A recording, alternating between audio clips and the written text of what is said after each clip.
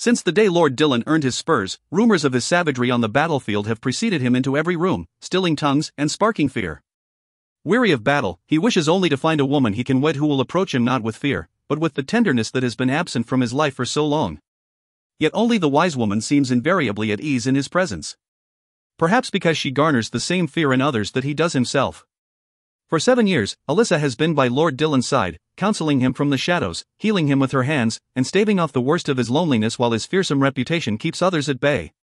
Blessed, or cursed, with gifts that label her a sorceress, she is forced to conceal her youth and the love she harbors for him beneath umbral robes that lead Dillon and his people to believe she is the same aged wise woman who served his father. All is revealed, however, and passions flare when an enemy threatens Dillon's life and Alyssa sacrifices everything to save him. When Dillon discovers that the wise woman is far from elderly, he is instantly entranced. And, as he and Alyssa work together to defeat an enemy bent on destroying them both, Dillon will risk anything, even the wrath of his king, to be with her. Prologue. England, 1191. Where is father? Alyssa asked, unable to bear the leaden silence a moment longer. Outside. Kneeling in the rushes that covered the earthen floor of the modest hut in which Alyssa had been raised, her mother completed one last stitch, then bit off the end of the dangling thread. Alyssa glanced through the window, but did not spy him. A brisk, cool breeze wafted in, accompanied by morning sunshine. Leaves the color of a golden sunset had just begun to fall in preparation for winter and painted the forest around the isolated dwelling with bright color. Is he angry? She asked hesitantly. He is worried, her mother corrected, as we all are. Alyssa's second cousin, Megan, slumped in a chair by the hearth, brow furrowed, teeth nibbling her lower lip. The two were of a similar age and had been the best of friends in their youth until Meg's parents had been slain when Alyssa was 10. Megan had gone to live with her grandsire then, far enough away to limit the time the two could see each other. Rising, her mother crossed to the table in the corner and tucked her needle away. Matthew, Alyssa's father, may be blind, but he had lost none of his carpentry skills. He had lovingly created every table, chair, stool, and chest in their small home. Alyssa gave the folds of the long black robe she wore a little shake and checked the length. Perfect. Her grandmother was a couple of inches taller than Alyssa, so all of the robes had needed to be shortened. Thank you. The fear and sadness that shadowed her mother's features when she returned tightened Alyssa's chest. Please reconsider this, daughter. Swallowing hard, she shook her head. This is what I want. I have made my decision. Male voices erupted outside, one soft and low, the other angry. Alyssa's brother, Geoffrey, yanked open the door and stomped inside. His lips tightened when they fell upon her, garbed in her grandmother's black robe. I did not wish to believe mother when I received her missive. What have you done? Alyssa raised her chin. What I have long wished to do. I have taken steps to replace grandmother as Westcott's wise woman. He swore foully. Geoffrey. Her mother reprimanded. Well, 'tis madness. He raged. Alyssa held on to her own temper, knowing his was fired by concern for her. 'Tis not madness. Grandmother grows weaker and more frail every year. She cannot continue to serve as Westcott's wise woman. Then Westcott can do without one. I see no reason why they should when, shielded by these robes, I can take her place with none being the wiser. They should, her brother hissed, because the path you have chosen will invariably lead to either heartbreak or death. Her mother's and Meg's expressions betrayed their agreement. I know not why it should, Alyssa countered. He took a step forward. Think you I know not of your feelings for him, for the valiant Earl of Westcott? Or the monstrous Earl of Westcott, if the rumors are true? She bristled. A victim of rumor yourself, you know people are always eager to believe the worst of others. The false rumors told of mother's supposed witchcraft nigh resulted in her death. Yet you would place your faith in the lies told of Lord Dillon? Violence follows him wherever he goes. Can you deny that? You would condemn him for defending his king? Our king? He clamped his lips shut. Meg ventured to speak. Do you not fear him, Alyssa? The rest of England does. With good reason, Geoffrey muttered. Nay, I do not. You are all well aware the rumors hold no truth. I have seen with mine own eyes the kindness of which Lord Dillon is capable. And grandmother has said naught but good things of him. Too many good things. She has filled your head with foolish fancy. Geoffrey paced away a few steps. Alyssa caught her mother's eye. Know you where grandmother is? I think she is fetching her paints. I shall see why she tarries. Alyssa waited for her mother to leave, then turned to her brother. Ask me again why I do this. Why must you do this? He asked helplessly as he returned to her side. Because I am tired of hiding. He motioned to the midnight material that covered her. This is not hiding? Do not play the half-wit, she snapped. You. I love Mother, she interrupted, keeping her voice low so it would not carry. But I do not want the life she has chosen. I do not wish to live in total isolation, in constant fear for my life. You know I have always wished to use my gifts the way they were meant to be used. I wish to help others. Heal others. Guide them whenever I can. And serving as Lord Dillon's wise woman will allow me to do that without risking my life. Her brother snorted. You will risk your life the very night you begin to serve him. You intend to help Lord Dillon take Brimshire, do you not? She nodded. Are you certain you can gain us entry? Aye. Mother sent me there ere the siege began, saying only that I would be needed. They think me one of them. She must have had a vision. Aye. And, had she seen the reason I would be needed, I would have refused. Geoffrey. You will die in his service, Geoffrey predicted, his face full of torment. Violence does follow him wherever he goes. And your love will drive you to heal every wound he incurs, fatal or nay. He shook his head. I do not wish to lose you and, again, ask you to reconsider this. She swallowed hard. I have made my decision. He stared at her a long moment. And 'tis yours to make. I shall await you outside. He left without another word. Alyssa looked to Meg. Ever her friend and supporter, Meg made no attempt to sway her from the path she had chosen. Alyssa's mother and grandmother entered. Her grandmother crossed to Alyssa and offered her a cloth bag. The paints for your hands. Show me again you know how to use them. Alyssa obediently took them and, seating herself at the table, applied them the way her grandmother had instructed. When she finished, her youthful hands bore the appearance of an old woman's, the skin appearing thin and spotted with age. Her grandmother nodded her approval. You taught me well, Alyssa said. Thank you, grandmother. Tucking the paints back in the bag, Alyssa rose. Her grandmother clasped her hands and stared at her a long moment. I understand why you do this, she said softly. And Alyssa could see in her world-weary eyes that she did. She understood all of the reasons that had driven Alyssa to take her place as Westcott's wise woman. Alyssa's mother took a step toward them. Mother, do not. Beatrice, her grandmother countered sharply. Her mother quieted. Perhaps I did speak too fondly of Lord Dillon, her grandmother mused. Alyssa shook her head. You only spoke the truth. Sadness softened her grandmother's voice. He will never love you, Alyssa. She knew her grandmother did not say it to hurt her, but it did, nonetheless. I am well aware of that. He will think me the same aged wise woman who served his sire and his grandsire. He will think me you. And will continue to believe such as long as I wear these robes. Alarm lit her mother's face. You do not intend to remove them, do you? Nay, Alyssa assured her. Grandmother made me vow I would not, for my own safety. Her grandmother squeezed her hands. You are so innocent, Alyssa. You know not what 'tis like to love one who cannot love you in return. What 'tis like to love one who will never be free to love you in return. The pain that accompanies the pleasure of being in his presence every day. You know not the misery that awaits you when you inevitably watch the one you covet turn to another. I know it well, she insisted, and thought it worth the price she would pay. Her grandmother sighed. Nay, you do not. But I fear you soon will. She released Alyssa's hands and crossed to the hearth. Alyssa's mother stepped forward, tears glistening in her eyes. We have sheltered you all your life from the hate directed at those who bear gifts such as ours. I fear we sheltered you so much that you do not understand the true danger you will face once you leave here. How can I not understand it, knowing your past and grandmother's? Alyssa asked her. The hate and fear of aught different had nipped at her grandmother's heels all her life.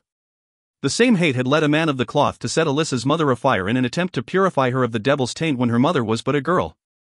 And a similar hate had driven men to hunt and slay Meg's parents, who also had been gifted ones. But I will be safe at Westcott, mother. No one will chance earning the fierce Earl of Westcott's wrath by attempting to burn his wise woman at the stake. All fear him too much. When her grandmother returned, she bore several wineskins. Are you certain you wish to begin your service to Lord Dillon with such a grand endeavor? Aye. If I succeed in taking Brimshire for him, he will be too distracted to notice any peculiarities that will arise during my transition. For the first time, her grandmother's lips twitched with a faint smile. 'Tis bold. And clever. You shall serve Lord Dillon well. Smiling with just a hint of nerves, Alyssa lifted her robe and secured the skins to her waist with a rope. You must be diligent, Alyssa, her grandmother advised. And maintain your guise at all times. Never leave your chamber without the robes and cowl. Never allow anyone more than the briefest glimpse of your hands. And never slip and speak in your own voice. Alyssa adopted the elderly rasp she had been practicing for months. I shall be most diligent indeed, grandmother. Meg's face lit with awe. She sounds just like you. Alyssa grinned. Her grandmother grimaced. Surely I do not sound as old as that. Of course not, Alyssa lied, returning to her own voice. Her grandmother's wrinkled features reflected her disbelief as she helped Alyssa straighten her robe. Should anyone at Westcott seek to harm you, all you need do is duck out of sight and doff these robes. None will know a young woman resides beneath them. When they find the robe, they will search for a doddering old woman, not one who blooms with youth. Alyssa nodded. Her grandmother forced a smile and embraced Alyssa with frail arms. 'Tis time. Thank you, grandmother, Alyssa whispered past the lump that rose in her throat. Prove them wrong, her grandmother whispered. Do not let your love for Lord Dillon cost you your life. When her grandmother stepped back, Meg rose and embraced Alyssa. Then Beatrice stepped forward and hugged her close. Be safe, daughter. Alyssa nodded, unable to speak as tears burned the backs of her eyes and thickened her throat. As her mother, grandmother, and cousin watched, Alyssa straightened her shoulders and raised the black cowl that would conceal her features from that day forth. Asterisk. Alyssa shivered beneath her dark robe as she and Geoffrey stole through the Stygian forest. The light of a full moon dappled the foliage around them, enabling the two to negotiate the forest's maze without the benefit of a torch. Though brittle leaves carpeted the forest floor, a light rain had softened them, permitting silent footsteps that enabled the two to elude the army encamped outside Brimshire's walls. Geoffrey touched her arm, bringing her to a halt. Leaning down, he pointed and whispered in her ear, the postern gate lies through there. You are certain you can gain us entry? She asked again. He nodded. They think me one of them. And, should any seek to prevent our entry, I shall use my gifts to attain it. I must speak with Lord Dillon first. Geoffrey's hand tightened on her arm. There is still time to change your mind, Alyssa. You do not have to do this. She patted his hand, then gently removed it. I shall return anon. Leaving Geoffrey, she once more crept through the forest until she reached the main camp. Simple structures had been erected over the long months to protect the men from arrows should any be let loose by the guards atop the castle walls. They also provided the men with shelter to stave off the illness that could be spawned by poor conditions arising from long sieges. The light of the fires grew brighter as she approached the break in the trees. Her heart began to pound when she located the Earl of Westcott. He sat before a fire with a number of his men. Armor encased his broad shoulders. A sword, nigh as long as Alyssa was tall, lay at the ready beside him. Flickering flames sent golden light dancing across his handsome features, providing a pleasing contrast to the dark stubble that coated his strong jaw and chin. The scowl that creased his brow and made others tremble sparked no fear in Alyssa. She was far too nervous and excited. Tonight she would begin her service as Lord Dillon's wise woman. Asterisk. Frustration beat at Dillon. Months had passed and the Lord of Brimshire seemed no closer to surrender than he had been when the siege began. Do you think they are as well fortified with provisions as Lord Edward would have us believe? Sir Simon asked. Several dead cows had been launched over the walls today. At first, Dillon and his men had feared they were diseased. 'Twas a common tactic in sieges. But the cows had instead been meant to convey a simple message: those besieging the castle would starve long before the inhabitants of the keep would. They had food aplenty inside the stout walls. Dillon shook his head. I know not, and have reached the end of my patience. Tomorrow we will begin constructing siege towers. He had hoped to take the castle one King Richard had granted him when Dillon had saved his life, without violence. Without death. Without destroying walls and structures he would then have to rebuild once Brimshire became his. Do you wish to send for the trebuchet? Ready to be done with it, Dillon nodded and started to speak. A twig snapped in the forest. Every man present leapt to his feet and drew his sword. A small, black-robed figure stepped into the firelight, seeming to manifest directly from the darkness itself. Several knights hastened to cross themselves. Dillon motioned for all to stand down and waited for them to relax before the fire once more. Sheathing his own weapon, he crossed to the wise woman's side. My lord, she greeted him in her raspy voice. Dillon guided her away from his men. What do you hear, wise one? 'Tis not safe. How had she traveled such a distance? He saw none of his men with her. Had she come alone? My gifts told me you have need of my services, she whispered. He could remember a time in his youth when her voice had been stronger. But age had gradually weakened it, first cracking it then reducing it to this faint relic of its former self. None knew the wise woman's true age. The more superstitious of his people, those who crossed themselves whenever she passed them, believed she possessed the powers of immortality and could claim centuries to her past. Others placed her age nigh that of the elders, who all swore she had served the Westcott lords for as long as the oldest amongst them had walked the earth. All Dylan knew with any certainty was that she had seen at least 210 years, for she had advised his father throughout Dylan's youth. He recalled his intense curiosity as a boy. She had stood straighter then, had seemed taller, almost grandiose to a precocious child who would not see his final height of a few inches above 6 feet for many years. A floor-length black robe with long sleeves that fell beneath her fingertips and a cowl that shielded every feature and defied even the strongest gust of wind had been and still was her constant companion. As Dylan understood it, none had ever looked upon her unmasked. Not even his grandfather, beside whom the elders insisted she had first stood. Since acquiring the title, Dylan had had little chance to speak with this mysterious woman who had served his family for so many years. He had spent most of his time quashing a cousin's rebellion, then attempting to claim Brimshire. And, though he had known her peripherally all of his life, he had not yet decided how he felt about her coming to him as his advisor. All goes well here, seer, he told her. 'Twas not a lie. There had been no losses on his side. No sickness. As far as sieges went, this had been an uneventful one. Tomorrow we will begin constructing siege towers. Such will not be necessary. He stared at her, shocked that she had interrupted him. Everyone else feared him too much to risk the fury they all believed would erupt if they did so. I know not. Rest easy, my lord, she whispered, interrupting him again. Brimshire will be yours by sunrise. So saying, she backed away and let the forest swallow her. Nonplussed, Dylan heard no sound of movement but knew without grabbing a torch and thrusting it forward that she was gone. He turned to face his men. Judging by their uneasy expressions, most had overheard. What do you suppose she meant by that? Simon asked. Dylan knew not and, retaking his place before the fire, decided to forego sleep until she returned. Hours later, as the sun rose and painted the land around them with a rosy dawn, a loud clanking sound disrupted the silence. Dylan stood and faced the castle. The drawbridge began to lower. Waking his men with a single command, he mounted his destrier and drew his sword. Squires fetched mounts.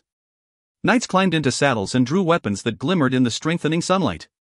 The heavy outer portcullis slowly rose as Dylan and his men took up a position some distance from the end of the drawbridge.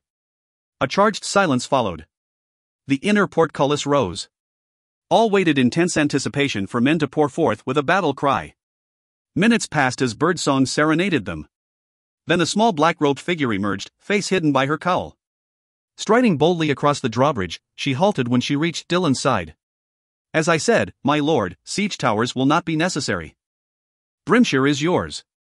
Dylan stared down at her in astonishment as his men all crossed themselves in a flurry of motion. She had accomplished in one night what a 6-month siege had not. Just how far did her gifts extend? Chapter 1. England, 1198. As still as though he were an extension of the ramparts themselves, Dylan stared out over the slumbering keep.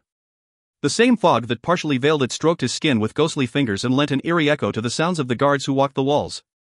She was there. Behind him.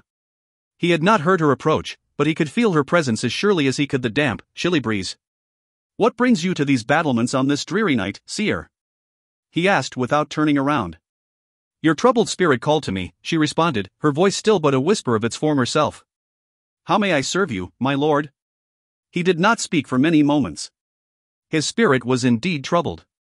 He felt so very weary. And old. As old as some believed the crone hidden in darkness behind him was. Our king has granted me another keep, he said finally. A fitting reward for one of his most loyal subjects. Think you he has forgotten I fought in opposition to him at Lumans?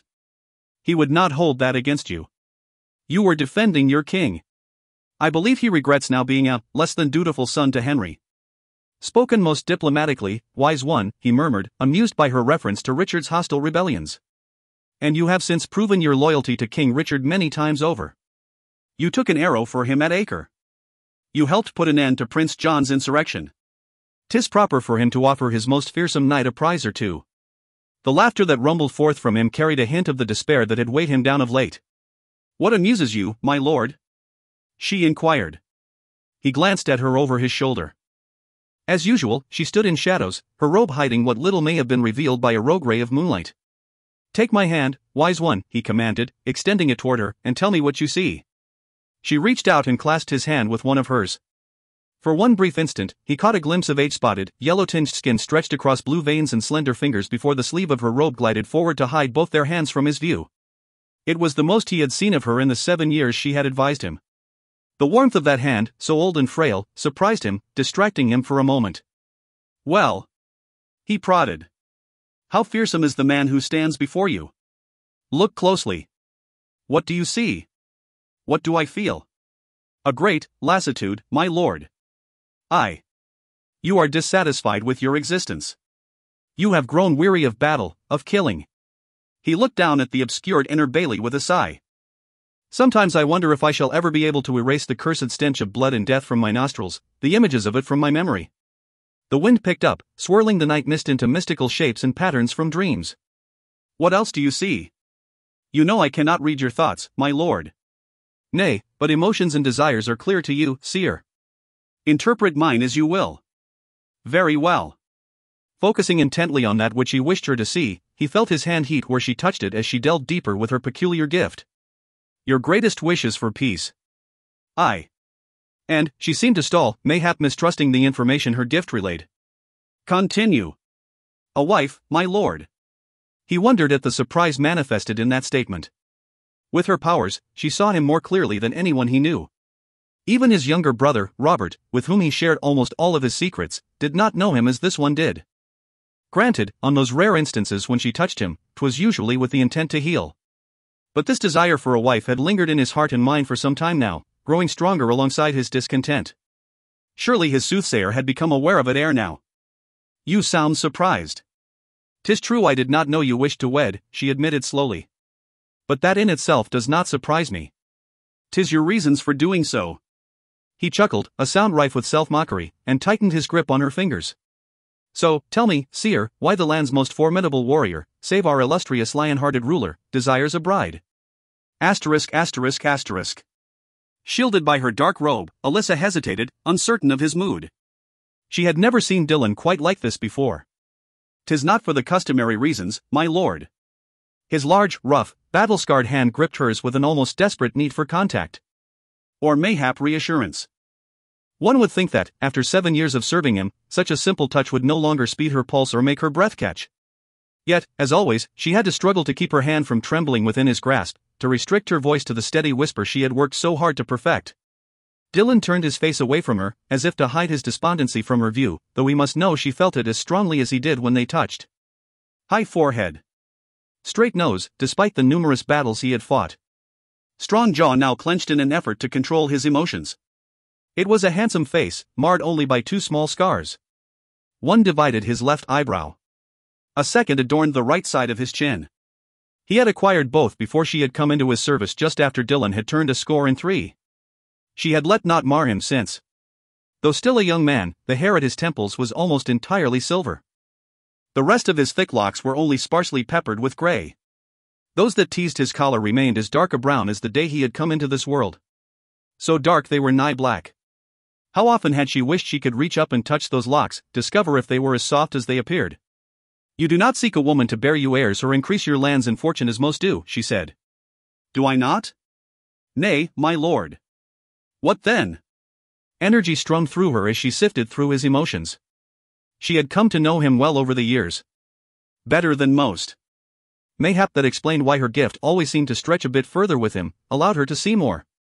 "You seek a tender smile and a warm embrace, awaiting you on the steps of the dungeon each time you return from venturing forth on the king's business or on your own." His eyes squinted slightly, deepening the faint lines the sun had placed at their corners. "What else?" "You want a loving presence to sit with you by the fire of an evening. To converse with you. Teach you how to laugh again, to find joy in life. Someone in whom you can confide." She frowned. "Someone who will be as gentle with you as you wish to be with her." The hand in her grasp gradually relaxed, as though he were being lulled by her revelation of his deepest fantasy. Regret that she could not fulfill that fantasy left a bitter taste in her mouth. Alyssa's grandmother had warned her that she would one day come to loathe these robes and the silence they required. Her mother had, too. But she had been young when she had donned them and accepted the many responsibilities of Westcott's wise woman, a mere 10 and 6, and had not seen beyond the opportunity to be close to the compassionate, courageous, and comely Lord Dillon. You wish your bride to come to you innocent, she forced herself to continue. Pure, but without fear. You dream of spending many long nights, making love with her. Her face heated. And many more falling asleep with her cradling you close to her, chasing off the grisly nightmares that plague your sleep. Silence engulfed them when she finished. He withdrew his hand, seeming almost reluctant to sever the contact. I ask again, he said softly, his lips turning down at their corners. How fearsome is the warrior who stands before you? No less fearsome than he was ere I saw him. He shook his head. How they all would laugh if they knew the truth. And what truth might that be, my lord?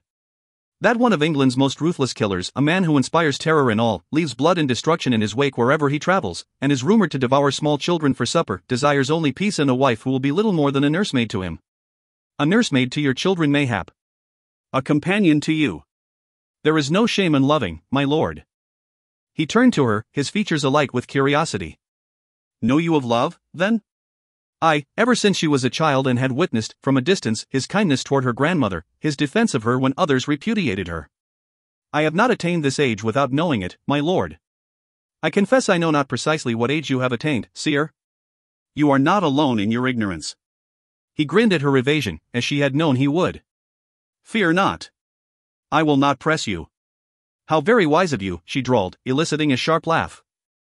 Why should I, he continued in teasing tones, when your age does not rouse nigh as much curiosity as your appearance? I have long considered curiosity a bothersome, unhealthy emotion, my lord. Then why do you take such pleasure in generating it amongst my people? He countered. She allowed her laughter to emerge as a raspy chuckle. Mayhap you are the true seer here, my lord, for you know me too well. Asterisk asterisk asterisk. Dillon stared at her, wishing that were true. The top of her head barely came to his shoulder. 'Twould be so easy to reach out, drag back the cowl that covered it, and finally discover what he had spent far too much time pondering. But he would not do so. He would never violate her trust in such a way. Not when she treated his own with such care. Why is it that you think you will never find the wife you long for? His stomach clenched. Because she does not exist. You do not believe there is a woman in all of England capable of the tenderness and devotion you desire? I believe there are many such women. But each and every one of them cringes at my approach. When I come to bed at night, I want my wife to tremble with passion, not fear. All women do not fear you, she stated plainly. When he raised a brow, her cowl tilted to one side. Think you I do not know all that transpires in your domain? A warm flush crept up his neck when he realized she referred to the women who occasionally satisfied his needs. Do not think that because they sought me out and shared my bed those women were not just as frightened as the others. If they were frightened, they would not have approached you. Frowning, he crossed his arms over his chest. You cannot have lived so many years and remained that naive. When she remained damningly silent, his tone mellowed. Or have you? 'Twas something he had never considered before, her innocence or lack thereof. As many years as she had lived and as much of the world as she had seen, he had assumed that at some point. Well, he had once even found himself wondering if she and his father had not been lovers for a time. Very well, he said when no rejoinder was forthcoming. The women who have offered themselves to me did so because fear excites them. They did not come to me for lovemaking. They came seeking domination. And who better to dominate than one with your reputation, she finished for him. I. Dillon tamped down the anger and embarrassment that threatened. He had never divulged that particular secret before, not even to Robert, who often bedeviled him about his long, self-imposed bouts of celibacy. A woman had not sought Dillon out with affection since he had left on his first campaign. Even women who desired the power and wealth Dillon possessed kept their distance, dissuaded by the rumors of violence that cloaked him. The wise woman stepped up beside him, close, but not touching. He did not look at her. He could not. "'Tis true, I know little of such things," she murmured. And he knew how much that admission cost her. In their years of dealing with each other, she had revealed very little of herself to him, yet did so now as an act of contrition for pushing him to discuss what he obviously did not wish to. In this instance, I fear we share the same complaint, my lord, she added sadly. What complaint is that? Dillon found himself holding his breath, unsure how to proceed, since she had never before offered up such personal information to him. Very few bother to look beyond our reputations to the individuals they conceal. If you recall, I inspire as much, if not more, fear in those who encounter me. He realized the truth of her words as soon as she spoke them. I see the people cross themselves whenever I walk past, see mothers tug their children closer to them for protection, hear men hurl accusations of witchcraft and link my name with Lucifer's. I have even had a stone or two thrown my way. His head snapped around in furious disbelief. Who dared to? Do not exert yourself on my behalf. 'Twas long ago and the culprits have since been repaid for their actions tenfold. He found his anger slow to ebb. Did you? She sighed. Alas, nay, though the blame was placed with me. There have been other crimes perpetrated against you, have there not? Crimes you never mentioned to me? Her hood swung from side to side. Only declarations of intent, my lord. The very reputation you despise has been my staunch defender these last 7 years. Knowing the trust you place in me, none would dare incur your wrath by following through on their threats. At least it had done someone some good, he thought morosely, wondering at the same time if he should not call his people together and make his displeasure known over their harsh treatment of the woman at his side. The same woman who had healed many of them with her hands, sometimes bringing them or their children back from the brink of death. Why does King Richard's gift not please you? She asked, guiding the subject back to their conversation's origins. Because I must lay siege to the keep in order to claim it. 'Twould seem its previous owner is not ready to relinquish his hold on it. Yet another battle for you to fight. Aye. There is more. He could hide not from her. 'Tis Pinehurst I've been given. Lord Camden's holding? Camden was son to Dillon's nearest neighbor Lord Everard, Earl of Westmoreland, whom Dillon had admired and respected ever since he was in swaddling clothes. He has finally done it, then. What? Beggared his estate through his own greed. His father worried that he would do as much and should not be surprised by this turn of events. I suppose not. No doubt Camden compounded the problem by insulting the king. He has always acted rashly and with little thought. 'Tis the way of it. His support of John during Richard's imprisonment was only the beginning, 'twould seem. When do you depart? On the morrow. Perchance you could employ the same tactics you used to take Brimshire, thus eliminating the necessity of fighting. He smiled. Plan to steal in and lace their food and drink with another of your tasty sleeping potions, do you? He asked, delighted by her inference that it had been his plan all along. In truth, he had not learned until the keep had fallen how exactly she had aided him that night. You need only ask and I shall do as you command. He shook his head. I dislike your taking such risks. Were anyone to discover you? They expect treachery to come in the form of brawny soldiers, not, and he could actually hear her smile, from a frail, old woman. Dillon paced away from her. It had worked well the last time. She had succeeded in drugging nigh every soldier within the gates. Those who had retained their faculties had surrendered as soon as they had seen him riding inside, his men directly behind him. No violence. No destruction. No unnecessary deaths. Yet, unease trickled down his spine. Nay. He returned to her side. I like it not. Mix your potion, if you will, wise one, but I shall find another to smuggle it inside. She straightened. A premonition, my lord? You know I do not share your gifts. He dragged an impatient hand through his hair. I merely sense danger. To me? Or to yourself? Not so clear as that. He shook his head. We both know what a knave Camden is. He will not fight honorably. I ask that you remain here, where I may be assured of your safety. And what assurances will I have of your safety, my lord? I should be by your side should you have need of my services. He could not help but be pleased by her concern. Whilst others thought him invincible, she worried over his safety as his mother might have had she lived. I shall send for you, healer, should I need you. She nodded with notable reluctance. And I shall fly to you on the wings of your swiftest stallion, my lord, the moment your messenger arrives. His lips stretched in a grin others scarcely saw. So long as you do not truly give the steed wings or my men may flee. She responded with another raspy chuckle. Asterisk asterisk asterisk. Dillon pondered their conversation later as he lay sleepless in his bed. It might very well have been the most personal they had shared. It had certainly been the most revealing. She had always been a solitary figure, the wise woman, rarely speaking to anyone other than himself unless she was healing a wound. For some reason, he had assumed she wanted it thus. That her powers set her apart. That she preferred her own company to that of others, particularly since others were less than kind to her and seldom thanked her for her efforts when she helped them. But now, what a lonely existence she had led. Year after year of enforced solitude, surrounded by people who feared and mistrusted her because of the gifts bestowed upon her at birth. Gifts that were a blessing, but more often were viewed as a curse. Gifts that should have exalted her, but instead had transformed her into a mere vessel to be used by his grandfather, then his father, and now Dylan. How had they rewarded her? What had they done to make her life easier, to ease her burden when she had eased theirs in so many ways? The thought unsettled him. His wise woman had been sorely misused, yet had never in her years of service uttered a single complaint. Even tonight, when she had spoken of those who had thrown stones at her, she had done so matter-of-factly, as if she had never considered that he might be willing to seek justice on her behalf.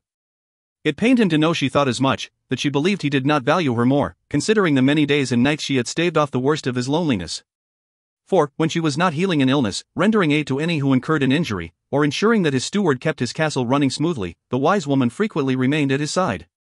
The women he had met at court could barely manage to stutter a greeting when he joined them. The same held true for the men.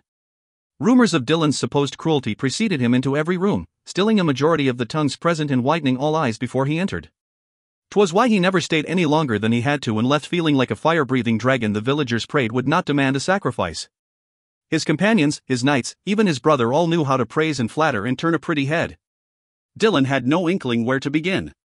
His resulting reticence and unsmiling countenance, coupled with the ruthless reputation he had earned on the battlefield, had therefore proven far too intimidating for the noble women he had met, inspiring the fear he had eventually, resignedly, come to expect. But such was not the case with the wise woman. She alone seemed invariably at ease in his presence. He felt no need to mince words with her. No need to examine every thought before he spoke it for fear of frightening or offending.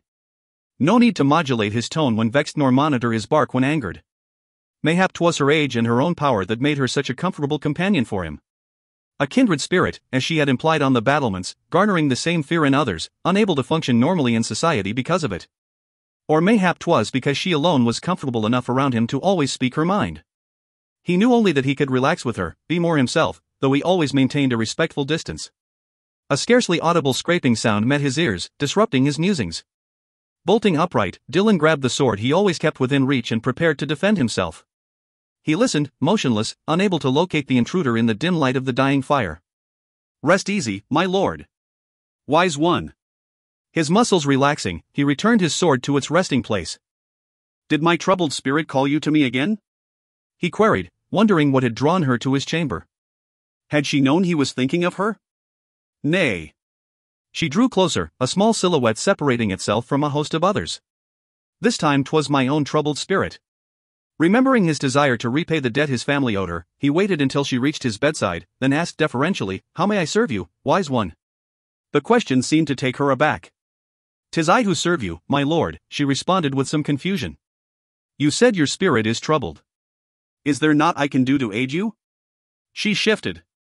"You misunderstand. Then, please, explain." "I was pondering the words we shared earlier," she began haltingly. And he felt his bothersome, unhealthy curiosity mount. "Though I cannot locate your bride for you, my lord, I can ward off your nightmares, if only for one night." Her midnight robe wavered and shimmered as she thrust a mug of rather vile-smelling liquid toward him. "You would drug me?" he demanded, shocked. "'Twill not harm you." He eyed the mug dubiously. "'Tis not the same potion you plied the men of Brimshire with, is it?" It had taken some of the men 2 or 3 days to regain consciousness after consuming it. "Of course not," she retorted, her voice almost, but not quite rising above a whisper for the first time in years. "'Tis very mild. You will merely rest a little deeper, free of the threat of nightmares, and awaken refreshed on the morrow." He looked from the mug to her hooded figure. 'Twas tempting. He could not remember the last time he had slept the whole night through without waking at least once to the sound of screams reverberating through his head. "Unfortunately, I cannot leave myself so vulnerable, healer." Every good soldier knew that sleeping too soundly could endanger a man's life. "No harm shall come to you whilst you sleep.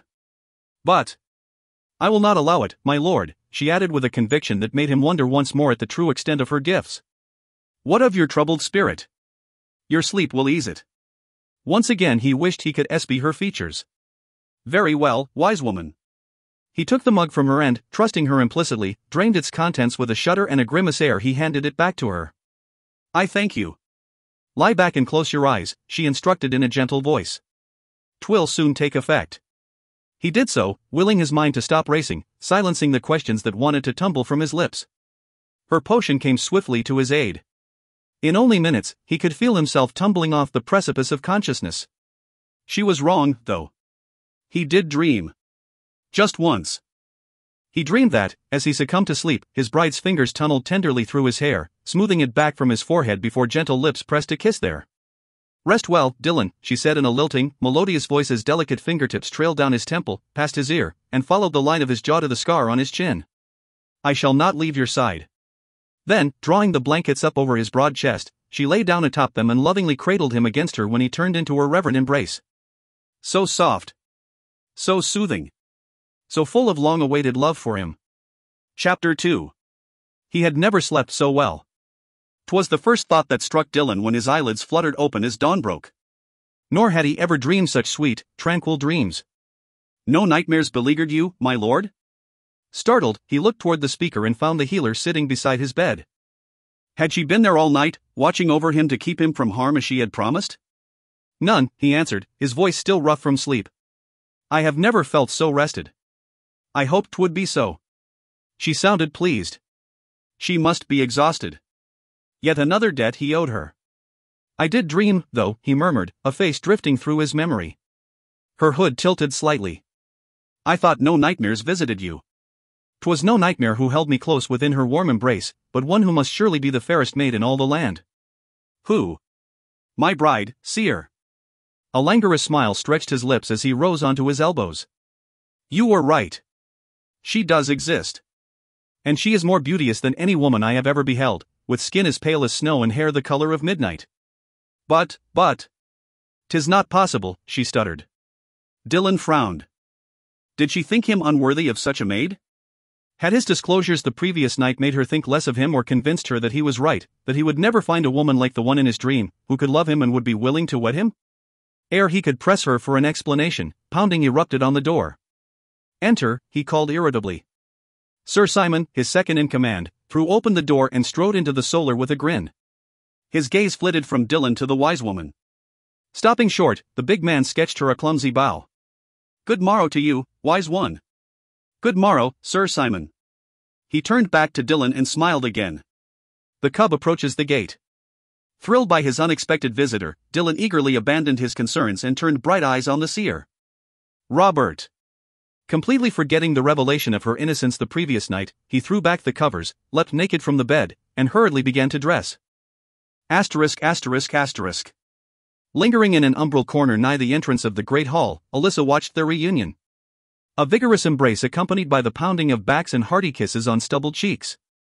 At 25, Robert was an inch or so shorter than Dylan, with shoulders equally broad and hair as black as a raven's wing. Both men were incredibly handsome, their blue eyes sparkling with pleasure. But only Dylan made her breath catch and her heart pound within her breast. Memories surfaced of the way he had turned to her in his sleep last night and wrapped his arms around her, his large muscled thigh slipping between hers, his lips resting upon the sensitive skin at the base of her neck. She had remained awake through the dawn, savoring his nearness, the way his arms would tighten every once in a while and he would unconsciously urge her closer. Never had she felt more alive. Even now her body tingled in new ways and places, a condition that was not helped by visions of him leaping naked from the bed earlier. She had seen parts of him unclothed many times over the years. An arm. A leg. His chest. Never had she seen everything. Shaking her head, she forced her attention back to the present. All that remained of their family, the two Westcott warriors remained as close as siblings could be. Their sister had died in childbirth. One of their elder brothers had met a violent end in the Holy Land. The other had perished whilst defending his king during the revolt of 1174. Their mother had died birthing Robert, almost taking Alyssa's grandmother with her as she had fought for the lives of mother and babe. And their father, the last Earl of Westcott, had breathed his last breath without warning one afternoon when his heart had failed him. So Dylan tended to be very protective of Robert.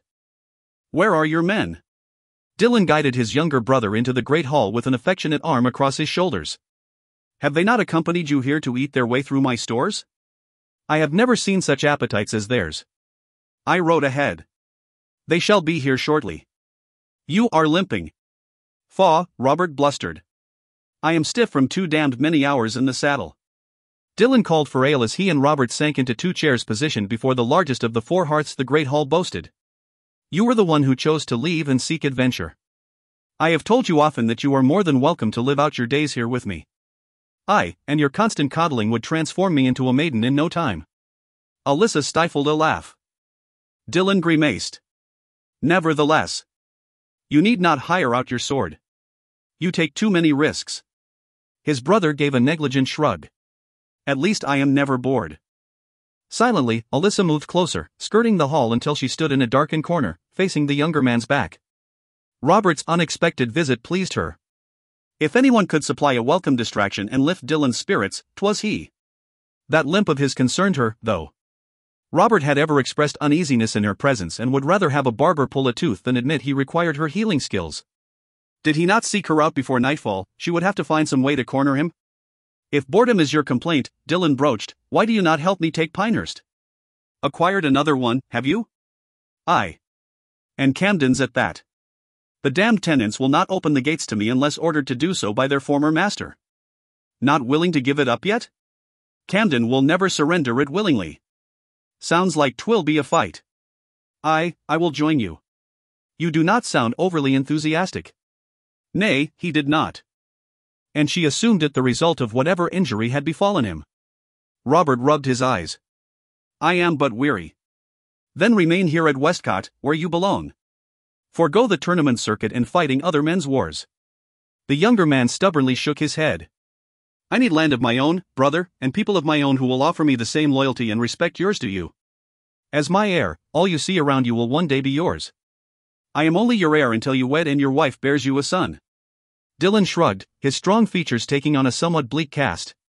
Since I shall likely never wed, you shall remain my heir. Alyssa bit her lip, regretting her earlier reaction to his dream. Or rather to what he thankfully believed had been a dream. She had been so sure he had fallen asleep.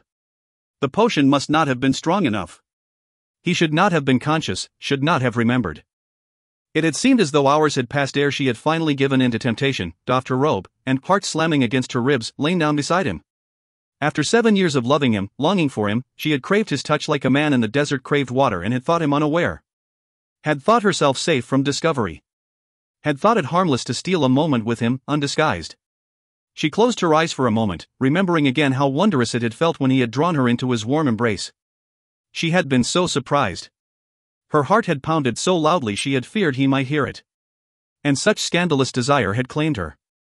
Returning her attention to the brothers, she feared her distress this morning at discovering Dylan had not succumbed to the herbs, at least not completely, might have sounded more to his ears like mockery. Robert frowned. Never wed? What nonsense has the sorceress been filling your ears with now? He winced and shifted, seeking a more comfortable position. Watching from the darkness of her hood, Alyssa saw a scowl flit across Dylan's features. He made a slight motion with his hand, one that would go unnoticed by all save herself. Nodding, she soundlessly moved forward until she stood behind Robert's chair. You have not said what brings you to Westcott, Dylan said, changing the subject. Can a man not visit his family when the mood strikes him? Robert griped. At Dylan's silent instruction, Alyssa rested her fingertips on Robert's shoulder. He is injured, my lord. Robert lurched clumsily to his feet and spun around, a slew of epithets spewing from his lips. Unhand me, witch! He shouted last and shoved her arm away. At least, that is all he had intended to do. Alyssa saw the spark of fever and flash of pain that lit his eyes as his leg buckled and he lost his balance. He swiftly righted himself. But that shove had been forceful enough to send her crashing to the floor, where she landed so hard on her side that it knocked the breath from her.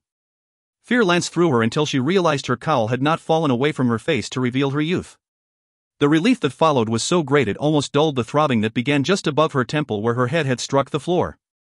For a moment, all was still as every occupant of the hall stared wide-eyed at her crumpled form lying amidst the rushes, then regarded the Earl with fascinated alarm, awaiting his response. Fury swept across Dylan's features. You will treat her with respect. He bellowed at Robert, his face mottling, the veins in his neck standing out, ere he faced the knights, men-at-arms, and servants who gaped at them. Every one of you will treat her with respect. My lord, please, Alyssa objected, not wanting him to say or do aught that might foster greater feelings of resentment amongst his people. Shoving his brother aside, Dylan closed the distance between them, grasped her elbow in one strong hand, and carefully helped her to her feet.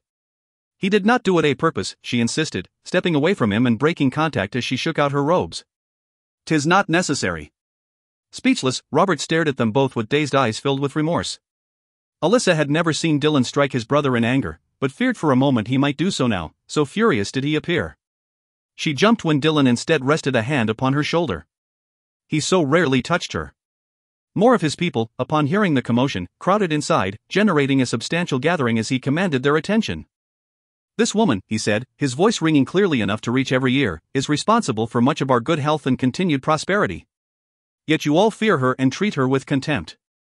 Alyssa tried to ease back into the shadows, uncomfortable with the attention he drew to her. Dylan would have none of it and tightened his grip, keeping her at his side. Know you now that any offense made against her is an offense made against me and will be duly punished. Any kindness she bestows upon you will be repaid with one of your own. The wise woman has been blessed with gifts we have too often taken for granted. We will do so no longer. Alyssa stared at him from beneath her cowl as onlookers glanced at one another uneasily. When it became apparent that he intended to say no more, all quietly dispersed. Dylan sighed and withdrew his touch, allowing her freedom. Her thoughts churned as she watched him wrap a supportive arm around his brother's waist. Docile now, Robert looped an arm around Dylan's shoulders and limped along at his side. Alyssa followed, keeping pace as they made their cautious way to the stairs, climbed them slowly, and headed into the chamber Robert called his own. I would you had not done that, my lord, she put forth. Why? Dylan grunted, practically carrying Robert the last few steps to his bed. Those who are unwilling to treat me kindly will no longer seek my aid. Now that the first shock had worn off, she found his defense of her touching gallant. His desire to see her treated with respect heartwarming. But she could not perform her duties if the people of Westcott had even greater reason to avoid her. He snorted as he settled his brother none too gently against the pillows.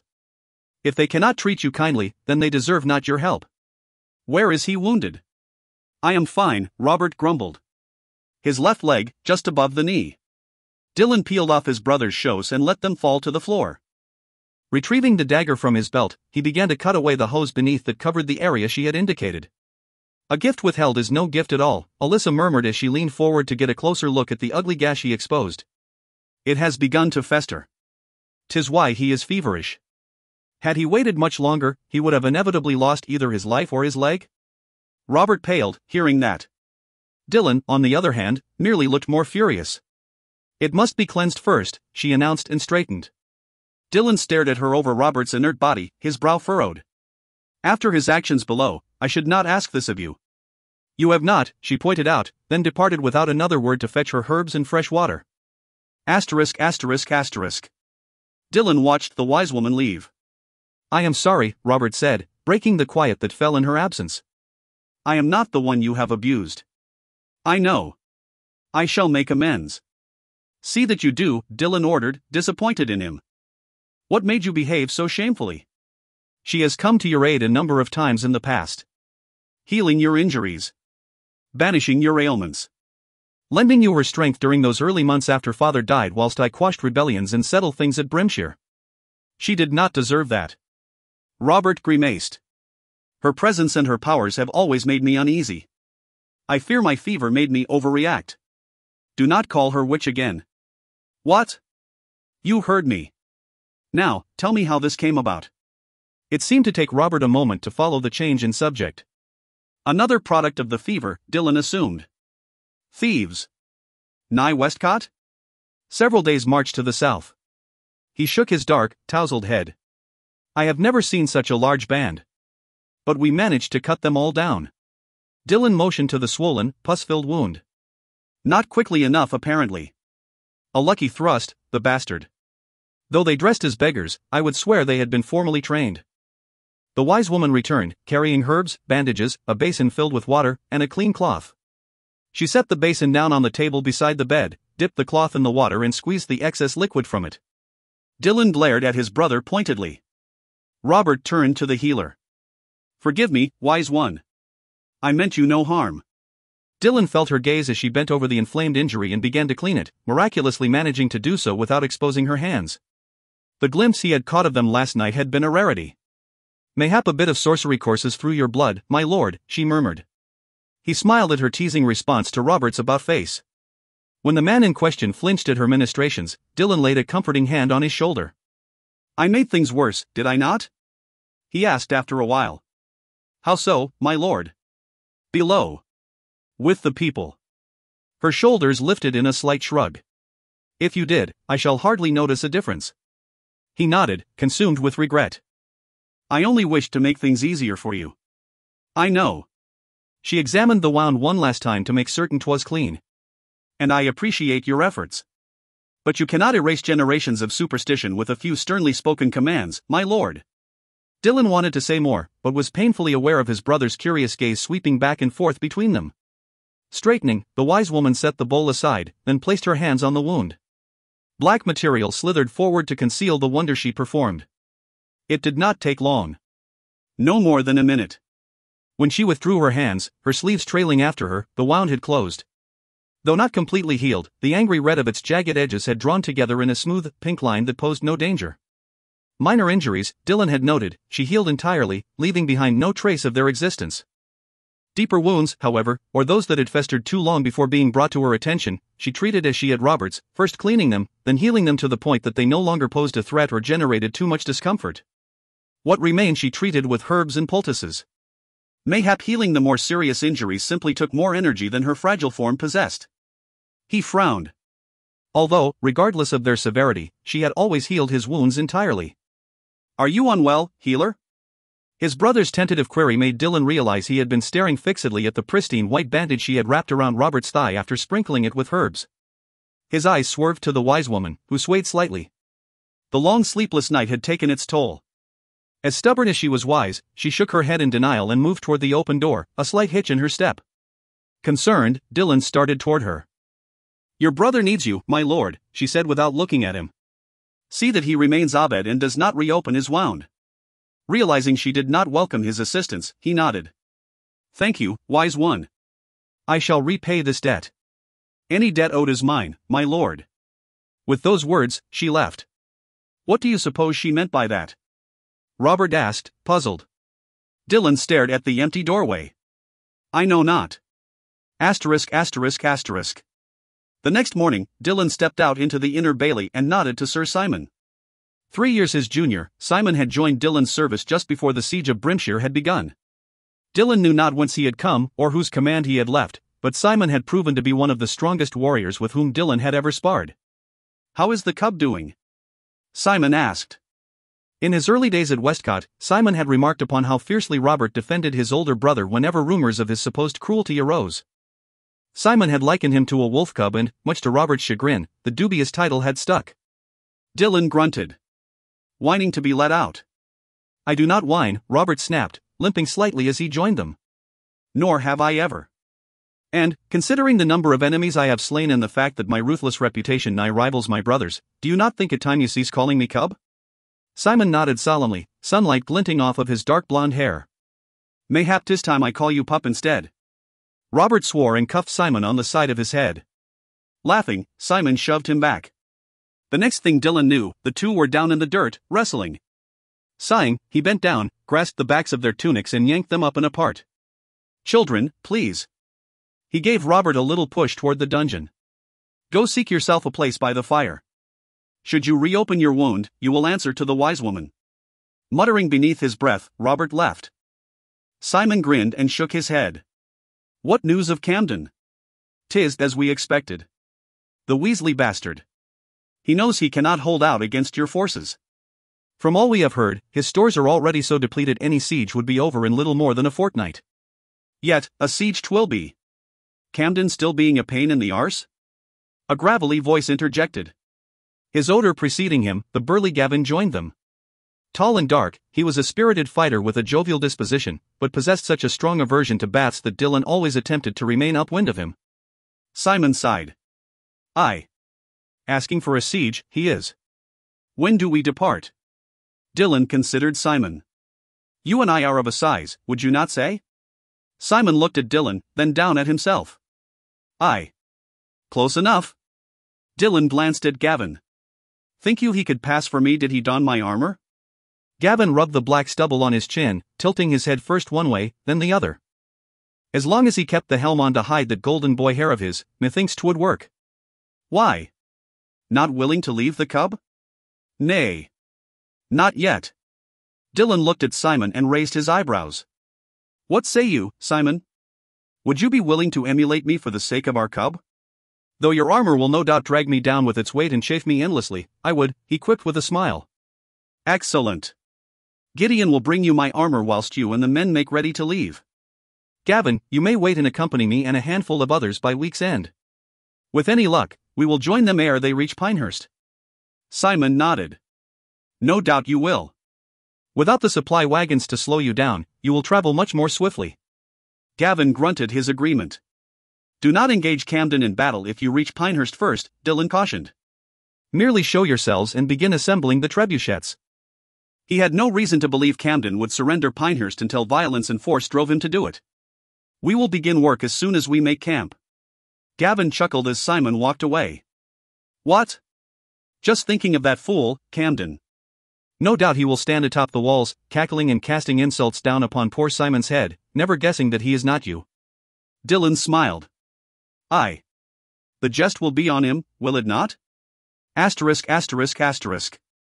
Dillon did not take his leave for 3 more days, during which he drove Robert mad with mothering. At least, he mothered him when no others save Alyssa were present. The rest of the time he gruffly complained about the inconvenience of having to postpone his departure. Alyssa found both brothers' behavior amusing and envied them the bond they shared. Because she disliked straying too far from Dillon's side or shirking her many duties at Westcott, she rarely had the opportunity to visit her own family. She could not safely send them missives, for they wished none to know where they resided. Nor would she ask them to seek her here. Westcott and its people had caused both her mother and grandmother great grief over the years. She would not compel them to return. She could not see Meg simply because 'twas not safe for Meg to travel alone. And her brother Geoffrey was busy attempting to discover his place in this world. He treats me like a child, Robert muttered as he watched Dillon and his men canter across the drawbridge. You are all he has, she whispered, walking up behind him. Jumping, he spun around and squinted against the sunlight as she drew nigh. Unlike Dillon, who always seemed to sense her approach, Robert rarely seemed to be aware of Alyssa's presence until she spoke. Another reason, she supposed, for his uneasiness around her. After all of the losses the two of you have suffered, she continued, is it not natural that he might wish to protect you? I suppose, he conceded. But that does not make his insistence that I remain at Westcott easier to bear. My leg no longer pains me. Rarely pains me, he corrected, no doubt fearing she would see the truth. I have proven my skill in battle many times over. There is no reason I should not accompany him beyond his own stubbornness. Alyssa studied him a moment. Is it merely boredom that agitates you? He paced away, then back. If she were to doff her cowl, she knew he would avoid her gaze. Such was how troubled he appeared. I am sure 'tis all. She did not speak again for several minutes. She had always felt turmoil in Robert when she had touched him. He had housed it since the first time she had healed him after coming into Dillon's service. Alyssa had assumed, in the beginning, that it resulted from his unease around her, but had gradually come to discern that it stemmed from something else. She knew not the cause, nor how deep it went. Unless his guard was lowered, as it had been when she had healed this latest wound, he sought to hide it from her. Yet, Alyssa was a keen observer of those around her. Being shunned and having little opportunity to converse with others tended to leave one plenty of time in which to study them. And she had noticed that Robert's turmoil always increased during moments of inactivity. As if inactivity left him too much time to think or remember. But remember what? Whilst Robert continued to pace, limping a bit, Alyssa wondered if his desire to accompany Dillon stemmed from his need to stay busy or if he worried that Camden might harm Dillon through treachery. Ere your arrival, she ventured at last, your brother expressed an uneasiness about besieging Pinehurst. Halting, Robert frowned. Did he? Aye. 'Twas why he would not hear of my accompanying him, though I have done so often in the past. I begin to wonder if that is not the true reason you have been left behind as well. Camden can be a crafty little bastard when he is sober, Robert muttered and returned to tower over her. Have you seen the future, wise one? Know you the outcome of this campaign? That is beyond my capabilities, she replied, conveying apology with her aged whisper. My knowledge of future events is limited to occasional premonitory dreams, which I am afraid my sleep of late has lacked. Nay, her most recent dreams had been consumed with wicked images of Dillon taking her in his arms and tumbling her to his bed. Of him lowering his lips to hers, his hands caressing her.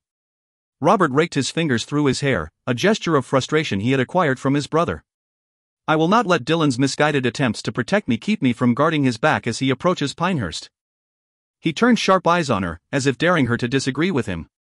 I shall follow him and stay to the trees. Alyssa nodded, relieved. I pray such precaution will prove unnecessary. He seemed surprised. You will not prevent me from leaving? Her eyebrows flew up. I possess neither the power nor the authority to do so. He grunted. My brother places such faith in your counsel that I sometimes forget. That she was a servant? A peasant? Would that Alyssa could forget as well? I shall gather the herbs you will need, should your leg trouble you further or should anyone incur an injury, she told him as she turned and walked away, wishing she could be there to heal Dylan if he were wounded. But I know not how to administer them, Robert protested, following her. I shall give you instructions for their uses. Why do you not simply accompany me? Robert's concern for his brother must be immense if he were willing to endure her company, just the two of them and his squire, for such a trip. I cannot go against your brother's wishes, Robert. I am, he reminded her. You are his brother. You are family. I am but a healer. Lord Dylan wishes me to remain here at Westcott, so I shall remain here at Westcott. I, wise one, he murmured with a hint of contrition. Forgive me for pressing you.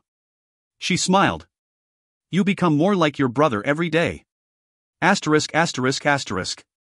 Birdsong flirted with Dylan and his party, bouncing from one side of the road to the other and back. Faint rustling sounds filled the gaps in between as small creatures foraged in the detritus that littered the forest floor. A cool breeze wound its way through the men, preventing the bright sun above from roasting them and their mail and thickly padded gambesons. Riffling the manes of the horses, it continued on to pluck golden leaves from the trees. Dylan listened with only half an ear to the conversations of his men. His thoughts kept returning to recent events. Particularly to those that had involved the wise woman. Did she truly believe he would never wed? When he had told her of his dream, a dream he had been so sure was a sign, though he shared not her gifts, she had deemed it impossible. Had she seen the future? Dreamed of it even as he had? Or, knowing the truth now of his sexual conquests, if one could call them that, did she believe no gentlewoman would have him? That none could love him? He scowled at the rutted and pitted dirt road that stretched before them. He supposed she would be the best judge. She knew him better than anyone did. How many nights had the two of them spent hunched over a game of chess or nine men's Morris, exchanging quips or sharing a comfortable silence or even engaging in heated debate? Why could he not find a bride who would be willing to do such? He wondered, frustration mounting. A bride like the lovely woman in his dream who had, at last, given him a taste of true tenderness? Another kind of heated debate arose behind him. Sir Guy and Sir Aubrey had both taken a liking to the cobbler's daughter. Dylan should have left the pair at Westcott and instead brought more seasoned warriors with him. Older, uglier, more seasoned warriors who could not attract a maid's notice if they tried. Then Dylan would not have to hear about it. Gavin began to sing a bawdy tavern song to drown out the young knights' bickering. Lucifer's arse. They had been traveling for less than a day and Dylan already tired of their company. His mood darkening, he opened his mouth to bark out a command to silence them.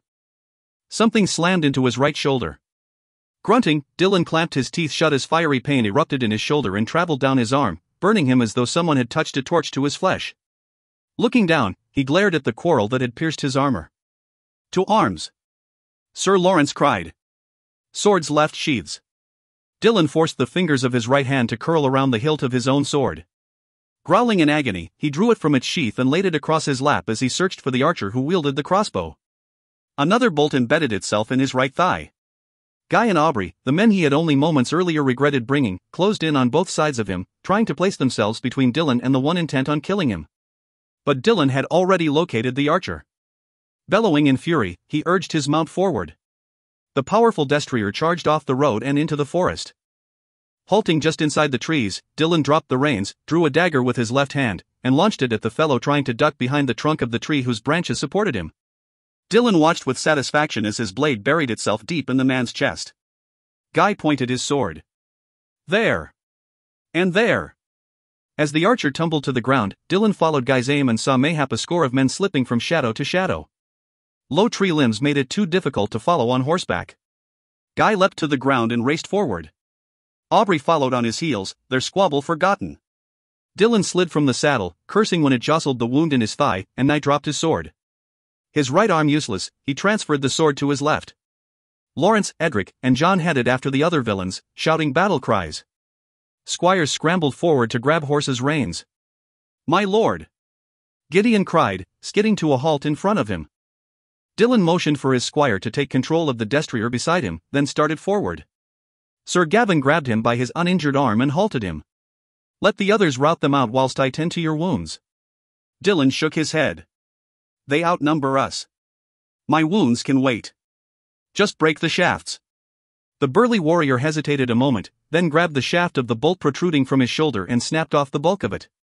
Dylan growled as his pain doubled. Gavin did the same with the quarrel in Dylan's thigh, allowing him to move more freely without the shafts catching on branches. Sucking air in through his clenched teeth, Dylan tightened his grip on his sword. Go with Guy and Aubrey. Nodding, Gavin headed after the duo, who had already caught up with the bandits and engaged them in battle.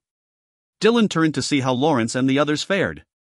A third crossbow bolt struck him in the chest with such force he stumbled back a step. More fiery agony. Stunned, he looked to the archer he had felled. The man lay in a motionless, broken heap on the forest floor, no weapon in his hand.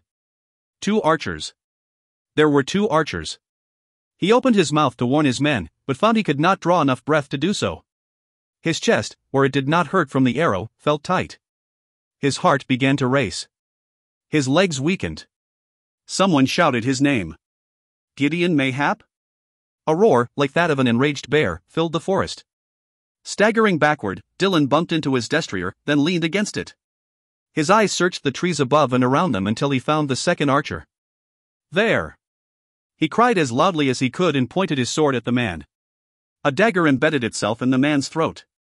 Dylan sank to his knees. His breath grew short and choppy, crackling in his lungs like dried leaves. His head began to swim. Blood wet his gambeson, tunic, and hose. Unable to remain upright, he collapsed onto his back. A large form barreled forward and grabbed the archer before he could hit the ground. Dylan blinked as the newcomer impaled the dying archer with his sword, then found another victim. And another. Tearing through them like a hungry wolf. Robert? Satan's blood. What was Robert doing there? Fighting like a berserker, 'twould seem, killing anyone within reach with ruthless precision. Gideon knelt beside Dylan and put pressure on the wound in his chest, attempting to staunch the flow of blood. Dylan groaned, darkness beginning to cloud his vision. He knew not how long the battle raged as he lay there, struggling for breath and cursing his inability to fight alongside his men. Robert dropped to his knees and leaned over him, his blue eyes wild, his face and tunic glistening with the blood of those he had slain. Dylan! Releasing his sword hilt, Dylan raised his left hand. Robert clasped it. All but one are dead. And he will only live long enough for us to question him. He looked at someone beyond Dylan. Guy! My sack! Quickly! His brother's blue eyes held such fear when they returned to Dylan's. Wise one, Dylan uttered. Robert nodded. I shall get you to her. Aubrey! Aubrey joined them down on the ground as the others crowded around. I. Put pressure on his wounds. Robert gave Dylan's hand a squeeze. I shall be but a moment, brother. Rising, he grabbed Gideon and guided him over to the young squire's horse. Through the legs of his men, Dylan saw the two engage in heated discourse before Robert bellowed, Marcus. Did they argue over how to get him back to Westcott? If so, it did not matter. Dylan had seen wounds such as this in past battles. As Gideon and Marcus conferred, Robert returned to Dylan's side and began removing Dylan's mail. Every jerk, every jostle, sent new waves of pain careening through him. Robert took a blade to Dylan's gambeson around the base of each arrow shaft. From his sack, he drew packets of herbs he sprinkled on the wounds with hands that shook. Dylan's thoughts went to the woman who had no doubt supplied those herbs. When he had told the healer about the bride in his dream, she had as much as said he would never wed. Sorceress, he whispered. I will get you to her, brother, Robert vowed again. Dylan paid him no heed. The seer had been right. He would never wed the woman in his dream. He would not live long enough to find her. Chapter 3.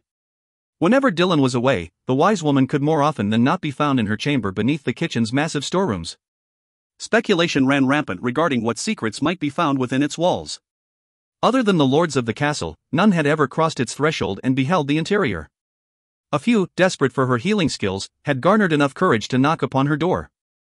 But they always kept their eyes averted, fearing a curse would befall them if they saw whatever sorcery she performed within. Alyssa knew not if seeing her chamber would ease their fears or enhance them. 'Twas on the sparse side, with very little adornment of any kind. A single enormous tapestry woven by her mother garnished the wall that bordered the dungeon, which frequently lacked occupants. Dylan was neither unduly harsh nor exceptionally lenient when dealing with his people. If punishment was called for, he did not hesitate to exact it. The harsher the crime, the more severe the penalty that must be paid. And sometimes that necessitated imprisonment. No sunlight touched her chamber. Only candlelight and the flickering flames of the hearth dispelled the gloom. 2 wide floor-to-ceiling bookshelves packed with ancient tomes and scrolls divided the room in half. The farther half served as her sleeping chamber, boasting a modest wood-framed bed, a small table, and a trunk containing her clothing and a few keepsakes. The closer served as a workroom that tended to terrify any who accidentally caught a glimpse of it. A small stool rested beside a long table, strangely organized in all of its bizarre clutter. Stoppered jars, containers, and packets of herbs vied for space on its surface. Bladders filled with strange liquid concoctions hung from the ceiling. Ropes and sticks and staffs of all widths and sizes clustered together in groups. Cauldrons fit for brewing any witch's potion abounded. And, in one dark hidden corner, 3 cages housed her pets. Standing at her worktable now, Alyssa measured out several herbs that, when mixed together and added to goat's milk, would aid new mothers who were having difficulty nourishing their babes by stimulating healthier milk production. She had performed the task so often in the past that she could do so in her sleep. Which was fortunate, because she seemed to be having difficulty concentrating. Her mind kept wandering, abandoning the actions of her hands. Dylan wanted a wife. A familiar tightness settled in her chest at the thought. That he would marry eventually she had always known. He was the Earl of Westcott, a man of great power and wealth, friend to the king, with numerous properties and his title to bestow upon an heir. Though Dylan had professed many times that he would happily bequeath it all to his brother, he deserved more than to live out his life alone. He was a good man. An extraordinary man. Dylan may be reserved, if not gruff, with others, but he had let her see enough of his soul to know that he would make an excellent father, showering his daughters with love and affection, lavishing attention upon his sons and guiding them into becoming fine, honorable men. But to get those sons and daughters, he must first take a wife. And Alyssa did not know if she could bear to watch him do so from the shadows. Healer! Starting violently at the sound of that frantic voice shouting through her door, she scattered powder across the table and knocked the remnants of the dried ginger root to the floor. Healer, please. 'Tis urgent. It must be, she thought, shaking off her morose thoughts. Naught else would prompt the superstitious people of the keep to seek her out whilst she reputedly practiced her dark arts. Pulling the cowl up to shield her face and hair, she strode to the thick wooden door and yanked it open. A boy, barely old enough to grow a beard, staggered back a step, breathing heavily. Her heart stopped. Prickles of dread tickled her nape. 'Twas Marcus, Robert's new squire, covered in sweat, grime, and dried blood. Speak quickly, she hissed. If aught had happened to Robert. Lord Dylan has been wounded, he blurted. Shock rippled through her. How badly? Mortally, wise one. Ice filled her lungs, choking off her breath. Mortally. Spinning around, she grabbed a cloth bag and started to rake bandages and assorted containers into it. You will take me to him immediately. See that the fastest mount in my lord's stables is readied for me at once. Nay, wise one. 'Tis too late for that. The bag slipped from her fingers. What? She asked faintly. His voice softened with regret. 'Tis too late. Her knees buckled. Collapsing onto the stool beside her worktable, she stared blindly at the floor. Never had she known such despair. Dylan dead? It could not be. Dylan could not be dead. She would have known it. She would have felt something. Why had she not felt something? They were ambushed, Marcus said, daring to venture a step or two inside. Sir Robert and I raced forward as soon as the first shout arose, but Lord Dylan had already been felled. Felled. Sir Robert said 'twas too well timed. They knew everything. They knew 'twas not Lord Dylan who left with the bulk of the troops. They knew how few of his guard accompanied him. When he left. What route he took. They knew everything. And he was their only target, wise one. Had we not routed them out so swiftly, they would have melted back into the trees without engaging the rest of us. An awful numbness swept through her as she listened, paralyzing her, freezing her insides. She thought that if she were to attempt to move in that instant, her body would shatter into as many pieces as the broken jars in the cloth bag at her feet had when she had dropped it. Sir Robert was not injured? She forced through stiff, unmoving lips. Nay, wise one. Had he any instructions for me? It cannot be true. It cannot be true. Please, do not let it be true. He said Lord Dylan was betrayed, seer. By someone amongst his own, someone with access to my lord's movements and strategies. Only one of the men who attacked him still lives and he will soon be locked in the dungeon. Hope stirring, she leapt to her feet. Lord Dillon and Sir Robert are here? Nay. Sir Robert sent several of us onward whilst he obtained a cart in which to transport Lord Dillon's he broke off, swallowed. In which to bring Lord Dillon home. He wanted me to deliver his message with all due haste, so I rode ahead with the others. He asks you to ferret out the man who betrayed him. Robert was bringing Dillon's body home in a cart. It was true then. Dillon was beyond her reach. He was gone. Dillon was dead. Dillon was dead. Dillon was dead. The litany in her mind blocked out all else. She could hear naught. She could see naught. She could feel naught. Except the yawning chasm his loss spawned inside her. It could not be true. How could it be true? For 7 years now, every day of her life had been greeted with a dual purpose: to use all of the powers at her disposal to keep Dillon safe and to serve him in any way he desired. She had begun as his advisor and gradually progressed to his friend and confidant. Though he had been somewhat hesitant to trust her in the beginning, he had rapidly come to rely upon her. He had needed her. As she had needed him, had he but realized it. "Come closer," she ordered, her voice hoarse from struggling past the lump in her throat. Eyes widening, Marcus inched a few steps nearer. He jumped when her hand shot out and grasped his arm. Unease. Sadness. Concern for Robert. No hint at all of deception.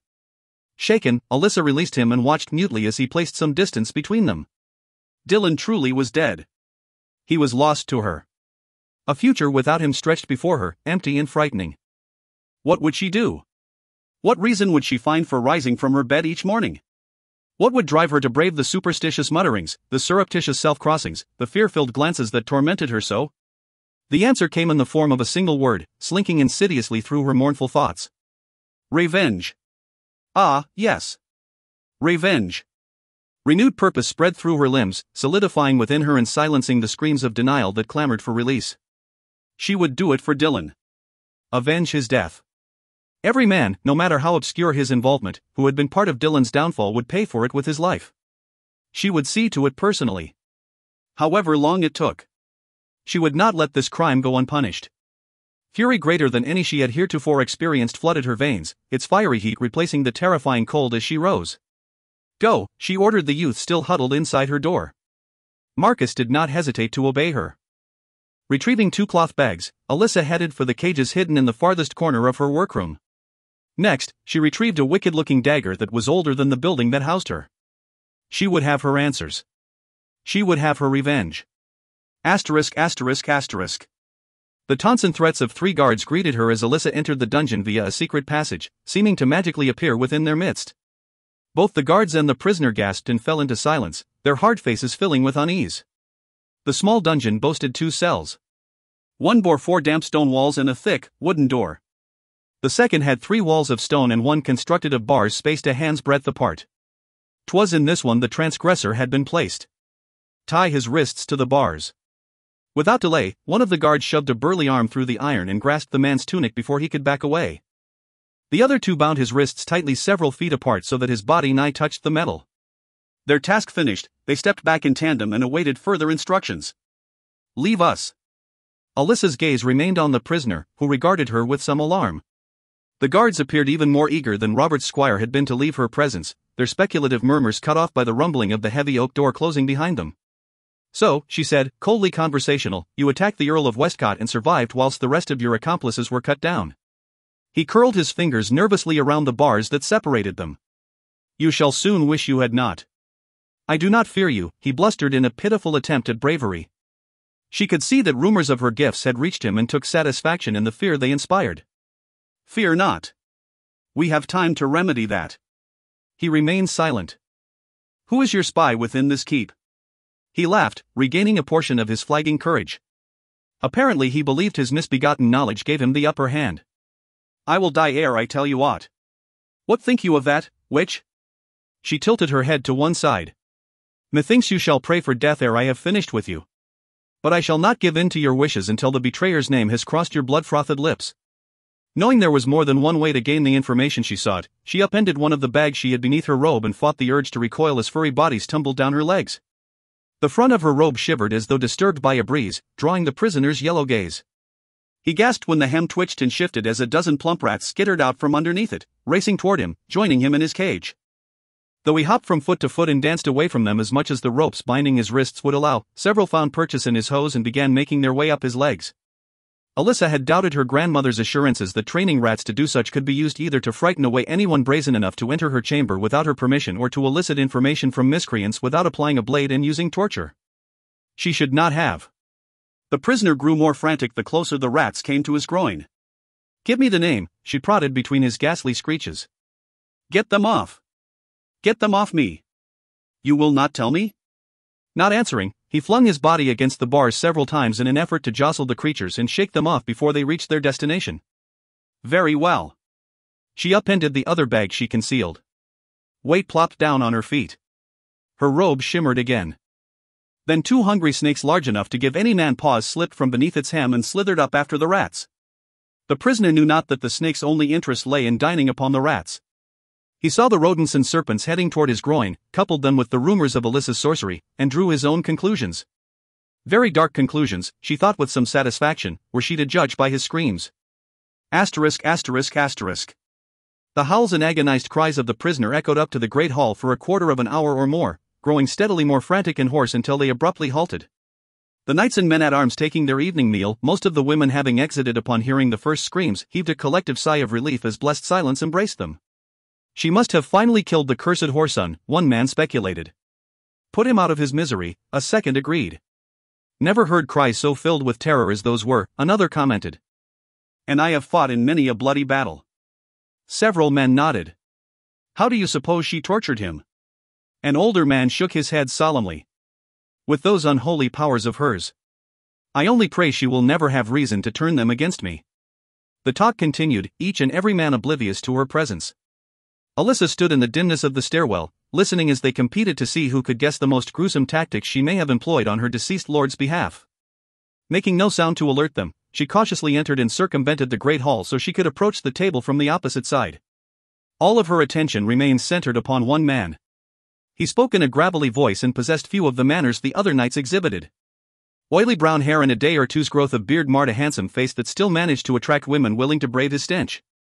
A great hulk of a soldier, he was one of Dylan's personal guard and had ridden out by his side early this morn, laughing and talking with him as though they were the best of friends. And all the while deceit had driven him. Her eyes narrowed as she made her move. By the time the men around the table glimpsed her, 'twas too late. The point of Alyssa's dagger already rested against her target's throat just beneath his left ear. When her intended victim would have drawn his sword, she applied just enough pressure to elicit a single drop of blood. All movement in the hall ceased. The knights, the men-at-arms, the servants, everyone froze. Even the hounds that foraged for scraps beneath the table went still, emitting periodic whines. What means this, wise one? Baldwin, the eldest of the soldiers across from her, questioned hesitantly. Her focus did not stray from the man glaring up at her, though her cowl showed him only darkness. On whose orders did you act? She hissed, placing her empty hand on his shoulder to see the truth of his response.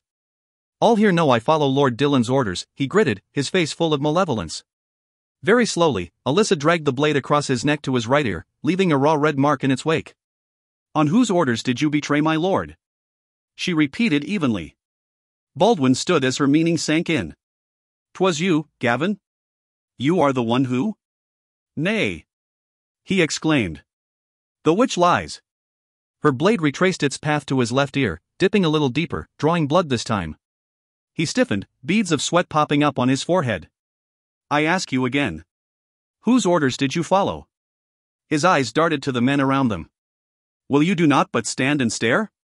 She is mad, I tell you. Take her. They moved restlessly, glancing at each other, then at the seer. All were wary of her sorcery. All were loyal to Lord Dylan. Most of the eyes that returned to him filled with contempt. A sneer twisted Gavin's lips, until the blade followed the shallow trench back to his right ear. You are running out of time. Swallowing jerkily, eyes rolling nervously, he finally bit out a name. Sir Robert. Someone gasped. 'Twas Sir Robert. He covets his brother's land and wealth. You lie. He whimpered when the blade moved yet again across his throat. Warm blood now trailed down to soak his collar. Answer me truly this time or your life will be forfeit, she lied. She would leave this man's fate up to Robert, confident that he would avenge his brother's murder in a manner that would satisfy them both. Whatever bravado Gavin had managed to maintain left him in a rush. 'Twas Lord Camden of Pinehurst. Why? He will not relinquish his land and title and thought to buy himself time enough to get back in the king's good graces. The king is not a fool. He would know him for the knave he is. Camden plans to blame the thieves who attacked Sir Robert. The same thieves, he will say, absconded with the money he owes in delinquent taxes and killed Lord Dillon. Thieves do not assassinate, then withdraw without collecting the booty. They did not expect Sir Robert to be there and panicked when they heard his battle cry. You speak the truth? She persisted, although her gift had already confirmed it. She wanted to be certain those seated and standing around the table were left with no doubts. I swear it. 'Tis the truth.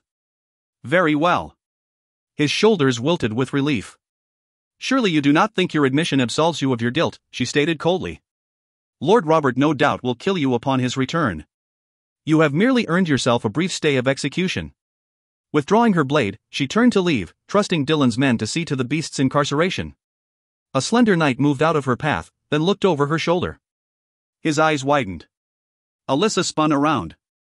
Gavin loomed over her, one arm raised high, a dagger clenched in his fist.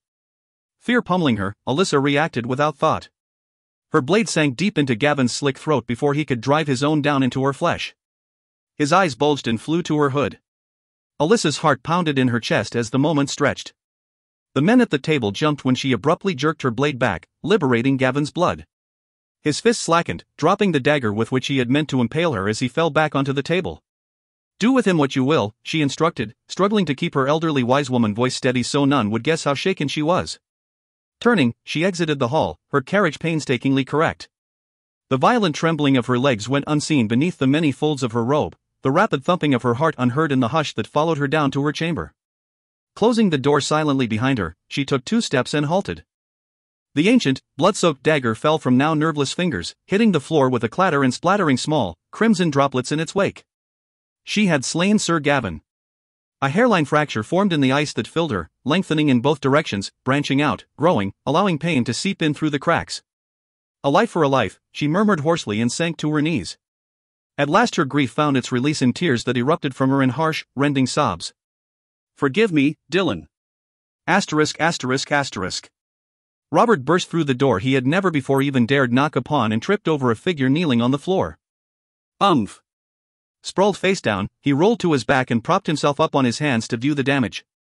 The wise woman crouched amongst the rushes, her arms wrapped around knees drawn up to her chest, her unseen forehead resting upon them. Healer. Forgive me. I did not see you there. She made a slight gesture with one hidden hand. Please leave me, Robert. Hearing the odd catch in her speech, he rose to his knees and scooted closer to her. Are you hurt? Did I injure you? Nay, she said, her voice a bit stronger. Please, go. Go! He scowled and pushed himself to his feet. I have no time for this. We must. I have already located and dispatched the spy, as well as identified the man who filled his pockets.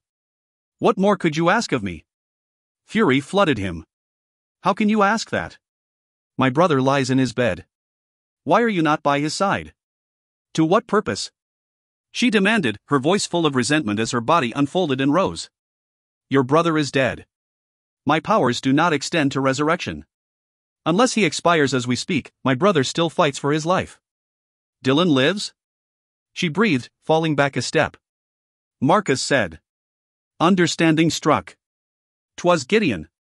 Damned useless whelp. Dillon's squire? Aye. 'Twas chaos. And the boy refused to leave Dillon's side to carry my message to you, so I had him send Marcus in his stead. I told Gideon 'twas not too late, but all he saw was the blood. He was inconsolable. He must have told Marcus. Wise one, Dillon is not dead. But he soon will be, do you not? He broke off when she spun around and fled the room. Your herbs! He shouted after her to no avail. He had not realized a woman her age could move so swiftly. Not knowing what she would need, he grabbed a nearby basket, swept a number of containers into it, and took off after her. ****. More than one servant shrieked as the wise woman raced past, her black robes fluttering above and behind her like demon wings. Up the stairs and into the solar she flew, desperate to confirm Robert's words. As long as he draws breath, there is hope. As long as he draws breath, there is hope, she chanted silently. She had healed harsh wounds on Dylan's large, muscled body before and would eagerly do so again. She tore through the doorway, his name upon her lips, and felt her stomach sink. Robert had warned her that there was a great deal of blood. Nevertheless, her first glimpse of Dylan devastated. Skidding to a halt beside the bed, she stared down at him in horror. She had expected a sword thrust, a puncture, a gaping slash mayhap deep enough to expose bone beneath the muscle. Instead, not one, but 3 quarrels protruded from his body. The shafts had been broken, allowing his surcoat, hauberk, gambeson, and shoes to be carefully removed, leaving him in his hose, brace, and linen undershirt all a sticky ruby red. Cloths had been stuffed into the ragged holes the quarrels had carved. There was some evidence of the herbs she had given Robert before he had left to join Dylan, but the outpouring of blood had washed away most of them. The quarrel in Dylan's right shoulder did not concern her greatly. She extended a hand over the one in his right side just above his waist and confirmed that it, too, had damage not vital. But she did not need her gift to tell her that the remaining one had. It had struck Dylan in the chest. He could only take tiny, gasping breaths. And she could hear fluid rattling around inside him with each. Crimson liquid pooled on his lips and forged paths down both stubbled cheeks. With shaking fingers, she reached out and turned his head to the side so he would not choke on it, then felt for the pulse in his throat. Almost indiscernible, it weakened rapidly as the internal devastation took its toll. Alyssa bit her lip, suppressing a sob as sorrow pressed down upon her, crushing the hope that had so fleetingly flared to life. Naught had changed. Dylan was no less lost to her now than he had been only minutes earlier when she had believed him dead. With wounds such as these, he would perish did she not heal him with her hands. And once she did, she would never look upon his cherished face again. She could not heal so severe an injury as the one in his chest without surrendering her own life. But she would not hesitate to do so. For him. Tears once more overflowed her lashes as she let her fingers trace the scar on his eyebrow, then follow a path down his temple, along his rugged jaw to the one on his chin. If only he would open his eyes and speak to her. Let her hear the deep rumble of his voice one last time. Let her pour out the words that had been bottled up inside her for so long ere they were forever separated. Leaning forward, Alyssa pressed trembling lips to his in a brief kiss that expressed but a fraction of what she felt for him, then rested her warm, damp cheek against his. "Goodbye, Dylan," she uttered brokenly, knowing what she must do. "I love you." ****. Robert sprinted into the room. "Does he still live?" The healer seemed to be listening for Dylan's breath. "Aye." Stepping up to the opposite side of the bed, he thrust the basket toward her. "Your herbs. There is not time. Set them aside." Scowling, he did as she directed, then watched as she climbed onto the bed and knelt beside his brother's motionless form. Dylan had been conscious for a few precious moments after they had cautiously loaded him into the cart, and the black-robed figure bending over him was the one he had repeatedly asked for. He had called out every name he had ever given her: wise one, seer, healer, soothsayer, sorceress, a title he only used when she vexed him, wise woman, as if by doing so he could make her miraculously appear at his side. Well, she was there now, swiftly cutting away his clothing and tossing it to the floor. Robert prayed she was not too late, for the faint gray hue his brother's skin had acquired terrified him. "As quickly as you can, I want you to pull the quarrel from his chest and stand clear," she ordered. "Would it not be better to push it through too? Your brother will die in the time 'twill take me to explain. Just do as I ask. Now!" She shouted in a voice so loud and clear that it shocked him into obeying. Wrapping fingers that trembled around what remained of the shaft at the quarrel's base, he yanked it out. The healer slammed both hands down over the ragged hole. Robert caught a glimpse of blood inundating age-spotted skin before the sleeves of her robe slipped down to hide her from his view. Still holding the warm, slick quarrel, he moved back a step, then another, to give her whatever room she needed in hope that every rumor he had heard about the depth of her sorcery was true. She kept her arms as stiff and straight as a sword's blade, applying pressure as she infused Dylan with that strange tingling heat Robert had felt when she had healed his thigh. The cowl of her robe masked her features. Though she had always remained silent in the past when healing, a faint murmuring met his ears. Words indecipherable. Soon, an opalescent glow unlike aught he had ever seen began to seep from beneath those sleeves. Swallowing hard, Robert retreated another step and continued to watch with wide, disbelieving eyes. Minutes passed, lengthening until hours seemed to pass instead. The glow grew brighter. He imagined he could feel the heat himself from where he stood. At last, the murmuring ceased. The light faded to nothingness. Those thin, straight arms bent. The healer swayed, slowly sliding her hands off the wound. Only a pale pink, puckered scar remained beneath rapidly drying blood. Sweet relief rushed through Robert. Dylan's breathing was now slow and easy. Come forward, Robert, the healer summoned. His head jerked toward her. Dylan's breath may have eased, but the wise woman's had grown ragged. Dropping the quarrel he had forgotten he held, he approached the bed. Wise one, are you? Remove the last 2 quarrels. As much as he loved his brother and wanted Dylan's suffering to end, he hesitated. Should you not rest ere you? There is no time, she gritted. A guttural cough racked her body.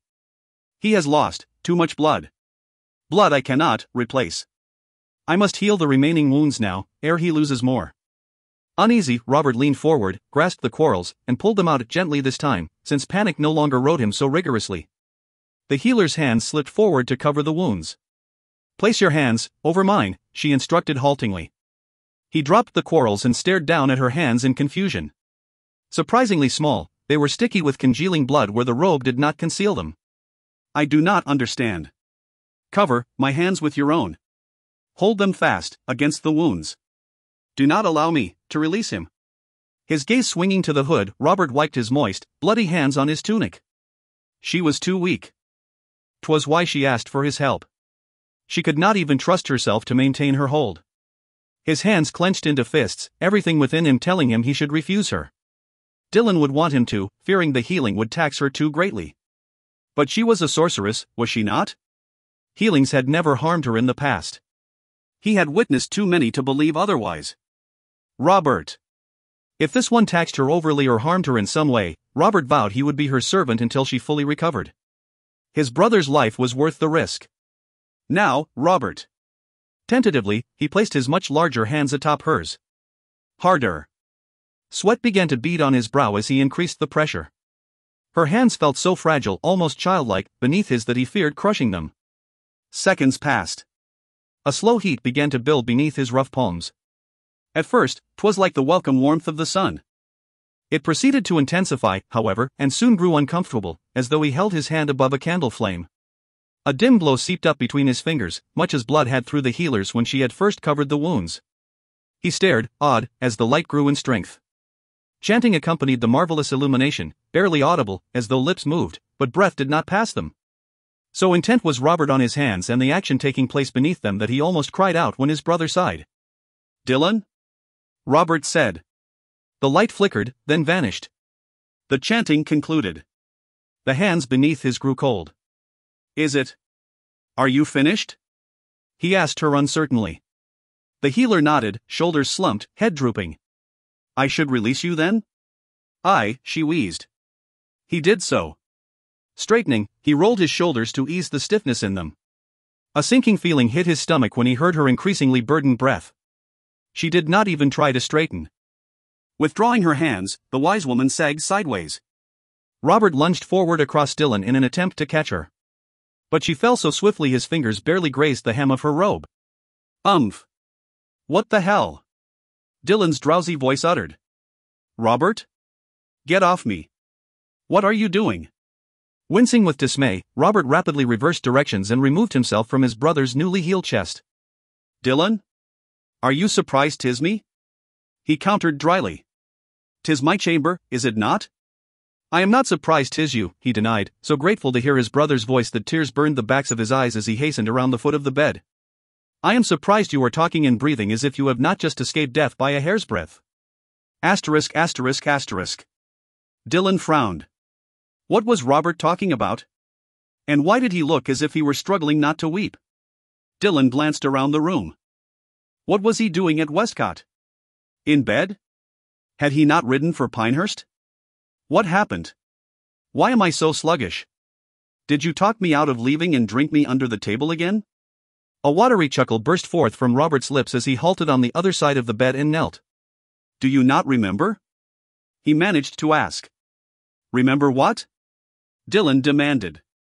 Every muscle in his body felt weighted down, as if he were wearing a full suit of armor. Taking a deep breath, he shoved himself up onto his elbows. His head swam. The chamber dipped and swayed. And it took a moment for him to focus clearly again. When he could, he glanced down. His heart stopped, then resumed beating much more urgently, pounding in his ears. His body was bare, his torso sticky with congealing blood. A hasty exploration with one hand sent shivers dancing through his limbs. 3 wounds. 1 in the side. one in the shoulder. One practically covering his heart. By all rights, he should be dead. You were ambushed, Robert explained as he leaned over something on the floor and took 3 quarrels. Dylan only half listened. The wounds were healed. All 3 of them. Something he had not believed the healer capable of accomplishing. Where is she? She collapsed. Dylan bolted into a sitting position as Robert lifted a small figure swathed in black into his arms. What? Only seconds ere you woke. He rose, then hesitated, brow furrowing with uncertainty. Throwing back the covers, Dylan scooted over to make room. Place her here beside me. Gingerly, Robert complied. Careful. Dylan snapped, wishing he had sufficient strength to perform the task himself. Instead, he busied himself with placing a pillow beneath her hooded head, wondering if she would view his imminent removal of that hood as a betrayal of her trust. Dylan. Dragging his attention away, he looked up at his brother and froze. Terror filled him. The front of Robert's tunic, his sleeves, and his hands glistened with fresh blood. Their eyes met, then flew to the wise woman. Nay. Tremors coursed through Dylan's hands as he reached for the front of the healer's robe. He knew deep within his heart what it concealed. Please, he whispered. Bunching the material up in both hands, he rent her shroud from neck to hem. Chapter 4.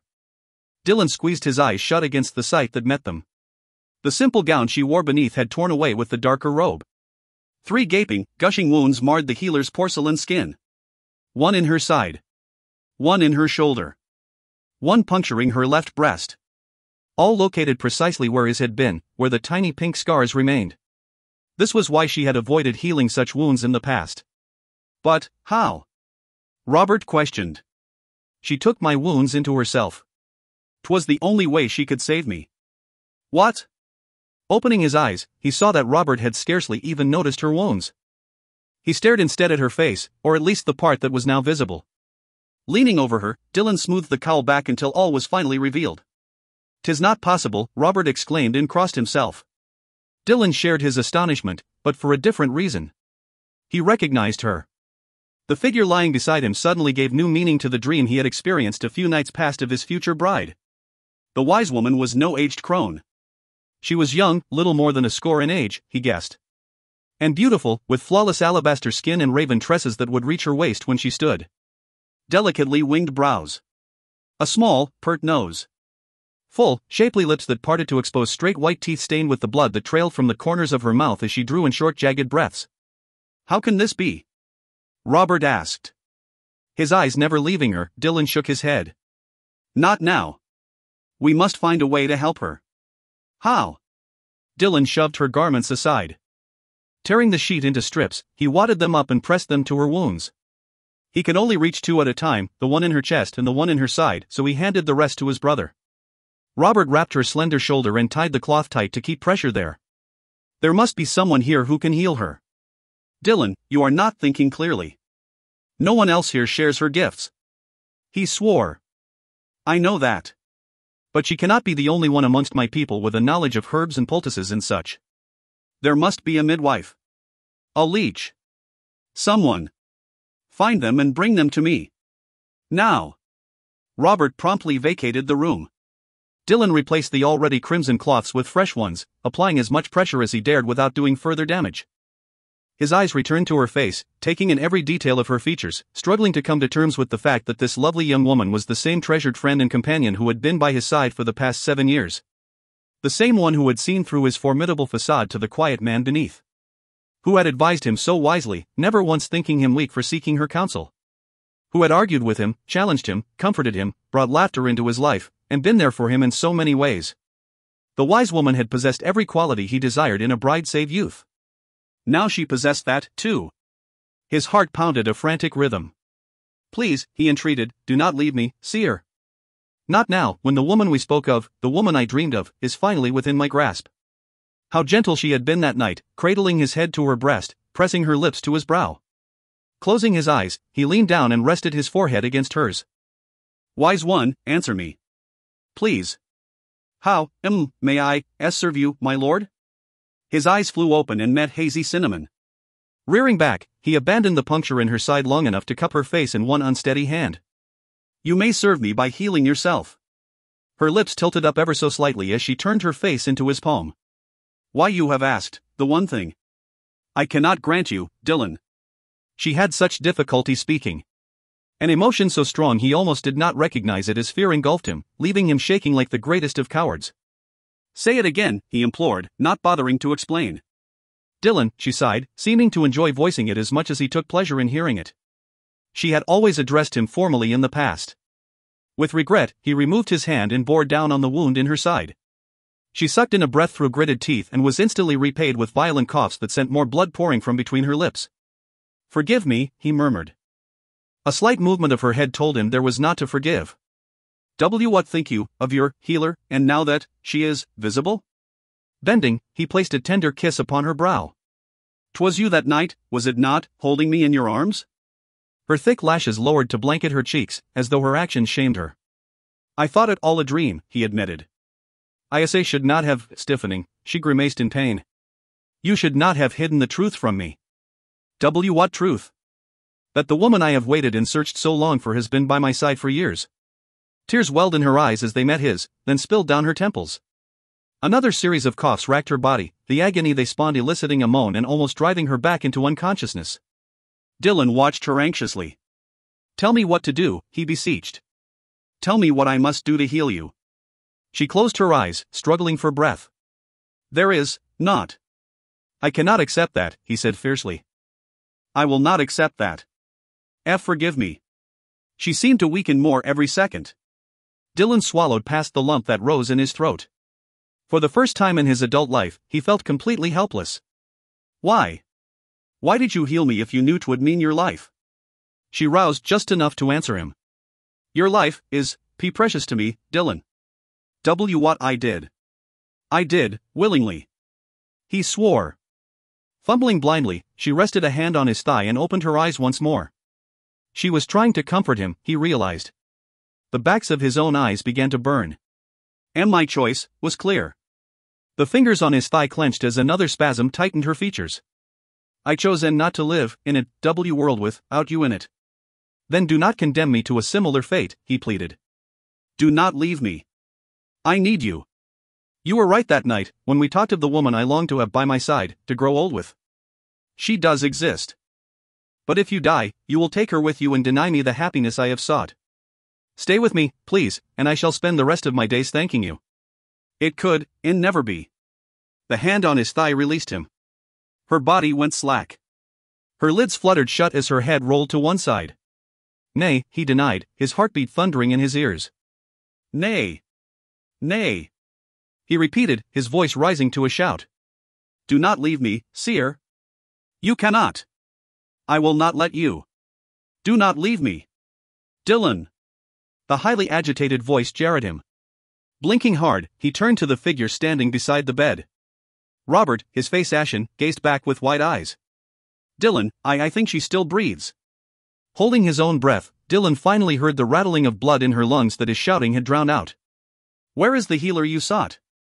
Robert shook his head. There is none. None? Dylan parroted, failing to comprehend. None. No midwife. No leech. No one. I asked Harry and he would know. Ask him again. Robert hesitated. As you wish, brother. Reaching out, he clasped Dylan's shoulder in a strong, consoling grip, then left. Dylan sighed. The cloths he held against the healer's wounds were wet with blood again. Tearing a few more strips from the linen sheet, he placed them atop the others and resumed applying pressure. Her short, ugly breaths, though terrible to hear, were music to his ears. As long as air found its way to her lungs and blood to her heart, she lived. Asterisk. My lord? A timid female voice said in the doorway. Scowling, Dylan looked up. A plain, fairly familiar young woman stood there, clutching a basket tightly to her waist and looking as if she were poised to bolt. What is it? She took a tentative step forward and bobbed a curtsy. Harry told me that Sir Robert sought a healer. Hope stirred. Know you of herbs and medicines? I, my lord. A little. I hoped I might one day offer my services to the wise woman and help her care for the people of Westcott. Come closer. And close the door behind you. Obediently, she shut the heavy oaken door and approached the bed. Her wide eyes fastened on the dried blood that coated his chest. "You have been sorely wounded, my lord." "Aye, but the wise woman has already healed my injuries. 'Tis she who requires your aid."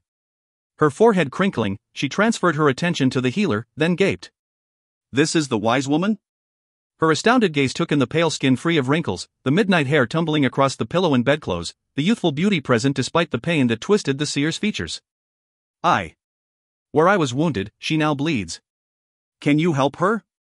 "I shall do all I can, my lord." Sitting on the edge of the bed, she placed her basket at the healer's feet. "You will have to release her so that I may attend her," she instructed gently. Nodding, he withdrew his hands. The wise woman's blood stained them red, coating them so completely that he could only stare. The woman pressed a moist cloth into them. "Use this, my lord," she stated, her voice kind. Dismayed that she should read his vulnerability so keenly, he avoided her gaze and scrubbed at his hands. "You have not given me your name." "And Marie, my lord." He soon transferred all of the blood from his skin to the cloth, but would swear he could still feel it cleaving to him. And Marie began to peel back the cloths, disturbing the wounds as little as possible. "I do not know nigh as much as the healer does, but I have," she broke off as she removed the last of the material covering the wise woman's chest. A sick, bilious feeling engulfed Dylan when he saw the wound above her heart. The bleeding had slowed, but massive bruises now painted her skin. "Did I do that?" He choked out, his gut churning at the thought that he had applied too much pressure. "Nay, my lord." And Marie's face lost all color. "She bleeds inside. I believe 'tis what causes it. Can you stop it?" The last of his hope faltered when she shook her head. "All I can do is clean the wound, pack it, and bind it tightly. I am only just learning." 'Twas not enough. He knew 'twould not be, as did Anne-Marie, who went about performing the task she had named.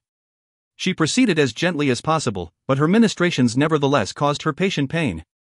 When the wise woman moaned, Dylan took the hand nearest him in one of his and brought it to his lips whilst he stroked her hair back from her forehead with the other. It felt so natural to touch her thusly. He could have spent the last 7 years doing so had she not hidden herself from him. Why had she hidden herself from him? "You did not hesitate to help her," he mentioned at length, needing to break the oppressive silence. "Why?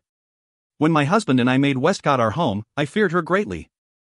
Though it shames me to admit, I heard dark tales told of her and believed every one of them. For years, I managed to avoid her until she caught me alone one day down by the well. She told me she knew I lamented the fact that I had given my husband no children and said she wished to help me. I feared her sorcery too much to deny her." With Dylan's aid, Anne-Marie wrapped tight bandages around the wise woman, from wounded shoulder to waist. "She advised me and plied me with herbs. My husband is well. 6 months ago, I took to my bed, laboring to bring our first child into the world, but the babe was turned in the wrong position.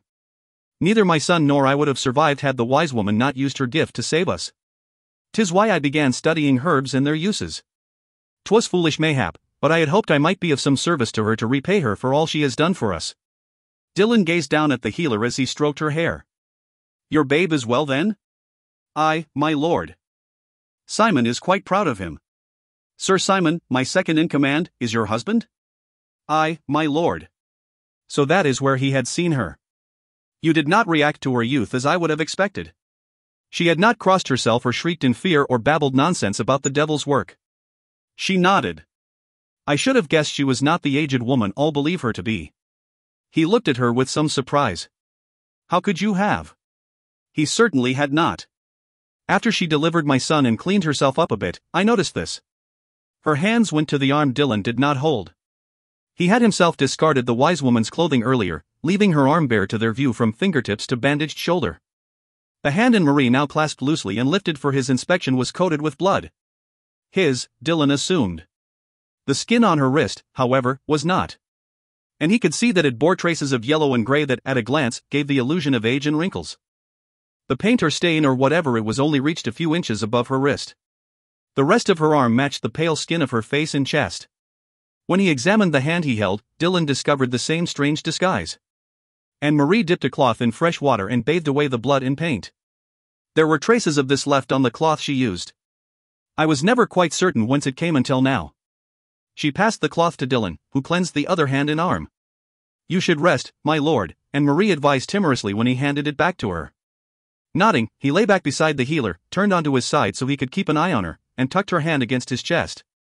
Anne-Marie flushed. I did not mean. Mayhap you would rest easier. I shall not leave her, he whispered, the words lacking volume, not force. My lord. She stood awkwardly beside the bed. You have done all you can for her, Dylan told her patiently. Go now. But stay within the dungeon. I shall send for you when her bandages need changing or should she worsen. My lord. She bobbed a curtsy. Thank you, my lord. With your permission, I shall have cook prepare you some hearty stew. 'Twill help you regain your strength and rebuild the blood you have lost. I shall bring it up myself and see that no one else disturbs you. Very well. And tell no one what you have seen this night. As you wish, my lord. She curtsied again and started for the door. Anne-Marie. I shall not forget what you have done here. You and your family will want for naught as long as you remain at Westcott. Thank you, my lord, she breathed, her face flushing with pleasure, and left him alone with the wise woman. At last Dylan was free to examine the healer without curious eyes perusing him. Taking a deep breath, he sat up, a simple task that nigh sapped the remainder of his strength, and turned toward her. His cobalt gaze fastened on the top of her head and began a slow foray down a high forehead just beginning to bead with moisture. Slipped over thin, sloping eyebrows that drew together in pain. Past eyelids garnished with thick lashes. Along a thin, straight nose that turned up the tiniest bit at the tip. Pallid cheeks smudged with blood. Full lips similarly painted. A chin that he imagined had been thrust forward in stubbornness often during their many discussions. She was stunning. He could understand, somewhat, Robert's assumption that her appearance stemmed from sorcery. They had believed her an old woman. The shoulders they had thought stooped with age were in fact smooth and gently rounded, one left bare by the bandages. His gaze dipped lower. He had used so much of the bed linens for bandages that what remained barely covered her to her waist. She was of slender build. Her injuries, combined with her diminutive height, lent her a fragile air. He knew from experience, however, that she possessed great strength. Who was this wise young woman who had been so loyal to him? This woman who, for years, had been his closest friend? Asterisk. And Marie returned sometime later with his meal, fresh water, and clean linens. Though he was reluctant to move the wise woman, Dylan agreed she would rest more comfortably where the blood-encrusted sheets beneath them replaced. The many years of combat he had endured enabled Dylan to conquer the weakness that plagued him enough to rise and lift the wise woman into his arms. And Marie suggested he enlist Robert's aid, but Dylan simply could not stomach the notion of someone else cradling her in his arms. Even his own brother, who had done so briefly earlier. Her face flushing a florid red, and Marie suggested they garb the seer in one of his tunics, but Dylan refused, not wanting anything to restrict access to her wounds or interfere in her care. Naked save the bandages, the wise woman felt right, curled up against him, her head resting on his bare shoulder. Her skin was so soft. Softer than down. Her long hair fell over his arm and brushed his hip, distracting him from her narrow waist, full hips, long supple legs, and the dark thatch of curls between them. "'Tis done, my lord." He breathed a sigh of relief and carefully settled the wise woman against the pillows. Propping himself against a bedpost, he watched Anne-Marie cover the healer and finish arranging the linens to her satisfaction. She stepped back. "Do you wish aught else, my lord?" "Only that you do not stray far, Anne-Marie, and may be easily located should she worsen." My lord. Gideon is just outside your door. I shall keep him apprised of my whereabouts." As soon as she left, Dylan availed himself of some of the water Anne-Marie had fetched and washed the dried blood from his body. The tiny portion of strength he had managed to muster soon abandoned him.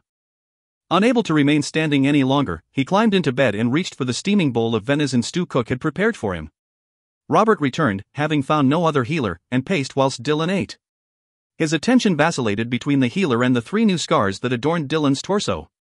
When he finally ceased his restless prowling, Robert seated himself and stared at Dylan for so long it made him downright self-conscious. "The scars are not that bad, are they?" Dylan posed gruffly. "Nay. We have both seen worse." "Then why do you stare at me in such a way?" A long moment passed. "I thought you were lost to me." Emotion roughened Robert's voice. "I thought the healer would be able to serve you better here, but," he shook his head. "The ride home never seemed so long." Dylan set his empty bowl aside. "In my imagination, your breath stopped at least a dozen times," his brother continued raggedly. "Each time, I panicked and frantically searched for your pulse, cursing myself for not having had Marcus tell the healer to meet us halfway. Even when the gates were in sight, I was sure you would expire ere the cart rolled to a halt in the bailey." "You did the right thing, Robert." You kept a clear head and did what you thought necessary. Robert's lips turned up in a weak smile. My head was not clear when I saw you collapse to the ground with so many quarrels sticking out of you. I thought you dead and went into a berserker's rage, killing every man within reach of me. I damn nice steward Sir Aubrey ere my mind cleared. The men had to restrain me to keep me from slaughtering the last attacker. He paused. Mayhap 'twould have been better for him if I had. Why? To spare him my wrath? Nay. They are saying the wise woman tortured him to obtain your betrayer's name. Dylan thought he must not have heard correctly. What? Who is saying it? All of Westcott. I was not here, so I know not what methods she employed.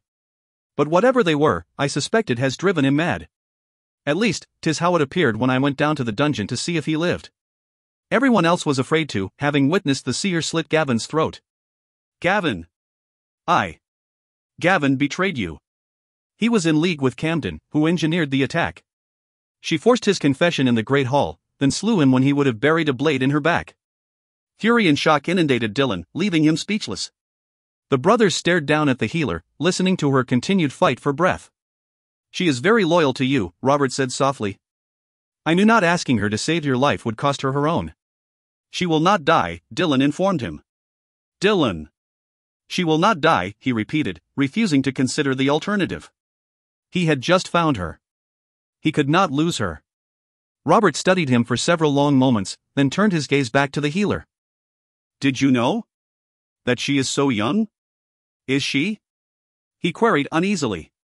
Or does her sorcery merely make her appear so? Do not be a fool, Dylan snapped. You are letting the people's fear sway you. And nay, I did not know.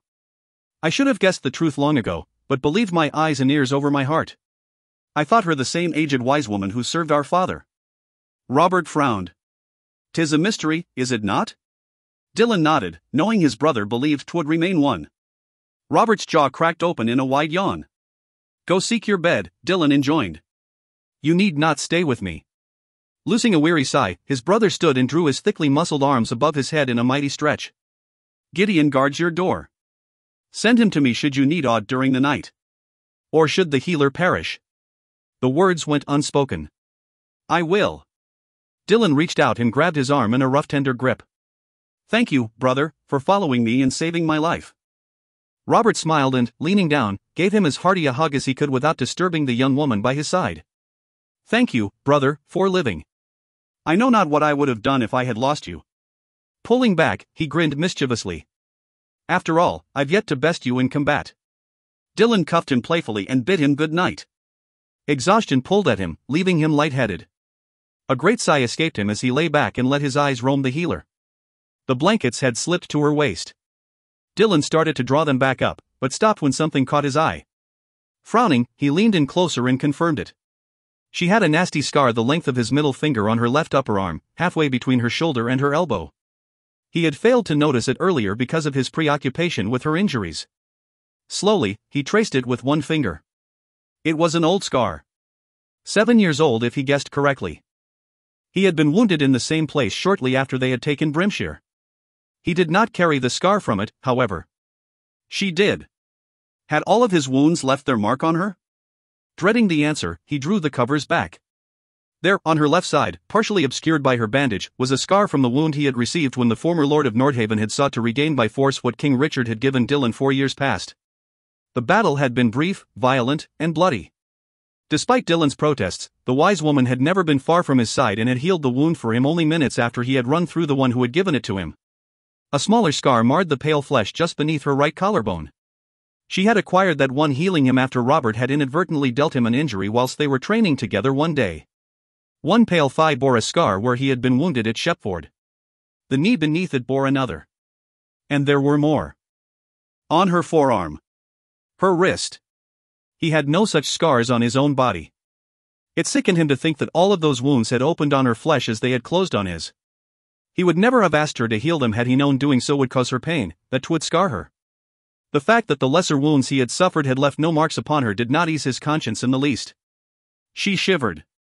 Swearing, Dylan pulled the blankets up to her chin, not wanting her to catch a chill on top of everything else, and lay back beside her. Searching beneath the sheet, he found her hand and brought it to his lips. How did you know me so well? Without the pains she used to disguise it, her hand was a smooth, milky white with graceful fingers capped by glossy, rounded nails. He gently uncurled it and sized it against his own. The whole of her hand fit within his palm. So small. He traced the light blue veins on the back of it. And cold. She was as cold as winter snow. Dylan inched closer to her until only an inch or two separated them from chest to toes, offering her his warmth. Whilst he would love to roll her to her side, spoon his body around hers, and hold her close, he could not risk reopening her wounds. Instead, he tucked her hand to his chest and, leaning forward, nuzzled his face between her chin and shoulder. "Do not leave me. Please. Give me the chance to know you. Dylan." Heart skipping, he retreated just enough to glimpse her face. Glazed brown eyes stared back at him. Wise one. He retrieved one of the cloths Marie had left beside the bed and gently wiped the blood from her lips. "Dylan." Her voice was weak, thready, bracketed by gasping breaths. "I am here. I did not think 'twould take so long." "What, seer?" She closed her eyes. "Dying." His throat thickened. "You will not die. You cannot die." She stiffened suddenly and moaned in pain. "Tell me how to help you," he begged. Her eyes opened, met his. "Please," she whispered. The hand he held tightened around his. "Do not leave me. I am so afraid." As he watched, a tear spilled over her lashes and trailed down one temple. His own eyes burned as he brushed her hair back with his free hand and cupped her soft cheek in his palm. "I shall not leave you," he vowed thickly. "Why, you will stay with me?" He nodded. "I shall stay with you, seer. I shall stay with you forever if it be your will." The corners of her lips tilted up in a faint smile. Her grip on his hand loosened. "You will stay," she repeated softly, eyes closing, her body relaxing as unconsciousness claimed her once more. Dylan lay beside her in silent despair and pressed a fervent kiss to her unbound shoulder. He was losing her. He clenched his eyes shut and, bringing her hand to his cheek, held it there. She withered before his eyes as an autumn flower did when touched by winter's first frosty fingers, and there was naught he could do to stop it. She began to tremble. Moving closer, he draped one leg across both of hers, wishing he could wrap an arm around her waist without disturbing her injuries. He buried his face in the fragrant hair that blanketed the pillow they shared, inhaling deeply as he confronted the truth at last. His breath hitched as he damned himself for living when she would not. Hope fading, Dylan gave the tears that had been building within him free rein. Chapter 5. Someone comes. Megan looked up from the bowl she had just filled with stew. Her grandsire stared into the fire, a familiar faraway look in his faded brown eyes. "Who comes, grandfather?" She set the bowl on the board before him. He shook his head. "Someone with great power." Unease trickled through her. Her grandfather, like Alyssa's mother, had been born with the sight. If he said someone approached, then someone approached. But who? He had said someone of great power. Surely he did not mean their liege lord. Did he? A knock shook their door. Meg jumped. Lord Osmond did not intend to call her grandsire forth to serve in battle, did he? Her grandfather had barely survived the last battle he had fought on their lord's behalf. Heart pounding, she crossed to the door and opened it.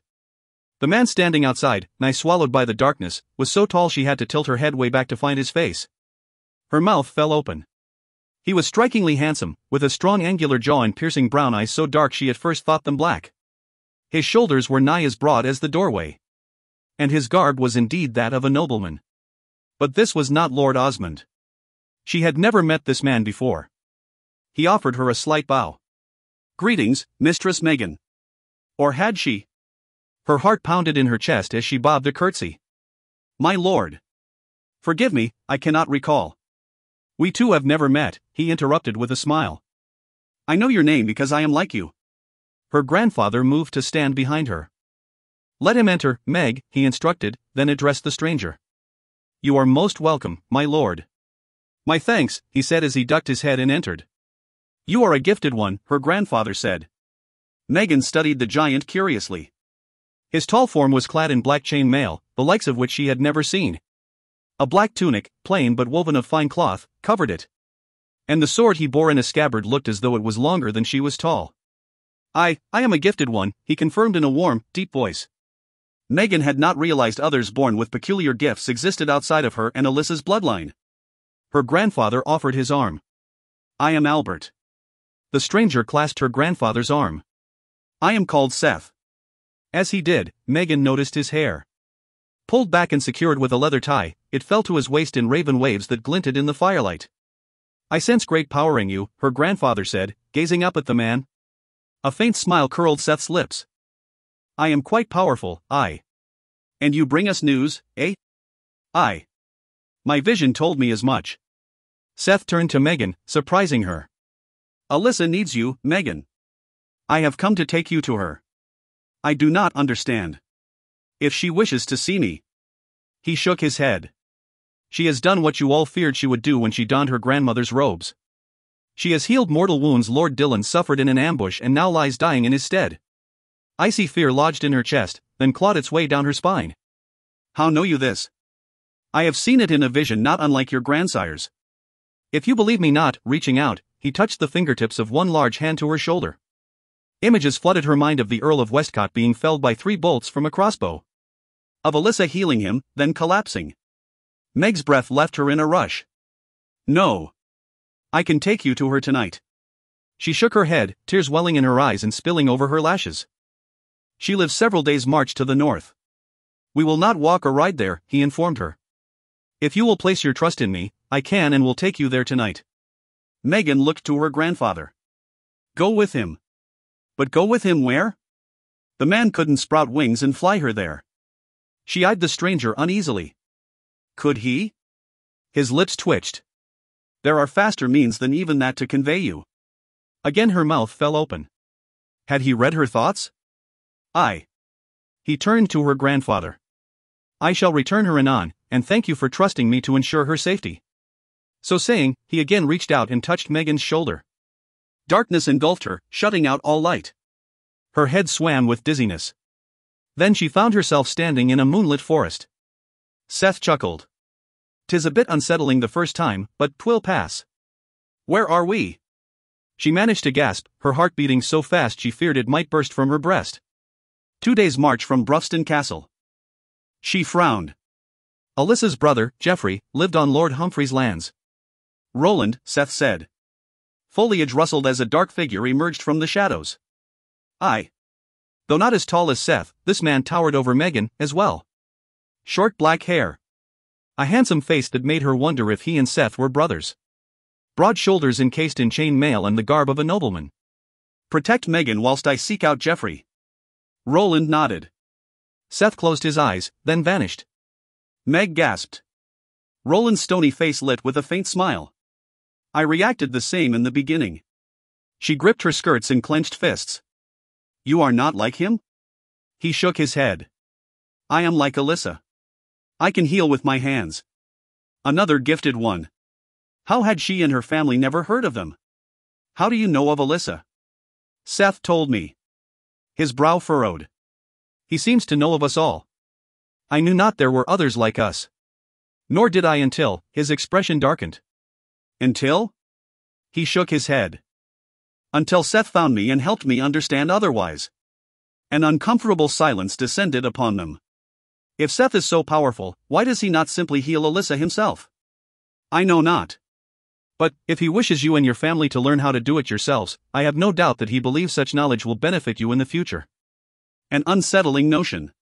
Did he think Alyssa would sacrifice herself again for Lord Dillon? Or had he foreseen Meg or one of the others suffering a fatal wound? Who is he? She asked, unable to stifle her curiosity. Whence came he? I know not his origins. I know only that he is the eldest and most powerful amongst us. That sparked another frown. If Seth was the oldest amongst the gifted ones, how did he appear so young? The trees around them swayed and whispered as a brisk breeze buffeted them. Lightning flashed in the distance, the rumble of thunder chasing it. 'Twould rain soon. Seth reappeared, Geoffrey at his side. Geoffrey's face lost all color as he stumbled backward and looked around with wide eyes. Geoffrey! Meg rushed forward and embraced him. Closing his arms around her, he held her tight. Meg? Who are these men? How came I to be here? I was. They're gifted ones, like us. Drawing back, she clung to his hand. Only more powerful. I was home with my grandfather only moments ago. Eyes wide, Geoffrey looked up at Seth. Who are you? I am called Seth. And, as your cousin has told you, I am a gifted one. As is Roland. He motioned to the other man. Roland dipped his head in a slight nod. Meg squeezed Geoffrey's hand. Alyssa needs us. Lord Dillon suffered mortal wounds, and she healed them. She now lies, dying, at Westcott. Nay. Alarm and fury returned the color to his features. Geoffrey had warned Alyssa that the black robes would mean her death. He had warned her that she would one day sacrifice her life to save Dillon's. Nay. Seth said he can take us to her and show us how to heal her. Geoffrey eyed Seth with rising resentment and no little suspicion. I am not a healer. Neither is Meg. We do not bear that gift. And, even if we did, my sister will not live long enough for us to reach her. You can be with her tonight, Seth said. We've still your mother and grandmother to collect. Let us tarry no longer. He touched Geoffrey's shoulder. The second man touched Seth's. Darkness blanketed them. Then the four found themselves standing outside the home in which Alyssa and Geoffrey had been raised. Far from Lord Humphrey's lands. The door opened. Light from the fire within spilled into the night as Geoffrey's mother and grandmother stepped into view. Matthew, his father, opened the door wider and joined them, his head turned slightly aside as he sought to hear with his ears what his sightless eyes could not tell him.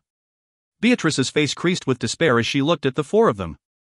My vision was true then? Alyssa has sacrificed herself to save Lord Dillon? Seth answered her. I fear 'tis so. You do not seem surprised by my presence. Did you foresee my coming as well? Aye. Tears welled in her eyes. In my vision, my daughter suffered such pain. And still does, but you can remedy that. All of you together. Matthew, I know you fear for their safety, so you may accompany us. Matthew frowned. If you are as powerful as my wife suspects, why do you not heal Alyssa yourself? I could. But should Alyssa again suffer grievous wounds in the future, at a time when I cannot be present, you will need to know how to work together to heal her yourselves. I will show you how tonight. Meg saw Geoffrey look to his mother, asking her with his eyes if her vision had told her they should trust this man. She nodded. Seth removed a pack from his shoulder and opened it. You should all don these. Geoffrey took the black robe Seth held out to him. It looked much like the one Alyssa always wore, but larger. Why? Would we not draw less notice without them? Shaking his head, Seth handed similar robes to Meg and the others. No one else will see you. And these will keep Lord Dillon from skewering you when he awakens to find you all in his chamber. Dropping the sack, he donned a black robe of his own. Alyssa is the only one he has seen wear these robes. He associates them with healers and will accept both your presence and your purpose more readily if he thinks you are like her.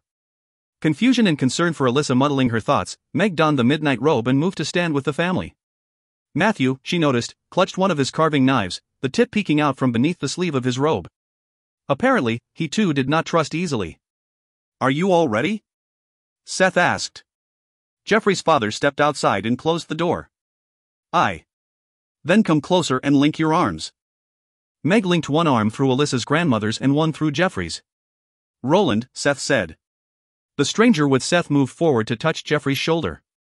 Then Seth touched Matthew's shoulder and darkness enfolded them all. Asterisk asterisk asterisk. A voice woke Dillon in the still moments that preceded dawn. Deep and soft, yet filled with barely suppressed violence, it brought Dillon to instant alertness. I should kill him whilst he sleeps. Nay, Geoffrey, a feminine voice countered. He has done her no harm. She lies moments from death, in agony, and you would defend him? As soon as the deep voice predicted her death, Dillon's eyes flew open and focused on the form he held. The wise woman's face bore a faint bluish cast. Dark hollows had formed beneath her eyes. Dried blood flecked her cheeks. The tiny breaths she took were few, the lengths between them growing with each erratic heartbeat. He does not understand her gifts, the female voice continued. That does not excuse. She was forewarned, a third voice, aged and wise, interrupted. 'Twas familiar, almost identical to the voice he was accustomed to hearing emerge from the wise woman's lips. She chose to follow this path, knowing full well where it would lead her. You warned her yourself, when she donned my robes, and must not condemn him for a decision that was hers alone. Dillon swept the room with his gaze, seeking the source of the voices. Several black-robed figures formed a horseshoe around the foot of the bed. Startled, he yanked a dagger from beneath his pillow and sat up, leaning over the healer in a gesture of protection. Who are you? See how he defends her? The old woman asked. He could not tell which one she was. There were 6 of them, and all wore cowls that hid their faces as efficiently as the seers did. "Who are you?" he demanded again. "Why are you here?" Had she said the wise woman had donned her robes? Was one of these figures the wise woman who had served his father? Was that why their voices sounded so similar? "We have come to undo the damage you have wrought," the deep voice answered, teeming with rage over the wise woman's condition. Dylan guessed it was that of the tall figure closest to him, for the one next to him placed a restraining hand on his arm and stepped forward. "We were told you sought a healer," the younger woman who had spoken earlier announced evenly. "We are like the wise woman." She reached up and doffed her cowl, revealing black hair streaked with gray pulled back from a face so similar to his wise woman's that the two were most certainly mother and daughter.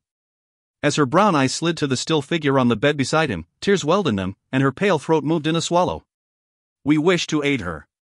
Dylan lowered the dagger, hope rising. "Do you share her gifts? Can you help her? Will you heal her?" "We will do what we can for her," she replied. Dressed as his wise one did and appearing as silently as they had without disturbing Gideon, they must share her extraordinary gifts, he thought.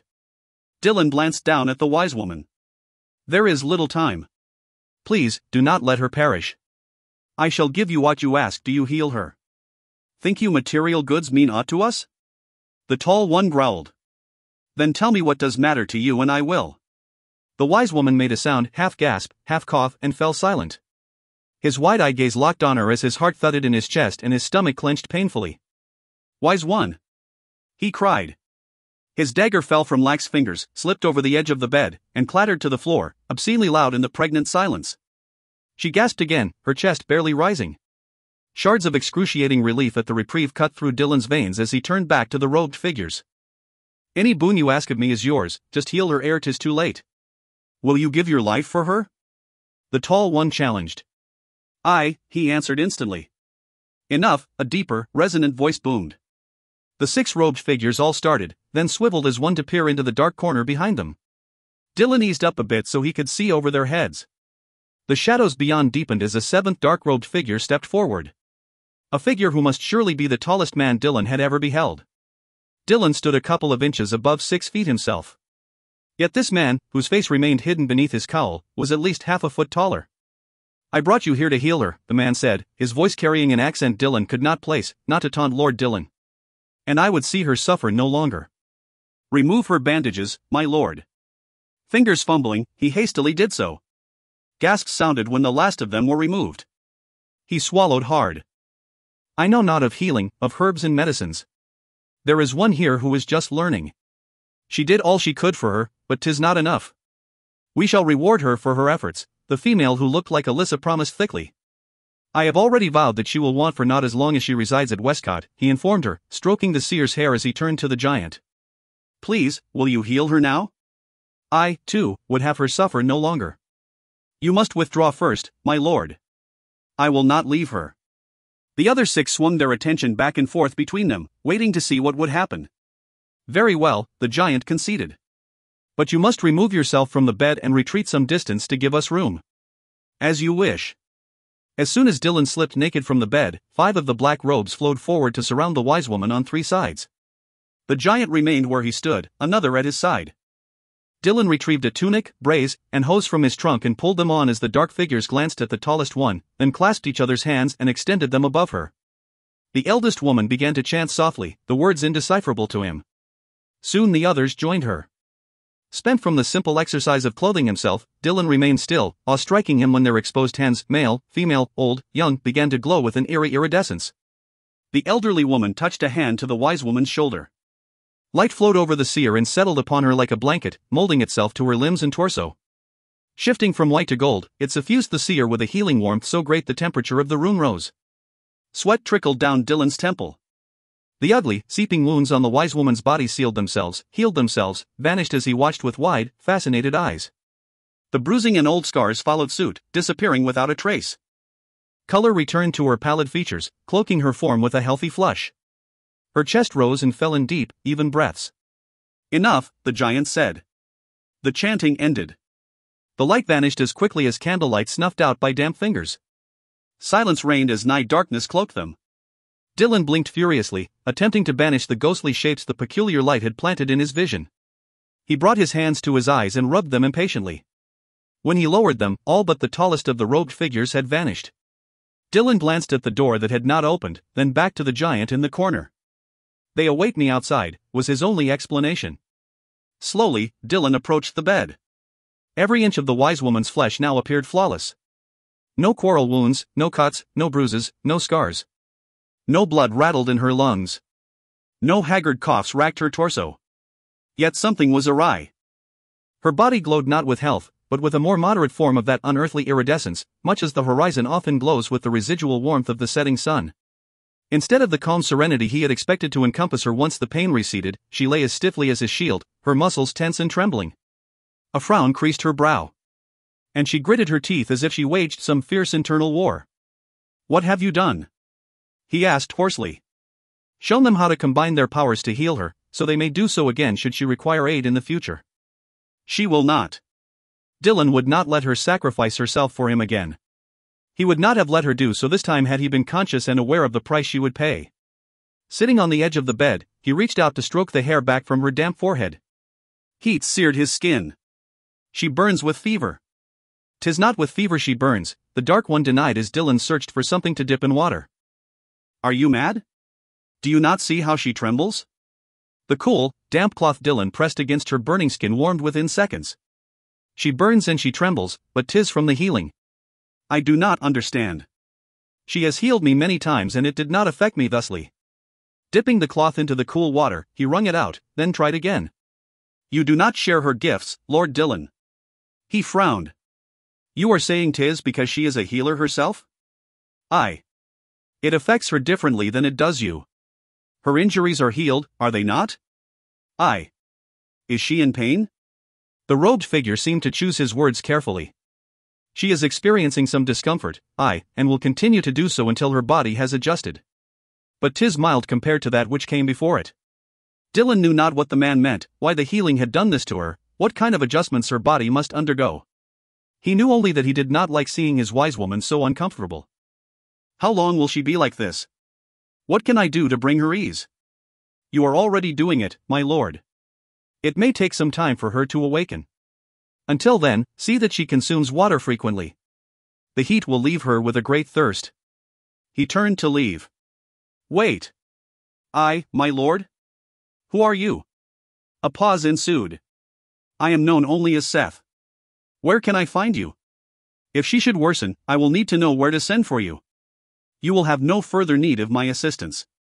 He glanced down at the wise woman dubiously. When he looked up, the last robed figure was gone. Once more, there had been no sound of the large oak door opening or closing, leaving Dylan to wonder at his means of escape.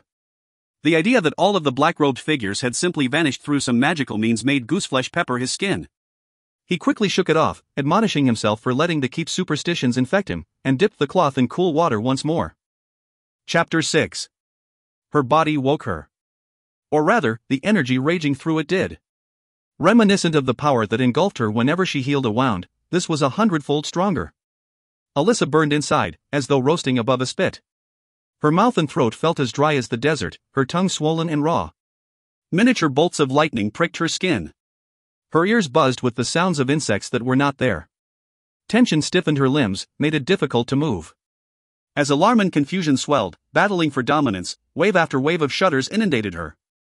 Unclenching her teeth, Alyssa tried to relax and will the pain away as she often had in the past. But, as soon as she began to concentrate her gift, the cacophony magnified. Sound exploded in her head. Fire consumed her insides. Stinging nettles whipped her flesh. Barely aware of her actions, she gripped her hair and tugged at it, unable to bear it. Large, gentle hands covered hers, untangling her fingers and pulling them away. A voice intruded upon the chaos, soft yet insistent, shocking her into realizing she was not alone. The buzz faded, yielding to warm masculine tones. Alyssa opened her eyes and focused blearily on the face that swam above her.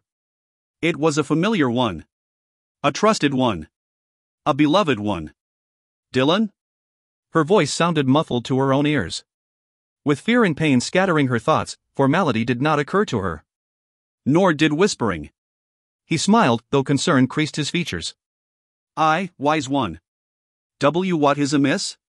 Her gaze made a jerky exploration of the chamber, then returned to his handsome, haggard face. Shadows underscored his eyes.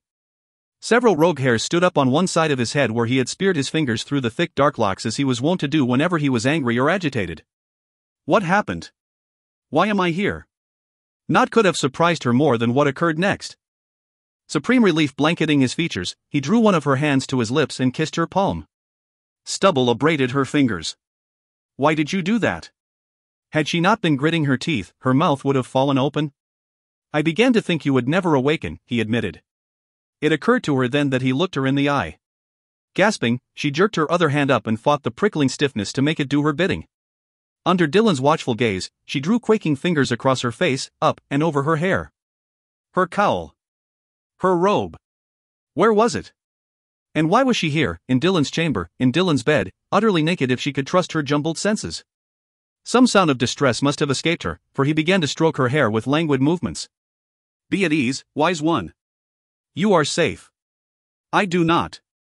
I cannot remember how I came to be here. He leaned away from her to reach for something.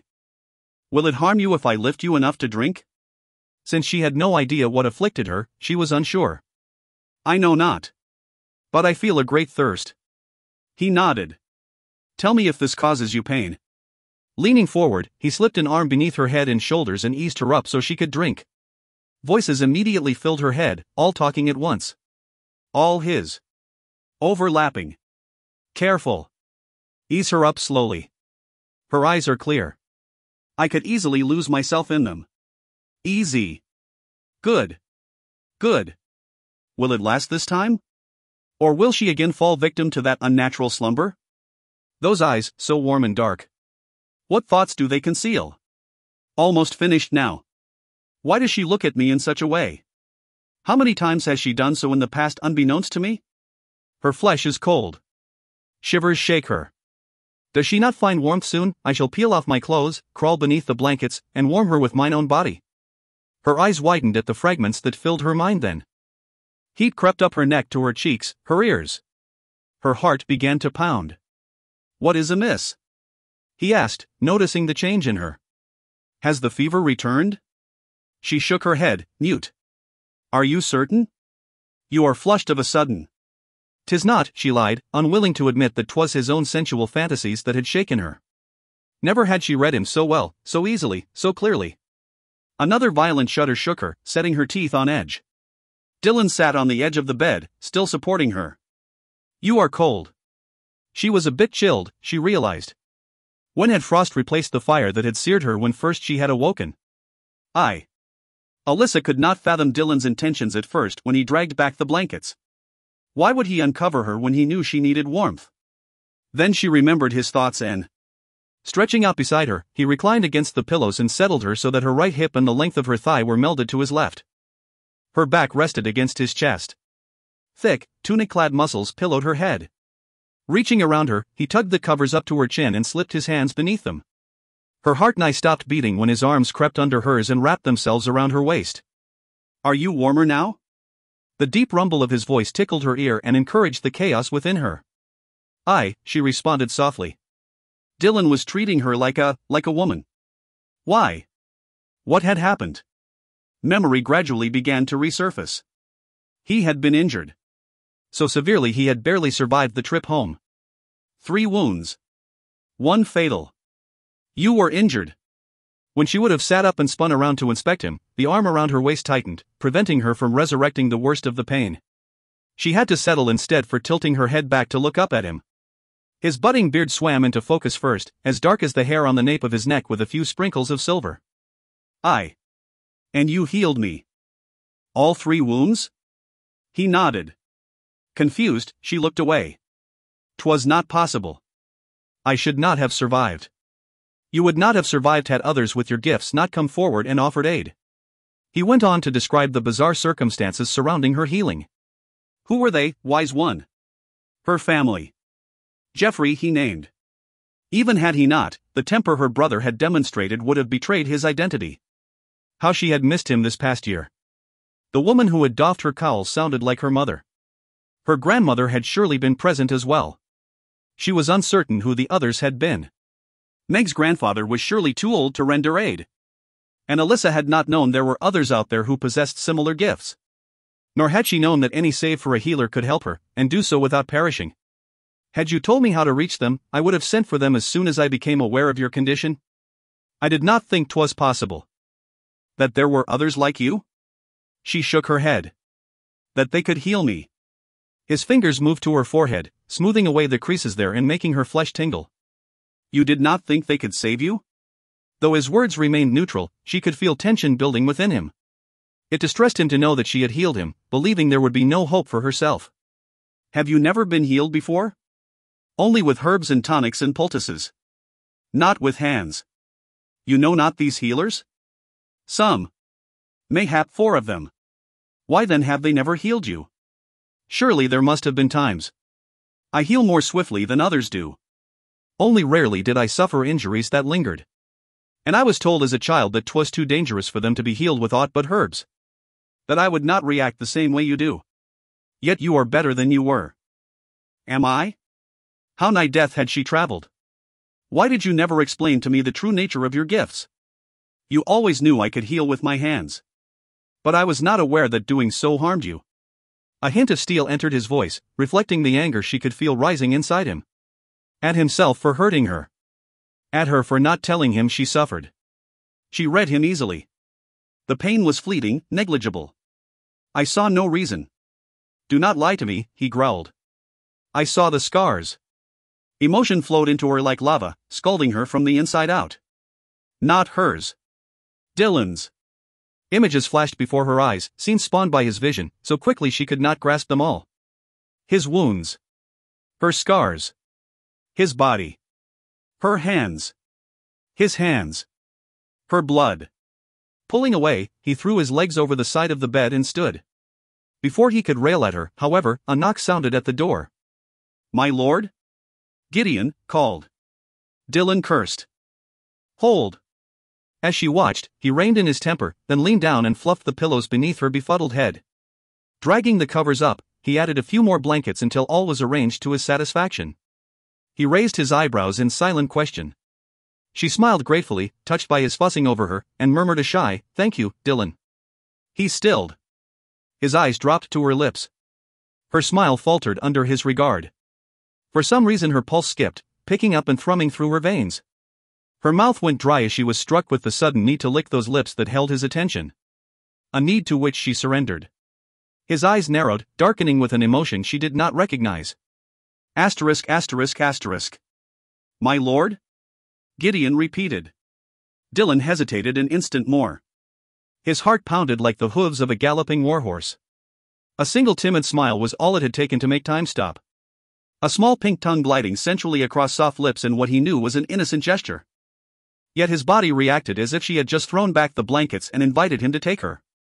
Yanking the curtains surrounding the bed closed, he called, "Enter." His squire slipped into the room and closed the door behind him. Harry is outside asking to see you, my lord. I told him only Robert and the sorceress are allowed to visit you, but he is insisting. Is it a matter of defense? The boy shrugged, face creasing with irritation. He will not say. His mouth is sealed tighter than William's purse. Where is Robert? Training with the men in the tiltyard. Send Harry to him. I tried to. Harry refuses to budge from yon hallway until he sees you. Scowling, Dylan sighed and settled himself in a chair by the hearth. Send him in. Harry strode in on slightly bowed legs, balding pate uncovered, helmet held in his beefy hands. When Gideon slammed the door on his way out, Harry jumped. Eyes darting around the room, lingering momentarily on the bed, he cleared his throat. Dylan watched him shift from foot to foot and waited, arms folded across his chest. He had known this man all of his life and could not remember ever having seen him look so anxious. You seem to be on the mend, my lord, Harry blurted, wincing when the words emerged unnaturally loud and hearty. I. A pained look crossed the older man's face when Dylan offered no more. 'Tis pleased I am to hear it. The men will be glad to see you return to your duties. Not that they have any complaints about Sir Robert, mind you, he added hastily. A fine leader he is. Harry. I. Did you come here to commend my brother's leadership skills or was there aught else you wished to discuss? The gatekeeper's shoulders slumped. I do have a concern, me lord. He glanced over his shoulder, then leaned forward as if he feared Gideon might have his ear pressed to the door. Intrigued, Dylan leaned toward him. Go on. You may speak freely here. Well, I come to ask about the wise woman. Instantly alert, Dylan kept his expression neutral. He had asked Marie to don the wise woman's robes and venture out a few times so his people would not know the healer was ill. As far as I know, the wise woman is down below, either with Robert or in her chamber. If you wish to speak with her, you will have to seek her there. Harry shook his head. Not that wise woman. Our wise woman. I come to see how she fares. Whilst Harry had been privy to Robert's search for another healer 2 nights earlier, he had not known the reason for it. And Marie's impersonation of the sorceress had been questioned by no others. Why would Harry doubt it? I do not. He knows, my lord. Both men spun to face the bed as a portion of the curtains retreated and the seer's face appeared. She sat up, her face pale as she clutched the blankets to her chest. Harry's face broke into a wide smile, several creases forming alongside his mouth and at the corners of his eyes as he hurried toward the bed. Lass, I was worried about you, I was. Scowling, Dylan rose and followed him. You have not been to your garden in days. Not since Sir Robert came searching for another healer. Her startled gaze met Dylan's. Mayhap she did not realize she had been lost to unconsciousness for 3 days. I thought at first 'twas for Lord Dylan, Harry went on, but when I did not see you, I feared the worst. The wise woman smiled sweetly and reached out to pat one of Harry's oversized hands. I am well, Harry. Please do not fret over me. Something ugly and seething coiled within Dylan's gut, loathsome, blisteringly hot jealousy. Harry knew. Harry knew her. Not the facade she had shown Dylan and the others over the years, but that which had always been hidden beneath her robes and her whisper. Harry alone was unsurprised by her youth. He knew. You are so pale, he declared now in the closest thing to a fatherly tone Dylan had heard in use. What ails you, child? Dylan gritted his teeth. He did not even know the healer's name and this man spoke to her as if they were old friends. I have been ill, she admitted, but am better now, Harry. Truly. When he opened his mouth to object, she hurried to change the subject. Have my plants begun to wither? Nay.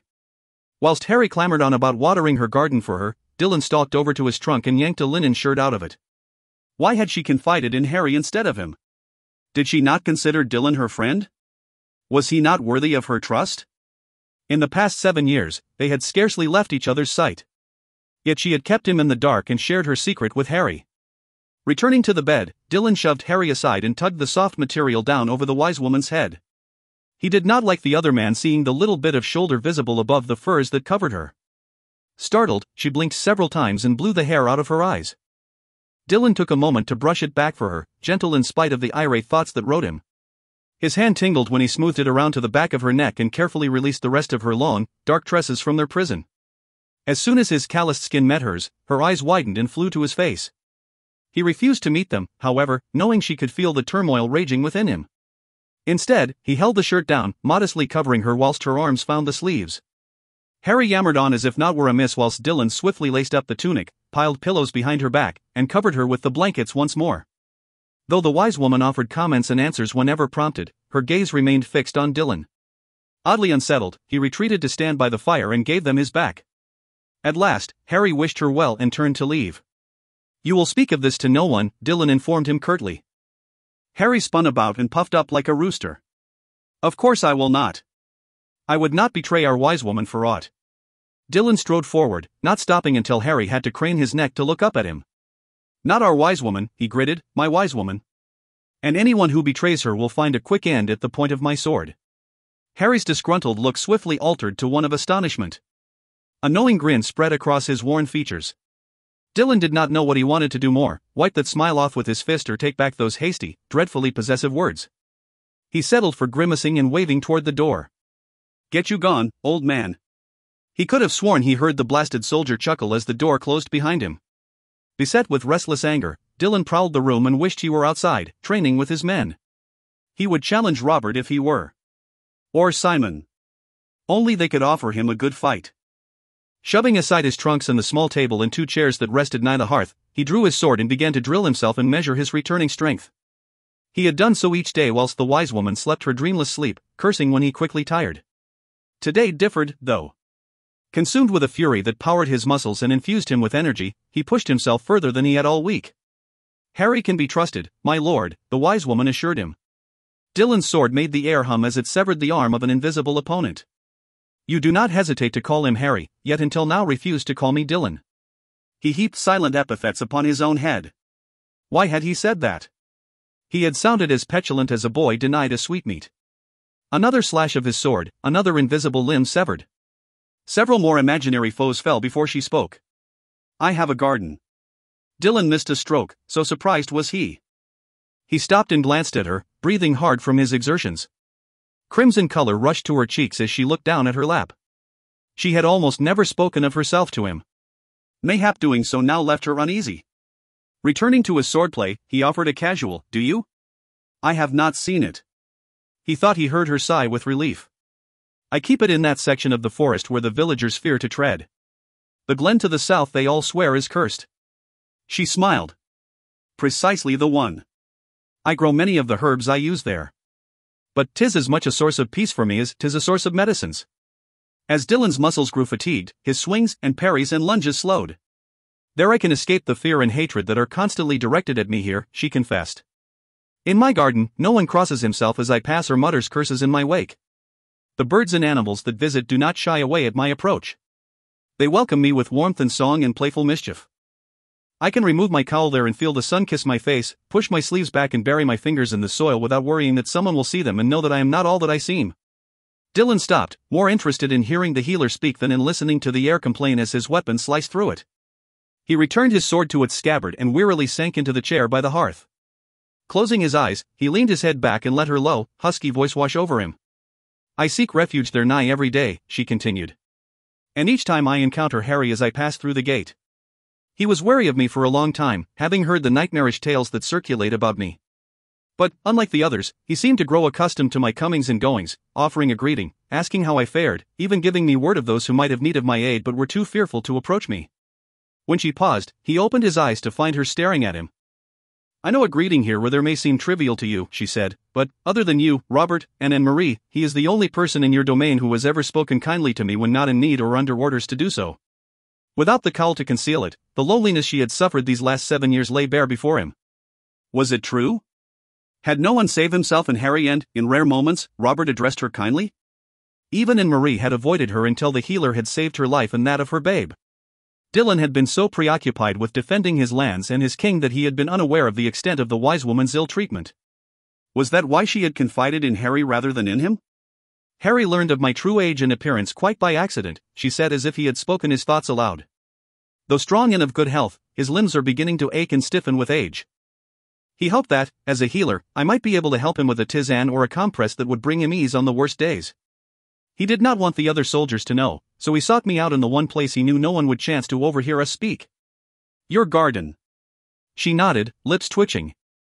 "I cannot tell you what a fright we gave each other. One minute I was alone, and the next a man stood across the clearing." Apprehension suffused Dylan. What if it had not been Harry? If one of the village men had decided to brave the curse and follow her to her sanctuary, no one would have been there to protect her. Harry had come searching for an elderly sorceress, not a young woman who grubbed about in the dirt and feigned an ability to sing. I fear it came as a bit of a shock to him. Dylan made some sound of agreement, still fretting over her safety. "He is a good man."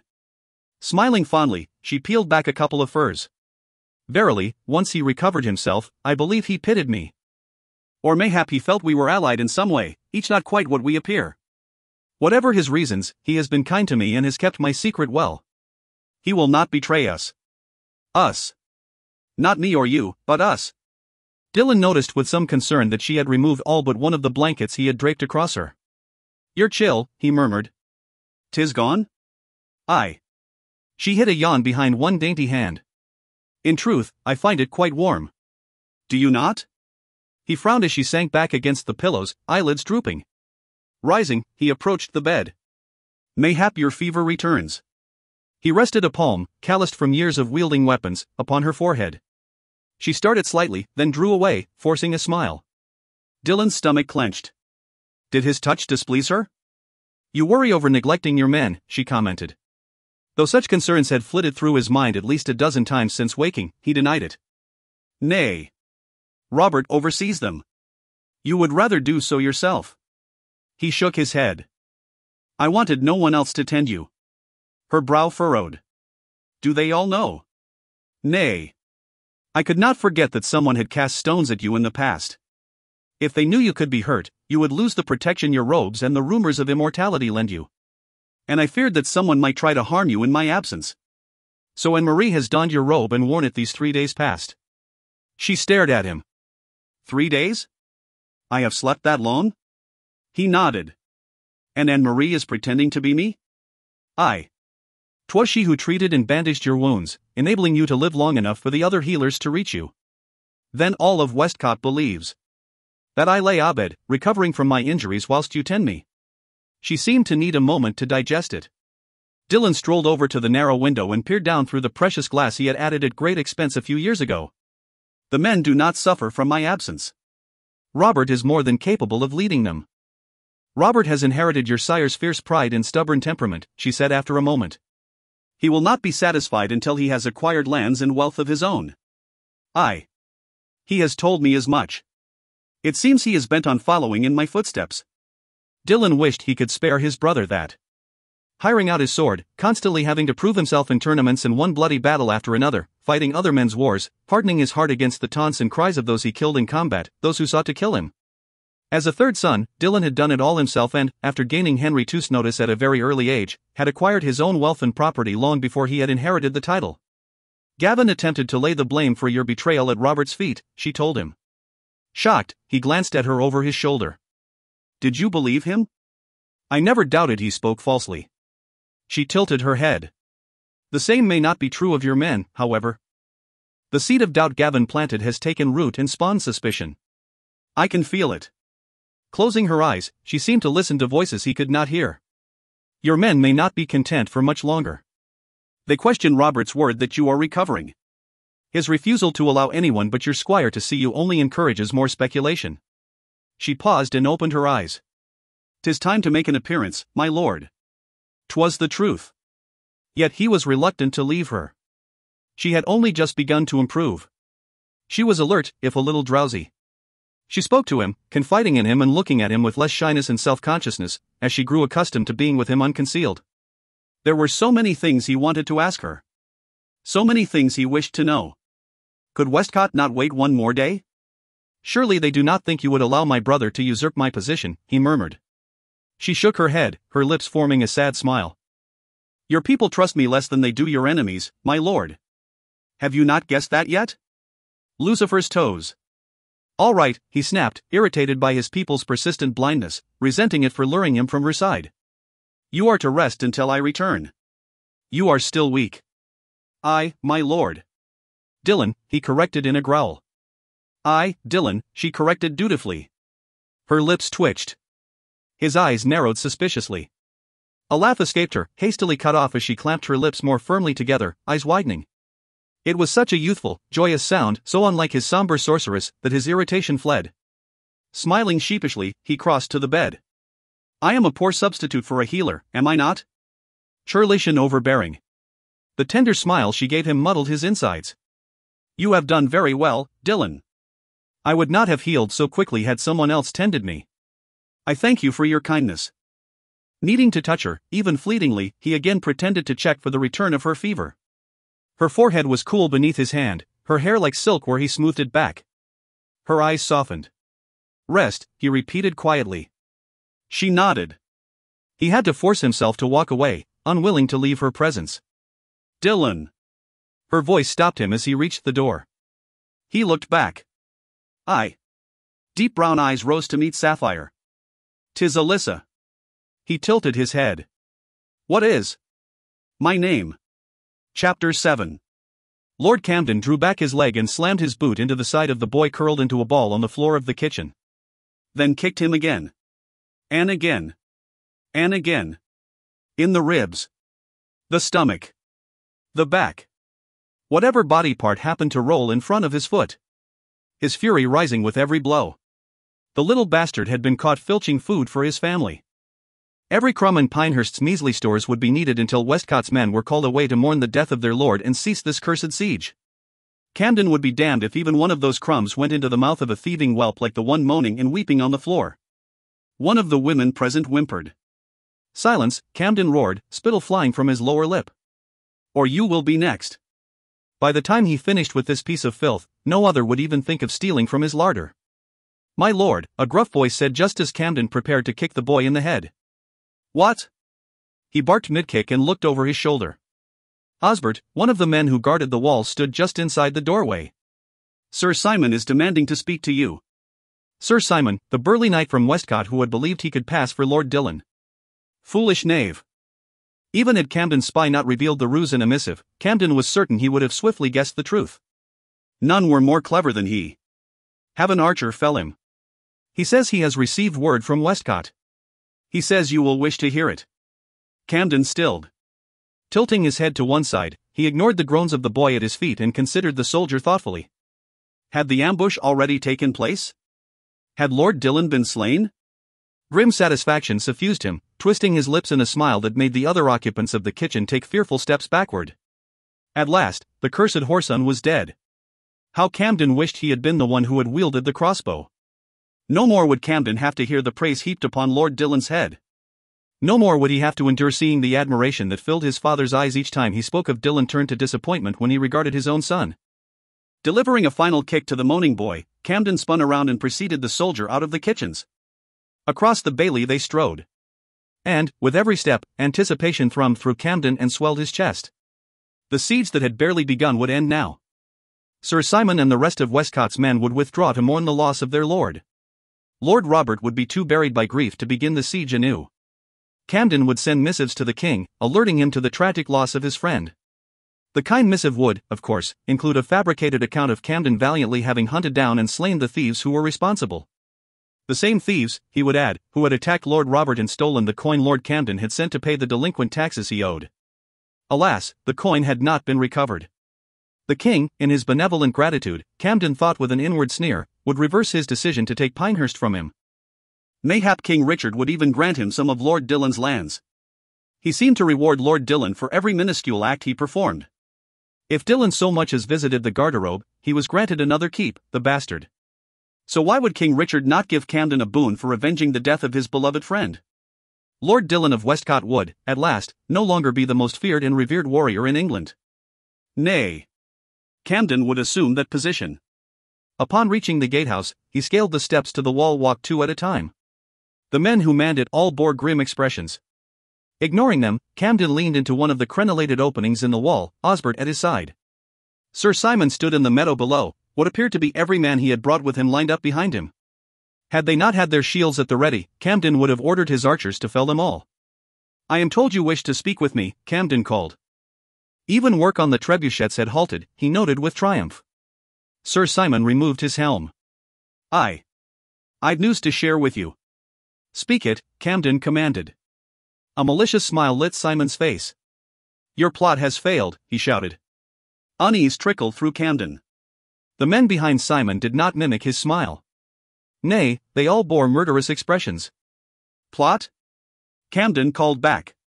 "I know not." "The ambush you arranged did not gain you what you hoped it would," Simon interrupted. "Lord Dillon survived. Gavin has revealed your perfidy. And a missive has already been sent to the king, granting him the details of your attempt to murder his most trusted warrior." Camden's blood went cold. Gavin had betrayed him? Dillon had survived the ambush? "You should have at least had the bollocks to try to kill him yourself, you bloody coward," Simon mocked him. A rumble of agreement swelled behind Simon. Humiliation heated Camden's face. "Kill him," he whispered hoarsely, his hands beginning to tremble. "What?" Osbert asked. "Surrender the keep now," Simon ordered in a voice all of Pinehurst could hear, "and mayhap, when Lord Dillon arrives, he will let you live." "Kill him." Camden hissed furiously. Osbert murmured something. One of the archers behind Camden stepped into the next crenellated opening and raised his bow. An arrow struck the archer in the chest with a thwap. Camden watched him stagger backward and collapse.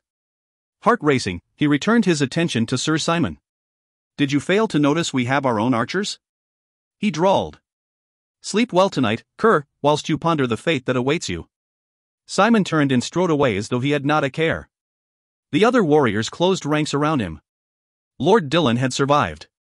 Camden's heart slammed against his ribs. And he cursed the fear that drove it. Dillon had survived. The king knew of the murder plot. And Simon had named Camden a coward loud enough for everyone at Pinehurst to hear. The corner of one eye began to twitch as fury battled fear. They thought themselves so much better than he? They were not fit to eat the shit that clung to the bottom of his boot.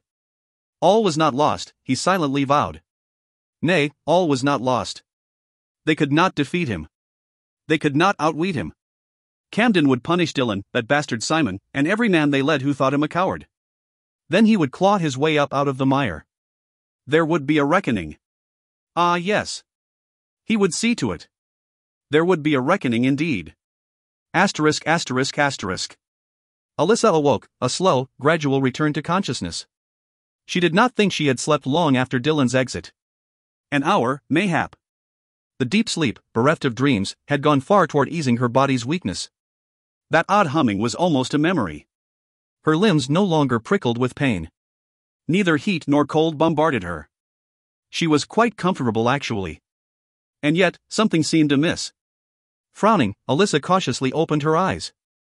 The shutters had been closed whilst she had slept, leaving the chamber thick with shadows. One such shadow detached itself from the rest and loomed over her. Gasping, she lashed out with her fist, striking her assailant squarely in the nose. A slew of curses filled her ears as he stumbled backward, tripped over something, and went down. Alyssa scrambled out of bed and raced for the door. Wait! Skidding to a halt, she spun around. The intruder abruptly shoved open the shutters, allowing the golden light of a setting sun to flood the room and illuminate its occupants. "'Tis only me. Robert?" "Aye."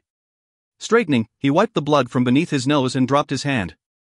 "Forgive me. I did not mean to frighten you." He took a halting step toward her. "Dillon will run me through if he learns I woke you. Please, do not tell him." She would have been amused if Robert were not staring at her with an awkward combination of hesitance, apology, and fascination. Heat crept up her neck when his gaze assessed her in a disturbingly masculine way. Where was her robe? She felt naked standing before him without it.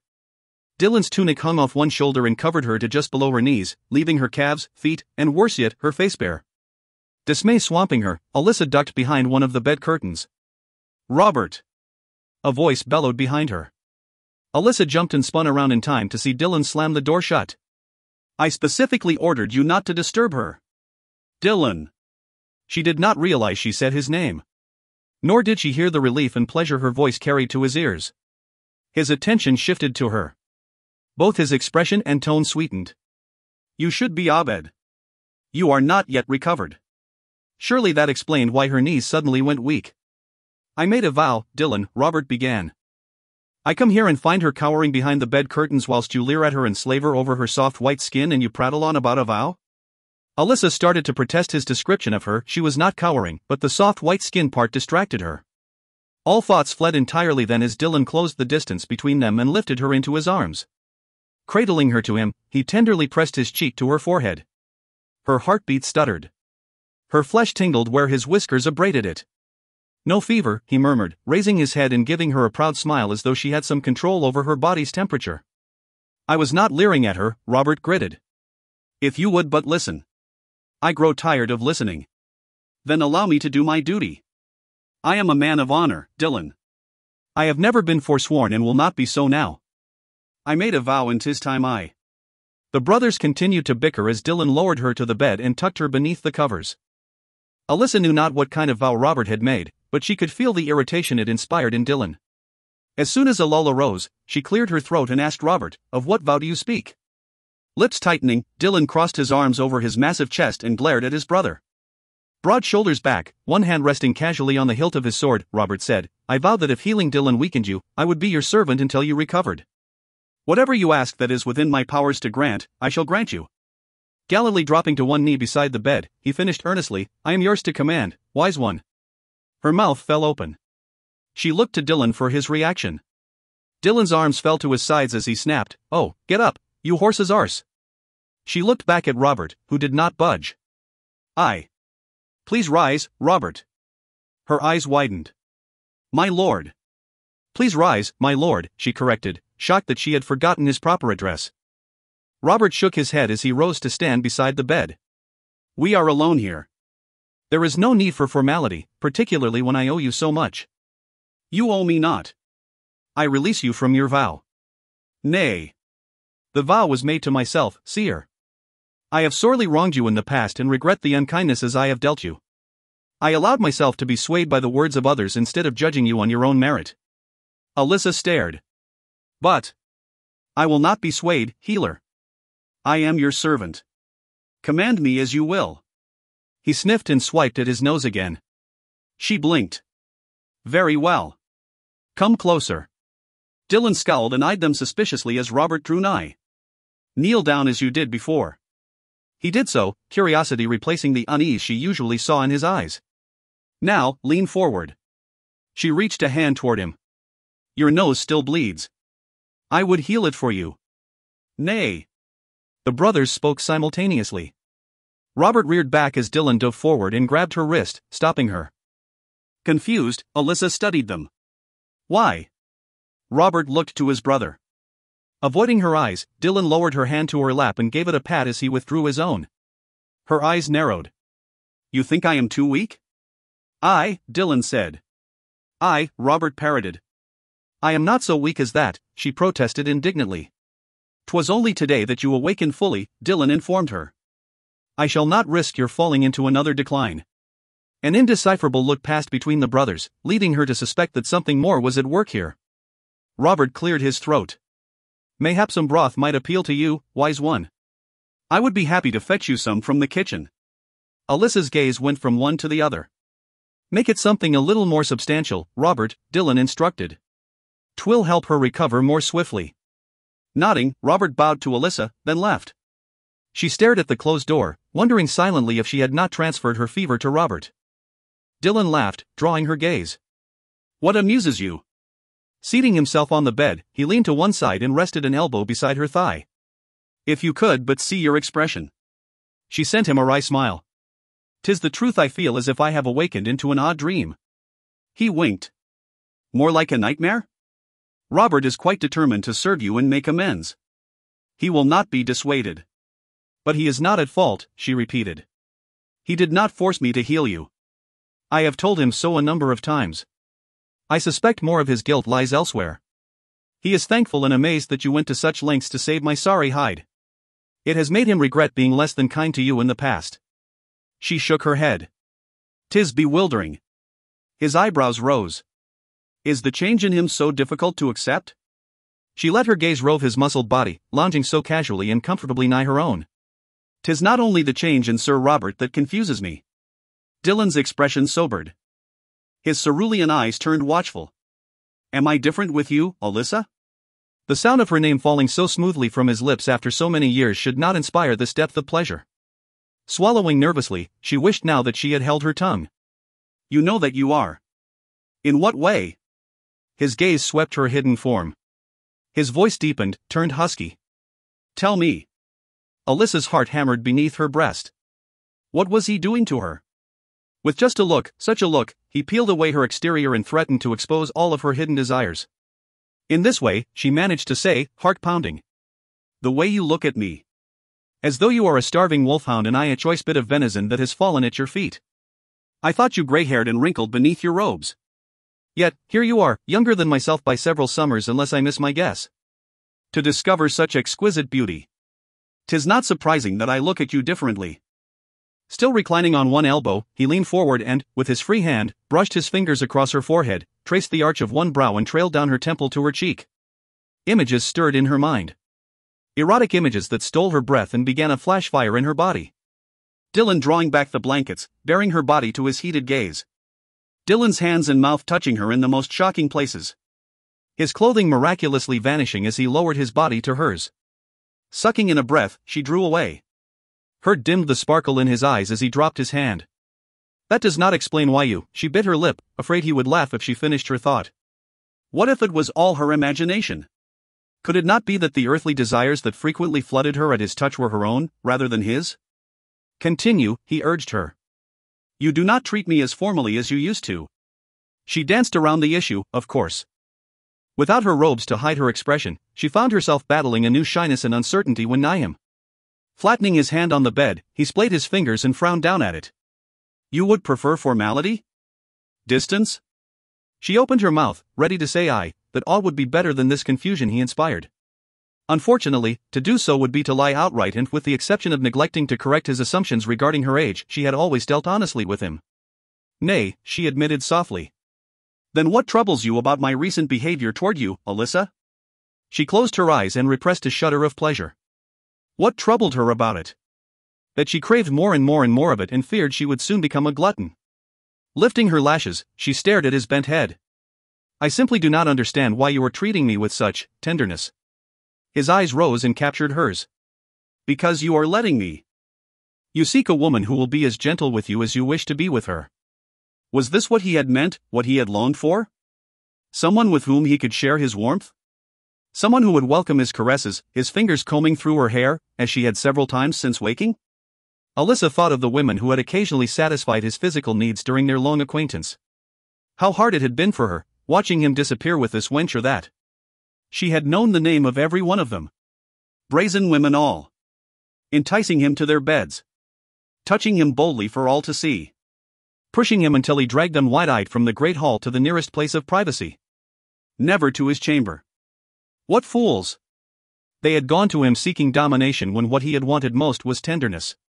Both to give and to receive it. She had envied them the intimacy they had shared with him, yet now understood that beyond the act itself, there had been no such intimacy. Was she the first woman to whom he had shown this side of himself? The first woman who had allowed him to? If so, what did it mean? To him? To her? For the future? She was his advisor. His sorceress.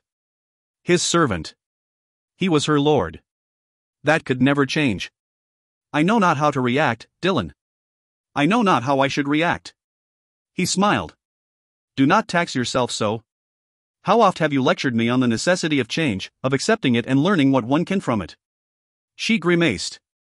Aye, but that change has never affected me before. He chuckled.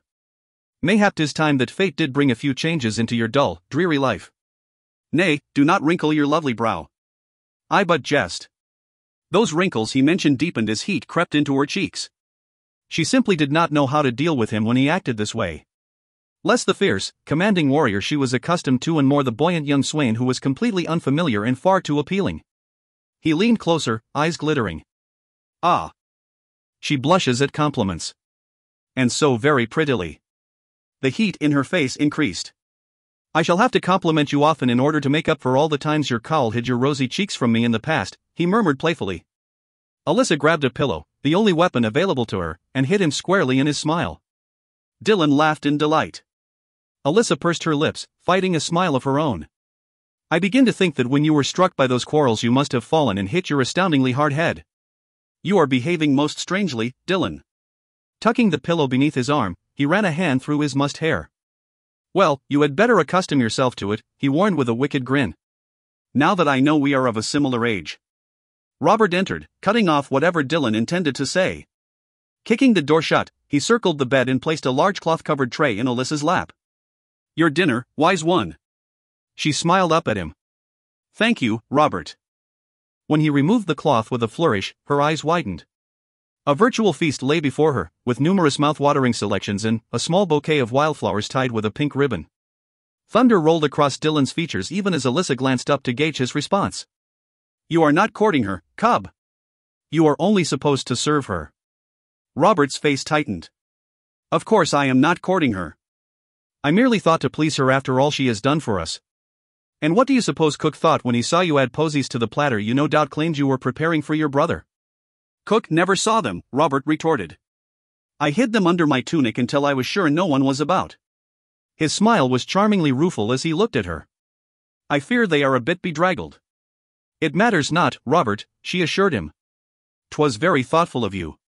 He tossed Dylan a triumphant smile. Alyssa spoke up quickly to head off the impending explosion.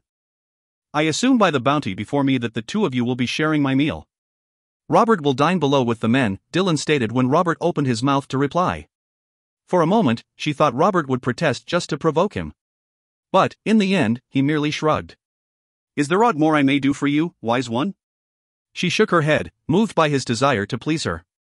I thank you, Robert, but nay. As you wish. He offered her a chivalrous bow, then strolled from the room. ******. Scowling, Dylan watched his brother leave. Curse his hide. Robert always knew the right thing to do when it came to women. The right thing to say. Exactly how to brighten a pretty face. Flowers. As much as his people distrusted her, Alyssa had probably never been gifted with flowers in her life. And Dylan could have been the first to do so had he thought of it. He could have been the one to receive her sweet smile of thanks. Instead, Robert had. Sitting up, he swiveled on the bed to face her and crossed his legs. Pay him no mind, Dylan, she advised with a sweet smile. 'Tis only as you say. He wishes to make amends. As soon as I return to my duties, his vow will have been fulfilled and he will move on to more interesting endeavors, leaving us to enjoy our ordinary world. Relief suffused him. You are right, of course. He reached for a piece of bread, relaxing as his jealousy subsided. Though jealousy was new to him, he began to understand why it repeatedly drove men to make idiots of themselves. I should not complain. His wariness around you has always troubled me. She nodded. As it has me. I have hoped over the years that, as close as the two of you were, your trust and acceptance of me would in time find its way past his superstitions. She took the tasty bit of venison he offered with a smile, then chewed thoughtfully. Dylan's food went untouched for long moments as he watched her lips, entranced. She reached for the wine. His gaze fell to the graceful lines of her throat as she sipped, noting the gentle motions as she swallowed. A hint of liquid sparkled upon her lips when she finished, and he waited impatiently for her to sweep it away with her tongue. Ah, yes. He had had no idea a man could derive such pleasure simply from watching a woman eat, watching her drink. The movements of her hands. Her lips. Her tongue. A new hunger rose within him, superseding the other. You should eat, Dylan. 'Twill help you regain the remainder of your strength. Though you appear fit, I am sure you tire more quickly than does please you. She truly is an innocent, he thought when she tendered him a piece of roasted venison with her fingers. Dylan leaned forward and opened his mouth, allowing her to carefully place her offering inside. Before she could withdraw completely, he closed his lips, trapping one of her fingers within. He heard her breath catch and drew his tongue leisurely across her skin in a brief caress, circling and stroking. Her eyes focused on his lips as the pulse at the base of her neck began to pound erratically. So? She was as affected as he. Pleased with his discovery, he gave her fingertip a little nip and released it. Her dazed eyes met his, blinked, then flickered away as she ducked her head and nervously stuffed a piece of bread in her mouth. The finger he had teased, she curled into a loose fist and tucked against her chest. Am I mistaken in believing that you did not serve my father? He asked as though naught unusual had passed between them. She cleared her throat and avoided his gaze, color still ripe in her cheeks. Nay, my lord. I have served no other but you. He paused. Had she reverted to formality a purpose to remind him of their mutual positions or inadvertently because he had unsettled her? And you have been with me since my father's passing? Almost, she answered, her voice barely audible. I began serving you the night I helped you take Brimshire. You alone? He wondered how she could have advised him so wisely at such an early age. I. What age had you attained when you came into my service? I was 10 and 6, my lord. She glanced at him from the corner of her eye and, finding him watching her, occupied herself with taking a sip of wine. Dylan began to regret making her so uncomfortable. It had not been his intention. Instinct had driven him. Instinct and a desire to learn whether the attraction he felt sparking between them was mutual or one-sided. Unfortunately, having never pursued an innocent, he lacked Robert's smoother skills. You should eat, Alyssa, he murmured, mimicking her earlier words to him. 'Twill help you regain the remainder of your strength. Her lips lifted in a wry smile. You have acquired the most irritating habit of late of tossing my words back at me like a discarded bone. He grinned as she took another bite. Should good advice not be shared? She opened her mouth to offer what he suspected would be a traditionally dry reply, then rolled her eyes and went back to eating. He fought a laugh. I have one more question for you, then I shall leave the rest for the morrow and let you concentrate on your meal. She seemed to relax and even managed to keep from blushing when she sent him an inquiring look. Sobering, he asked the question that had been poised on the tip of his tongue ever since he had removed her cowl. Why have you hidden yourself from me these many years? Swallowing, she dabbed her lips with her napkin. The previous wise woman would not relinquish her position until I vowed to conceal my true age and appearance beneath the robes, allowing others to believe she and I were one and the same. He nodded his acceptance of her explanation, but battled disappointment. The fact that she did not distinguish him from the others discouraged him. He had thought they had grown closer than that over the years. She left no room for exceptions, Dylan, she continued. And I did ask. My adherence to the robes is not a reflection of any lack of trust in you. You were the one person I would have willingly shared my secret with had I been given a choice in the matter. His spirit lightened. Curiosity rose.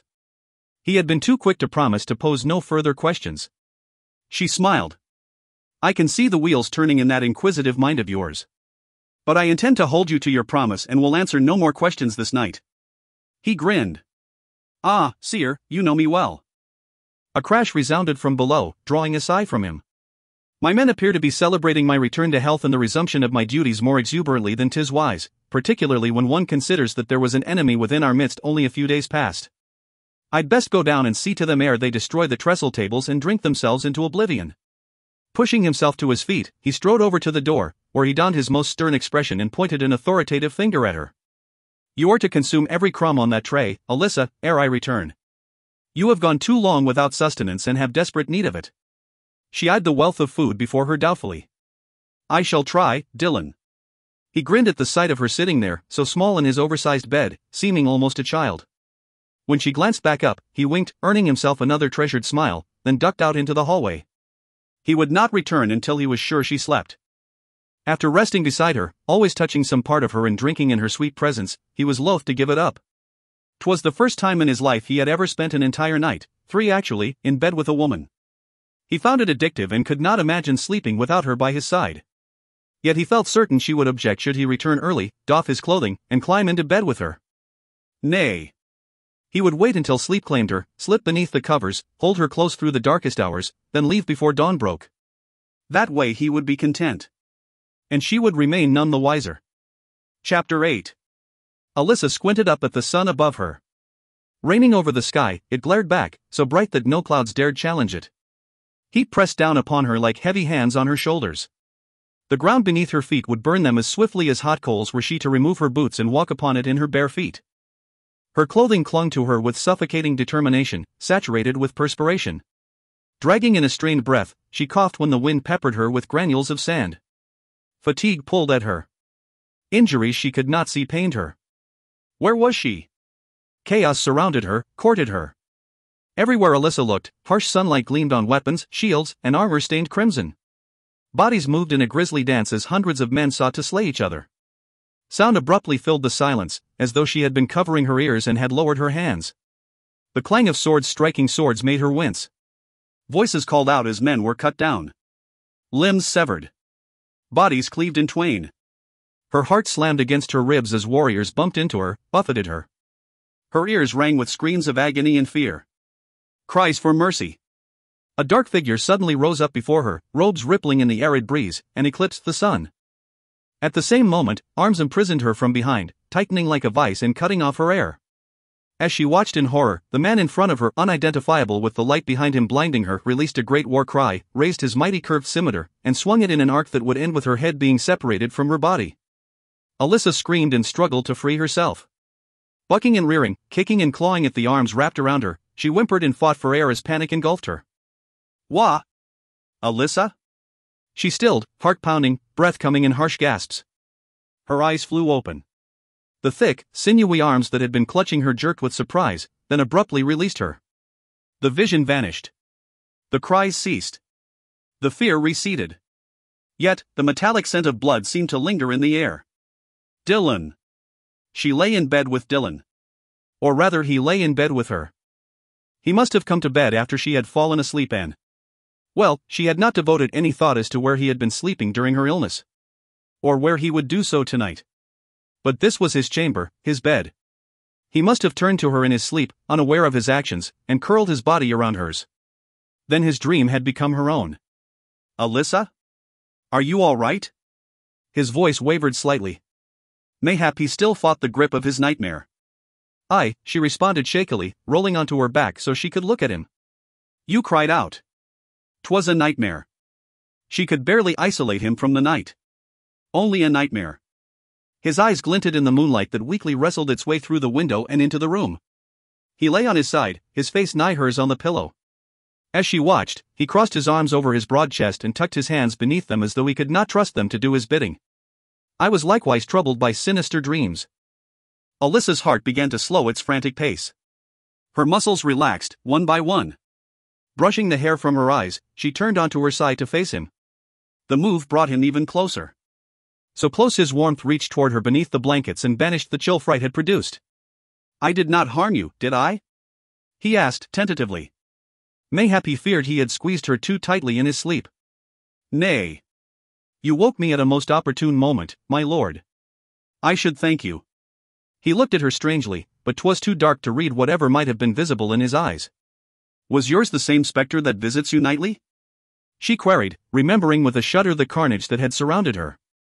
He sighed and reached up to rub his eyes. "'Tis not always the same dream, but 'twas of a similar nature." Unbidden, tears threatened. No wonder he slept so poorly. If she knew such dreams awaited her each time she rested, Alyssa would never want to sleep.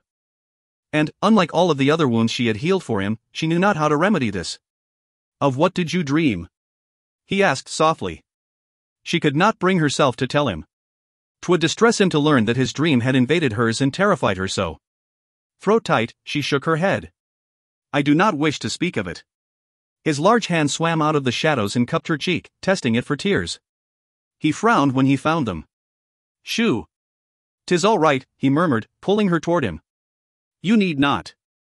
'Twas but a dream, Alyssa. Let it trouble you no more." She let him draw her head to his chest, press her body to his. He stroked her back with one hand, her hair with the other. Long, leisurely brushes. Slow, soothing circles. Tranquility suffused her as she slipped her arms around his waist and mirrored his actions. He was so large and muscular, his back wide and strong. When he pressed a kiss to the top of her head and rested his cheek against her hair, she smiled and nuzzled his chest, the coarse hair there tickling her nose. Alyssa knew not what spell had befallen her. Never had she felt this sense of peace, this sense of freedom. Not a breath of air separated them. Her full breasts pressed against his chest and rippling abdomen. Her hips rested against his. Their legs were loosely entwined. 'Twas, for all intents and purposes, a lover's embrace. Yet, she felt no shame, no embarrassment. Only a rising tide of heat as her pulse quickened once more, this time with something other than fear. The muscles beneath her hands gradually went taut, his tension finding its way into her. She felt the one part of him she had always modestly avoided viewing, but had glimpsed the morn he had leapt out of bed naked, lengthen against her stomach in the most shocking way. Breathing became difficult. The large hand at her back now incited instead of soothed. But incited what? Such feelings were foreign to her, alternately exciting and frightening. He shifted, one muscular thigh slipping between hers. His thoughts fought their way past whatever haze afflicted her. Absently acting on them, she moved her right leg up a little higher. He moaned, a low rumble just short of a growl, and she was surprised by the pleasure she felt course through him. Sliding his hand across her hip, over her bottom, and down her thigh, leaving tingling fire in his wake, he hooked his fingers beneath her knee and drew it up until it rested over his hip. She had not realized until then that he was bare. Her calf met naught but heated flesh that flexed as he leaned into her, practically rolling her onto her back and generating an even greater heat within her. The only thing separating that most intimate part of her from the most intimate part of him was the thin linen shirt she wore, which had ridden up almost to her bottom. He must have heard her gasp, for he stilled of a sudden, his hand motionless on her thigh. His fingers paused in the process of slipping beneath her shirt to caress smooth, bare skin. Alyssa? Insecurity, desire, astonishment, guilt, need. She could not differentiate her emotions from his. Not whilst her body hummed and begged her to ignore her obligations, to be selfish and give in to the wondrous feelings Dylan nurtured within her. Oh, how she wanted to lean into him, rub her body against his, and fan the flames higher. Alyssa! He intended to apologize. She could feel it, rising within him alongside embarrassment over what he considered his clumsiness with women. She frowned over that because she had never once seen evidence of such and had herself just experienced the opposite. Yet Dylan feared she would turn from him and think him crude for giving in to his base desires and touching her. Even now his body ached with need and she could feel how he fought the urge to move against her, carefully holding himself in check. When he drew in a breath and opened his mouth, she slipped a hand up to cover it. He hesitated, then pressed a kiss to her fingertips. She closed her eyes, the knowledge that she could never have him for her own weighing her down. "Good night, Dylan," she whispered, disappointing him, and herself. "Good night." She felt him tense when she slid her leg down his. Her body protesting every move, she rolled away from him onto her other side. Cool air rushed in between them, contrasting sadly with the heady flush he had left on her skin. Alyssa listened carefully, expecting him to turn away from her. He did not. He remained exactly as she had left him, utterly still. Was he as full of regrets as she? Minutes passed. Neither found solace in sleep. Dylan? Silently, she cursed herself for her weakness. I am cold. A moment's hesitation followed. Then she heard the bedding rustle and felt his big warm body mold itself to her back. The tops of his thighs met the backs of hers. One of his thick arms came around her waist, holding her close, his hand just beneath her breast. The other slipped under her head to form a pillow. Emitting a sigh of contentment, he burrowed his face into her hair and awaited her response. Surely she could allow herself this much. Thank you, Dylan. Was that a kiss pressed lightly to her shoulder? Good night, Alyssa. Asterisk. Dylan dragged his fingers through sweat-dampened hair and detained a passing servant long enough to request a drink. You seem to be in fine form again, brother, Robert said beside him. I thought 'twould take you longer to regain your strength. Why? Dylan surveyed the hall around them to ensure no one else listened. My wounds were healed days ago. Had I not been otherwise occupied, I would have long since joined Simon in the battle for Pinehurst. Giving him a wry smile, Robert shook his head. You did not see the frightening amount of blood that spilled from your body. I did not know a man could lose so much and yet live. Dylan recalled his and Marie's fruitless attempts to stop the unceasing crimson rivulets that had escaped Alyssa's wounds. Wounds he had put there. His lips tightened. His teeth ground together. No good will come of such thoughts. He glanced at Robert with surprised censure. Presume you to know my thoughts? Both men took the tankards a serving woman offered them, then waited until she was out of earshot. You blame yourself for the pain she suffered healing your injuries. Dylan tossed his head back and drank deeply. The scars his wounds had left on her body may no longer be visible, but they had been indelibly carved into his memory. As had the more recent wounds that had nigh stolen her from him. I blame myself with good reason. 'Twas my fault. You did not knowingly step into the path of those quarrels. Nor did you encourage her to heal you, knowing it might harm her in some way. If with anyone, the fault lies with me. Nay. We have already dismissed that. Dylan took a step or two away and stood watching the servants put the hall in order. Alyssa had always ensured that his home was clean and freshly scented, that colorful tapestries adorned the stone walls. 'Twas another of her tasks he had taken for granted. In all of the years I have known her, I have never questioned her method of healing, never asked her the consequences. One often does not question what one has seen and been told since birth. Our father never asked after the health of his healer. She never exhibited any weakness. Since you thought them one and the same, 'twas natural for you to assume your own came to no harm when she exercised her gift. Ignorance is no excuse. It does not erase the pain she felt each time my wounds ripped open her flesh. Dylan, Robert stopped, then nodded to the entrance, where a man stood, searching the room's few occupants. Look you there. 'Tis no doubt a message from Simon. Spotting his lord, the man hurried to Dylan's side and held out a missive. My lord. A missive from Sir Simon. Taking the roll of parchment, Dylan waved the man toward the kitchen. Seek yourself refreshment. I, my lord. Dylan heard fading footsteps as he scanned Simon's careless scrawl. What news? Robert asked. They are tunneling under the walls and await my orders ere they break through and take the castle. Camden suspects not because he expects them to use the trebuchets instead. A clever ploy, assembling the trebuchets within his sight to fool him into thinking he will know how and when the attack will come. I sent word to Simon of your injuries and of the failed ambush the day after you fell so he would not wonder at your delay. And he has apprised Camden of my good health. Dylan's lips twitched. And called him a cowardly cur for not trying to kill me himself whilst he did so. His brother laughed. Would that I could have seen Camden's face. No doubt he soiled his armor when he heard you survived and will soon seek justice. Dylan grunted, staring down at the parchment.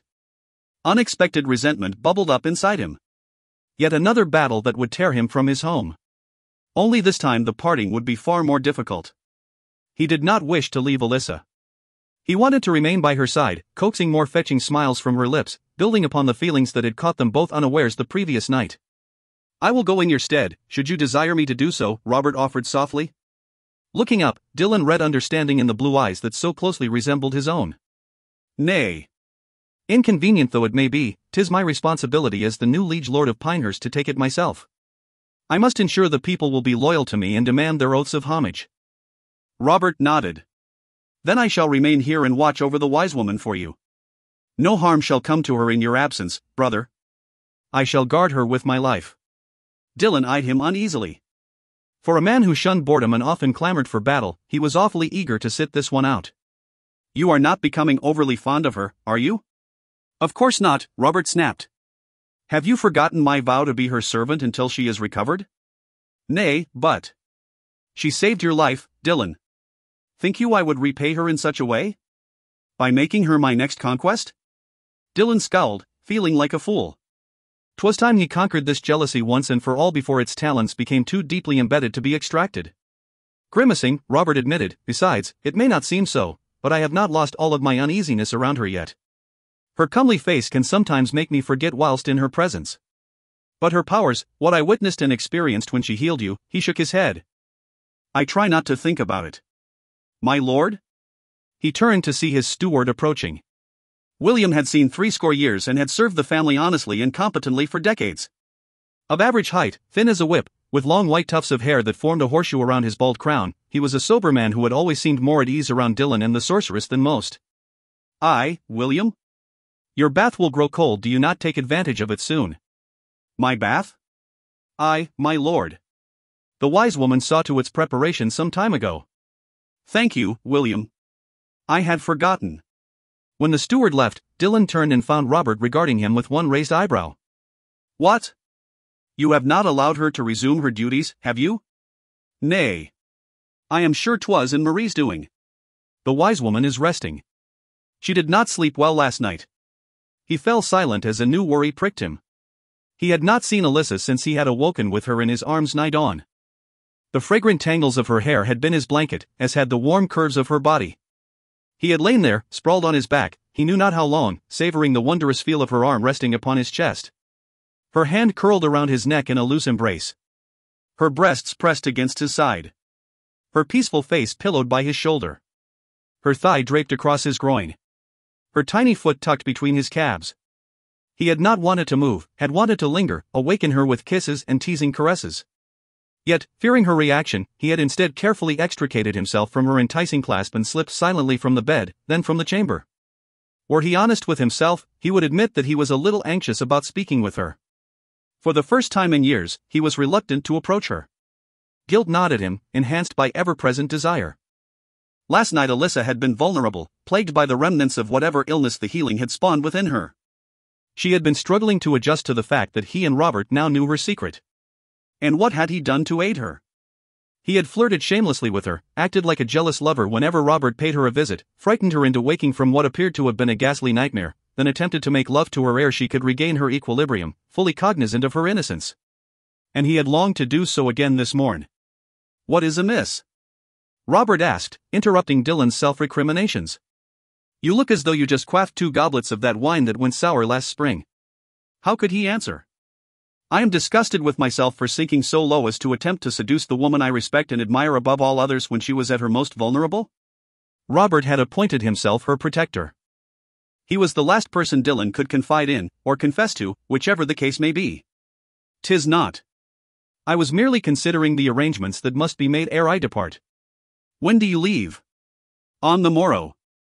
Robert nodded and clapped him on the back. I shall see to it for you. Go and have your bath. You will no doubt be sore after the paces I put you through this morn. Dylan cuffed his brother playfully. 'Tis too soon to gloat, cub. You've yet to best me, even as weak and frail as I am after my injuries. Robert had a few choice words to say about that. Dylan imagined Alyssa's cheeks would have turned quite pink if she had heard them. The fact that he could now view and treasure those lovely blushes brought a smile to his face as he climbed the stairs and approached the solar. Very quietly, he opened the door, slipped inside, then closed it, hoping his bath would not disturb Alyssa if she rested. Or offend her modesty if she did not. Swiveling to face the room, he froze. His smile slowly slipped away as everything within him went still. Then his heart began to pound a hard, heavy beat. His stomach did a funny little turn. And all of the self-castigating thoughts that had beleaguered him below threw up their hands in defeat and fled.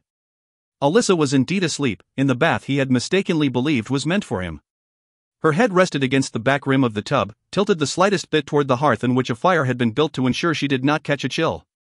The flickering flames cast golden highlights across her dewy skin. Desire carried Dylan's feet forward. sitting behind her on the floor, brushing Alyssa's hair and fanning it out to speed its drying, and Marie gasped when she noticed him. "My lord! I did not hear you enter. When I came in to see if I could aid the healer in some way, she requested a bath and I." "Leave us," he instructed, never taking his gaze from Alyssa. He knew not what Marie saw in his face, but it sent her fleeing across the room to retrieve a bundle from the bed, then out the door without donning Alyssa's dark robe. Dylan stood beside the tub for many long moments, simply drinking in the sight of her. Alyssa's hair had begun to dry and spilled down to the floor in rivulets of midnight satin that would soon draw up into waves and curls. The hollows that had formed under her eyes lay hidden beneath the thick lashes that brushed them. The full lips he had neglected to kiss whilst his hands had made their sojourn over her body the previous night parted just enough for him to glimpse the edges of her teeth. Soft lips. Pink and pouty. His mouth went dry as he pondered how they would taste, how easily they would mold to his own. The slender arms she had wrapped around him last night now balanced on the rim of the tub. The graceful hands that had stroked his back dangled limply over the side. Her tempting breasts drew his gaze next, their hard pink tips hovering just above the water's edge. The waist beneath was so small he was sure he could span it with his hands. Full hips bracketed the thatch of dark curls he had pressed his arousal against in his moment of weakness, then yielded to shapely legs he thought surprisingly long considering her diminutive height. Legs he wanted her to wrap around him in passion. Staring at her, Dylan thought her more beautiful than any other woman he had ever laid eyes upon. The longer he stood there, the harder his body became, the shorter his breath grew, and the fewer scruples remained to battle his erotic impulses. Leaning down, he drew fingers that shook across her shining temple and back to circle her ear. His palm cradled her cheek as her eyelids fluttered, then lifted. "Dylan," she murmured, a sleepy welcome that touched him deeply. Smiling, she raised one hand to stroke his cheek. He heard the rasp of his beard stubble as she stroked him again, further heating his blood. Her smile faltered. A tiny crease formed between her eyebrows as she tilted her head the other way. Again she stroked him. Her eyes widened. "Dylan!" Jerking her hand back, she bolted upright, splashing water over the edge of the tub and saturating his feet, his legs, and the floor around him. He just managed to keep their heads from colliding. As Alyssa glanced down at herself then around the room in unmistakable dismay, Dylan realized he had made another colossal blunder. The woman had spent 7 years completely hidden beneath black robes. Naturally she would not be pleased to wake up and find a gawking male salivating over her naked body. What should he do? How could he repair the situation? Dylan started to straighten, already searching in vain both for a suitable apology and for a towel or robe to hand her. Alyssa made a sound of protest, grabbed his tunic with both fists, and yanked him to her. Caught off guard, he felt his balance waver and grabbed for the tub's rim. He missed. His arms plunged into water. One foot went up. The other skidded in the puddle she had just produced. And the next thing he knew he was in the tub underwater with his face smashed between her breasts. A great deal of squirming and splashing took place next on both their parts. In the end, Dylan wound up in a position that made his head spin. His hands were braced on the bottom of the tub behind and to either side of her. His lower body was settled oh so wonderfully between her thighs, balanced on his knees with his feet in the air and his shins wedged against the foot of the tub. Heat surged to his groin, which was flush against her center. What lust he had felt before trebled as he met her astonished gaze. The chamber door abruptly opened. "Dylan, how large a contingent did you?" The words ended in a gasp. Alyssa shrieked and threw her arms around Dylan's neck to keep him from rearing back and exposing her. He bit back a groan when her legs encircled him as well to lock him into position as her shield. Gritting his teeth, he glared over his shoulder at his brother, impaling him with visual daggers. Robert stared at them with wide eyes and gaping mouth. "Well," Dylan growled. Face reddening, Robert snapped out of his shock and straightened.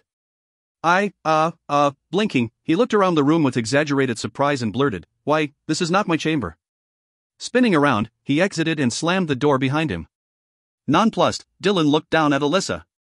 Now that their unwelcome audience had left them, she relaxed her hold and leaned back so she could meet his gaze.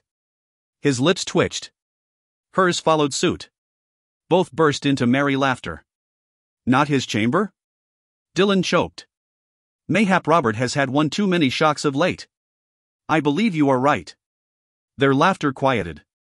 Awareness returned. Silence descended upon them as they stared into each other's eyes. Why did you do that? Dylan whispered finally, wondering how long it would take her to realize that her legs were still wound around him. Do what? She responded, her voice equally hushed. Supporting himself on one hand, Dylan raised the other and waggled his fingers to draw her attention to the water that dripped from them. Invite me into your bath. He gave her a teasing grin to stave off the nervousness he could see creeping in. I did not wish you to look upon me, she admitted. His eyes crinkled with suppressed laughter. And you thought pulling me down atop you would prevent that? Tears unexpectedly filled her eyes, contradicting the smile she forced and erasing his own. You were the only covering available to me. Dylan stroked her cheek, sensing that more than simple modesty troubled her. Why did you not want me to look upon you?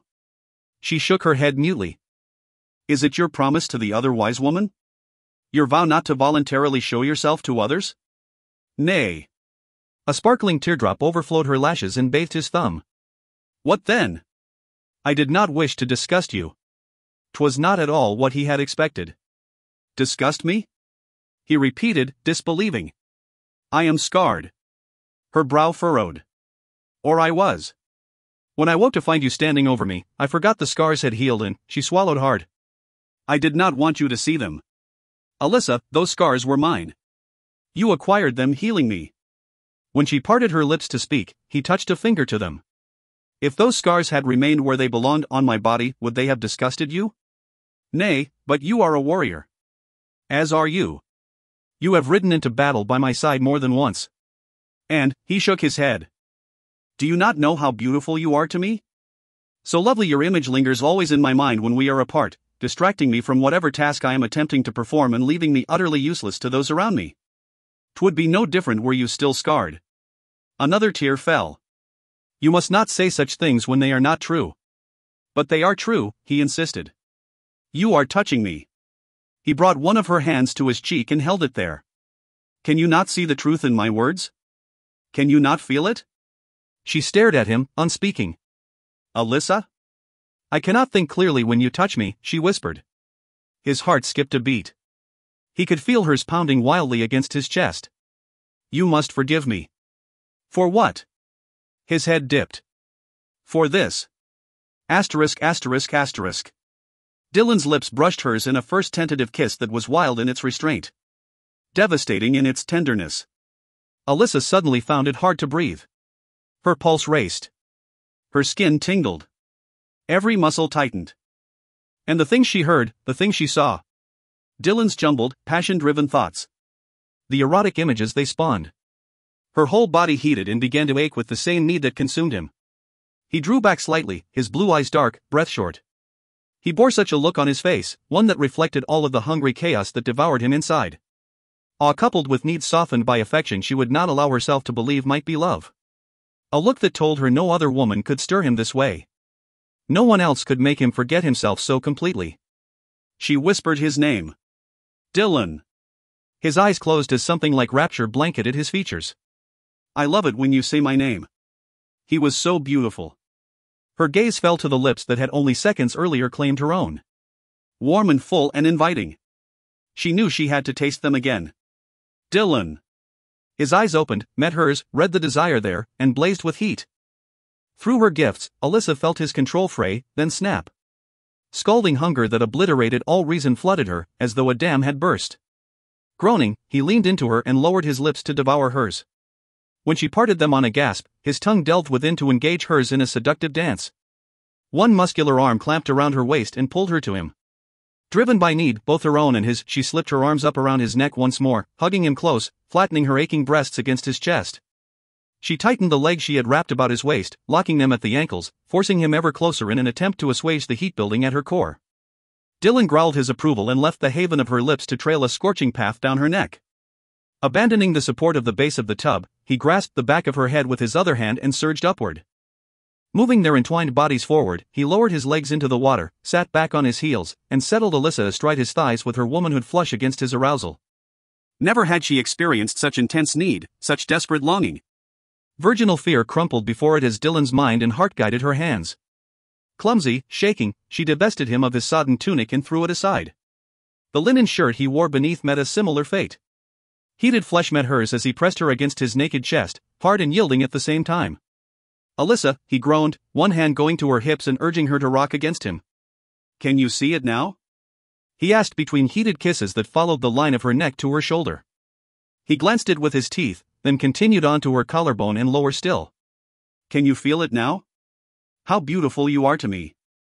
How desirable. How all-consuming and impossible for me to resist. Your skin. He laved the skin between her breasts with his tongue. Like that of a pearl. Glowing. Opalescent. How did you hide it from me? I should have seen it shining forth from beneath your black robes like the moon defying the cover of clouds. Your breasts. He claimed one pebbled peak with his lips, his tongue, his teeth. The other he fitted to his rough palm, setting off a roaring fire she knew only he could extinguish. They were made for my hands. Only mine. So soft and round and perfect. Your waist. I can more than span it with my hands. Such delicacy compared to my strength and bulk makes my head spin. Your hips. The hand at her breast slipped around to splay across her back, always roaming, as if he could not get enough of touching her. The other remained at her hip, sliding around to her bottom as he ground himself against her. I tremble with the need to be inside you. To feel you all around me, warm and welcoming, as frantic for me as I am for you. Your legs. In 1,000 years I would never have dreamed they would be where they are now, locked around me, urging me against you. And your face. Bestowing one last kiss upon each breast, he leaned back a few inches and stared, almost mesmerized, into her eyes. Your lovely face. He removed his hand from her back and drew fingers that quaked over her forehead to brush back her thick locks, wet once more from their splashing. I lack the words necessary to describe its beauty and know only that in hiding it from me, you were robbing me of my greatest treasure. Moisture blurred Alyssa's vision.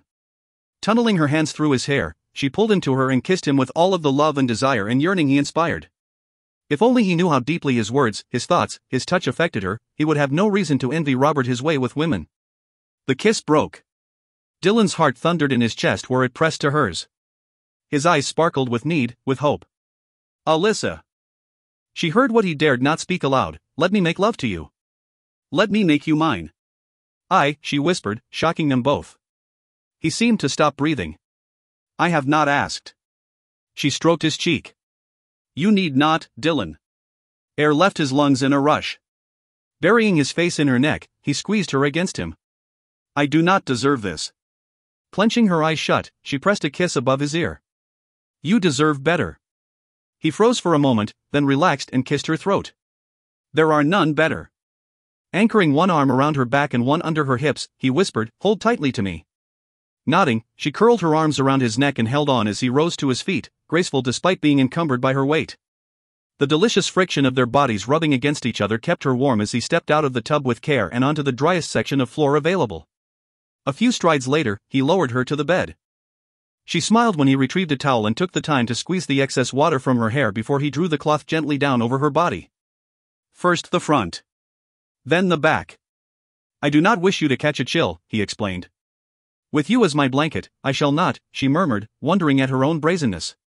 She grinned when his hands flew into action, shucking his boots and his soggy hose in brazen seconds. Once naked, he stood beside the bed for a moment to let her drink her fill of him.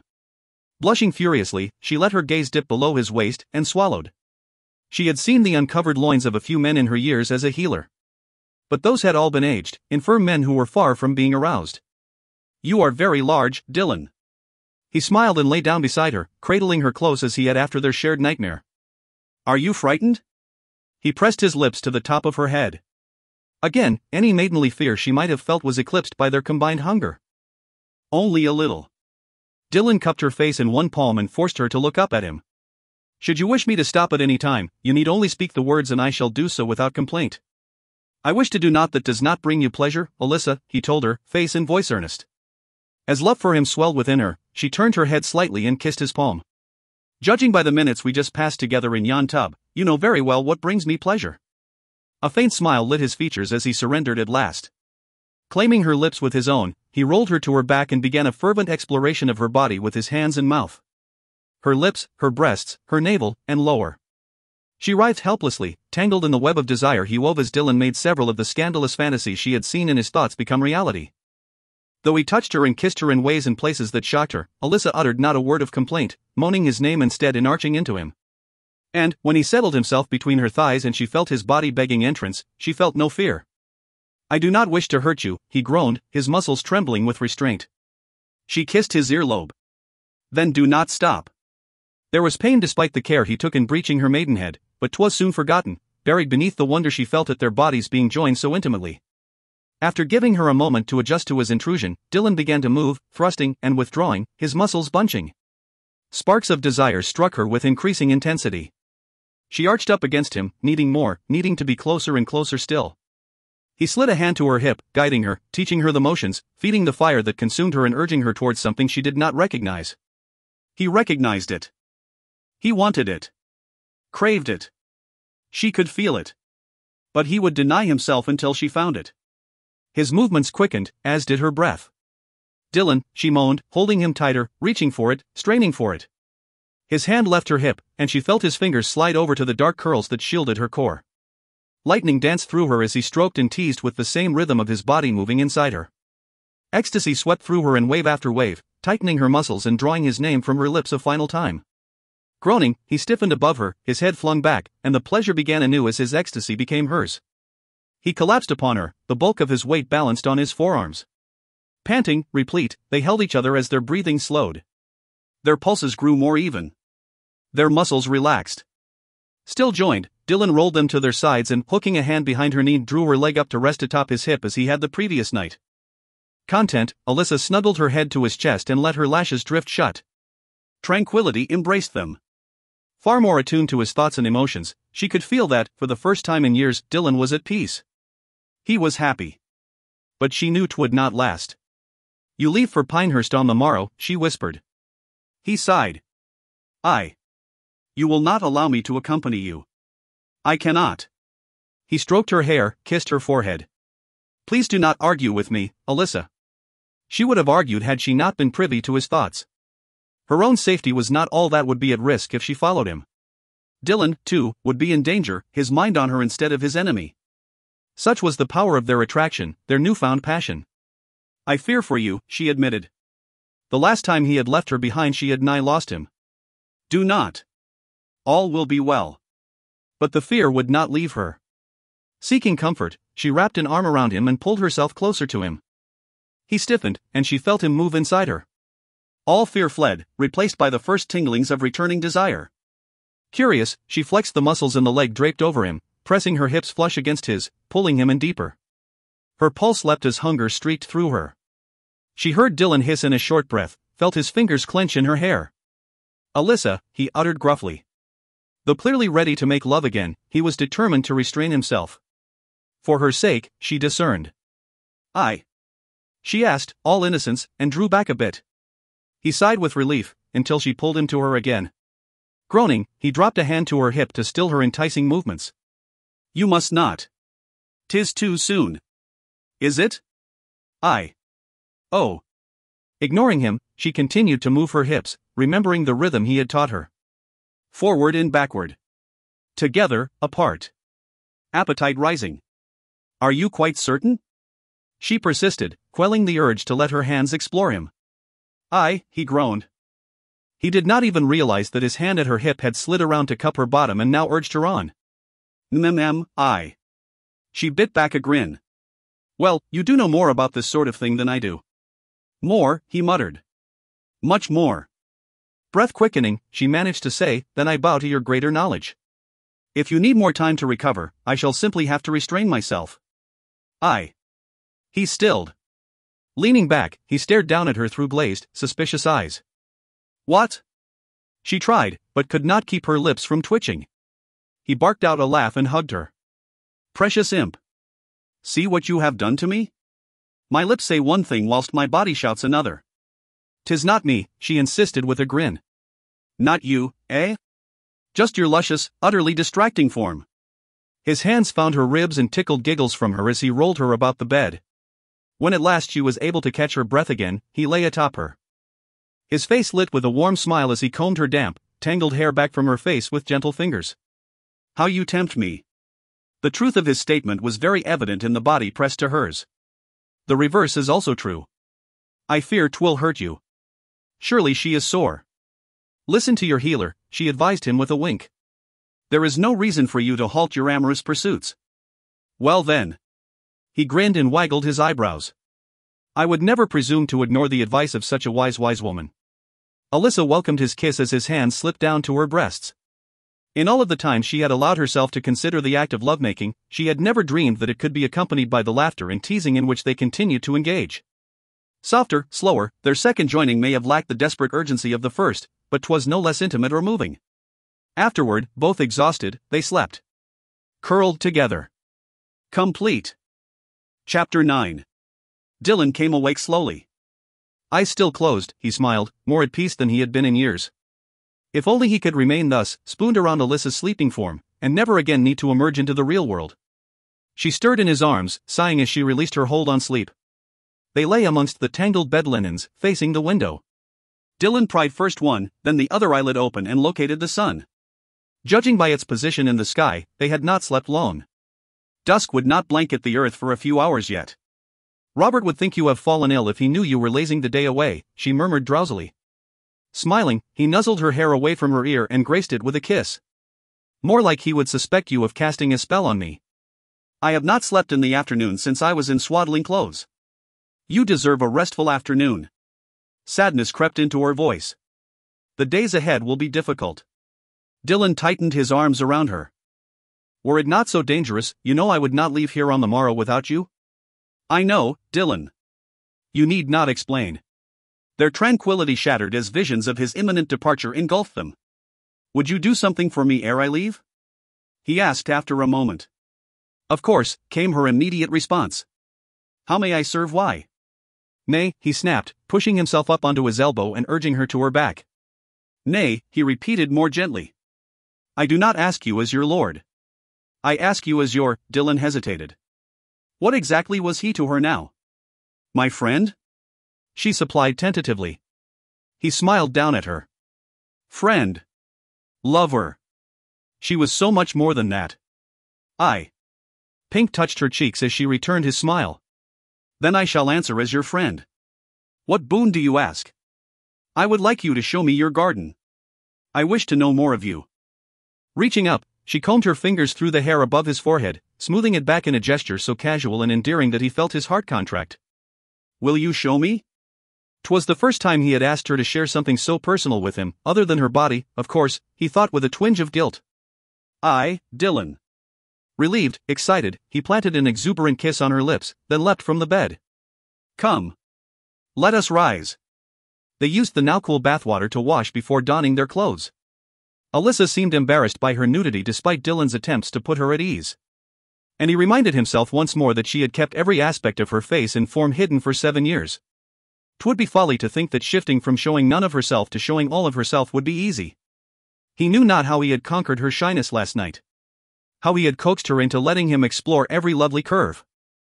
Pushing away the amorous thoughts that began to form, he frowned at the kirtle she pulled on over her shift. Although not the same garments he had torn off of her when she had lain bleeding to death, both were in very poor condition. She deserves better, he thought, as he buckled on his sword belt. Silks and satins and velvets, adorned with jewels that mimic the sparkle in her eyes. She should be garbed as the lady of the castle. She should be the lady of the castle. His lady. His countess. Yet something told him she would balk if he dared suggest as much. You are staring, Dylan.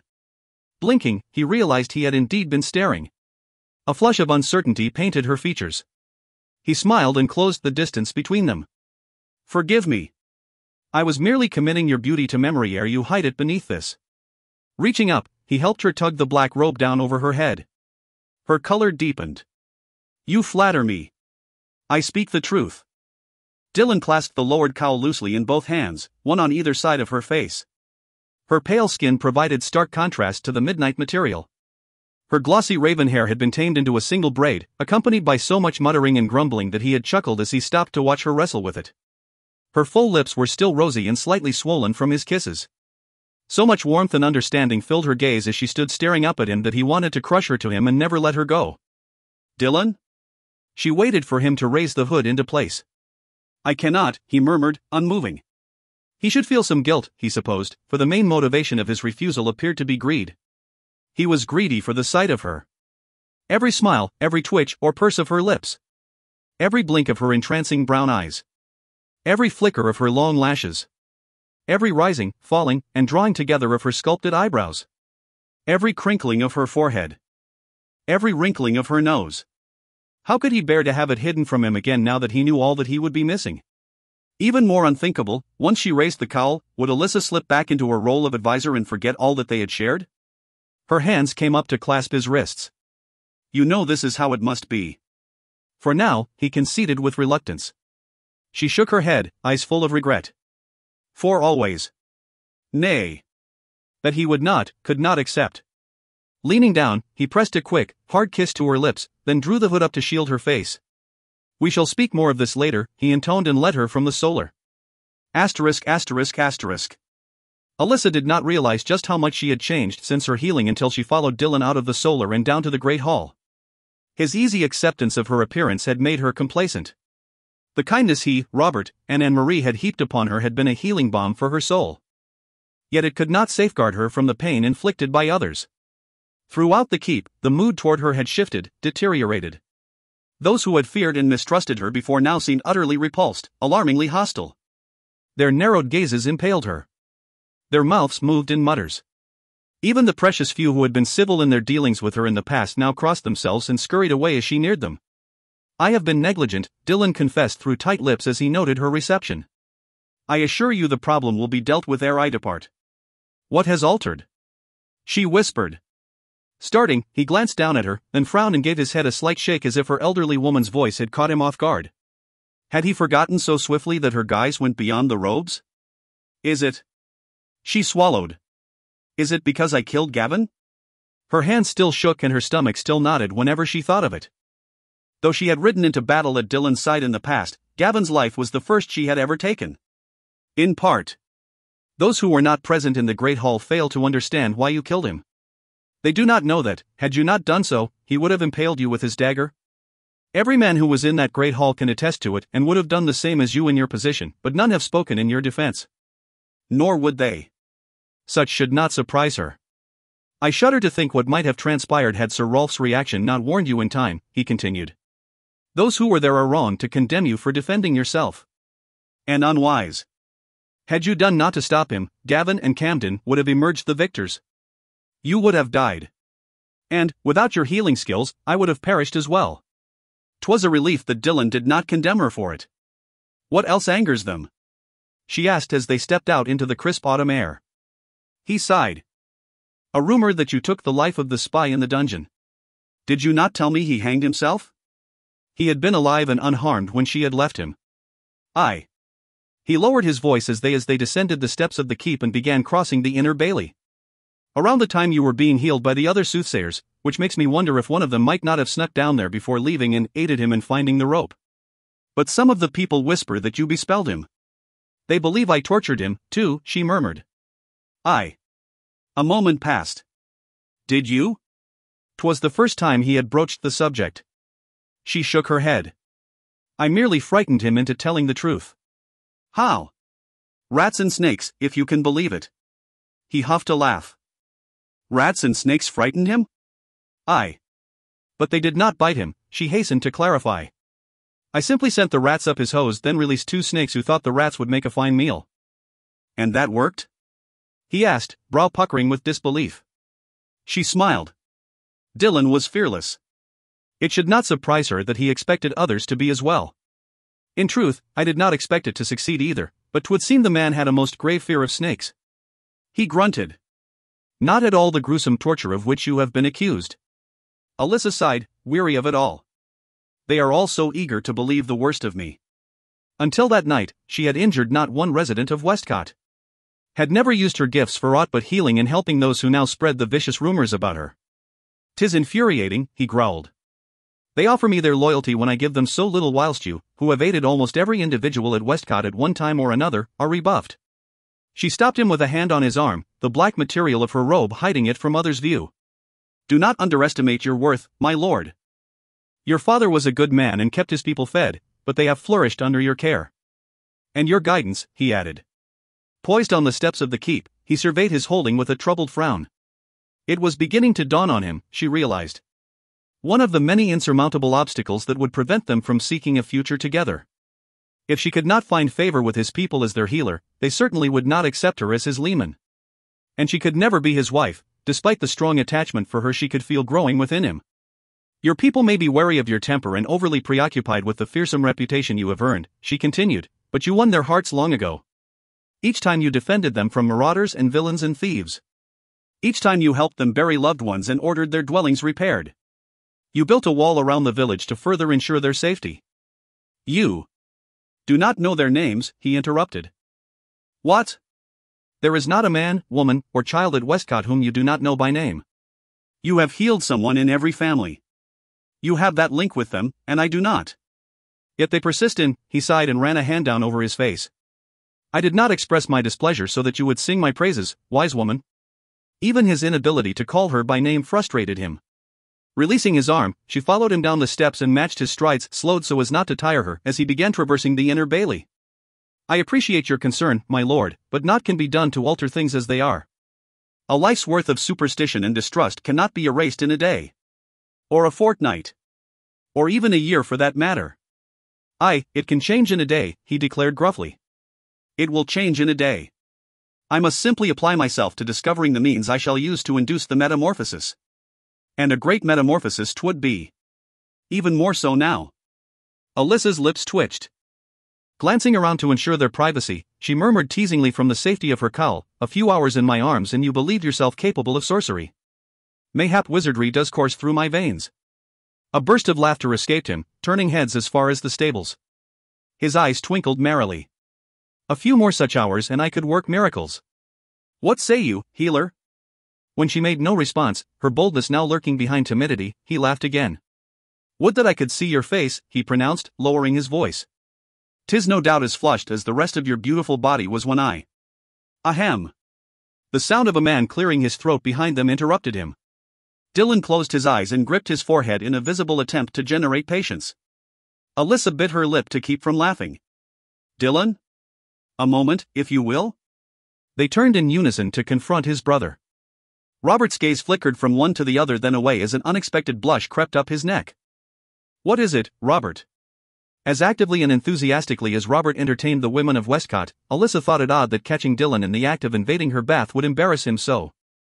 I wanted to confirm the number of men you wish to accompany you on the morrow. After the difficulties you encountered the last time, his eyes went to Alyssa, then returned to Dylan as if he were hesitant to mention it in front of her. Because Dylan had been wounded? Because she had almost perished saving him? Who knew? Alyssa took a step back, hands clasped in front of her inside the long, black sleeves. I shall leave you to your discussion. She started to turn. Wait. Dylan's protest stopped her. Glancing up at him, she realized he feared she would not show him her garden if she left now. I shall speak with Harry until you are finished. We can continue our business then, my lord. You will await me at the gates? He persisted. Robert studied them, his shrewd eyes missing naught. She affirmed. I shall be there. Dylan smiled, relaxing once more. Very well. I shall not tarry long. As you will. She felt their gazes follow her as she continued across the inner bailey. Westcott was quite large. Impressive. The envy of many, both landed and landless alike. It possessed two separate baileys, each surrounded by a high wall and a moat. The inner curtain wall was broken by 4 round towers. The outer boasted 6. The smaller inner bailey encased the stables, the mews, the garrison. The armory. The smithy. A tilt yard. 2 spacious training fields, both of which were currently occupied by sweating, straining soldiers and sparring squires. A third for practicing archery. A large, profuse garden just outside the kitchen. A pond stocked with fish. A well-tended orchard. Carefully cultivated hives. The ringing of the blacksmith's hammer followed Alyssa as she passed through the first formidable barbican, across the drawbridge and into the outer bailey, which housed the village. She tried to ignore the fearful looks she received as she passed. Hands rapidly made the sign of the cross. Others fisted with forefingers and pinky fingers extended to ward off the evil eye. The only friendly face in the sea of suspicion that surrounded her was the one that swam into view as she approached the outer barbican. Harry greeted her with a wide, open smile, oblivious to the odd looks to which his companions treated him. Wise one. 'Tis a glorious day, is it not? He offered brightly. Though he could not see the face her cowl concealed, he seemed to know 'twas Alyssa. Aye. 'Tis beautiful, she agreed, warmed by his happiness to see her. The nights grow cold. Mayhap winter will fall across the land early this year. Verily, I had not noticed. She had been ensconced in Dylan's solar, snug beneath layer upon layer of furs and blankets with a fire in the hearth to dispel any cold air that attempted to seep in through the cracks. If winter did approach early, she would do well to prepare a large quantity of the medicines Harry and others like him used to soothe the pain that settled in their joints each time the temperature dipped or a storm rolled in. Agnes, the weaver's wife, was complaining only yesterday of the ache plaguing her hands and wrists, he continued, confirming her thoughts. She nodded. Who else requires my aid, Harry? Asterisk asterisk asterisk. Have you lost your senses? Dylan smiled inwardly, staring at the place where Alyssa's small, black-robed figure had disappeared through the gatehouse several minutes ago. Aye. Twice this afternoon. Well. You would not ask me such a question had you not already formed your own opinion. What troubles you, cub? You mean other than walking in on you fornicating with the healer? He shrugged, surprised Robert had waited until they had concluded their business to mention it. You should have not. Have you no shame? Robert hissed, careful not to raise his voice and draw attention to them. The depth of his brother's agitation surprised Dylan. She saved your life, nigh forfeiting her own in the process, and you would repay her by seducing her and robbing her of her innocence? Dylan's eyes narrowed. What know you of her innocence? His brother had spent far less time in her presence than he had. The look Robert gave him next said, Look who you are asking. I have been with enough women to recognize one who is pure, brother, and those I always give a wide berth. I knew not you possessed such a weighty conscience, Dylan commented dryly. He had to admit he had not realized his brother was so discriminate and, before Alyssa, had, in fact, envied him his many lovers. Robert shrugged. I am not so noble as that. Then think you a maiden would not offer you as much sport as a widow or a whore? If so, he was sadly mistaken.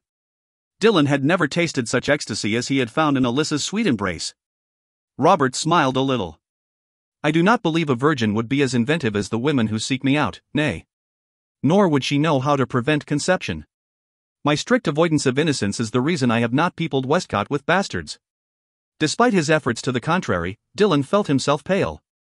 I see you understand now. Robert eyed him somberly. After all she has done for us, would not be right for you to use her, then leave her with a babe in her belly. Mayhap he already had. Mayhap his seed had already taken root and Alyssa even now carried his child.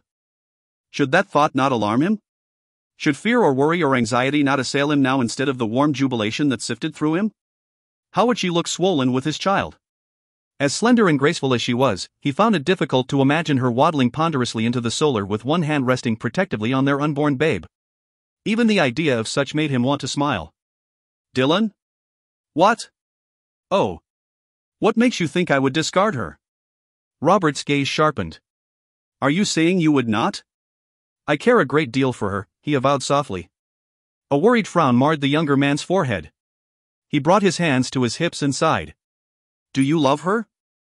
Dylan stared out over the busy Bailey. I believe so, aye. If aught, his words seemed to increase his brother's concern. Much to his surprise, Dylan himself felt liberated. Pleased to have reached the realization. Dylan, she is not of noble blood. Her bloodlines mean naught to me. If you seek to take her as your mistress, nay. Nor will the rest of the nobility care as long as she remains your mistress for but a short time. But should you seek to make the wise woman your bride, they will never accept her. Nor you. Irritation tightened Dylan's jaw. They do not accept me now. They merely tolerate my presence because of my title and the power I wield. Even that will be lost to you should you pursue this. You know well their cruelty. That which the wise woman suffers here will be not compared to the barbarism she will face at the hands of those of our station if she weds you, Robert persisted. And what of the king? King Richard will want you to wed a noblewoman from. Enough. I will speak no more of this. Stiff with anger, he spun around to leave. Robert grabbed his arm before he could get away. Dylan. Gritting his teeth, he turned back to hear whatever else his doomsaying brother felt impelled to impart. What? As your brother, I support you in your every endeavor. Should marriage to the sorceress be what you truly desire, then I shall welcome her as my sister with an open heart. I merely wanted you to be aware of the obstacles you will face in trying to make her yours. His anger melting, Dylan clamped a hand on Robert's shoulder. Thank you, brother. But, in listing those obstacles, you neglected to include the people's fear and distrust of her. Robert grimaced. I did consider that, but thought the people's superstitions would be easier to overcome than the circumstances of her birth or our king's love of making gainful matches. Have you any suggestions? Dylan asked. He suspected these were all the reasons Alyssa had told him she would forever remain his advisor, hidden beneath the robes. He watched his brother squint, peering thoughtfully at the people around them. Nay, Robert admitted. Not yet. But I shall think of something. Dylan smiled. Thank you, Robert. You give me reason to hope. Crossing his arms over his chest, Robert raised both eyebrows. You seem to have already made your decision. She brings me peace, Robert, and makes me happy in a way I have never been before. I would be a fool did I not cherish her for it. Eager to return to Alyssa's side, he left his brother and made his way through the inner and outer baileys with long swift strides. Though he could not see it, Dylan could feel Alyssa's smile when he joined her at the outer barbican. Harry stood close to her, his face wreathed in a smile that puzzled onlookers as he listed the names of men, women, and children who suffered from this ailment or that. Dread coiled within Dylan as he pondered the decision he now faced. No doubt Alyssa would seek out each one mentioned to offer aid, whether they overcame their fear of her and sent for her or not. Some she would heal with herbs. Others she would heal with her hands. He swallowed. How could he let her do it? Allow her to use her gift to take their pain and illness and injuries into herself? Leave those who reviled her and would give her not a word of thanks or kindness to bask in their restored good health whilst she suffered in their stead? 'Twas unthinkable. And so soon after her brush with death, after her own illness? On the other hand, how could he say her nay? 'Twas only recently that she had told him that a gift withheld was no gift at all. Would she not resent him if he forbade her the use of her special healing skills? Would she not see such as a rejection of that part of her that had inspired so much distrust in others? As a rejection of her? He would gladly cut off his sword arm before he would hurt her a purpose. So, he found himself in something of a quandary.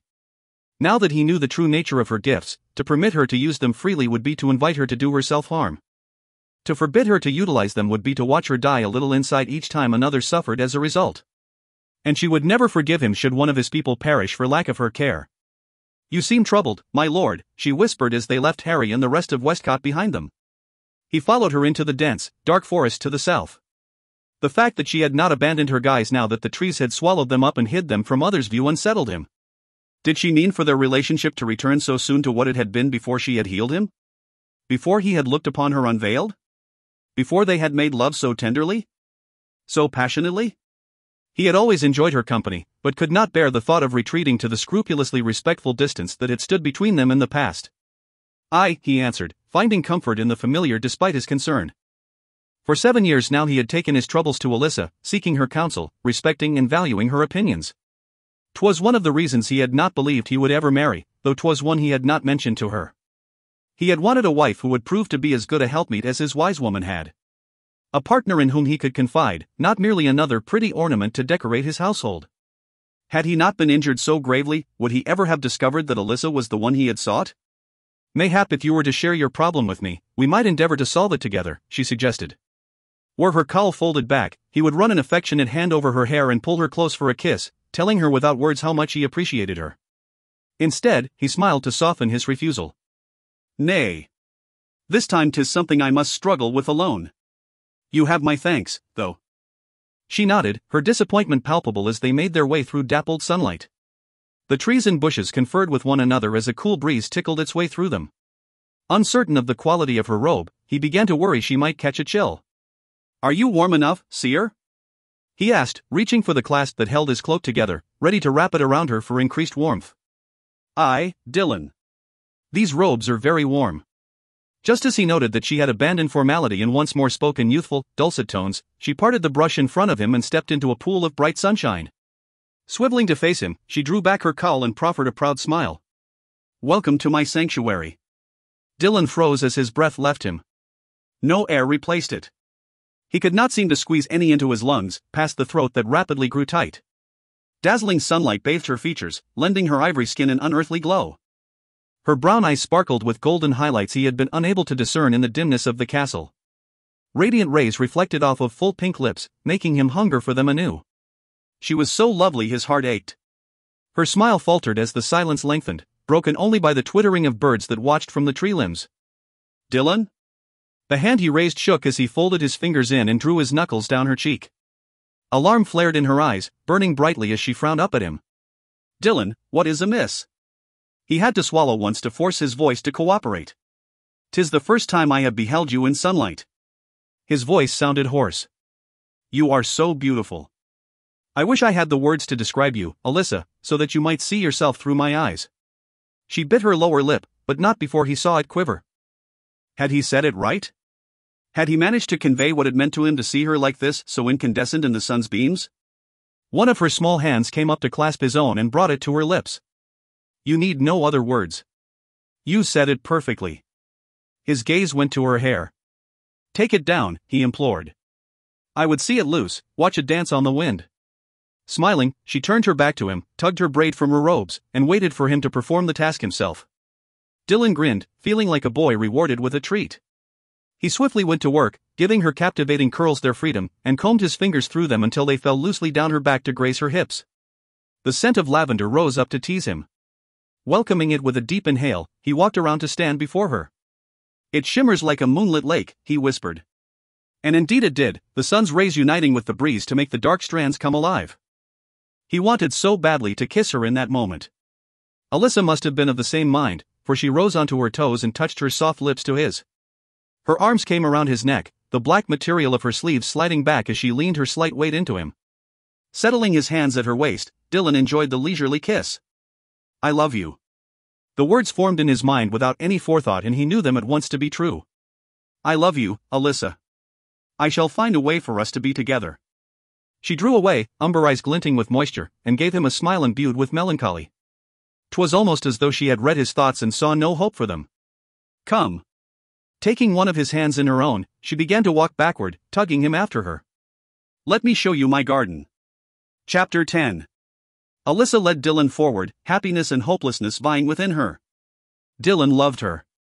He loved her. Never, in all of her imaginings, could she have foreseen that the friendship they had cultivated for years would overnight transform into so much more. One simple act, the removal of her cowl, had changed everything.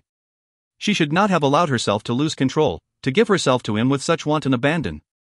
But she had been alone for so many years. Had craved his touch. His touch. Only his. Always his. Had imagined it every time she had seen him slip away with one woman or another. Had imagined him turning to her instead. And she had loved him for so long.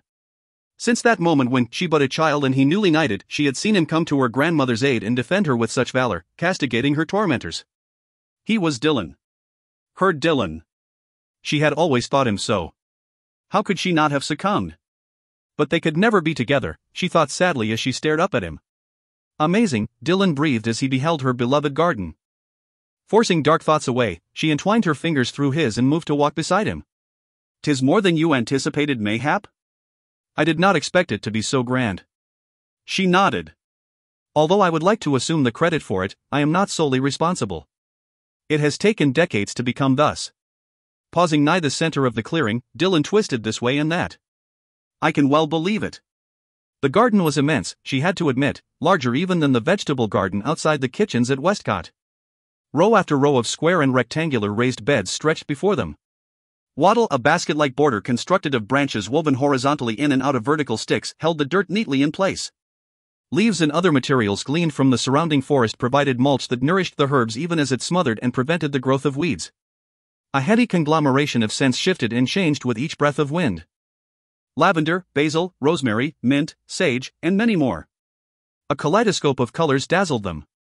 Every shade of green imaginable. Silver. Powdery gray. Purple. Striped. Solid. Spotted. And that was just the leaves. Some of the herbs still bloomed, preparing to produce the seeds she would use to regenerate them in the spring and work medicinal magic. Ivory, azure, scarlet, saffron, coral, and combinations thereof. All the years I have watched you grind dried, shriveled roots to powder, steep brittle brown leaves in water, mix some foul-smelling poultice or other, he murmured. I would never have believed you had you told me your concoctions found their origins in such beauty. Beaming, she gave his hand a squeeze. I am glad it pleases you. Tell me about them, he urged with a happy smile.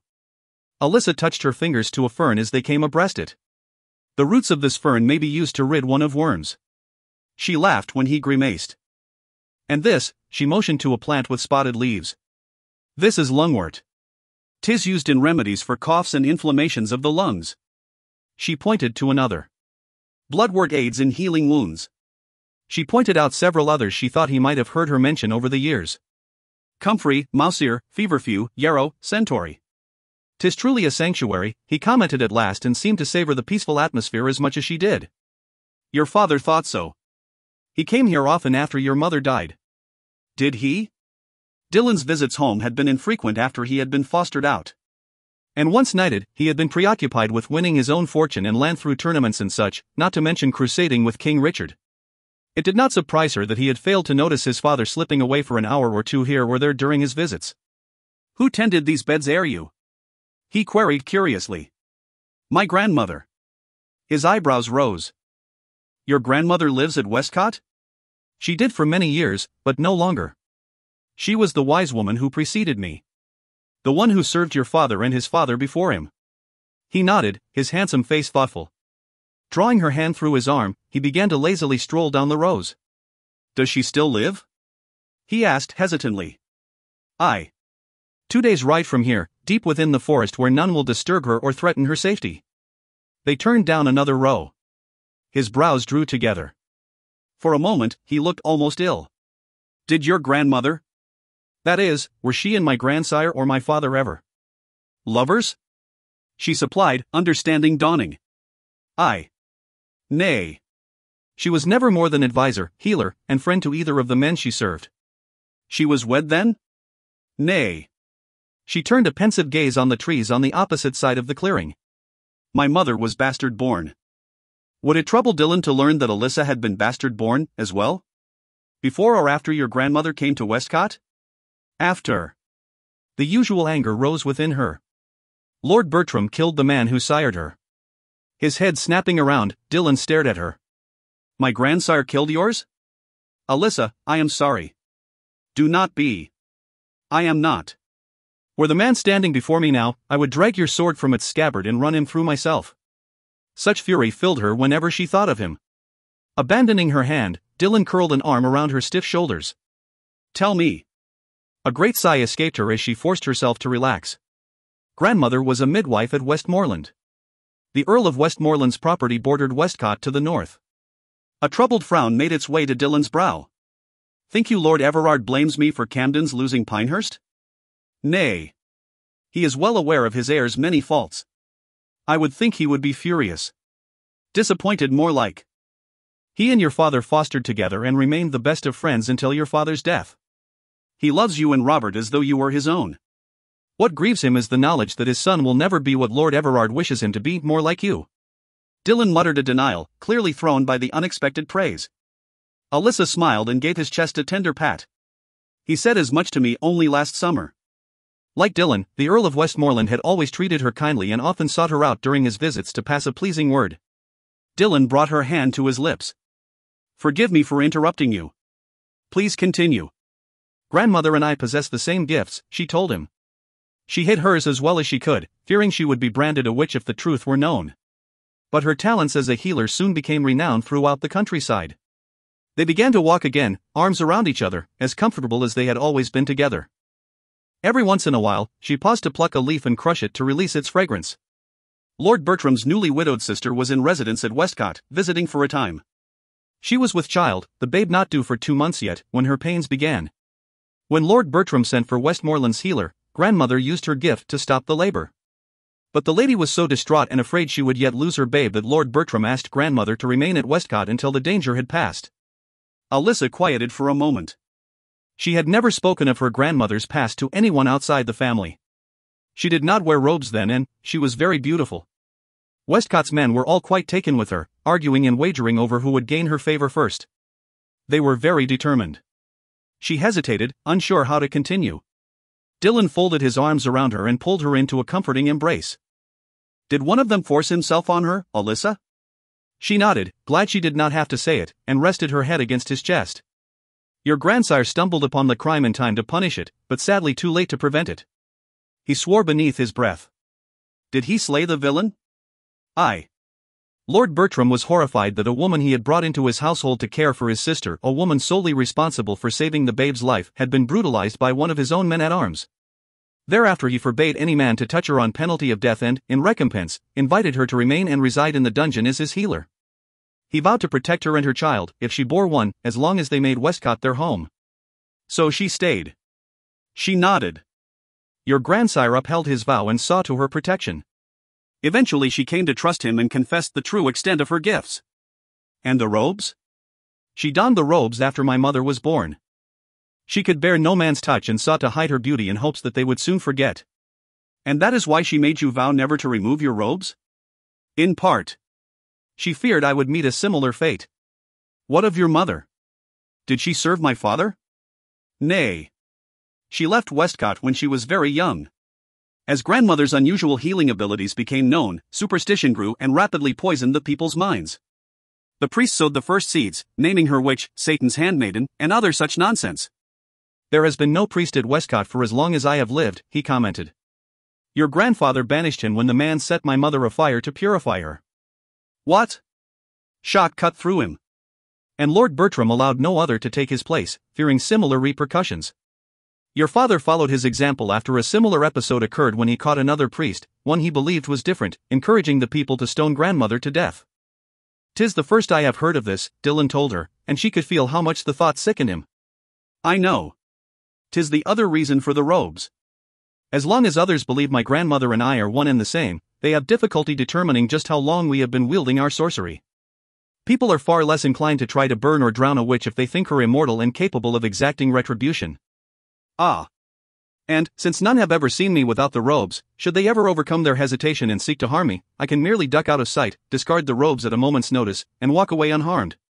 None would recognize me, because they all think the wise woman old. 'Tis a clever shield and deterrent, he admitted. Was my father aware of your grandmother's history? That she bore a child? I do not believe so, she answered. He was but a child himself when grandmother sent my mother away. I doubt he would remember her. No one else does. And your mother? Does she also share your gifts? Nay, her gifts differ from ours. She cannot heal with a touch. But she sees things. The future is frequently very clear when it comes to her. She does not have to wait for dreams as I do. Ofttimes it comes when she beckons. So that is it, Dylan muttered. Alyssa looked up at him. What? I wondered how your grandmother arrived at Westcott in time to heal you if she lives at such a distance. Your mother must have foreseen your injury and alerted her. Most likely 'tis as you say. Alyssa had had no opportunity to visit her family and learn all that had happened that night. And she trusted no one at Westcott to carry a missive to them. But why did she not simply come to Westcott and prevent you from healing me? Because she knew there was naught she could have said that would have stopped me. Alyssa's grandmother and mother were both well aware of her attraction to Dylan, the love she felt for him. Dylan frowned. He did not seem to care for her determination to sacrifice herself for him. She smiled up at him. She also may not have had time. Though she can view the future at will, she rarely can choose whose future she will see. Sometimes her visions come too late to prevent harm from being done, and the only course of action left her is to attempt to repair the damage. Tightening his arms, Dylan drew her closer and rested his chin atop her head. I am sorry for what happened to your grandmother, Alyssa. I would she had not suffered so. Your grandsire avenged the wrong. 'Tis not enough. It pains me to think of the solitary life she led. She has always spoken of your grandsire with great fondness, Alyssa murmured, nuzzling his chest. He smelled so good. I suspect she loved him as much as she could love any man. And, from the stories I overheard as a child, I believe your grandsire's motives, his swift and violent justice, his generosity in placing her under his protection and giving her a position of respect, were driven by more than guilt. Dylan leaned back so he could meet her gaze. Love? Aye.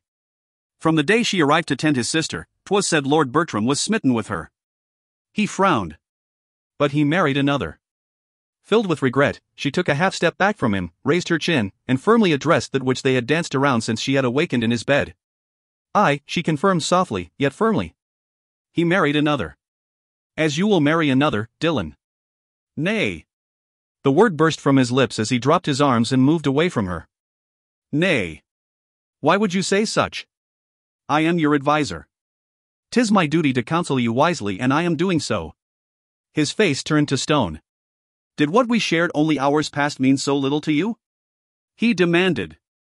That can have no consequence in this decision. No consequence? No consequence, she repeated, her voice rising as she lost the battle she fought with anger and fruitless resentment. 'Tis the way of things, Dillon.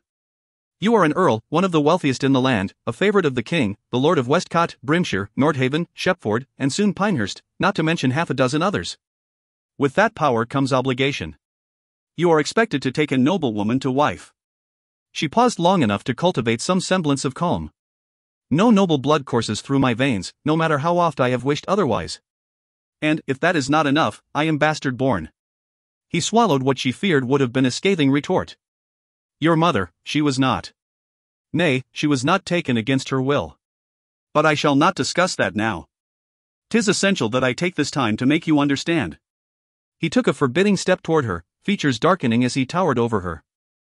And Alyssa could not prevent herself from taking a hasty step backward.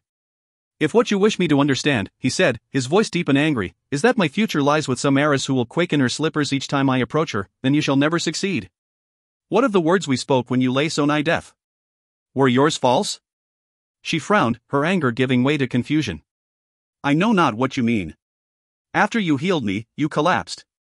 Whilst Robert sought a healer to minister to you, you opened your eyes and spoke to me for the first time without robes or pretense. Alyssa shifted her weight from one foot to the other. I have no memory of such, Dillon. What did I say? Of what did we speak? He hesitated, heightening her concern even more. What had she said that he would not repeat? You would watch me wed another woman? He asked gravely in lieu of answering her questions. Know that I take her to my bed? Pain knifed through her, but Alyssa would not let it defeat her. She lifted her chin. You have not bedded a woman without my knowledge since I arrived at Westcott. A muscle in his jaw twitched. 'Tis not the same, Alyssa. A wife deserves more consideration than those women. They wanted only a quick tumble, craved domination at my hands. A wife requires special care. Tenderness. Passion. His voice dropping, he took another step closer. Though her heart gave a little stutter, Alyssa held her ground. Would you feel not then, he asked, knowing that each night I did to her all of the things that I spent much of this afternoon doing to you? That my hands and mouth spent hour upon hour seeking out all of the places on her body where you welcomed my touch on yours? All of the places that made you cry out and clutch me closer, your nails leaving marks upon my back, your heels digging into my hips, pulling me in deeper. She swallowed, eyes locked with his. Mute. Miserable. You would feel not when she began to quicken with my babe? When I doted upon her and cosseted her and smoothed my hand across her burgeoning belly with husbandly pride? When you delivered my son into your hands and stared down at him, knowing he could have been ours? That he should have been ours? Wanting to weep at the image he conjured, she squeezed her eyes shut and touched her fingers to her lips to hide their trembling. Dillon grasped her upper arms and gave her a little shake. Look at me, Alyssa. She did so, tears welling in her eyes and blurring his cherished visage. Cupping her face in one rough palm, he smoothed his thumb across her cheek. You see me better than anyone. You must know how I feel about you. When she would have spoken, he shook his head. You are a brilliant strategist and have guided me well these 7 years past. Do not abandon this particular quest so easily. He brushed her lips with a gentle kiss. Please, Alyssa. You have fought by my side before. Do so one last time and I promise you the reward will be far greater than we ever dreamed. Heartsick, she let her head fall forward against his chest. Oh, Dillon. The only lesson you have yet to learn is that some battles are lost ere they have even begun. He wrapped his strong arms around her, rocking her from side to side. 'Tis a lesson I shall never learn, he responded. But she could feel the concern that plagued him, his fear that she may be right. They held each other for many long moments. A storm approaches, she whispered at last, pulling away. We should make haste back to Westcott. Eyeing the blue sky doubtfully, Dillon agreed to leave. They turned as one and made their way back through the fragrant beds to the point where they had exited the forest earlier. Dillon halted and faced her, grasping her hood as he had in his chamber. She stood silently whilst he studied her. Mark my words, Alyssa, he said. These robes will not be necessary for much longer. I will find a way to free you. To free us. Bending, he captured her lips in a long, determined kiss. Then, tucking her hair inside her robes, he covered it with her cowl and slowly led her back into the shadows. Asterisk asterisk asterisk. The great hall was rife with delicious aromas as servants brought forth platter after platter heaped with steaming foods that would make any mouth water. Any mouth, that is, save Dillon's. He did not want to be there. He would prefer to be up in the solar, dining with Alyssa, whom he had sent back to bed, his bed, upon their return. Right now he could be laughing with her, teasing her, tempting her as he had the previous night. Offering her the choicest morsels.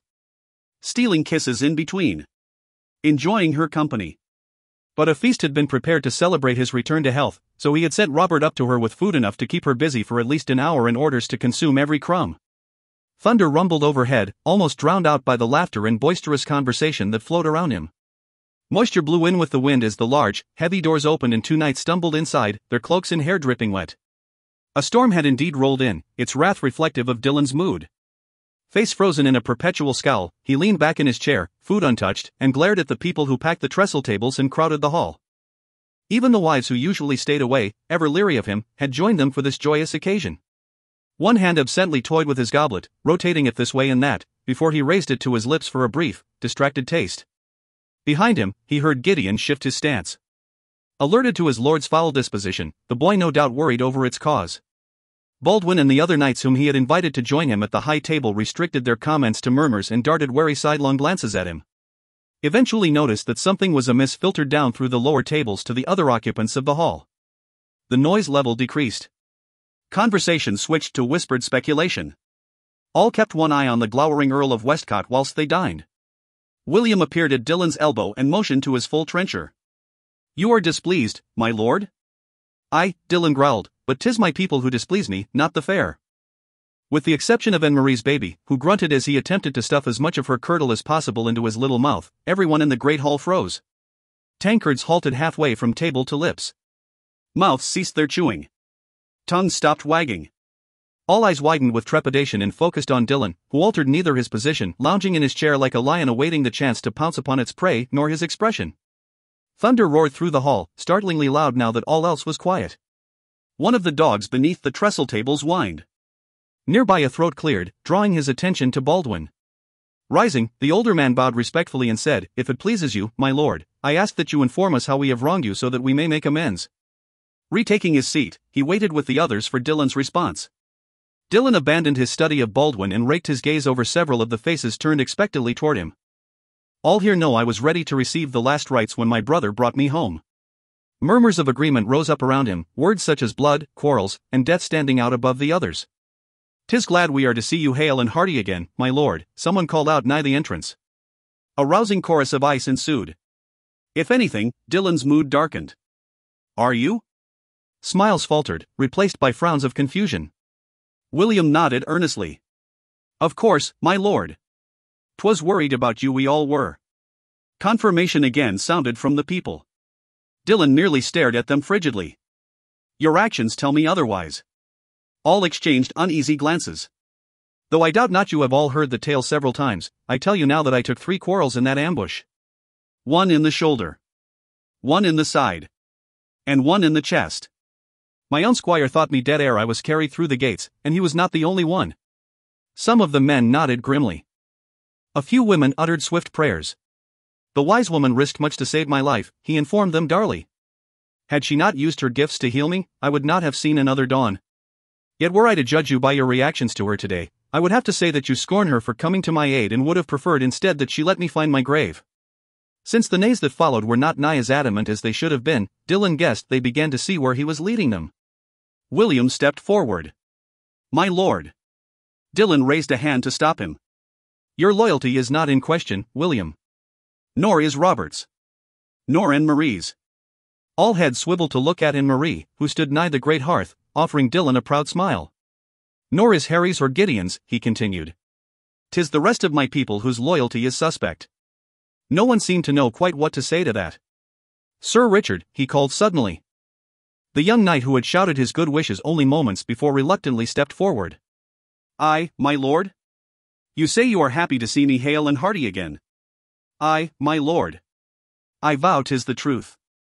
"Have you proffered your thanks to the healer for caring for me so well during my recovery?"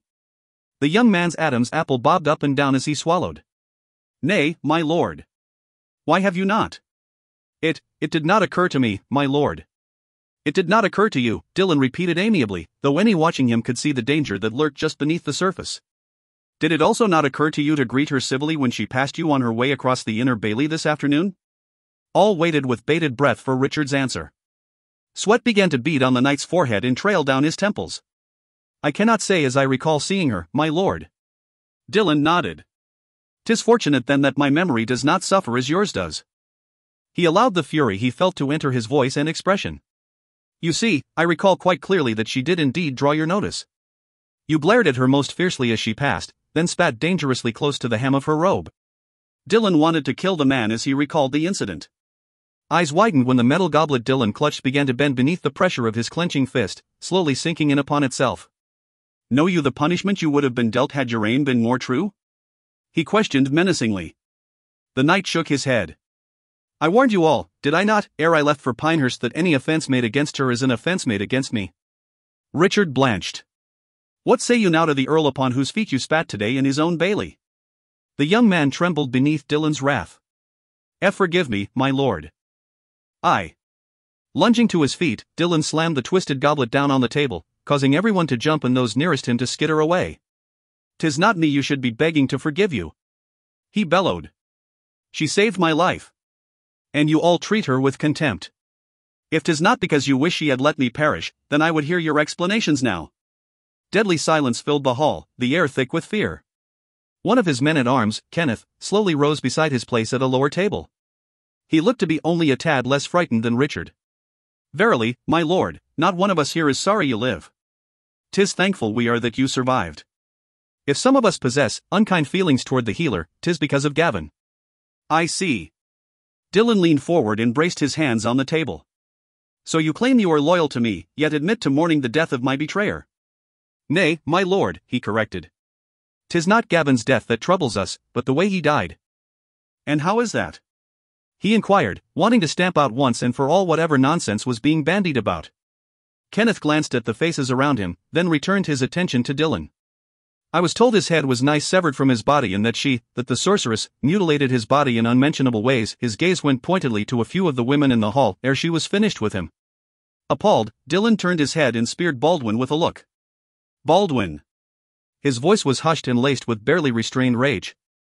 The man scrambled to his feet. I, my lord. You were there, were you not?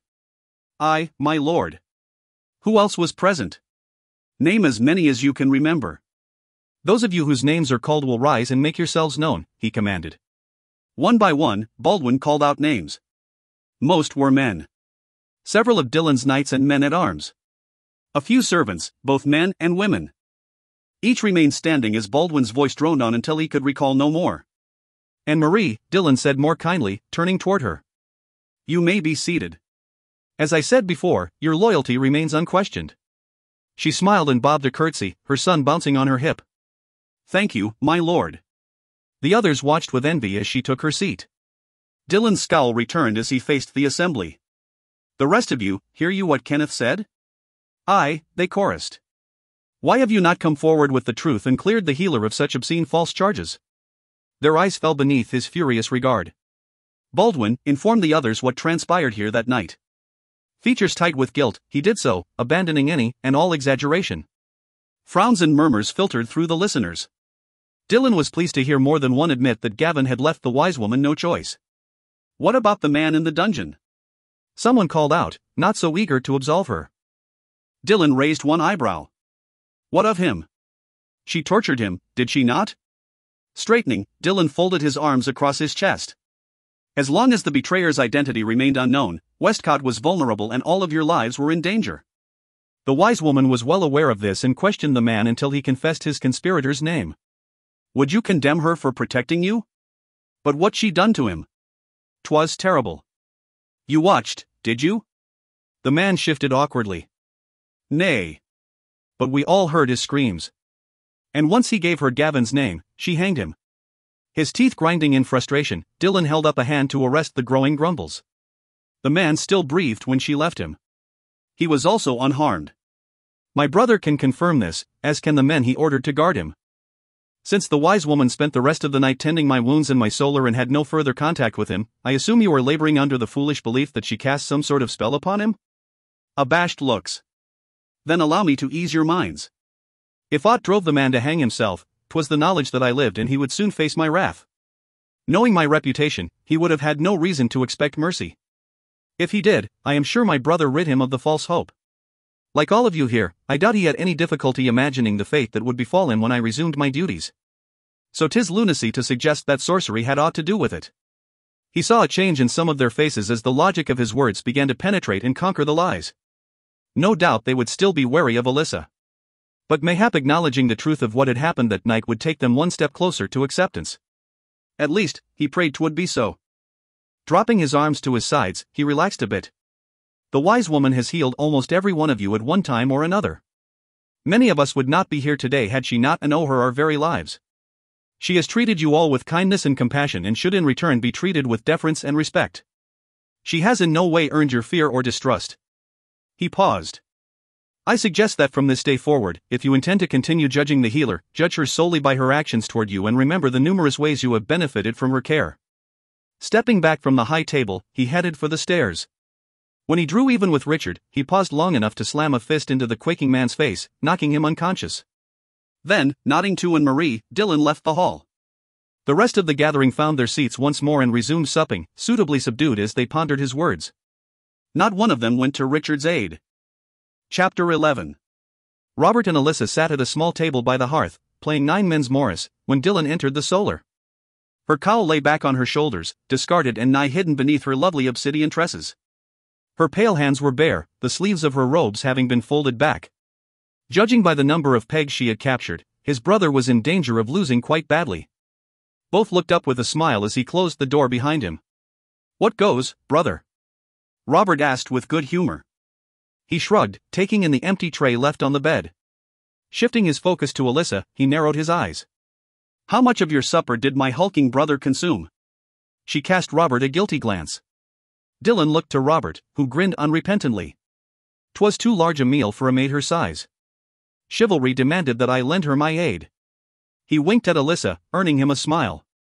Dylan frowned. Get you down below, cub, and see that my people do not get into further trouble. Rising, Robert stretched. Since I have in some way managed to lose every match we have played this evening, I must admit I am not sorry to go. He offered Alyssa a gallant bow. Although your company, as always, has been enchanting, healer. As has yours, she replied. Just as jealousy began to reawaken from its slumber, Robert leaned toward Dylan and said in a loud, conspiratorial whisper, she must have bespelled the board, for it absolutely refuses to allow any save herself to triumph. When Dylan glanced at Alyssa, he was pleased to see a spark of amusement light her eyes. He slapped Robert on the back. She is an excellent tactician, brother. Did you truly expect to win? Chagrined, Robert raised a humble hand to his chest and lowered his head in a comical gesture of defeat. In fact, my manly pride did assure me I would. I shall know better in the future than to listen to it. Alyssa chuckled, obviously charmed. But this time it did not trouble Dylan. Is there aught I can do for you ere I take my leave? Robert asked her. Nay, Robert. I thank you for entertaining me. 'Twas my pleasure. Swiveling on his heel, he headed for the door. Next time 'twill be chess, wise one. Dylan laughed. You shall have no better luck winning that game than you did this one. Grimacing playfully, Robert ducked out into the hallway. Dylan closed and barred the door. He is more at ease in my presence each time I see him, Alyssa commented. A little too at ease, he muttered, crossing to sink down on the side of the bed. I tried to release him from it again tonight. His vow to serve you? Aye. He would have none of it. My brother is a good man, Dylan said as he unbuckled his sword belt, with a soft heart that is oft eclipsed by his monumental stubbornness. He clings to his beliefs like a hound to the only bone in the province. It sometimes takes a force of nature to shake him loose. He sighed, feeling weary of a sudden, and wondered if he were not still suffering a bit from his recent blood loss. Then again, it could just be a result of the confrontation below and the stress of battling his people's unreasonable fears regarding Alyssa, as well as her own belief that they could have no future together. Let me help you, my lord, the woman of his thoughts offered, moving to his side and bending to take hold of his boot to tug it off. My thanks, he mumbled, distracted by her scent and the sight of her loose curls cascading down over her shoulders. So you believe 'tis Robert's soft heart guiding him now? She asked, setting the first boot aside and moving to the second. Oh. Aye. He rarely makes the same mistake twice. And this time his mistake was trusting in rumor and hearsay. Now he is taking his own measure of you, and as with me, you appear to have succeeded in capturing his heart. She straightened, his other boot dangling from her hand as she cast him a look of dismay. He grinned. Only not in the same fashion. Emitting a sigh of relief, she twisted to place both boots beside his trunk. Dylan caught a glimpse of dainty bare feet as the hem of her robe shifted. Strength flowed back into his limbs. The blood in his veins began to warm. Grinning, he leaned forward, snagged a handful of the fluid black material, and gave it a tug. She pivoted, glancing down to see what her robe had caught on, then followed a path from his hand to his face. Using his hold as leverage, he slowly drew her closer. What were you beneath this robe, healer? He questioned in a low, suggestive voice. Color immediately flooded her cheeks. Not much, I would wager. He gave the material another yank. Why do you not remove it and come to bed? Her face an intriguing shade of crimson, she nodded and walked around the foot of the bed to the other side. Dylan stood and turned to face her.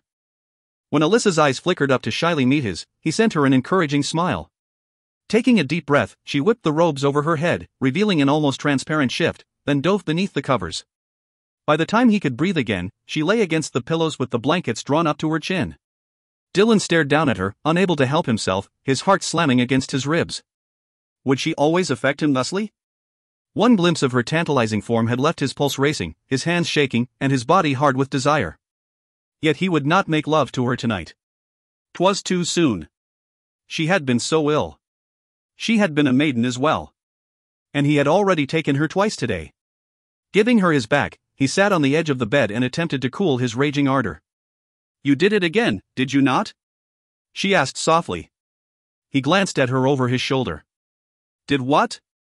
Spoke to your people about me. He swore silently. How did you know? Her lips curled up in an indulgent smile. Dylan, your voice makes thunder seem a whisper when you are angry. I had little difficulty discerning some of your words, despite your brother's not very subtle attempts to drown them out. Berating himself for not restricting his shouts, he faced forward and dragged his tunic over his head. You cannot order your people to befriend me, she admonished gently. I did not, he protested, his linen shirt landing atop his discarded tunic. I merely ensured that they learned the truth of what transpired the night of my wounding, exposed the lies they had been told, and suggested that those were not the only misconceptions they had been harboring. There is no harm in that, is there? The bedding rustled behind him. His flesh jumped when her smooth hand touched it, stroking a path of fire down his back. I simply do not wish to see your hopes crushed. Their attitudes will change in time, Alyssa, he insisted. But my parentage will not. Closing his eyes, he lay back and rested his head in her lap. Some of the tension eased from his neck and shoulders when she began to comb her fingers through his hair. You never told me who your father is, he said sometime later, half asleep, lulled by her soothing hands. Your skin grows cold, she whispered. Why do you not finish disrobing and join me beneath the blankets? Dylan nodded drowsily and stood. Once he removed his hose and brace, he slipped beneath the furs and slid over until cool flesh met warmth. A sigh of contentment escaped him as he wrapped his arms around her and pulled her close, her face snuggled to his chest, their legs entwined. Asterisk asterisk asterisk. I know not my father's name, nor whence he came, Alyssa said. Nor would I recognize him did he stand before me, for I have never seen his face. Leaning back, Dylan reached down for the hem of her shift, deftly divested her of it, then pulled her close once more, no barriers between them. Better. Her heart pounded, as it always did at the feel of his warm muscled body pressed to hers. Continue, he murmured. She smiled against his chest. He sought out my grandmother, a serf dressed in his cleanest rags, his face concealed by the shadow of his cowl, and asked her for her aid. My mother had foreseen his coming and told my grandmother to direct him to her cottage in the forest. From what ailment did he suffer? He knew not. 'Twas what he wished to discover. He had been wed for several years, but despaired because his wife had borne him no children. Was she barren? Nay. His marriage was not a happy one, you see. He had known his wife for most of their lives and wed her to remove her from her cruel father's clutches. Very noble of him, he commended. Aye. He felt genuine affection for her at the time, but soon realized he had been played for a fool. She cared not for him and had only used him to escape her father's household. Once they were wed, her manner toward him changed. And he was wretchedly disappointed. His one hope for happiness, he said, was to sire a son who would lighten his days and bring him laughter as they toiled side by side. Did his wife deny him his husbandly rights? Dylan asked. Nay. Yawning, she rubbed her cheek against his chest. I mentioned earlier that my mother can see things. What did she see when he sought her out? His wife was using herbs to prevent conception without his knowledge. Dylan swore. Did he confront her? She shook her head. My mother advised him to say not, but to discern through stealth the location of the hidden cache of herbs, showing him what to search for. He was to return in a fortnight, at which time she would give him alternate herbs that were similar in appearance and taste to those in his wife's possession. These, however, would do not to prevent his wife's body from ripening with his seed. I do not understand why he did not simply acknowledge her deception and take the herbs from her. He feared that if he did so, she would refuse him his rights as husband, and he could not stomach the notion of forcing her until she became with child. He grimaced. I see his point. Did he return as bidden? He did. 'Twas then my mother named her price for aiding him. If he was a serf, I do not expect he had much to offer her. He could offer this. What did he give her? Me, she said simply. A startled pause ensued. The price was to get her with child? One night in my mother's arms was his payment, she corrected. And 'twas all she told him. But my mother had seen in a vision that he would give her a daughter. And she surrendered herself to him? A man who was a stranger to her? You must understand. She was very lonely, Dylan. Her turbulent childhood had made her fearful of living amongst others. Having spent most of her days in almost total isolation, she was eager for someone with whom she could share her life, a child who would love her and not fear her. I see. She smiled again. Her visions had not informed her that she would meet, fall in love with, and marry a wonderful man less than a year later. Who? A carpenter who had been blinded in an accident and sought her aid, mistaking her for my grandmother. He is the one I have called father all my life. Dylan hugged her tighter. Did he treat you well, Alyssa? Some men would not accept a child who had not sprung from their own loins. She nodded. He has told me often that he could not have loved me more had he been the man to sire me. Good. 'Tis a most unusual story. An extraordinary beginning for an extraordinary woman. She yawned again. You do not think less of me? Of course not. Tilting her chin up with one finger, he touched his lips to hers. Thank you for sharing your tale with me. Her pulse jumping, she curled her hand around his neck and drew his lips down for another, longer melding. If I could, I would share everything with you, Dylan. ****. The room was unfamiliar to her. Deserted. Lacking any furniture or adornment. Dark and shadowed. 'Twas a great hall that seemed to have been uninhabited for many years. The rushes beneath her feet were old and soiled, musty-smelling, infested with insects and animal excrement. Dirt and soot had turned the barren walls grey, a sharp contrast to Westcott's clean, whitewashed interior and colourful tapestries. 'Twas smaller, too, its corners barely definable amongst the gloom, draped in gossamer gowns of translucent webs that rippled from a breeze that did not touch her. Her feet carried her forward, down a long passageway. No torches lit it, yet the darkness was not complete. Alyssa had no difficulty discerning where she strode. A doorway lay ahead. To a tower? To the kitchens? Nay. To a bedchamber. Cautiously, she entered. Darkness cloaked this chamber, too. Begrimed and thick with shadows, it boasted only a bed and a chest. A man sat upon the chest with his back to her, his head bent as he stroked a brown cat that sprawled in his lap. Another cat, yellow with brown and black splotches, emerged from beneath the bed and rubbed against his leg, purring loudly. Two more trotted past from the hallway behind her. All were fat. All received a stroke or a pat from the man. Something about him made her heart pound and her throat tighten with fear. Wanting to see his face, she began to circle the room, keeping a careful distance between them. Slowly. One half step at a time, her back to the wall. The occasional feline of various hues continued to appear and stroll past her. 'Twas too dark to determine his hair color. Red mayhap?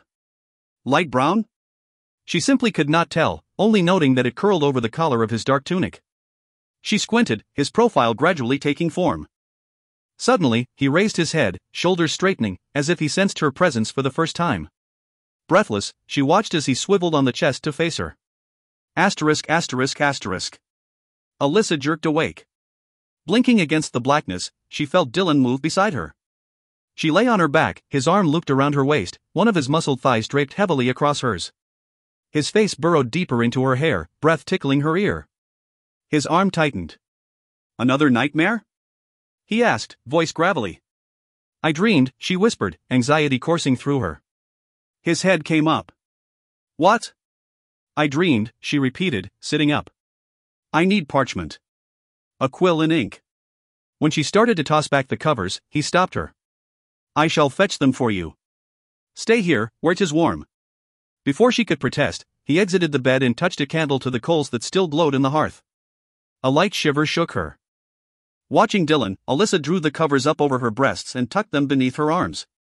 Golden light bathed his beautiful bare body and sleep-tousled hair as he retrieved the items she requested. Setting the candle on the bedside table, he handed her the rest, then turned away. Alyssa opened the ink bottle, dipped her quill into it, then frowned. Here, love. Use this.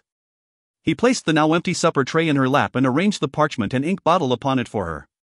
Her heart leaping at the endearment and how naturally it had flowed from his lips, she smiled up at him. Thank you, Dylan. He returned her smile and bent to place a chaste kiss on her forehead, his love and concern pouring into her like the purest of wines, warming her insides and strengthening his hold on her. It took a heroic effort to drag her attention away from him as he bent to stoke the fire, then retook his place beside her beneath the blankets. But she wanted to record the dream ere any of the details escaped her memory. It did not take long. Once she finished, Alyssa read back through it, frowning as key words and phrases leapt out at her. At last, she transferred the tray to the table and lay back against the pillows. Dylan's hand found hers beneath the blankets and brought it to his lips. Was it another nightmare? Nay. But now I wish more than ever that I were accompanying you to Pinehurst. I fear for you, Dylan. He frowned. Did you see me wounded then? Nay. His thumb smoothed over her palm, circling, stroking, tempting unintentionally as he considered her words. What did you see, Alyssa? She told him, relating every detail that had drawn her attention. All except for the ending, which she had forgotten upon waking. You remember not of the man's features? Only a feeling that he was young and was smiling. His frown deepened. She could feel his confusion as he began to slide his hand slowly up and down her forearm in an absent caress. In truth, I fail to comprehend what has upset you. I see not sinister in a man stroking a cat. It seems a harmless dream. Cats, she corrected, stressing the S, there were several. Half a dozen at least. He shrugged apologetically, telling her without words that it made no difference in terms of his understanding. My dreams are rarely meant to be taken literally, she explained. What is straightforward to you is symbolic to me. It had always been so. Her mother had taught her how to decipher dreams, to identify symbols and who or what they represented, at a very young age. Sometimes Alyssa did not discern the full meaning of a dream until it came to pass, only translating enough of it to be forewarned. 'Twas frustrating. But her dreams had often aided her in advising Dylan wisely in the past. He gave her wrist a little squeeze. Help me to understand. You see a man stroking a cat, she began. I see a villain plotting adversity. Cats frequently represent mischief in dreams. They howl and spit and tear things with their claws. To pet one is to invite trouble. To welcome it. The fatter the cat, the greater the mischief, and these were all large cats. Some were yellow, indicating cowardice. Others were brown or black, indicating darkness, death, mystery. The man enjoyed stroking them, took pleasure in his negative emotions. His clothing was dark, possibly brown. That is negative. There were spiders' webs aplenty. Webs ensnare or trap one. The castle was poorly kept and dirty. That, too, is negative. The darkness. 'Twas all negative, Dylan. He said not for long minutes, digesting the information given him. Though the newly acquired ability disturbed her, she was glad she was privy to his thoughts, for they told her that he took her concerns seriously and doubted not her interpretation of the dream symbols. How does the dream relate to me? He queried, puzzled because he had not appeared in it. Hallways indicate transition. You leave on the morrow to wrest Pinehurst from Camden. Both the castle and your life will be in transition until the siege ends and you have succeeded in ousting any and all who refuse to pledge their loyalty to you. But 'twas you who negotiated the hallway, not I. Alyssa frowned. I. But your departure weighs heavily on my mind. I am almost certain 'tis a warning for you, that more trouble awaits you at Pinehurst than we anticipate. Dylan was apparently unconvinced, however, for he directed his mind toward identifying possible threats to her safety, rather than his own. I want either Robert or Harry to accompany you if you must tend your garden in my absence, he stated, and her heart sank. Both if 'tis possible, though I would prefer that you remain inside the gates until my return. But that could be months, she protested. 'Tis said that Pinehurst was in poor condition, its people starving, long before the siege began. Even if you forego utilizing the destructive siege engines, 'twill take time for you to put it in order. My garden is my only solace, Dylan. Do not take that away from me. I truly do not believe I am in any danger. 'Tis you the dream seeks to protect. What of the people? Did my lecture not reach them? I fear they may seek to harm you. She smiled. In which case my garden is the safest place for me, for all here are terrified of that section of the forest. His brows knitted in a scowl as she felt frustration bubble up inside him. When his lips parted to demand she take this seriously, she covered them with her own, stealing his voice. She placed her free hand on his lightly furred chest, sliding it up to curve around his neck and toy with his thick, silken hair. His beard stubble abraded her skin as she moved her mouth across his, teasing him, tasting him, taking his lower lip gently between her teeth before surrendering her hold and backing away.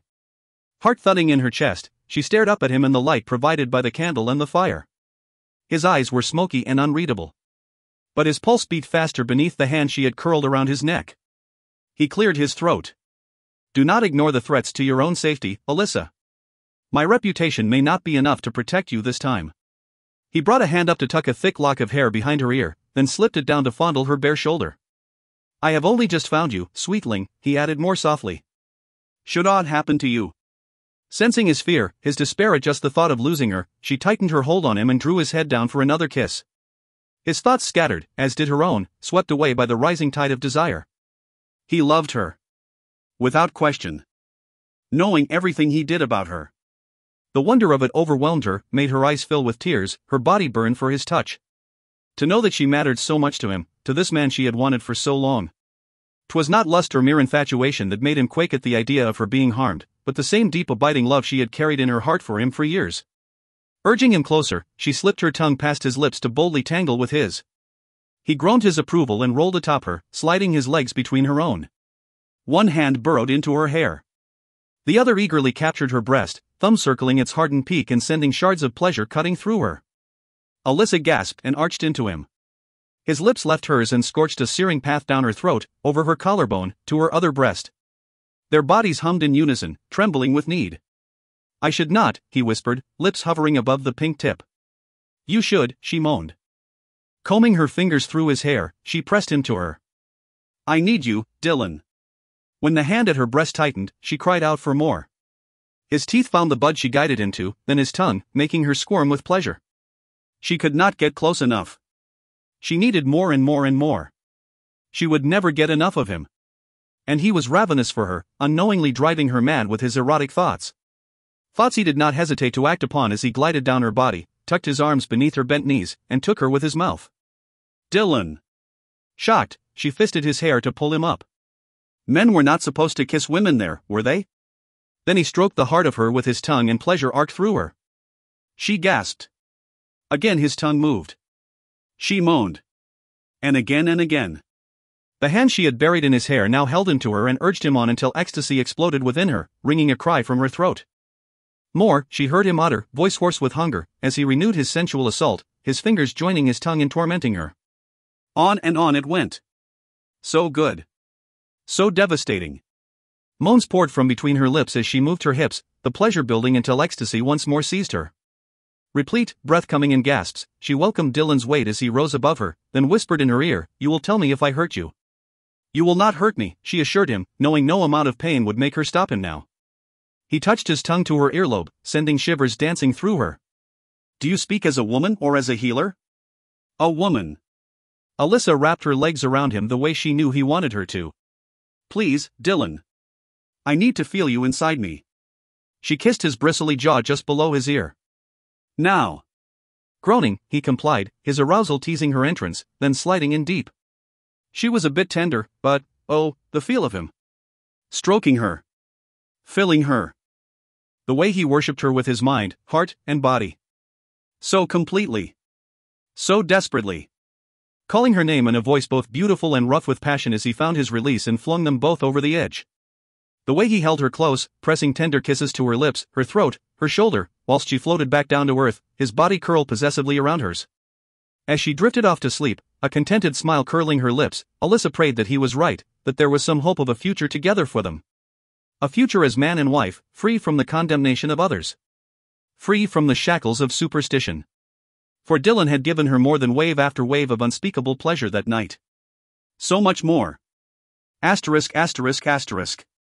Alyssa found their parting the next morning unbearable. Surrounded by men on horseback and numerous onlookers, she stood placidly in her dark robes and watched as Dylan mounted his loyal destrier. They had dressed silently at dawn, each trapped in his or her own thoughts.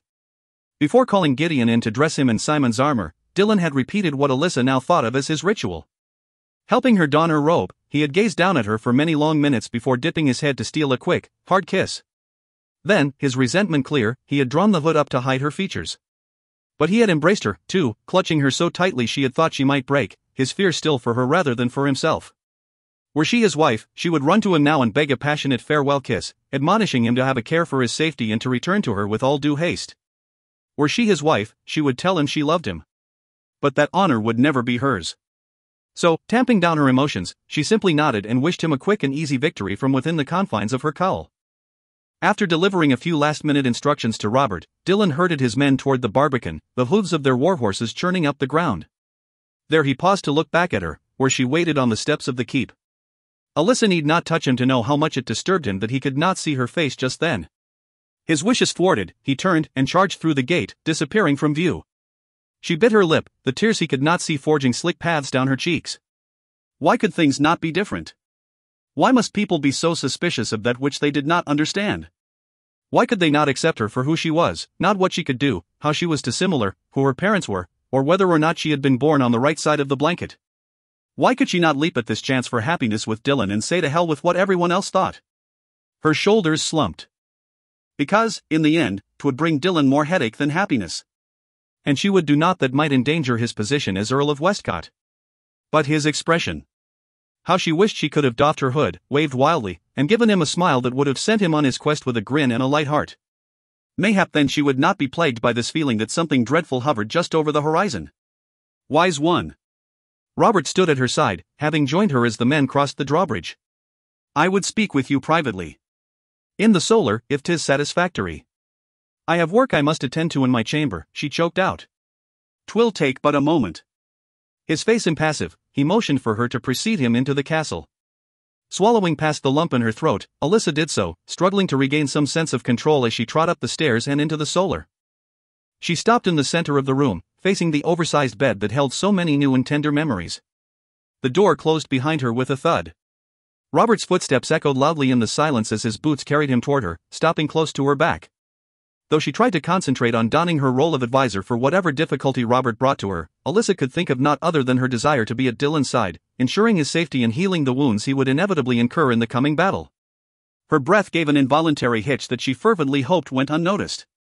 Robert circled her slowly, halting in front of her, legs braced apart in a stance reminiscent of his brother. Before she could guess his intent, he reached out and swiftly drew back her cowl. She tried to duck her chin to hide her wet cheeks. Robert would have none of it. Touching a finger to her chin, he applied gentle pressure to raise it. He will fare well, seer, he stated, forcing her to meet his gaze. Dylan would not give up his life in so puny an undertaking as this after you labored so hard to save it. Alyssa bit her lip. Though she tried to prevent it, another fat tear spilled over her lashes and raced down her cheek. Brow furrowing, Robert lifted one hand and slowly, as though he feared she might object, cupped her face in his large rough palm. He smoothed his thumb across her cheek, sweeping away her tears. All will be well, he insisted. 'Twas odd, she thought. There had been several times during her years at Westcott when she had broken down and wept. From loneliness. From pain, both physical and emotional. And she had always believed that if she could just unburden herself, to Dylan, to her family, to anyone who cared, that the need for catharsis through tears would vanish. Yet, now, as Robert smiled reassuringly and offered her his sympathy and understanding, something seemed to shatter deep inside her. Violent sobs erupted. Tears flowed freely. Simply drawing in air became a struggle. He swore. Shifted his weight from one foot to the other. Then, after another moment's hesitation, he drew her into a loose embrace and pressed her head to his chest. Shoo, he crooned. All will be well. Illogical though it may seem, it only made her cry harder. Dragging in great gulping breaths, Alyssa drowned herself in his kindness. You will make yourself ill, do you not cease, he chided in soothing tones as he patted her back and patiently waited for the storm to subside. And all for naught. Dylan will be as irascible and full of bluster as always when next you see him. Touching him as she was, she knew he firmly believed that. But I had a dream. I know, he admitted with some reluctance. Dylan took me into his confidence so I would be prepared should trouble arrive at Westcott during his absence. I hope that does not anger you. He meant no disrespect. Nay. I trust you, Robert.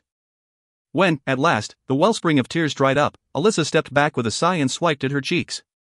Forgive me. I am not accustomed to. I did not intend to. He held up a hand. You are worried and overtired. She hoped fervently that he did not know why she was overtired. Why do you not rest for a bit? Here, where Dylan's presence and belongings will surround you and bring you comfort. I shall see to it that no one disturbs you. Her eyes burned anew. Robert said so much with that request. That he knew she cared for Dylan. That he did not object. Thank you, she whispered. With a smile and wink, he headed for the door. Oh.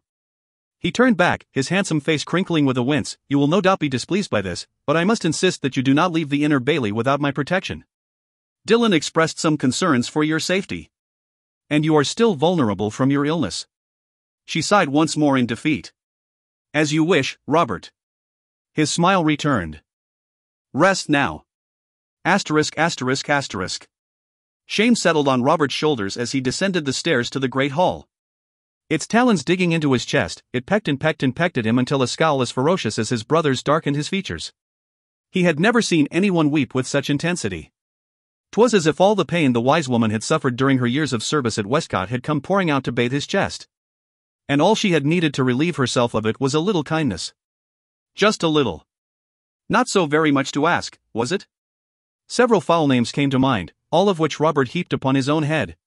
He cursed himself for every instance he could have shown her a kindness in the past and had not, every grudging thanks he had offered her for healing one wound or another instead of showing her true gratitude for taking away his pain. Knowing she had taken it into herself only worsened his guilt. William! He bellowed, citing the man across the hall, where he upbraided a servant nigh the entrance to the kitchens. Tossing one last rebuke over his shoulder, the snowy-haired man hurried to Robert's side. I, my lord? No one is to enter the solar unless ordered to do so by myself or the healer. As you wish. Expression still dark, Robert took himself outside and crossed to the stables. His favorite destrier had been wounded during the ambush that had nigh taken Dylan's life, and he worried that it would no longer be strong and agile enough to carry him into battle. Bright sunlight gave way to darkness as the stables, musty with the scents of hay and animal, enveloped him. A muted male voice broke the hush, drawing him toward Berserker's stall. The stable master murmured something in the warhorse's twitching ear as he stroked its sleek chestnut coat, hypnotizing it into nigh motionlessness. At least a head shorter than Robert, Thomas boasted a stocky build, a quick smile, and an easy disposition. Mayhap 20 in age, he was well liked by the people of Westcott. Hearing his approach, Thomas looked up. How fares he? Robert asked. As soon as Berserker saw him, the horse stretched his neck out and nudged Robert with his velvety nose. On the mend, me lord. Another night and he will be all that he was before, if a little bit uglier. No lasting damage. Relief brought a broad smile to Robert's face. He watched Thomas check the wound on Berserker's right shoulder without any protest from the huge stallion. The man had a fascinating rapport with animals. Even Dylan's vile-tempered beast calmed when Thomas gave him his attention. Now, there is an idea. Mayhap he could do something for the wise woman after all. Hiding a smile, Robert leaned casually against the stall door. You have an amazing way with animals, Thomas. He grinned. That I have, me lord. That I have. Been that way all my life. I suppose I am not the first to notice it. Chuckling, Thomas straightened. Nay. There have been many over the years what have commented upon it. Robert furrowed his brow. Does that not concern you? Why would it? He responded. Well, there are some who might suggest your gift with animals may have unnatural origins. Thomas's smile faded. I am not sure as I follow you, me lord. Robert offered a negligent shrug. I have heard it whispered about that one with a gift such as yours must surely have surrendered his soul to the devil in exchange for it. The man's mouth, normally so eager to boast of his skills, fell open. His face turned a mottled red, then paled when he looked past Robert and saw two stable lads cross themselves. 'Tis a lie. He exclaimed belligerently. I was born with this gift, I was. Like my father before me. I did not acquire it through wicked means. 'Tis shameful for any to suggest such a thing. Straightening, Robert kept his tone light. The wise woman was born with her gifts, like her mother before her. He had no idea if her mother shared her gifts or not, but saying so suited his purpose. Yet you believe she gained them through wicked means. Why then should it surprise you that others believe the same of you? The only sounds in the stables were those made by the horses. Giving Berserker one last loving stroke, Robert smiled. I suppose the miraculous job you have done on Berserker here will only fuel their speculation. I am very pleased with the progress he is making. You have my gratitude. Poor Thomas looked terribly disturbed as Robert turned and walked away. "Aye, my lord." Robert did not miss the strange sidelong looks the other occupants of the stables gave Thomas. Whistling a cheerful ditty, he stepped out into the brisk wind and decided to pay the weaver a visit. He could use a couple of new tunics. And the man just happened to have a true gift when it came to turning out the finest quality materials. Chapter 12. Do you see him? Nay. Where the hell is he? Dylan roared, deflecting a thrust meant to pierce his heart and nigh severing his opponent's sword arm in return. The man howled in agony as he fell to his knees. The corpses of his companions littered the ground around him. Dylan and his men had poured into the castle's only bailey just as the sun had crested the horizon. The fog had not yet burned away and seemed in some way to enhance the noise of weapons clashing, the sense of blood and death, as the battle continued to rage. The sea and the long sheer drop of a cliff's face protected the back of the castle. Having tunneled under 2 of the 3 remaining walls, shoring them up as they went to prevent unnecessary damage, Dylan's men had swiftly surrounded Camden's undisciplined crew and squelched any thoughts of retreat. They were a ragged band, Camden's army, lacking the rigid discipline and rigorous training required at Westcott. Dylan and his men would soon defeat them, likely without suffering any grievous wounds themselves. The peasants raised not a hand to aid Camden, whom Dylan had yet to glimpse amongst the crowd of inadequately armed men. Judging by the gaunt faces that peered out from the shelter of poorly kept buildings, the fool had been starving them all for months. He must have taken refuge in the dungeon. Simon shouted above the shouts of rage and cries of pain. Then let us seek the coward there. With the help of a battering ram and several of his men, Dylan burst through the large, barred doors, his entrance heralded by the crack of splintering wood. An equal number of mailed soldiers awaited them inside. He did not see Camden amongst them. When the fighting at last ground to a halt, Dylan's men performed a thorough search of Pinehurst to no avail. He is nowhere to be found, Simon informed him, his blood-splattered face grim, as he collapsed onto a bench in the great hall. He must have slithered away ere the fighting began, though I know not how. I saw to it that our men watched the castle every hour of the day. Dylan swore foully. Run home to his father, no doubt, with his tail betwixt his legs. I pity Westmoreland. Nodding, Dylan sank wearily into the ornate lord's chair. Lord Everard is a good man. Too good to be saddled with the likes of Camden for an heir. He will be sorely disappointed by his son's actions this day. Simon snorted. Not just this day, I wager. Dylan watched the emaciated servants bustle about the hall, mopping up blood and carrying out soiled rushes. Have you noticed the condition of the people? Simon nodded. The buildings as well. The storerooms must be nigh empty.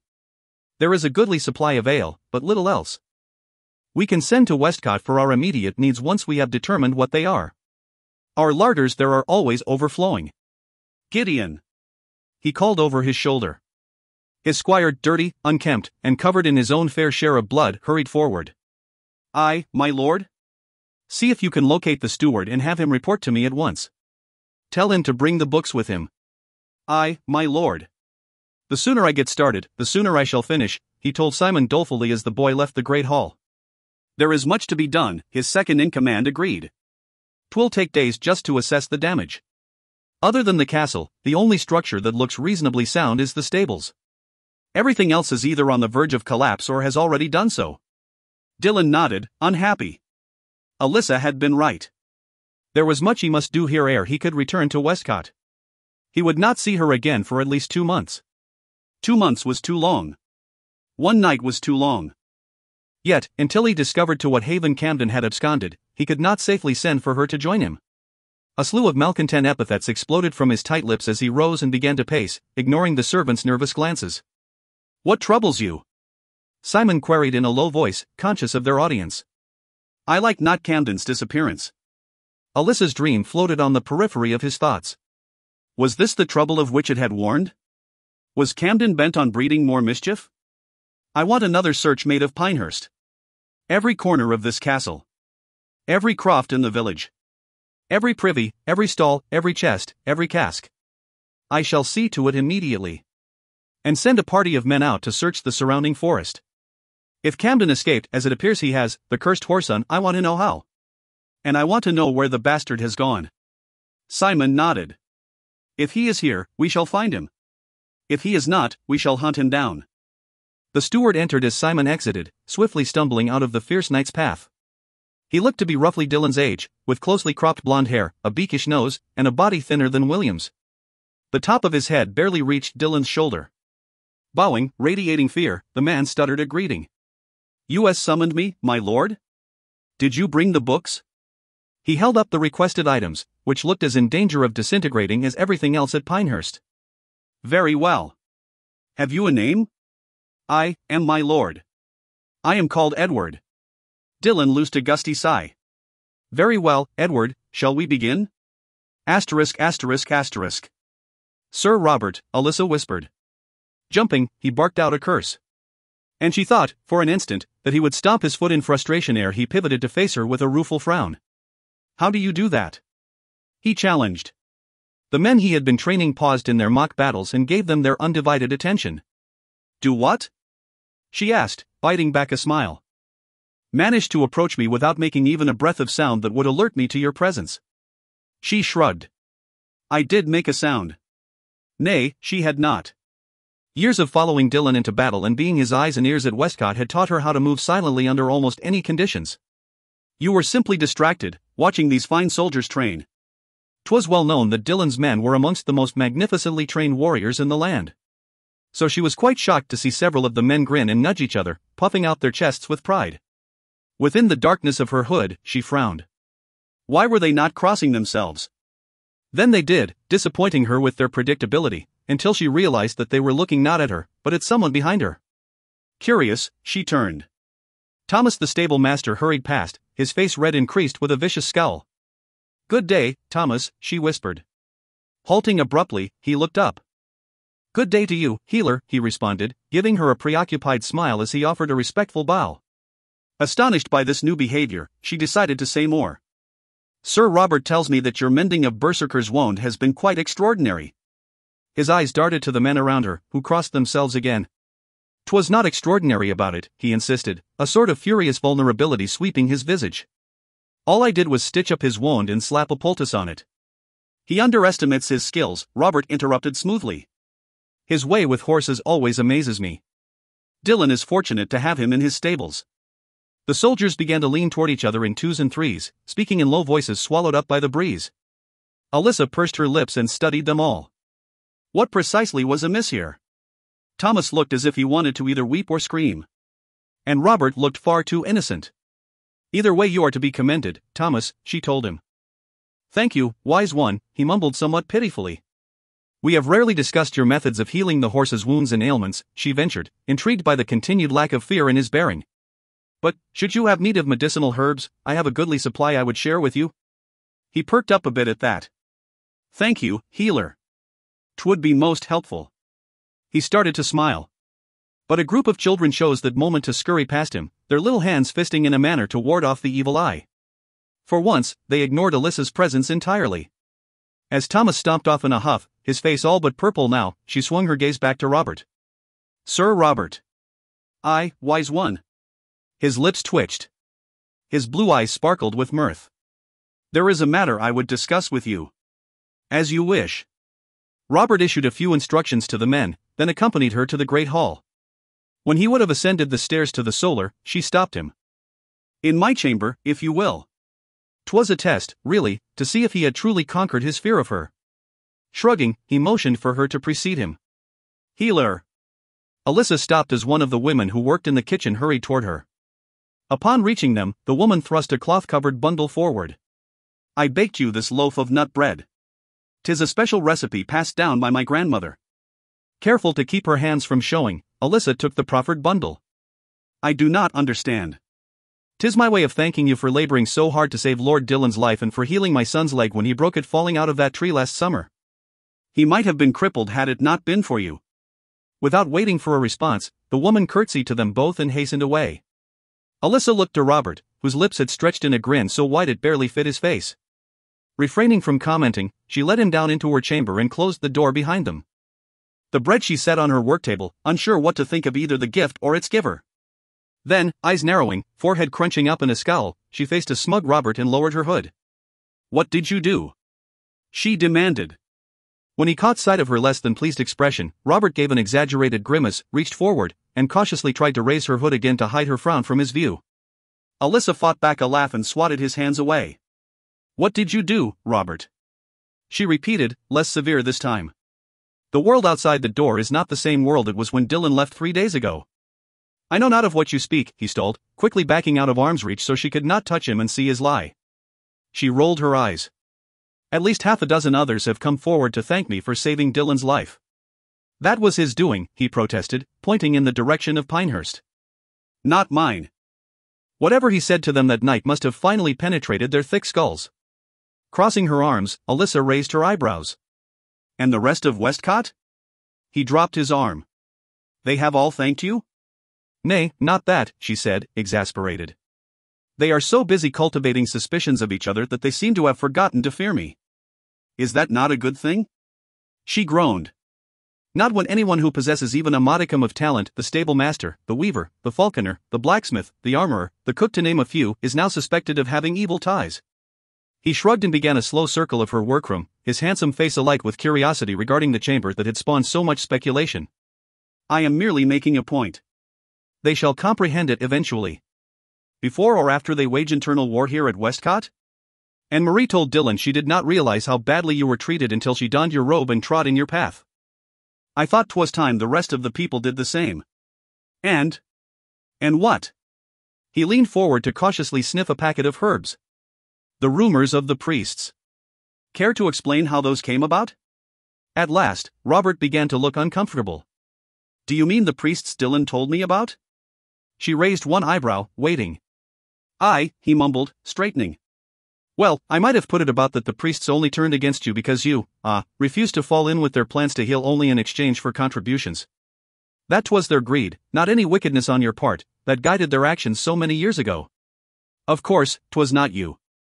'Twas the other healer. My grandmother." "Your grandmother was the last healer?" "Aye." She shook her head, confused.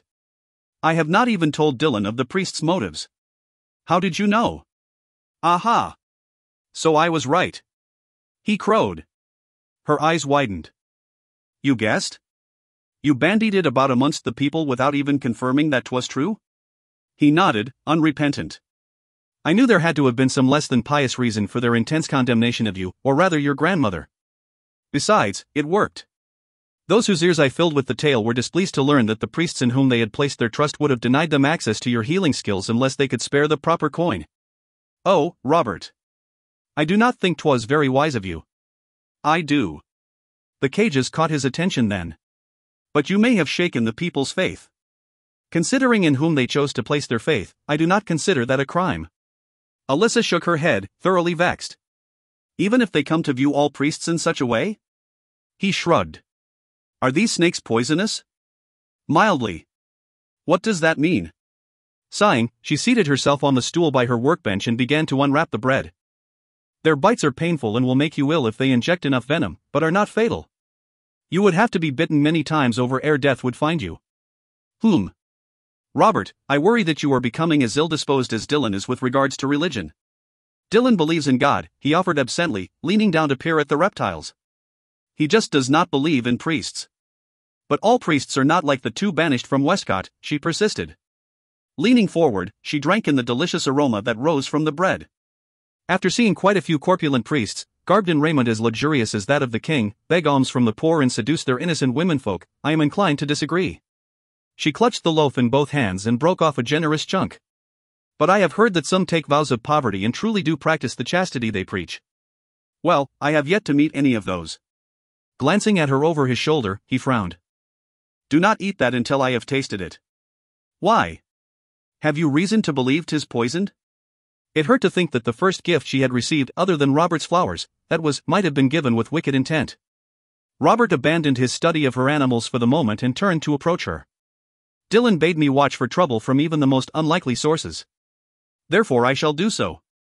As she watched, he broke another piece off and started to bring it to his mouth. Wait. Feed it to the rodents. If they sicken or die, I shall not eat it. But I will not risk your poisoning yourself on my behalf. He smiled down at her with a twist of his lips that seemed somehow sad. I am sorry. I wish 'twere not necessary. She took the bread from him and went to drop it in one of the cages. Well, let us see what your outrageous rumors will accomplish. Mayhap by the time Dylan returns, 'twill not be. Asterisk asterisk asterisk. Exhaustion pulled at him as Dylan climbed the tower stairs to the solar. He had ridden almost non-stop for 3.5 days. After only a brief rest, he had then attacked Pinehurst at dawn, eager to confront the man who had ordered the ambush that had nigh claimed his life, and Alyssa's as well when she had healed him afterward, not to mention the one that had brought Robert to his doorstep with a limp. 'Twould seem, however, that Camden was not in residence. Both searches the men had conducted had come up empty. The party Dylan had sent into the surrounding forest had found a trail far from the walls that seemed to begin in the middle of nowhere and lead toward Westmoreland, but not more. It had to have been Camden. But how he had escaped Pinehurst remained a mystery. One that left Dylan uneasy. None of the servants would admit to knowing the answer. And none of Dylan's men would confess to falling asleep whilst on watch. How did he manage it? Dylan wondered for the 100th time, closing the door behind him. He needed Alyssa by his side, to help him discern truth from falsehood whilst he conducted his interrogations. And to dispel the loneliness he could feel closing in on him like winter. He missed her. Wearier by the moment, he sank down on the edge of the bed inside. He would sleep in his mailed chausson and hauberk, his thickly padded gambeson easing much of the discomfort. Until the knights he had sent to Westmoreland returned to confirm that Camden was indeed there, Dylan would not rest well. Nor would his men, guarding the walls, relax their vigil. Dylan would have liked to leave on the morrow, hunt the bastard down, and finish the matter once and for all. Unfortunately, with winter fast approaching, he could not delay the repairs needed at Pinehurst for even a few days. The people needed shelter before the first snowfall. They needed food, great quantities of it, to replace what nigh starvation had taken from them and to increase their stores. 'Twould take many hunts to bring down enough meat to satisfy both present and future needs. They must have clothing as well. The rags they had been reduced to wearing would neither keep them warm nor stave off illness. Trees needed to be felled, to be used both for repairs and to keep the hearth fires going. There seemed an endless list of tasks that must be taken care of as swiftly as possible. Lying back on the bed in the recently cleaned, nice spotless chamber, he let his mind drift away from his responsibilities and toward Alyssa. Alyssa! His lips stretched in a slow smile. He would deal with Camden later. Asterisk asterisk asterisk. Robert, would you please stop tormenting my animals? Alyssa reprimanded for the 4th time. I am not tormenting them, he protested around a mouthful of the delicious bread she had shared with him. Hours had passed and the rats that had consumed the bread had shown no signs of illness, easing their fears that the gift had been given with foul intent. The castle had wound down for the night. Servants had cleared the hall, then wearily found their pallets. Dylan's men either patrolled the walls, slept, or sought a willing wench to warm their beds. Alyssa would have thought Robert would choose the last. But he had instead made his way back down to her chamber. It surprised her how comfortable he was in her presence now. He actually appeared to enjoy her company, as she enjoyed his. She missed Dylan terribly, and managing Robert's many questions helped distract her a bit from the emptiness. And her concern. One would think you had never seen a snake before, she commented, placing a stopper in the jar of ointment she had just prepared for Harry. I have not. Not like these. 'Tis the first time I have had the opportunity to study a snake whilst it still lives. You would have more such opportunities were you not so quick to slay them whenever you see them. He shrugged. I know not which ones are poisonous. Backing away from the cages, he dusted the crumbs from his fingers and disappeared between her bookshelves. I must admit that I am in awe of your usage of those creatures. I would not have believed one could use them to extract information from a man. She had told him the purpose her pets had recently served. Why? A woman recoiling from rats and snakes would not surprise me, but a man? Irritation struck. Are you telling me that, were 2 or more of those serpents to slither up your hose and tunnel their way through your braise, you would not be at all concerned? Robert's face reappeared, his expression horrified. You did not tell me you trained them to bite him there. That is. I cannot train a snake to bite a person, Robert, nor would I. Then he was not bitten? Nay, he was not bitten. What did you train them to do? The snakes? Not. He frowned. If you did not train the snakes, how did you get them to slither up his hose? She shrugged. I trained the rats. She had thought her grandmother's orders to do so most peculiar when she had donned these robes, never guessing that such would someday serve a purpose. 'Twas a surprisingly easy task, if you can believe it. Actually, I can, he said with a wry smile. I once knew a boy who trained a field mouse to scurry up ladies' skirts so he could glimpse their legs when they frantically shook their gowns to dislodge it. Alyssa laughed. Well, once the rats clambered up the man's hose, all I had to do was release the snakes, which fortunately were in need of a meal that night. So they followed the rats.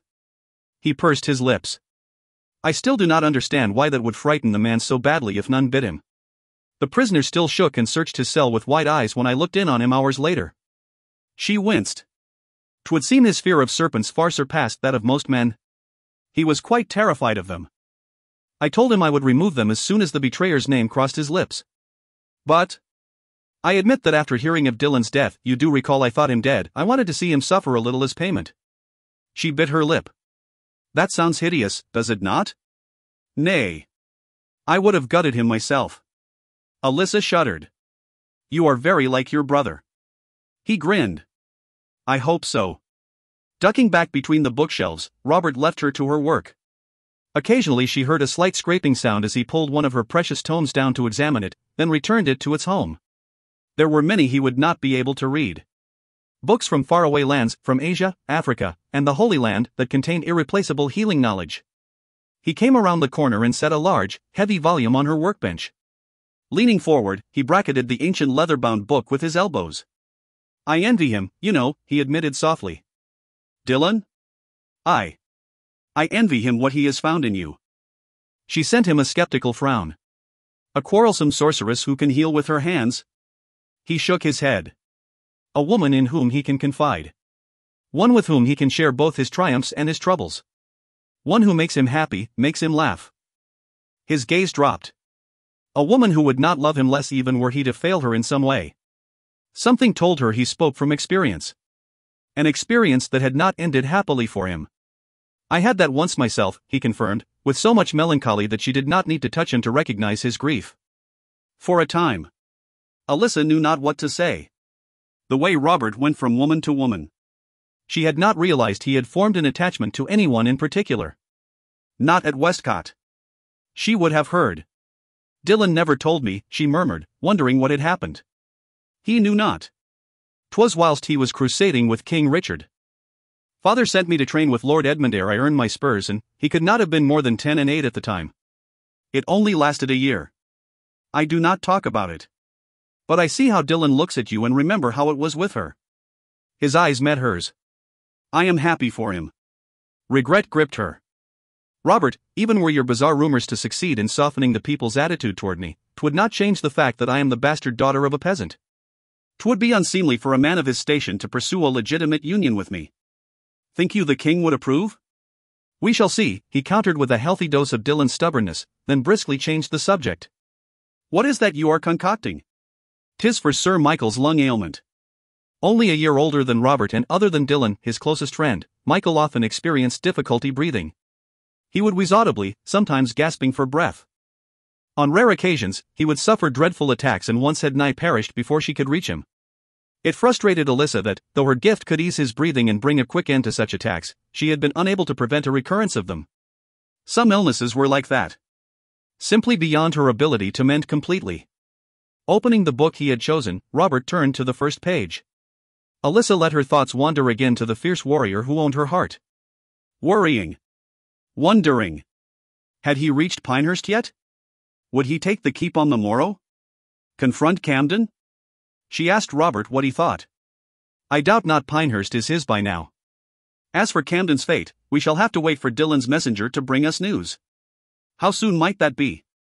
'Twill take 3 or 4 days of nigh constant riding to reach us. We can begin looking for him then.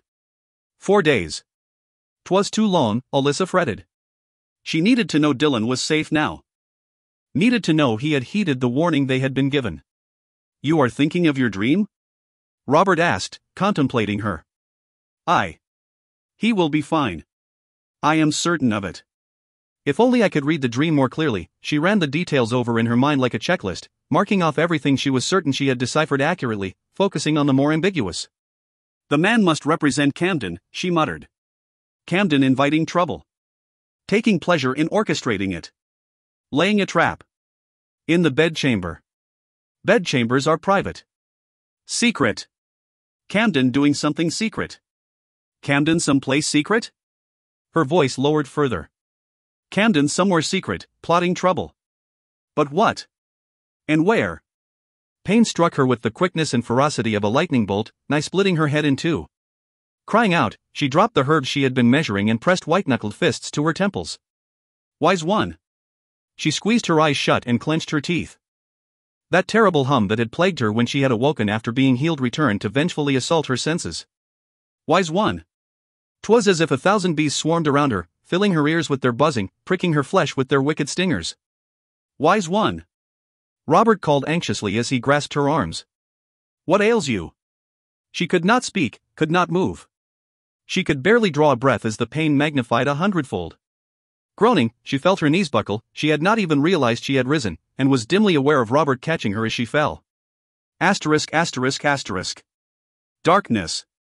The pain abruptly receded. Alyssa no longer stood in her chamber. Was no longer at Westcott. She could see naught of her surroundings, yet was certain nonetheless. Raising her chin, she drew in a deep breath. The air was thick, stale. It smelled of many unwashed bodies and, she sniffed again, stagnant seawater. Where was she? Thrusting her hands out in front of her, she moved them in wide arcs. Behind her they scraped across a rough wall of stone, which she decided to use as her guide. Swiveling to her right, she took a hesitant step forward, then stopped.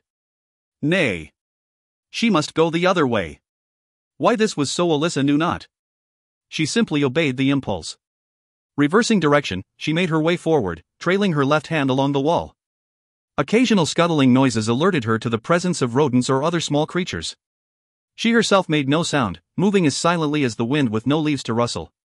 Soon she heard whispering and saw faint light up ahead. There. Men. Clothed in ragged armor, with dented shields and weapons in hand or within reach.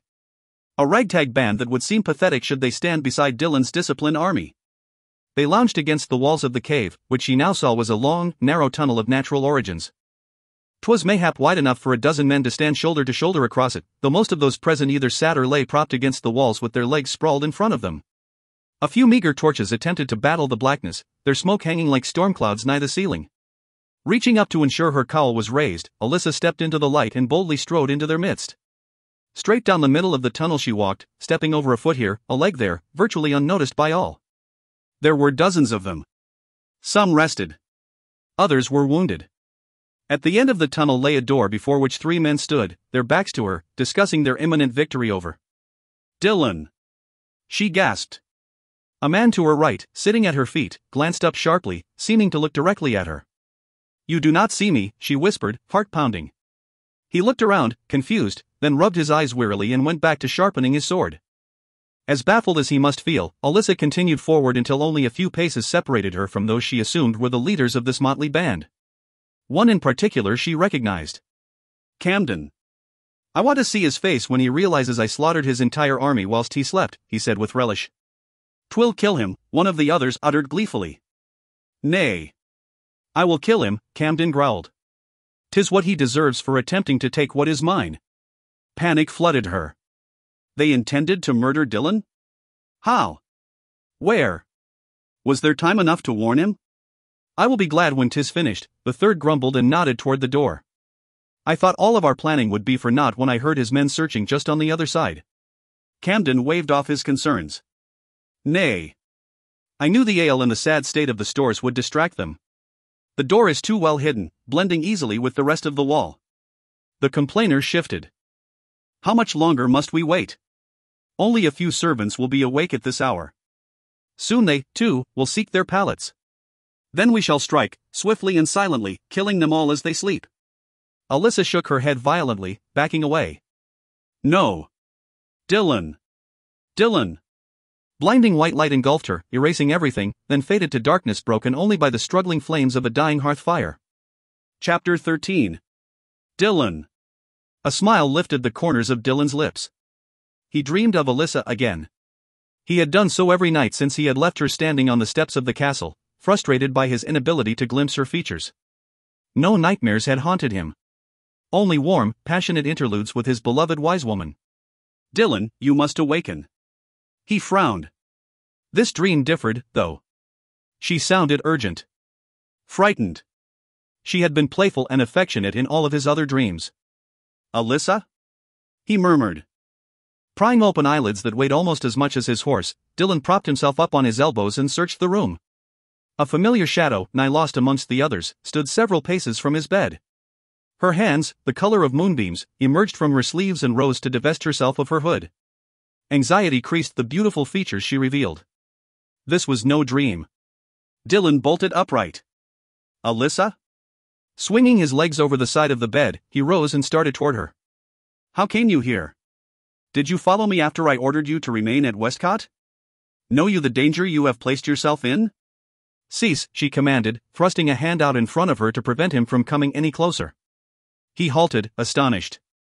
Did she fear him? "Alyssa." "You must make haste, Dylan. Camden's men tarry below." "What?"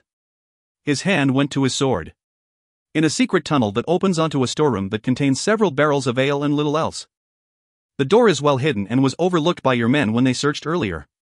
He took a step toward her, but stopped when she stepped backward. "How know you this?" "I was there. They planned to kill your men whilst they sleep and you with them, taking the keep from the inside out."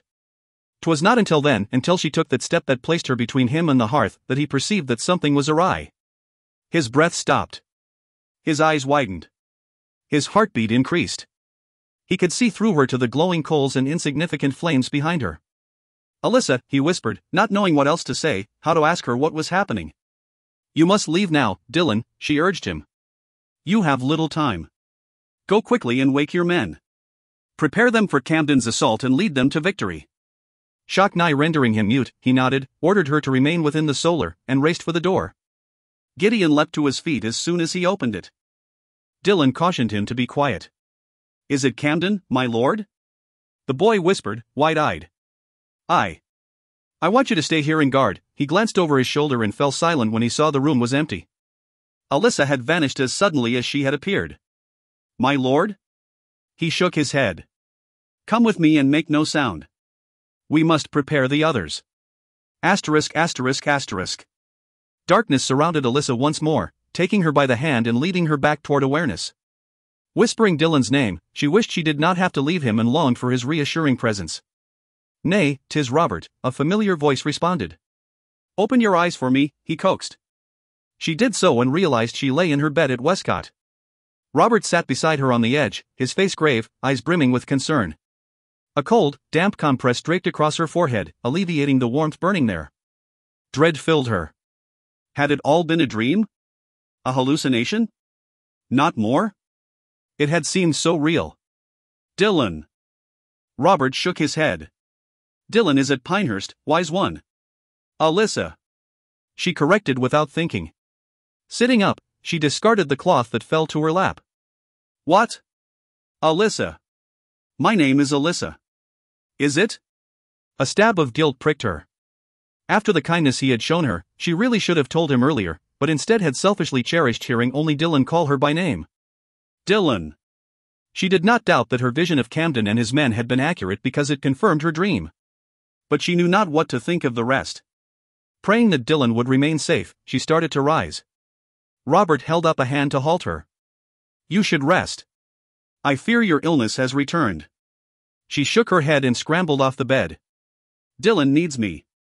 He rose. "I do not understand." Alyssa retrieved her empty valise and crossed to the shelves that contained her herbs and medicines. "You have been unconscious for over 2 hours," Robert continued, shivering and muttering things beneath your breath. "Your skin burned with the same fiery heat that I felt in your hands when you healed Dylan. Your skin is yet flushed with it. What has happened?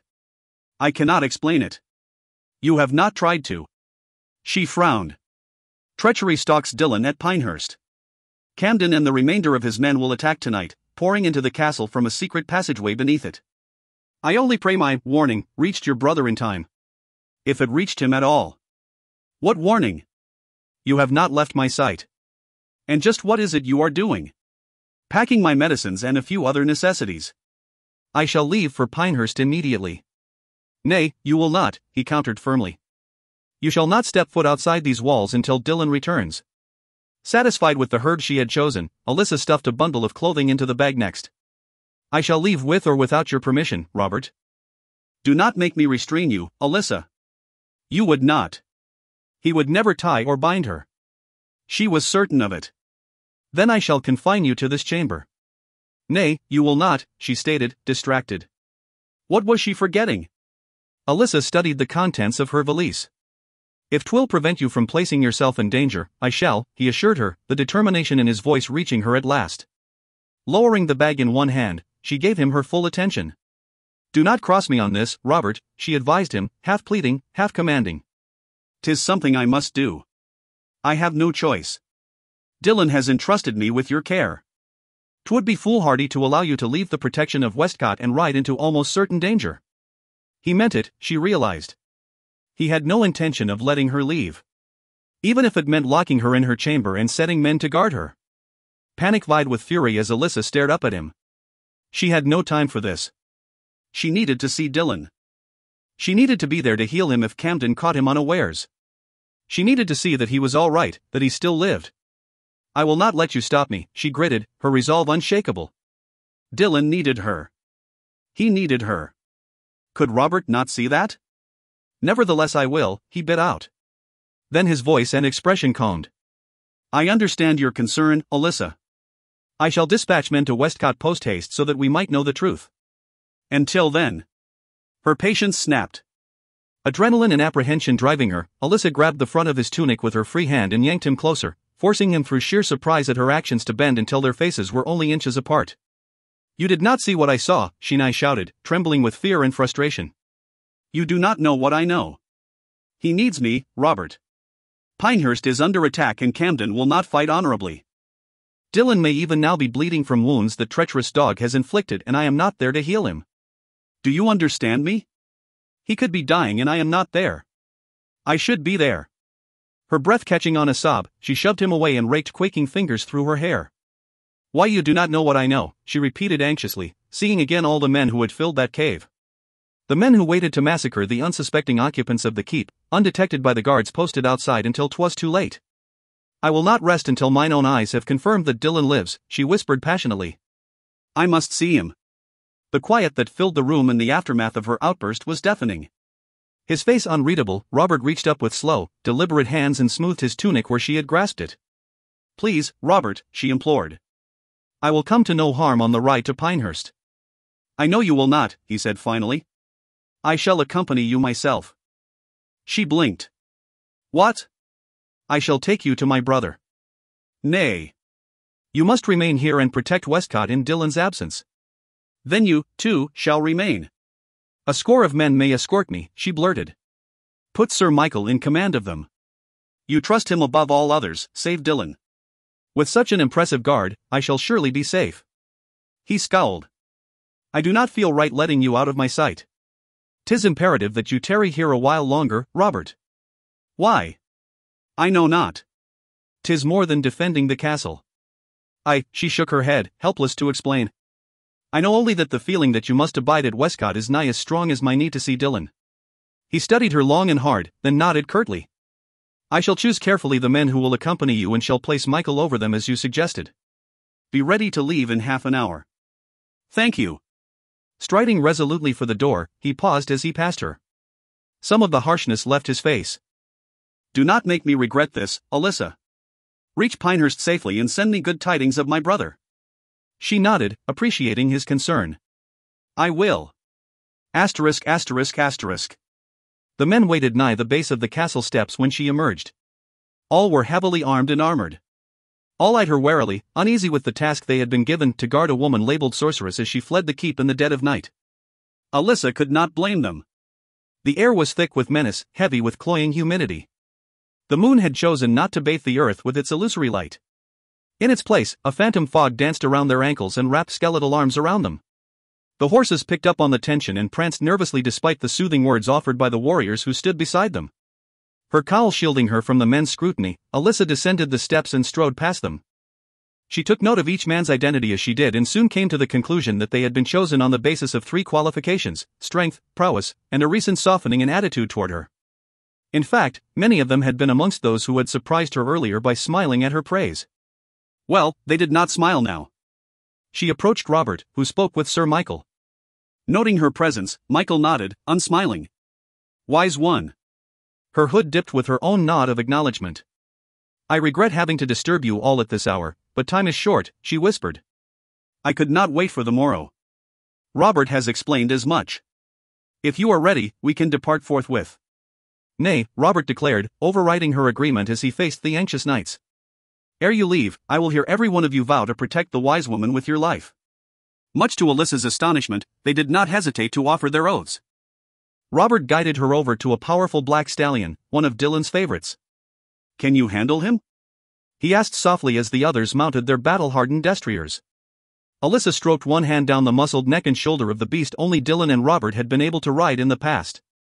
Aye, she answered, confident that she could. Good. Should you come under attack, he is the best mount to have beneath you. But I worry that he may be too spirited. He and I shall do well together. She handed Robert her bag and stood patiently whilst he fastened it to the back of her saddle.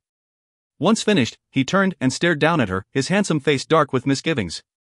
Worry not, Robert, she said, voice low, and placed a hand on his arm.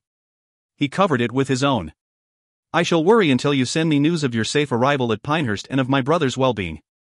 A messenger should arrive by week's end. Does he not? I will assume the worst and lead an army in your wake? She nodded. When she would have pulled away, he tightened his grip on her hand. How Dylan must hate those robes, he murmured, beyond the hearing of others. 'Tis difficult to bid you farewell when I am unable to see your face. It must be 100 times harder for him. Tears threatened to choke her as she recalled Dylan's expression just before he had thundered through the gates to conquer Pinehurst. 'Tis difficult for me as well. He hesitated for a long moment, his fear for her and Dylan inundating her and clutching at her heart. Fare you well, Alyssa. And you, Robert. Dropping his hands to her waist, he lifted her and set her in the saddle. Michael, he called. Michael directed his beige warhorse over to Alyssa's. 'Tis time. The two turned their horses and, side by side, rode swiftly through the gates, the others falling in behind and stonily keeping pace. Asterisk asterisk asterisk. Darkness enshrouded the tarnished great hall. Only the diminishing flames of a single hearth allowed Dylan to see the figures creeping forth from the storeroom like rats looking for a bit of cheese. He and his men remained utterly still, cloaked by the shadows that swallowed the walls. Alyssa had been right. How had she known? Making only the slightest sounds, Camden's men slunk toward the pallets in the center of the room.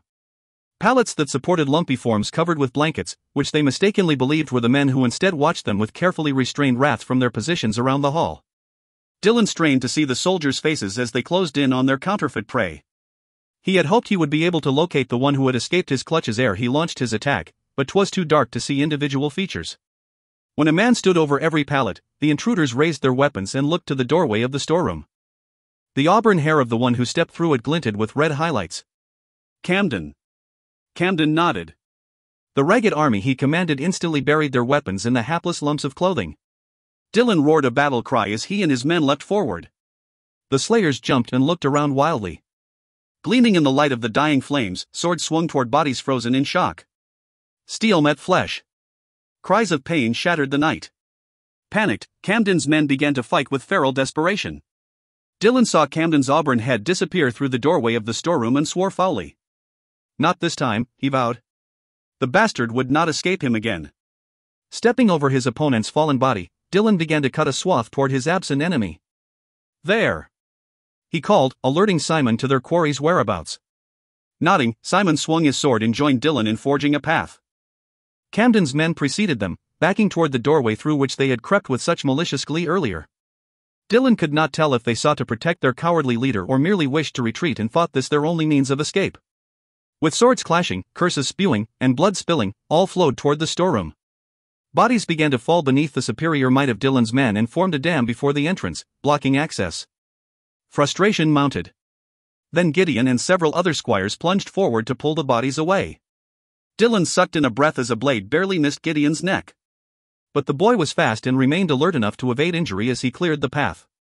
Camden's men, their panic rising, pried open the hidden door and hurtled themselves through it in a bid to flee with their leader. Dylan would have none of it. He and Simon followed, his men, those who were not still engaged in battle in the great hall, fast on their heels. They had just enough time to register a long tunnel mayhap wide enough for a dozen men to stand shoulder to shoulder ere Camden's ragged army began to extinguish the torches. "Gideon!" Dylan bellowed even as he caught up to the first man and cut him down. "Aye." He barely heard Gideon call from the storeroom. "Torches." If Gideon responded, Dylan did not hear him.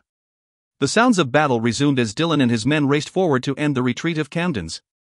So little light remained that he would have been unable to tell friend from foe if his men's armor, far better cared for than that of the malefactors they fought, did not reflect the flames of the torch or two that remained.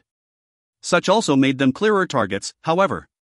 Past the straining, swearing warriors in front of him, Dylan caught a glimpse of Camden. 'Twas too dark to see with whom he fought. Dylan had to look away to cut down his opponent. When he turned back, Camden was gone. Had he fallen? Escaped? The battle slowed as bodies crumpled to the ground. Gideon and several other squires poured into the tunnel, each bearing a torch in one hand and a sword in the other. Blessed light bathed Dylan and his warriors as they defeated the last of Camden's army, their shadows engaging in a phantom battle on the walls around them. Dylan took the torch Gideon offered him and began to search the faces of those fallen. Simon grabbed a torch of his own and examined the faces of the dead and wounded. "Was he here when we entered the tunnel?" he asked after a moment. "Aye. I saw him, but lost him in the fray." Dylan's frustration mounted as he continued to scrutinize the carnage, but failed to find the face he sought. "Here!" Simon called. Head snapping up, Dylan crossed to Simon and knelt beside the body his second-in-command studied. The fallen man lay face down, but bore the auburn hair for which Dylan's enemy had been known. Simon turned the man onto his back. Both grimaced. He appeared to have taken a mace to the face, amongst other things. His chest no longer rose and fell with breath. Though badly mangled, his features still managed to carry the look of Westmoreland, his father. "'Tis Camden," Simon said. Dylan nodded. "Aye." Relief relaxed the muscles knotted in his neck and shoulders. Camden was dead. 'Twas finally over. Asterisk asterisk asterisk. In the distance, she saw him. Dylan stood, silent and stoic, staring at the road leading to the unfamiliar gates below him. He was watching for her. Waiting for her. Was desperate for the sight of her. He too, sought reassurance and prayed for her safety, knowing that somewhere out there her robe blended in with the night as she steadfastly made her way toward him. "I am coming, Dylan," she whispered. A hand gently grasped her arm, steadying her. Blinking, Alyssa realized Michael had just kept her from sliding out of the saddle. She had fallen asleep again. And dreamed of Dylan. Over 40 hours had come and gone since they had left the safety of Westcott's walls. She had not slept for more hours than that and craved rest. Yet she would not allow them to halt.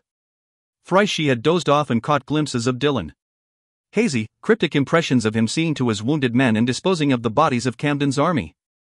Did he know she was coming? Her heart leapt with anticipation, but she would not abandon her fears for him just yet. Such brief visions were new to her. She was reluctant to place much faith in them, particularly since they were not as strong as that which had assaulted her in Robert's presence. "I thank you," she whispered, struggling to sit straighter and stave off her fatigue. He released her. "There is a clearing up ahead. We shall rest there until dawn breaks. Nay. We shall continue on until we reach Pinehurst's gates. Pray do not argue with me, wise one. A woman of your advanced years must not push herself so. 'Twill make you ill." She sighed. She was exhausted. Too exhausted to engage in another battle of wills similar to the one she had fought with Robert. "Does it trouble you, Sir Michael?" she posed in her whispery voice. His brow creased. "What? When others do not allow you to perform tasks you are more than capable of carrying out because of the weakness they perceive in you, does it trouble you?" His lips tightened. "I am no weaker than they. Some believe otherwise. They are wrong. Then it does trouble you." "Aye, sorceress, it troubles me," he grated. She nodded. "Now reverse our conversation. Apply your frustration to me and cease grappling with me over this. I give you now the same words I gave Sir Robert. I will not rest until mine own eyes have seen Lord Dylan. If you have to tie me to this saddle to keep me from falling out of it and slowing us down, so be it. But we will none of us seek shelter for the night. I wish to have crossed Pinehurst's drawbridge by the noon hour on the morrow." Turning her head, Alyssa awaited his response. Michael studied her dark form for several long moments. As you wish, wise one. I meant no insult. She smiled, though he could not see it. I know. And I appreciate your patience. You must all be nigh as weary as I. He shrugged. We are accustomed to such, healer. You are not. The clearing Michael had mentioned came and went on their right. Hopefully the men would not be too angry with her over her insistence that they keep moving. Michael seemed to understand. I hope you did not mistake my words, Alyssa said, worried that she may have injured his feelings. I merely sought to make a point. He regarded her curiously. I see no weakness in you, Michael. You are one of the strongest, bravest men under Lord Dillon's command. Anyone who fails to comprehend that is too great a fool to look beyond what they consider your flaw and see you for what you are. She nodded for emphasis, knowing that there were many men at Westcott who underestimated his abilities. And I assure you that neither Lord Dillon nor Sir Robert are fools. Nor am I. We know your true value. For a moment, he did not seem to know what to say. She feared he had received very little validation in his 26 years. I thank you, wise one, he said at last. 'Tis good to know there are some at Westcott who believe in me. And to hear those words come from you, who know the extent of my illness, gladdens my heart. Alyssa smiled, pleased she had spoken. He continued to stare at her, almost as though he could see through the midnight material that enshrouded her. It makes me wonder, though, if I have not been as great a fool as those who have misjudged me, he murmured, alluding to his own beliefs regarding her. Surprised, she faced forward. We are all fools at some point in our lives. Aye, he agreed, but some are greater fools than others. Asterisk. Dillon stood on the wall walk nigh the Barbican, gazing out over the pitted road that led to Pinehurst. The sun shone high overhead, bleaching the sky to a pale, pale blue. An eye-constant breeze bent the trees in an awkward dance and made the tall grasses in the meadow between forest and wall ripple like ocean waves. She was close. He could feel Alyssa's presence growing stronger. Thrice he had seen her since her mysterious appearance in the Solar the night of Camden's failed invasion. Her face and form had been ghostly, indistinct, not as vivid as they had been that first night. Her voice when she had spoken, I am coming, Dillon, had been barely audible. One might even have surmised it a trick of the wind or a figment of his lonely imagination. And he did wonder. Those around him appeared to have seen and heard naught, though he had been in the company of others each time he had glimpsed her. It puzzled him. Alyssa's warnings were normally delivered in person and stemmed from dreams, not prophetic visions. Those, she had said, were only granted her mother.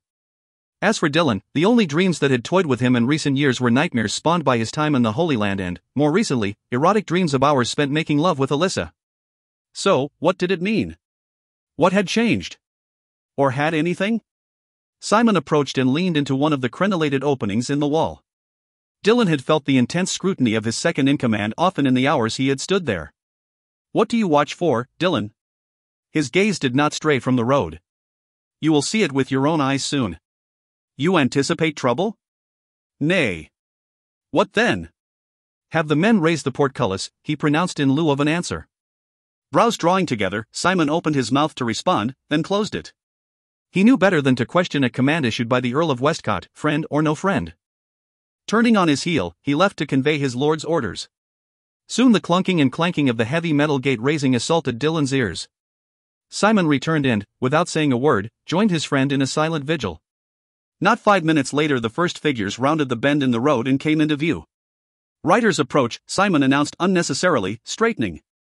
Dillon nodded, squinting against the sun's brightness.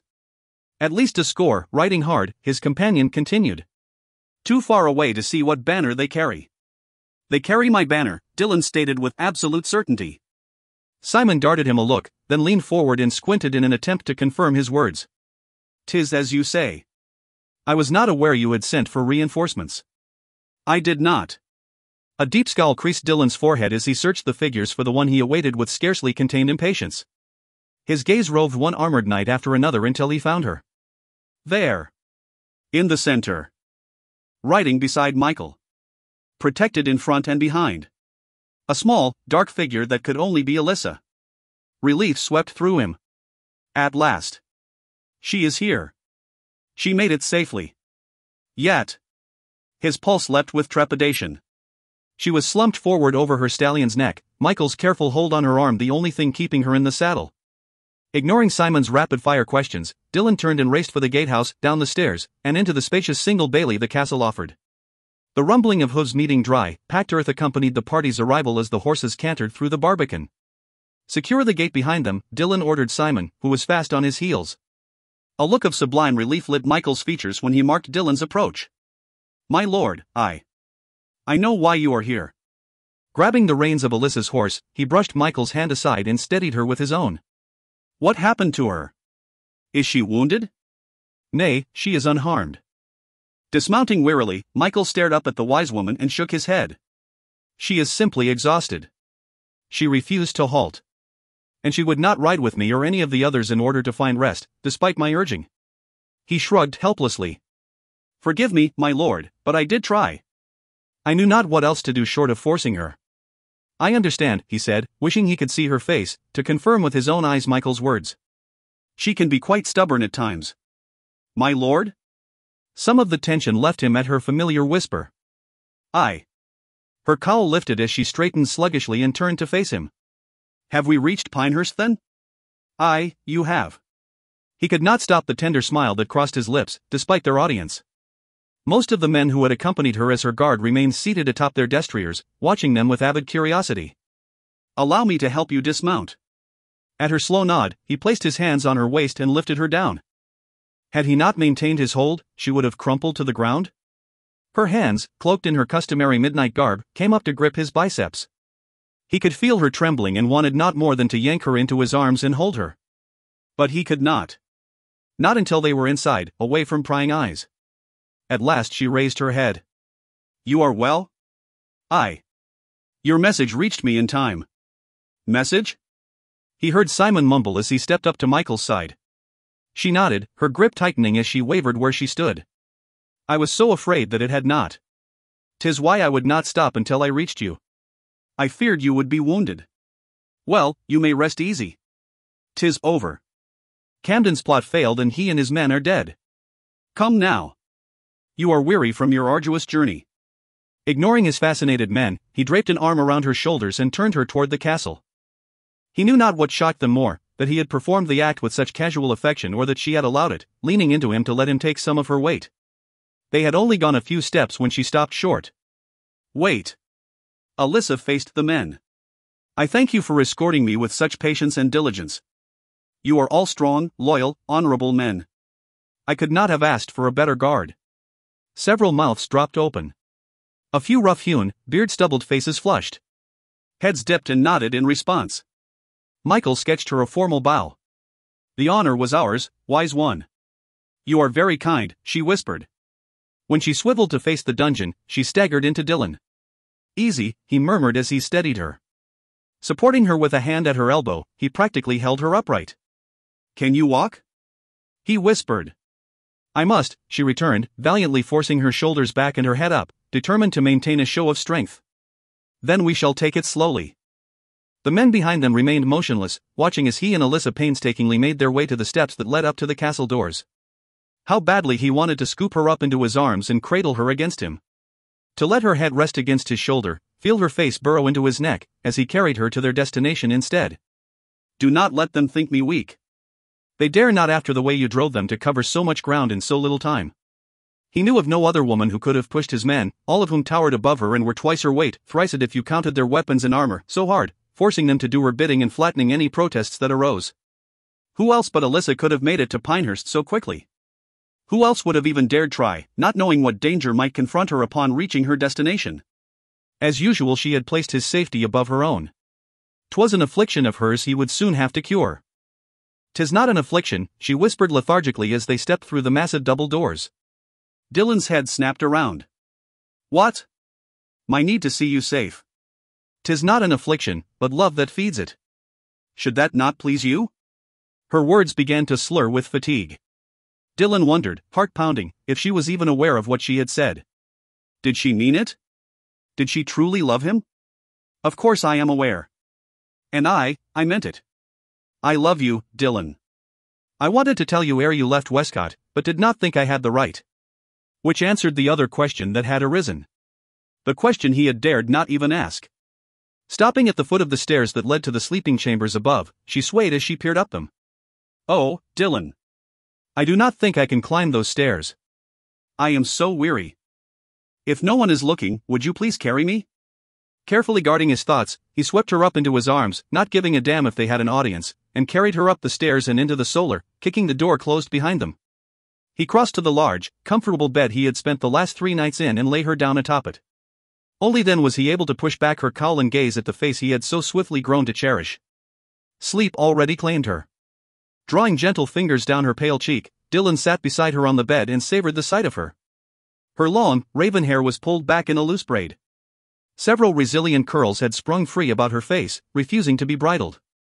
Dark circles pooled beneath her eyes. So deeply did Alyssa sleep that she did not stir whilst he divested her of her clothing and slipped her naked beneath the covers. Her hands were free of the pains she often used to give the illusion of age, her arms as limp as a rag doll's. Smiling, Dylan leaned over to stroke her hair and pressed a kiss to her temple. "Sleep, love," he whispered. "We shall talk when you awaken." And they would talk, he vowed as he exited the chamber, went below, and sent Gideon up to stand guard. They would talk. For Dylan was suddenly quite certain that she did indeed experience the same visions her mother did, as well as the ability to project them into the minds of others over great distances. And, mayhap more disturbing, that she possessed the ability to read his thoughts as clearly as her own. Why had she lied? Why had she hidden it from him for so long? And how could she continue to deny it after today? For, exhausted by days without sleep, she had grown less cautious and answered his thoughts as easily as though he had spoken them aloud. Thinking back to their tour of her garden at Westcott and their recent forays into lovemaking, he suddenly understood that it had not been the first time she had done so either. There had been quite a few instances in which she had responded to his unspoken ideas and desires. He had marveled at the time over how well she knew him, thinking she simply reacted to his emotions, all that she had claimed she could read. Yet such was clearly untrue. Dylan could not bring himself to believe that she intended to harm him in some way with the knowledge she gained from perusing his uncensored thoughts. Nay. She had given him too much of herself for that, had nigh sacrificed her life for him. She had ceded her love and placed her heart in his admittedly clumsy and less than capable hands, always putting his well-being and happiness before her own. Why, then, had she lied? Could it be that, despite her professed love, she did not trust him? Did she fear his response should he learn the true extent of her gifts? Did she think he would spurn her, believing as others did that she was the devil's get? Surely not. Not when she knew how deeply he loved her, how completely he adored her. As she must know. Several of the men who had escorted Alyssa to Pinehurst entered the great hall and trod dully over to the trestle tables that had been erected for them. Dylan watched from his place nigh the great hearth as timid women, still far too thin, brought food and drink from the kitchen to bolster the tired soldiers. He was both surprised and displeased that Robert was not amongst them. He had placed Alyssa in his brother's care with the expectation that she would not be allowed out of his sight. But, having searched the face of every man who had acted as her guard, Dylan knew that Robert had remained at Westcott. Michael entered the hall. Dylan resolved to ask him news of Robert and strode toward the table to join him. His questions surrounding his discovery of Alyssa's dishonesty would have to wait until she was rested. Then Dylan would demand his answers. As well as her trust. Chapter 14. Alyssa assumed at first that she dreamed. Dylan's mouth closed over the sensitive tip of her breast, tasting and teasing, tempting her to respond. His large, rough hands spread fire along her body. Moaning, she tunneled her fingers through his thick, dark hair and urged him closer. Instead, he abandoned her breast and kissed his way up her neck. "Forgive me, love," he whispered. "I could wait no longer." A smile stretched her lips. Opening her eyes to the dim light of a curtained bed, she wrapped her arms around him and stroked his broad, muscled back. "How long have I slept?" He captured her lips in a long, deep kiss, plundering and exciting her to a fevered pitch. "Since you arrived yesterday shortly after the noon hour. 'Tis morning now." "So long?" She practically purred when he nipped the sensitive skin beneath her ear, then laved it with his tongue, his hand finding her breast at the same moment. "After holding you in my arms all night," he continued, his warm breath tickling her ear and sparking a shudder of pleasure, "and stroking your soft skin, the rough hand at her breast slipped to her side, followed the curve of her waist, over her hip and down her thigh. After hour upon hour spent with your sweet, luscious body pressed to mine, when she raised her knees in response, he settled himself more firmly against her, teasing her with his arousal. I find my patience has come to an end." She arched into him, eager for more. Dylan groaned. "I burn for you, Alyssa. I tried to wait, wanted you to rest. But I am so greedy for you. I have to have you."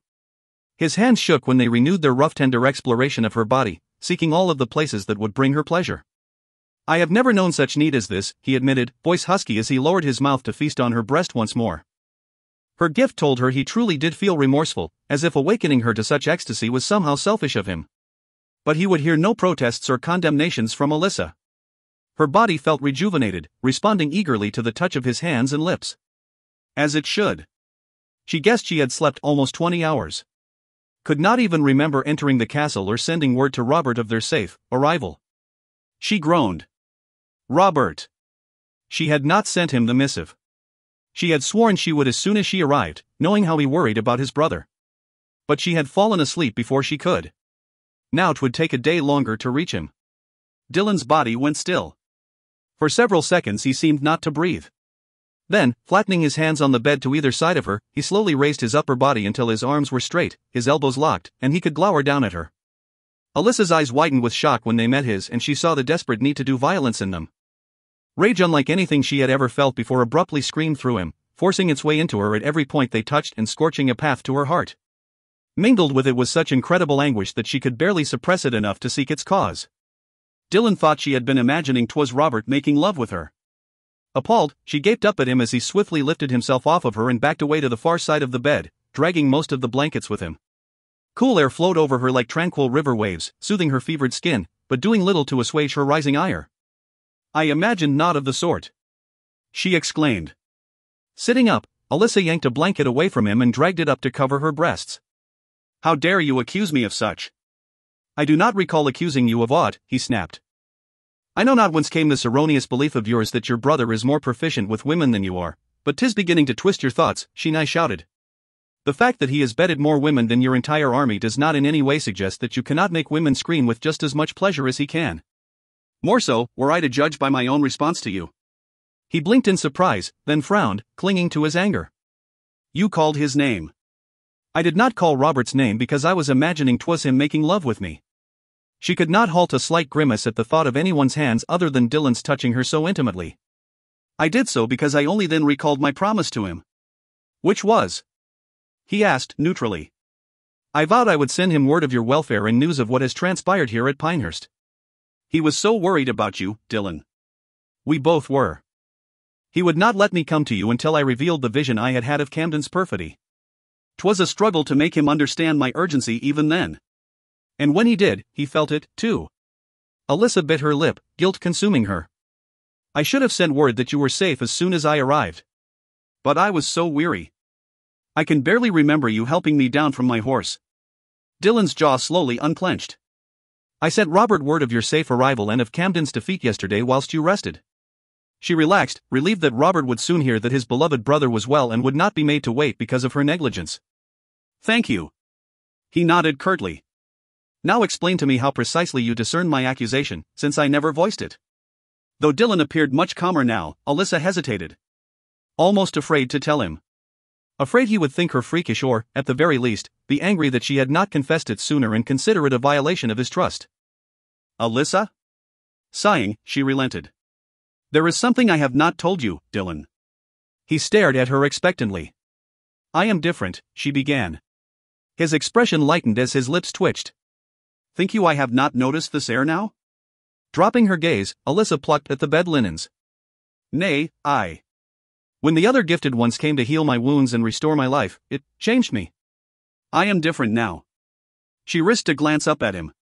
He sobered. In what ways? Well, there are the visions.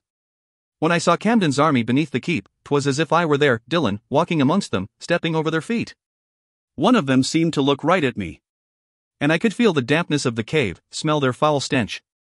For a moment I stood right behind Camden, listening to him boast as he outlined his strategy. As soon as I realized what he intended, I sought to warn you. You did. I saw you as clearly then as I see you now. Standing over there by the hearth and commanding me to awaken and call my men to arms.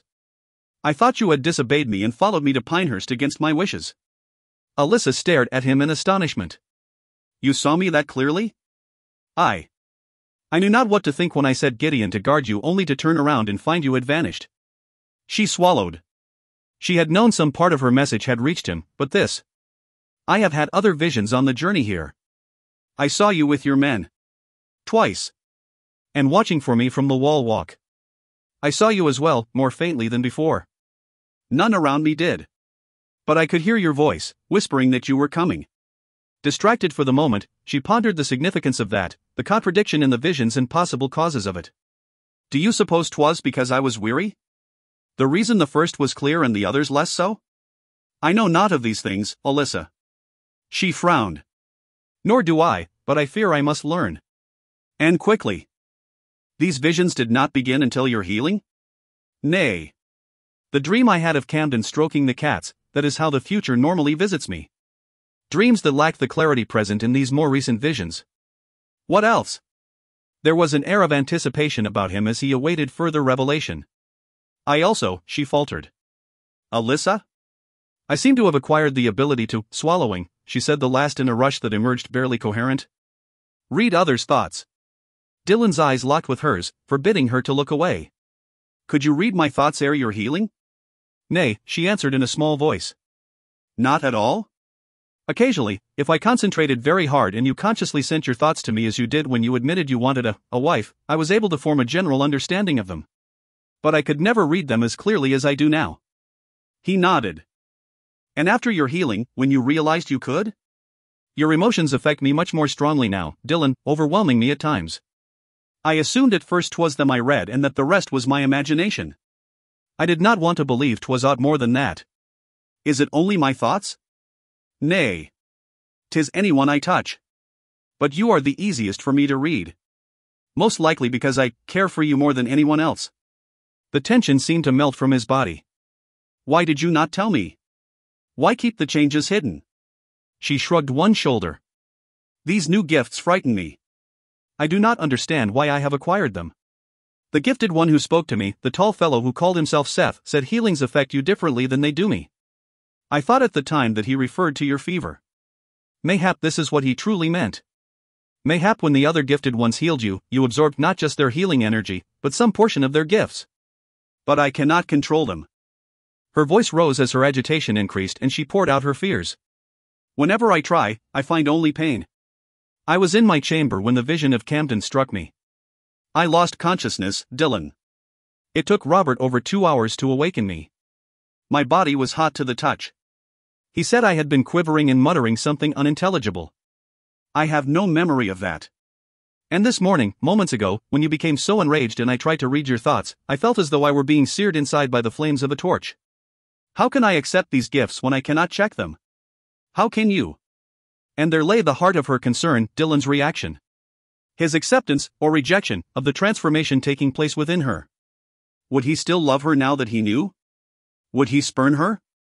He reached a hand out to touch her face, but frowned and withdrew it at the last moment. Her vision blurred as tears filled her eyes. She had her answer. Do not weep, Alyssa, he whispered, yet came no closer. Swiping at the tear that slipped down one cheek, she shook her head and bit back a sob.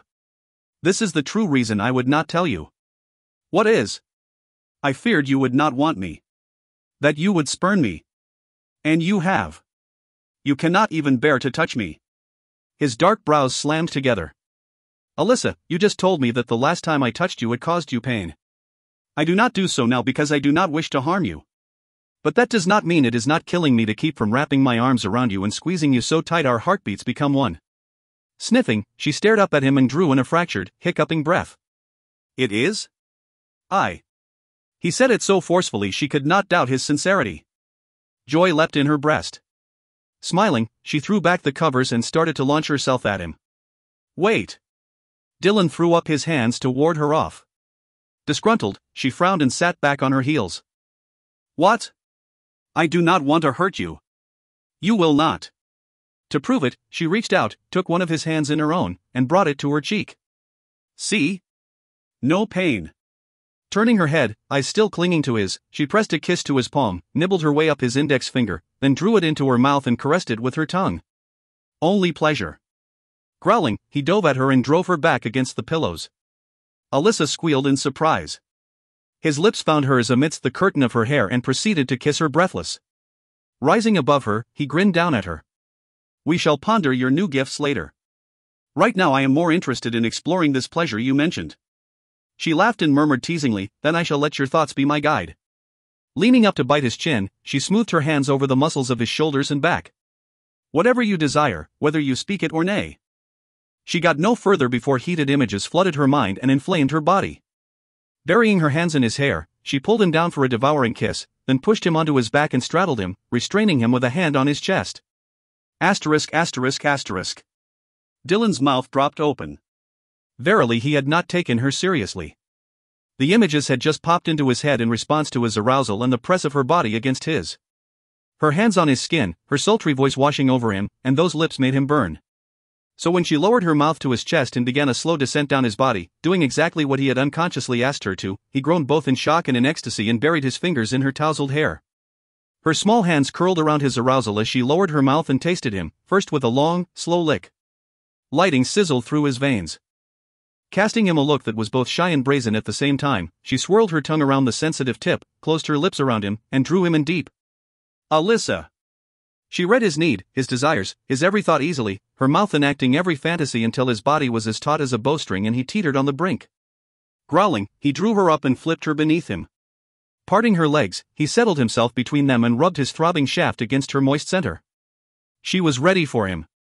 Dylan plunged inside her, delighting in her moans of ecstasy as she wrapped her arms around him, her small hands sliding down his back to grip his backside and urge him on.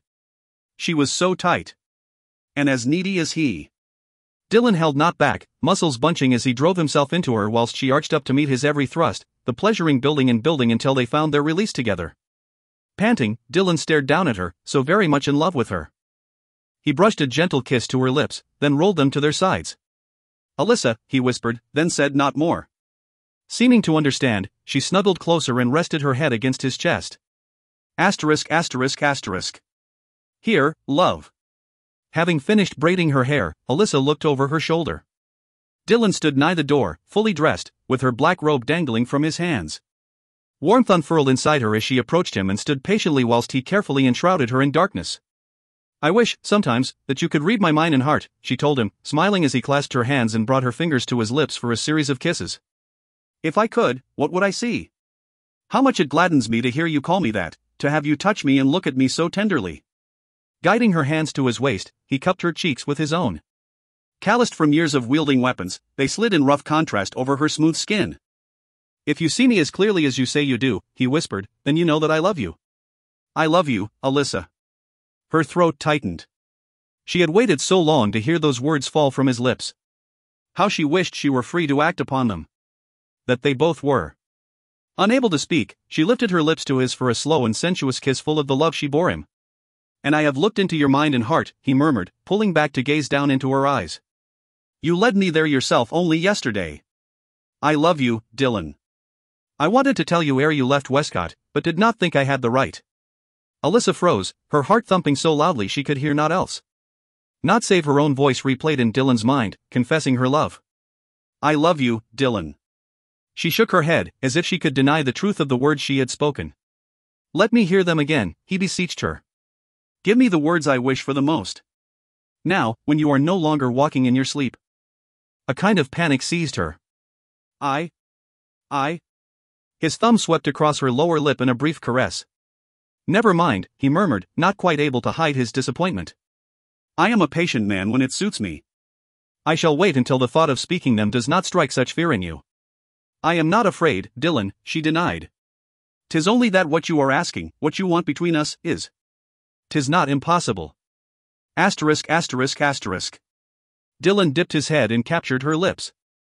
Filled with a desperate need to brand her and imbue her with the determination he felt, he slid his arms around her and hauled her small, slender form up against his. Anger and frustration over her refusal to believe they could have a future together pummeled him until she leaned into him and wrapped her arms around him, coaxing him back toward gentleness. He softened the kiss, his lips now teasing instead of inciting. Releasing her, he grasped the sides of her cowl and raised one dark eyebrow. Have you so little faith in my brother and the seeds of doubt he sows? Alyssa stared up at him, humor entering her deep brown eyes. You know about that? He smiled. Michael mentioned it last night when I spoke to him. Kissing her one last time, Dylan forced himself to draw the hood up to hide her face and hair, then led her from the chamber. He settled a hand possessively on her lower back as they turned toward the stairs. Though not as narrow as those at Westcott, the steep steps similarly followed the inner curve of the dungeon and boasted a high stone wall that kept the two of them hidden from view of the great hall. He would have me believe that half the village has accused the other half of sorcery. And that all are too busy nurturing their fear and loathing of each other to sustain their customary fear of you. Leave it to Robert to find a way to turn the people's fears against them. Faugh! She whispered, slipping into her aged wise woman voice. Dylan laughed. You laugh now. But, when you return to Westcott, there is no telling what chaos will reign. He shrugged. Methinks 'tis a clever ploy. And he would welcome the chaos if 'twould ultimately aid their cause. You would. They started down the stairway side by side. Why did Robert not accompany you on your journey here? I was most displeased when I saw that he had not. I felt very strongly that he would be needed at Westcott. With Camden dead, I know of no imminent threat. Nor do I. Yet the feeling persists. Considering her new gifts, Dylan hoped 'twas just a feeling and not a premonition. Was it you, Dylan? She asked, voice hesitant. Were you the one who took Camden's life? He glanced down at her, wishing he could see her face. Nay. When they realized their ruse had failed, that my men were not asleep and were rapidly decreasing their numbers, those still able to fell back the way they had come. We followed them into the tunnel. Oh, Dylan. Since you were there yourself, in a manner of speaking, you know the conditions for fighting were less than adequate. 'Twas narrow, inhibiting movement. And dark, more so after they extinguished all but 2 torches. Faces were largely indiscernible. Did my men not assiduously keep their armor shined and polished, I fear we would have had a much more difficult time distinguishing friend from foe. 'Twas not until we had dispatched them all that light was brought in and we were able to search the corpses for Camden. And he was there? What was left of him? He had taken a mace to the face, amongst other grisly things. His hair and eye color identified him more than aught else. Since he was touching her, she no doubt felt how much he regretted not being the one to strike the death blow. Did she think less of him for it? Her cowl swung from side to side as she shook her head. Nay. He tried to kill you. And, mayhap, tried to kill Robert as well in the attack that left Robert limping to Westcott's gates. Dylan had considered as much. You sent the body to Westmoreland? I thought Lord Everard would want the boy buried beside his mother. Dylan dreaded the response he would receive. If he received one at all. When they reached the bottom of the stairs just outside the great hall, Alyssa paused and turned toward him, enough to face him, but not enough to shake his hand from her back. He will place no blame with you, Dylan, she said, knowing his thoughts. Camden incurred the king's wrath with his avarice and arrogance, injured your brother, mortally wounded you, and would have slaughtered your men where they slept had you not stopped him. And nigh caused your death as well. You should feel no regret. Lord Everard knows the truth about his son. Dylan sighed. He is the closest thing I have had to a father in recent years. I would not wish to lose that. You will not. He tried to take comfort in her certainty. Ere you begin your duties, I would appreciate it if you would take me to your men. I have waited overlong to see to them. Simon took care of them after your arrival yesterday. They are all rested and have been sent to aid in the construction in the village. 'Twould take every able body to make the repairs before the first snowfall. Not the men who accompanied me, she clarified. Those who fought beside you in battle. 'Tis time I saw to their wounds. Dylan abruptly moved away, severing all contact. 'Tis not necessary. Her cowl tilted. None were injured? Shrugging, he glanced back up the stairs. Their wounds are paltry at best. You need not concern yourself. 'Twas the first time he could recall lying to her. But he could not bear the thought of her harming herself to heal them. I have seen the wounds you consider paltry, she scoffed. 'Twould not take much for them to lead to either death or loss of limb.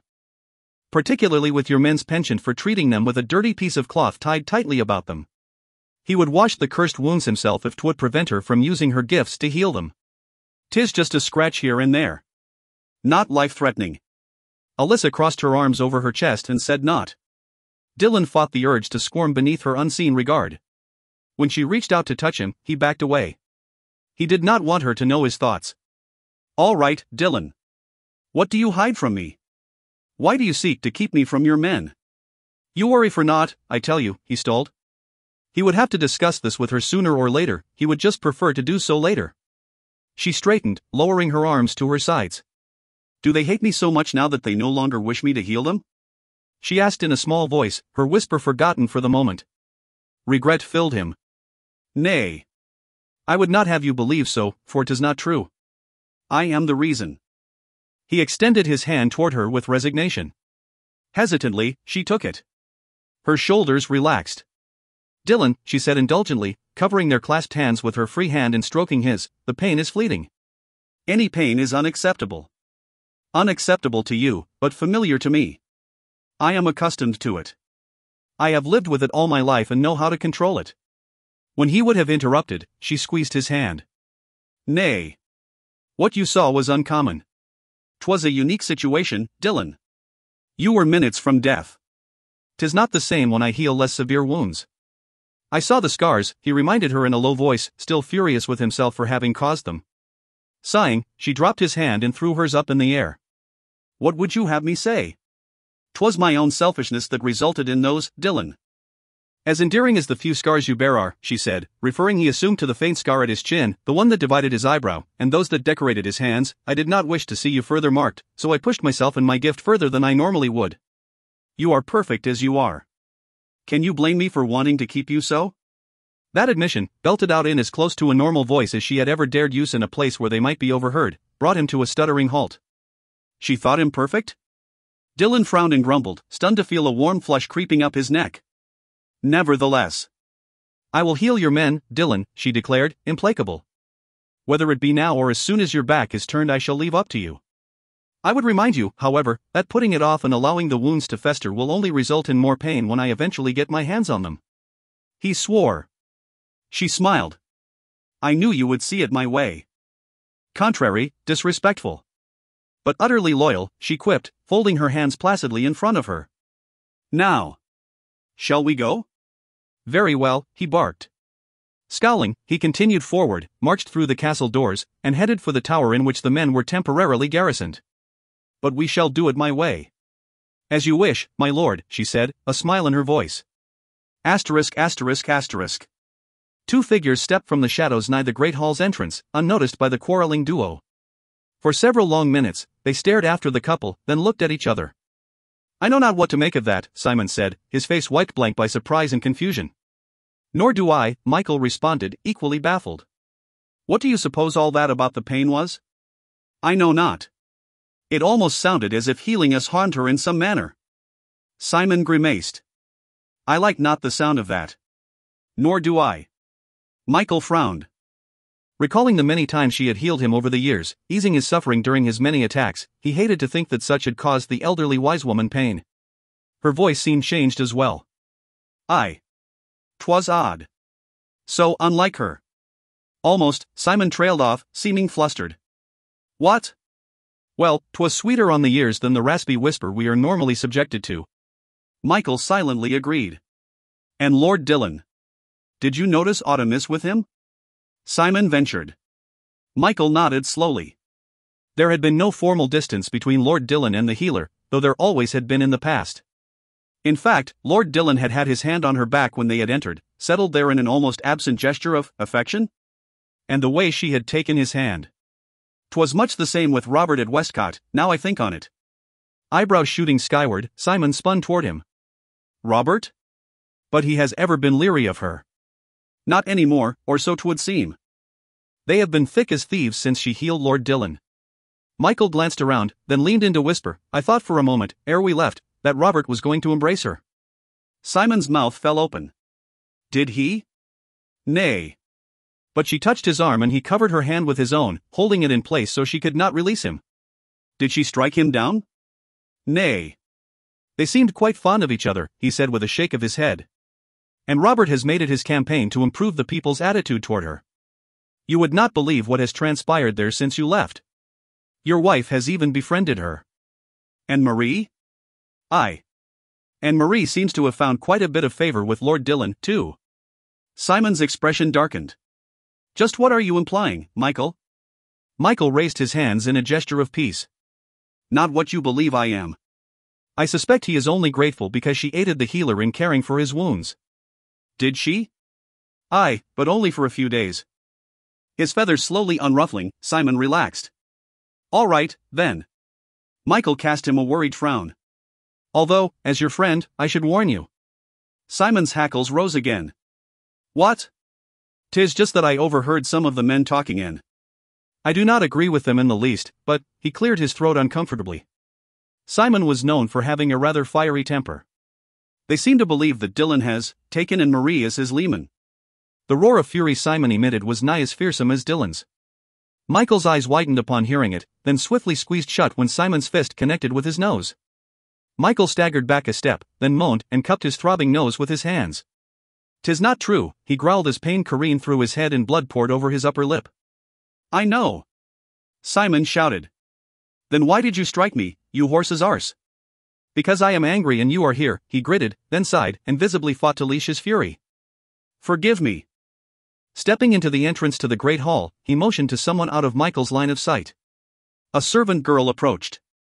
"Have you a cloth?" Simon asked her. "My friend here has suffered an accident." "Accident, my arse," Michael mentally grumbled.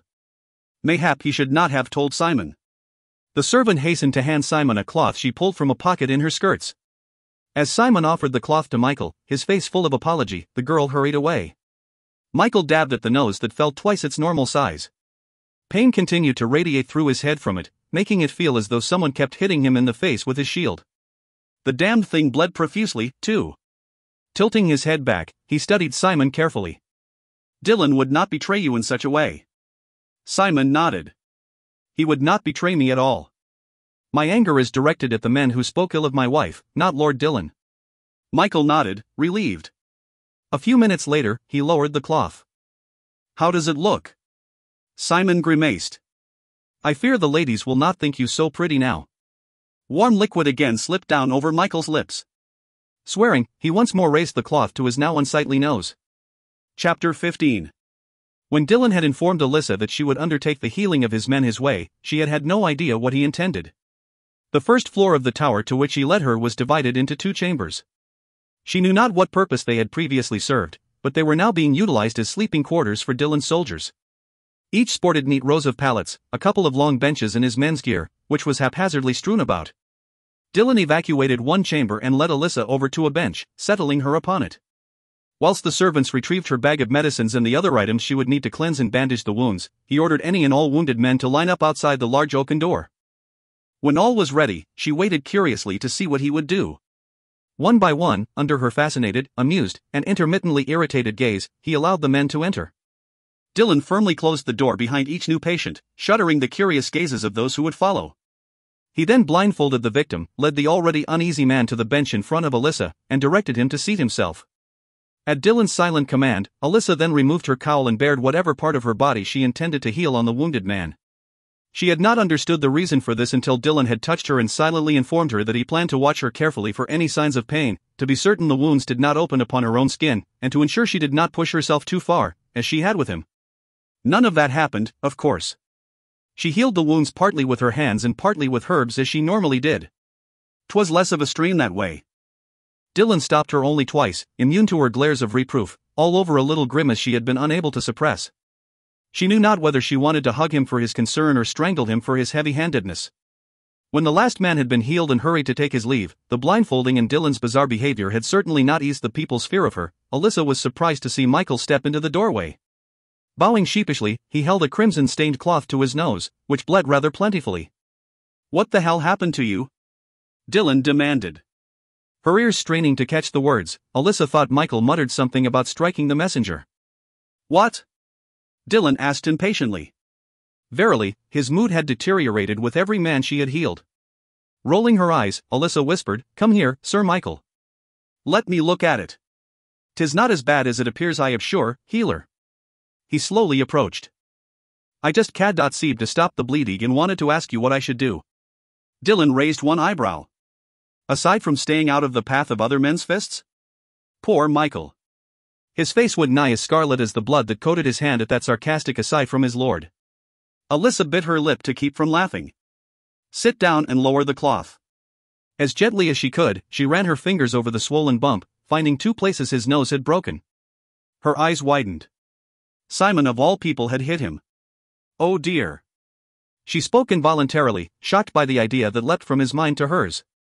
Both men snapped to attention. Dylan yanked her arm away as Michael watched her carefully, noting his lord's actions. "What is it?" 'Twas Dylan who growled that question, worried that she had experienced some pain. Refining her whisper, she shook her head. "'Tis broken in 2 places. I must heal it with my hands." Michael instantly looked as if he wished he had not come. His eyes widened when Dylan retrieved the blindfold and moved to stand behind him. "You must not, my lord," she protested. "'Twill cover the breaks and interfere." Only Alyssa saw his responding glower as she waited with some measure of trepidation for his response. Would he refuse to let her use her gift? Would she be forced to oppose him in front of Michael? To disobey him? Because she would, if it came to that. She would not allow Dylan to forbid her the use of her healing ability. "Michael," he snapped. "Aye, my lord." "Close your eyes." The man did so, unquestioning. "Should you open them ere I bid you do so," Dylan warned, "I shall blind you as punishment." Michael paled slightly. "Aye, my lord." Grunting his satisfaction, Dylan nodded for Alyssa to remove her cowl. Pursing her lips, she tossed it back and told him with one disgruntled look, "'Tis only a broken nose, Dylan." One dark brow rose as his eyes seemed to say, "You shall do as I say or you shall not heal at all." Another sigh escaped her. Freeing her hand from her robe, Alyssa placed it on Michael's nose, closed her eyes, and concentrated on mending the breaks. Heat raced through her body, down to her arm, then to his nose. Soon her own began to ache. Bone shifted position beneath her fingertips, weaving itself back together. Something warm began to tickle her upper lip. "Cease." Startled by Dylan's abrupt command, she jumped and released Michael, whose eyes remained steadfastly screwed shut. Her gaze flew to Dylan. Jaw clenched, he leaned forward around Michael and drew his finger across the skin beneath her nose. It came away wet with her blood. "No more," he ordered in a tone that brooked no argument. Alerted to his distress by his touch, she nodded and raised her cowl. Dylan moved to stand beside her. "You may open your eyes, Michael." Complying, Michael raised a hand to his nose and explored it experimentally. It was straight once more, no longer bleeding. The throbbing and much of the swelling had vanished as well. "My thanks, healer." She nodded. Return to the village and aid in the repairs, Dylan bid him curtly. "Aye, my lord." Standing, Michael bowed respectfully. He froze for a moment as he started to turn away. Alyssa saw his gaze go to Dylan's fingers, still painted with her blood, then fly to her. In the next instant, he was gone. Dylan kicked the door shut, then returned to her side and lowered her cowl. Picking up one of the clean cloths she had set aside to use as a bandage, he grasped her chin and tenderly dabbed her nose with it, wiping away the blood. "I like this knot, Alyssa," he told her. "I know." Her body had already begun to heal itself. The bleeding ceased even as he watched. "'Twould not have affected me at all," she assured him with a smile, "were I not weary from healing so many other paltry wounds before it." Dylan dropped the cloth with a groan and pulled her to him, locking his arms around her as he rested his cheek upon her hair. Asterisk asterisk asterisk. When Dylan and Alyssa emerged from the castle, they found Michael deep in conversation with a knight whose back was to them. "Does no one around here follow orders?" Dylan snapped, startling them out of their huddle. Michael's companion turned. "Simon," Alyssa whispered. His eyes flew to her cowl. As did Dylan's. "Aye, wise one?" Simon asked. "I would speak with you in private." She wanted to thank Simon for trusting in Dylan's honor rather than in the foul rumors Michael had exposed. And to suggest that mayhap 'twould be best if he kept a tighter rein on his temper in the future. Either that or unleash it upon the source of his anger rather than whomever happened to be standing in front of him at the time. Dylan eyed his second-in-command with suspicion. The large man swallowed nervously. "Have I done aught to displease you, wise one?" "Nay." But she did not want to mention the rumors in front of Dylan. "There is a matter I would discuss with you. If..." She felt a tug on her sleeve. Frustrated at being interrupted, Alyssa stopped mid-sentence and turned to Dylan. "Aye." He glanced down at her. "You wish my aid in this?" She frowned up at him. "Nay, aye." Again her sleeve was pulled. Alyssa drew in a quick breath and eyed the space between them. 'Twas not him. Dylan had not touched her. He had not moved at all. Confused, she looked to her left, to her right, behind her. All inhabitants of the Bailey were hard at work and paid her little attention. "Wise one." Dylan's voice drew her attention back to the men. Simon and Michael regarded her cautiously. Dylan watched her with some disquiet, most likely cursing his inability to view her features. She felt yet another tug, this time on the hem of her robe. Glancing down, she stifled a gasp. Written in the dirt just in front of her, as though drawn by a finger, was the word orchard. Her head jerked toward the neglected, thickly overgrown orchard that peeked around the corner of the dungeon. "You men have work to attend to," she whispered, surreptitiously swiping a toe through the dirt. "We shall speak of this later." Dylan caught her arm when she would have left. "All is well, seer?" I have neglected my duties, my lord. 'Tis time I discovered what medicinal plants Pinehurst has to offer until some of my cash from Westcott can be retrieved." Accepting her explanation with some reluctance, he let her go. Ignoring her audience's inquisitive gaze, Alyssa headed straight for the trees. By the time she reached the corner of the dungeon, she practically skipped in her haste. The tall grasses at the edge of the orchard parted as she approached, inviting her within. She smiled now, knowing who had summoned her, and began to run. Through weeds. Past errant saplings. Into the shadows. Out of sight of the bailey. Cursing branches that ripped the cowl from her head and sought to detain her from her quest. Ducking beneath a low-hanging branch, she caught a glimpse of a man up ahead and stumbled to a surprised halt. Her eyes widened. This was not whom she had expected to find waiting for her. As she stepped nearer, she saw that he was a boy, not a man as she had at first believed. Not much taller than herself. His clothing was filthy and tattered, the hat that hid his eyes beyond redemption. Legs braced apart, arms folded across his chest, he stared at her insolently, saying naught. "Forgive me. I thought you were." Squinting at his features, she discerned a hint of familiarity. "Meg?" Bright, feminine laughter filled the orchard as her visitor doffed the hat, allowing shoulder-length raven curls to tumble forth. "At your service, cousin." Laughing, Alyssa hurried forward to embrace her. "Why are you garbed like a boy?" She shrugged. "People leave me be when I travel so clothed." Alyssa wrinkled her nose and took a step back. "Mayhap 'tis your aroma and not the clothing that keeps them at bay." Megan laughed. "Well, when one spends one's time searching musty caves littered with animal droppings, one can hardly emerge smelling of flowers." "Musty caves? I shall explain in a moment. First, how fare you, Alyssa? We have all been so worried about you." She smiled. "I am well, as you can see. Geoffrey wanted to return to Westcott to see how you fared, but feared Lord Humphrey would mark his absence." Alyssa frowned. "Another battle?" "Aye. There seemed to be no end to them on Brufston lands. And, since Lord Humphrey lacked the large, disciplined army Dylan maintained, the peasants were often called upon to fight." "I would have come sooner myself," Meg said, "but grandfather cannot travel, and 'twas difficult to talk him into letting me come alone." "You should not have come alone. You should have waited for Geoffrey.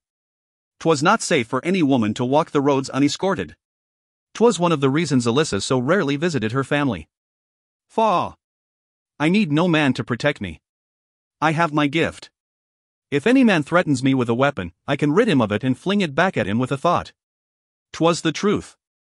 Meg had been born with the ability to move objects with her mind. But Alyssa now knew from experience that killing a man, even a villain like Gavin, was neither easily done nor easily forgotten. "Well, I am glad you are here." Meg looked her over carefully. "'Tis happy I am to see you so well. Verily, I know not how you survived. You saved me. You and the others. Thank you, Meg. I am in your debt. You are as a sister to me. There is naught I would not do for you." "And there is naught I would not do for you," Alyssa responded, meaning every word. "You must promise me you will never be so foolish again," Meg entreated. "You cannot sacrifice yourself for him, Alyssa." "I fear I cannot make that promise." Meg took her hand and gave it a squeeze. "You love him still?" "More every day." With a sad smile, her cousin drew Alyssa over to the stump of a tree that had been felled by lightning. "He is an earl." Alyssa sighed. "I am aware." "He can never be yours," Meg reminded her gently. "He must wed a woman of noble birth." "I know." The slim hope Robert had raised in her crumbled. He and Dylan seemed to be the only ones who thought the circumstances of her birth and her station at Westcott meant naught. For a moment, Alyssa had begun to believe them and hoped that she and Dylan could have a life together. Meg did her a kindness now, ensuring she saw the truth of the matter. "Tell me of your cave explorations," Alyssa requested, wanting to change the subject. "What do you seek in them?" "Not what, but whom." The two attempted to make themselves comfortable on the lumpy wooden natural bench, then gave up and sat on the ground. "I seek the gifted ones who helped us heal you," Meg said at last. Alyssa frowned. "Dylan said there were 7 of you." Aye, but only 6 of us were gifted ones. The one called Seth allowed Matthew to accompany us so he would not worry. The tale she told next was a fantastical one of Seth coming to Megan's door and taking her, in the blink of an eye, from her home to Brufston Lands to find Jeffrey, then to Alyssa's mother, then to Westcott. You said there was another with Seth? Aye. His name was Roland, but he spoke very little. He said only that Seth is the eldest and most powerful amongst us. Did you not say Seth appeared young? Aye. No older than Lord Dillon. 'Tis a mystery, is it not? Alyssa nodded. In truth, I knew not there were any others out there. I thought our family the only ones born with unusual gifts. As did I. Meg shook her head. I know not who Seth is, but I sensed such immense power in him, Alyssa. 'Twas he who told us you would not perish if we healed you, and, since your grandmother lacked the strength to do so alone, showed us how to help you. Dillon said as much, but I know not how you did it. Only grandmother has the healing gift. Roland was a healer, too. I think Seth was as well, but he did not participate. He just told us the healers could draw strength from the rest of us, and 'twas exactly what happened when we healed you. Alyssa shook her head. 'Twas not all that happened. She explained the changes that were taking place within her. Her visions. Her ability to read thoughts. Meg stared, her gaze fascinated. You've acquired new gifts? Aye. And have little control over them. I have never heard of such. Nor have I. They sat in silence for several long moments, wooed by the birds singing in the tree limbs above them. Who is this Seth? Alyssa asked. How does he know so much more than the rest of us? I know not. But he is more powerful than all of us combined. And tall, she marveled. Seth was so tall that he even dwarfed Lord Dillon. Alyssa could not imagine it. Dillon was the tallest man she had ever met. I intend to find him, Meg said again as a determined gleam entered her brown eyes. Alyssa did not attempt to dissuade her cousin, knowing such would prove fruitless. Long moments of quiet passed. Why a cave? Alyssa asked curiously. I asked your mother to seek him in a vision and she saw him in a cave with a shadowy figure. So I searched everyone I came upon on my way here. 'Tis not much of a guide. I know, but how long can a giant go unnoticed? Meg gave Alyssa a speculative look. So, what does your handsome warrior Earl think of you now that he has seen you unshielded by your robes? Alyssa forced a smile. He thinks himself in love with me. Meg bit her lip and again took Alyssa's hand. Oh dear. Asterisk asterisk asterisk. You are quiet, my lord. Dillon pried his eyes away from Alyssa's hands and glanced at her face. She had not looked up when she had spoken. Her attention seemed riveted to the dried herbs she currently ground into powder, yet another treatment she prepared for the neglected people of Pinehurst. A month had passed since her cousin Megan had visited. A strange young woman, that one. During that time, much had been accomplished. Dillon spent every day from sunrise to sunset laboring alongside his men, shoring up the keep's defenses, making repairs, tearing down structures that were unsound and replacing them with new ones. In the evening, he retired with Alyssa to the Lord's chamber, which also served as the solar and had rapidly become their haven away from duty and prying eyes. The people at Pinehurst, like all those weighted by superstitions, were wary of the healer and feared her peculiar gifts. Yet they seemed to lack any real hostility toward her, mayhap because they had quickly come to understand the value Dillon placed on her and did not wish to displease their new lord in any way. He was, after all, turning out to be much more generous than his predecessor, though Simon told him they found his presence formidable and his reputation downright frightening. Their manner toward Alyssa was more one of caution than hate. She had visited many of them in their crumbling huts, asking after their health, which more often than not had suffered under Camden's brutal rule. Though all feared having her heal them with her hands, something only permitted in Dillon's presence, behind closed doors, whilst blindfolded, they treated her with respect and always thanked her for her troubles. Each night, as Dillon sharpened his weapons or mended any number of items that required care at Pinehurst, Alyssa worked diligently at the table he had ordered installed in the solar, filing away the herbs she had collected and mixing her miraculous cures.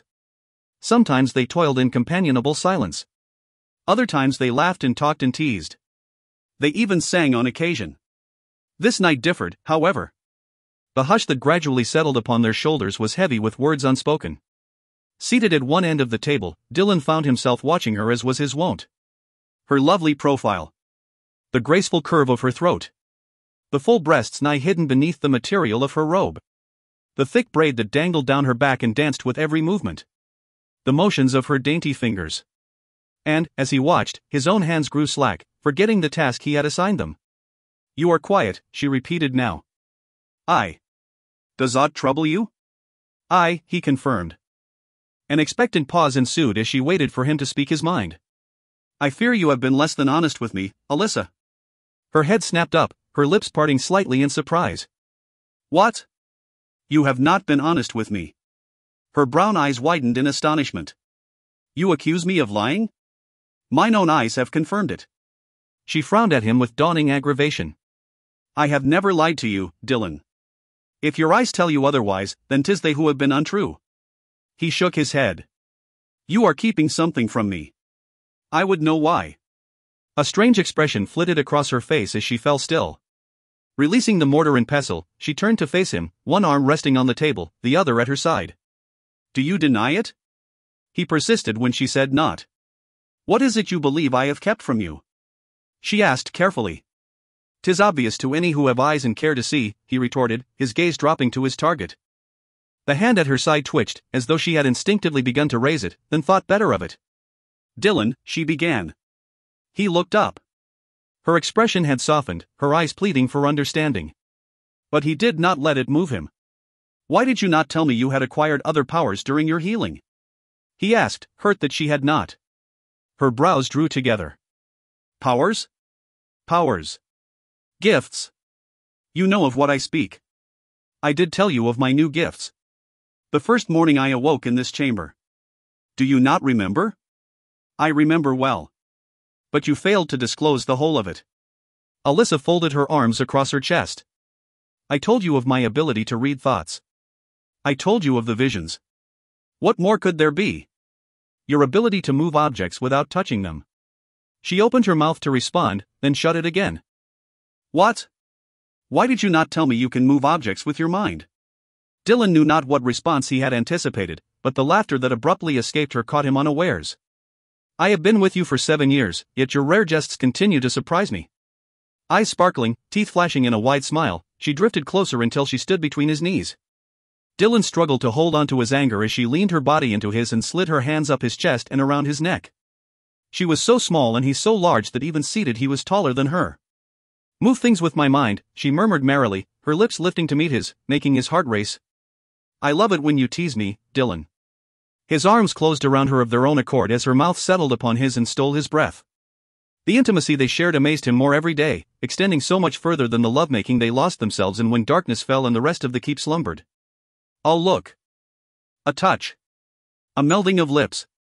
They were both so hungry for affection. Dylan had always been secure in the love of his brother. How often had they hugged or draped an arm around one another's shoulders, slapped each other companionably on the back, or rumpled each other's hair in jest? He had thought little of it at the time, mayhap taking it too much for granted. But Alyssa. She had been so isolated for most of her life. Feared. Hated. Ostracized. Utterly untouched. Even he had avoided physical contact with her, touching her rarely when not employing her gifts, ensuring that a respectful distance remained between them at all times, never considering how much she might need an occasional brush of his hand. However, now that their relationship had changed and deepened and evolved, Dylan could not keep his hands off of her. Whenever they were alone, he felt compelled to touch her hair, tunneling his fingers through it if she left it loose or smoothing his hand over it when it was not, tucking wayward strands back into place. The silky texture of her cheek always seemed to beckon, demanding a brief caress. Her shoulder fit so perfectly beneath his large palm. 'Twas only natural that it would itch to go there. And even more natural for his fingers to glide down her arm to link with hers. The small of her back, the curve of her hip, the stubborn thrust of her chin, her tiny feet, that special place behind her ear that called out for a nuzzle, the little crinkle that formed between her brows when she was concentrating or angered all drew him like a magnet, their pull irresistible. 'Twas new to him, this adoring yet non-sexual compulsion to touch her and display his affection. And the more he gave into it, the more comfortable Alyssa seemed to grow with his love, surprising him with similar gestures of her own. Like this kiss that awakened within his body desires he dare not give in to until this matter was settled. But 'twas so very tempting. Gathering his strength, Dylan regretfully drew back and set her away from him, severing all contact. Face flushed, lips rosy and slightly swollen, she looked up at him in confusion. Blissful, beautiful, sinfully arousing confusion. I assure you I am in earnest, Alyssa, he said, his voice a tad unsteady, and waited for his words to register. When they did, she took a step back, that beloved little crinkle forming between her brows again. You did not jest? Nay. Her head swiveled slowly from side to side. Dylan, whatever would lead you to believe such a thing? I move objects the same way you do.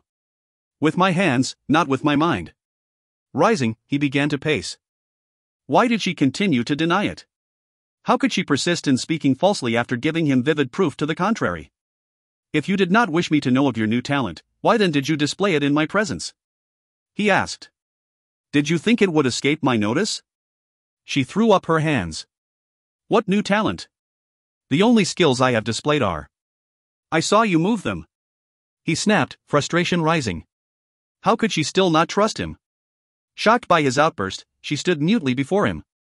I saw you move them, he said again, more controlled. For several long minutes, she stared at him as though he were some inscrutable puzzle she could not fathom how to solve. When at last she spoke, her tone reminded him of that which Thomas often used to soothe skittish horses.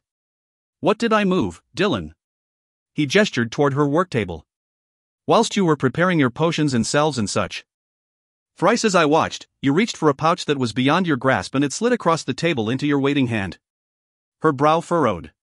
I do not understand. You moved them, Alyssa. Without so much as a touch of your little finger. I must have jostled the table and. You did not. She chewed her lower lip. Mayhap the table is unsteady and. You know 'tis not. You placed it there yourself and would have noticed such a flaw long ere now. To confirm his words, he pressed on one corner of the table, which did not move. 'Twas you, Alyssa. The pouches moved at your command. But such is not possible, Dylan. Why do you deny it when just moments ago I witnessed it? Alyssa gripped her hands together in front of her and eyed the table as though she feared the jars upon it would leap up and fling themselves at her. Dylan frowned. Could it be that she had not known? It seemed unlikely, yet her surprise and unease appeared to be genuine. Could you not have imagined it? She suggested hopefully, face falling when he shook his head. I do not understand, she said again. Regretting his burst of temper, Dylan moved forward and wrapped his arms around her. Did you truly not know, sweetling? Nay. She sounded a bit dazed. As well she should be, he supposed. Dylan thought that, of all the gifts she had demonstrated, this one was the most daunting. Well, nay. That was not precisely true. Her newfound ability to appear before him in visions and project that lovely translucent image of herself wherever he may be was more unsettling, though not unwelcome. He treasured every glimpse he was given of her. Even so, seeing objects move at her command, silent or otherwise, had made his breath stop. I should not have shouted, he told her gruffly, and used to offering apologies. She tightened her hold about his waist. Had I thought what you thought, I would have shouted. Sighing, Dylan pressed a kiss to the top of her head and leaned back so he could look down at her. I thought you kept it from me a purpose as you did the others because you feared I would spurn you if I knew the truth. When she smiled up at him, he smoothed his hand over her hair, once more compelled to caress. It angered me to think you had so little faith in me. Nay. I was wrong in that. I know that now. And had I known that those were not the only gifts I had acquired, I would have told you. I do have faith in you, Dylan. Whatever the future may bring, never doubt that. Bending his head, he brushed his lips across hers in a gentle kiss. My temper is atrocious, he muttered. Your temper is endearing, she retorted. Dylan stared down at her in horror. Endearing? Men throughout the continent quailed at the mere sight of his scowl, and this little bit of a woman claimed his temper was endearing? Her lips twitched. His eyes narrowed. Only when directed at me and driven by love, she conceded, kissing his chin. He snorted, reveling in her attentions. You are making me soft, I vow. 'Twas not what you told me last night, she teased, her smile turning provocative. His body instantly rose to the bait. Do not think you can succeed in distracting me from my purpose, wench. You have yet to admit to possessing your new gift. Her lips pursed in a pout. 'Tis difficult to acknowledge a gift I have never utilized. Knowingly, she added at his pointed look. Then do so now. Now. I. Demonstrate your new gift for me so that you may be convinced it can be done. Oh, I know it can be done, she muttered. I have seen Meg do as much many times. Not whilst she was here. Aye, she did. 'Twas how I knew she awaited me in the orchard. He had noticed not unusual. Taking her by the shoulders, Dylan turned her so that she faced the table upon which her jars and pots and packets of herbs and medicines were neatly arranged. Now, choose an object and attempt to summon it to you. She stared up at him, face full of doubt. Did I speak any words to make the pouches move? Nay. You merely reached your hand out and they slid toward you. Nodding, Alyssa drew in a deep breath and dramatically flung her hand out toward the table. Not happened. Try again. Lips tightening, grumbling beneath her breath, she repeated the gesture. A small pot with a loose stopper rattled violently, then sped forward, left the table, and hit Dylan squarely in the chest, spilling a foul-smelling, gooey concoction across the front of his tunic. Oh! Alyssa's dismayed cry accompanied the sound of the pot shattering as it hit the floor at Dylan's feet, spattering his hose and boots with the rest of its contents. Grimacing over the noxious fumes engulfing him, he saw her pretty umber eyes widen, her mouth fall open. His first instinct was to bellow a protest, his second to laugh.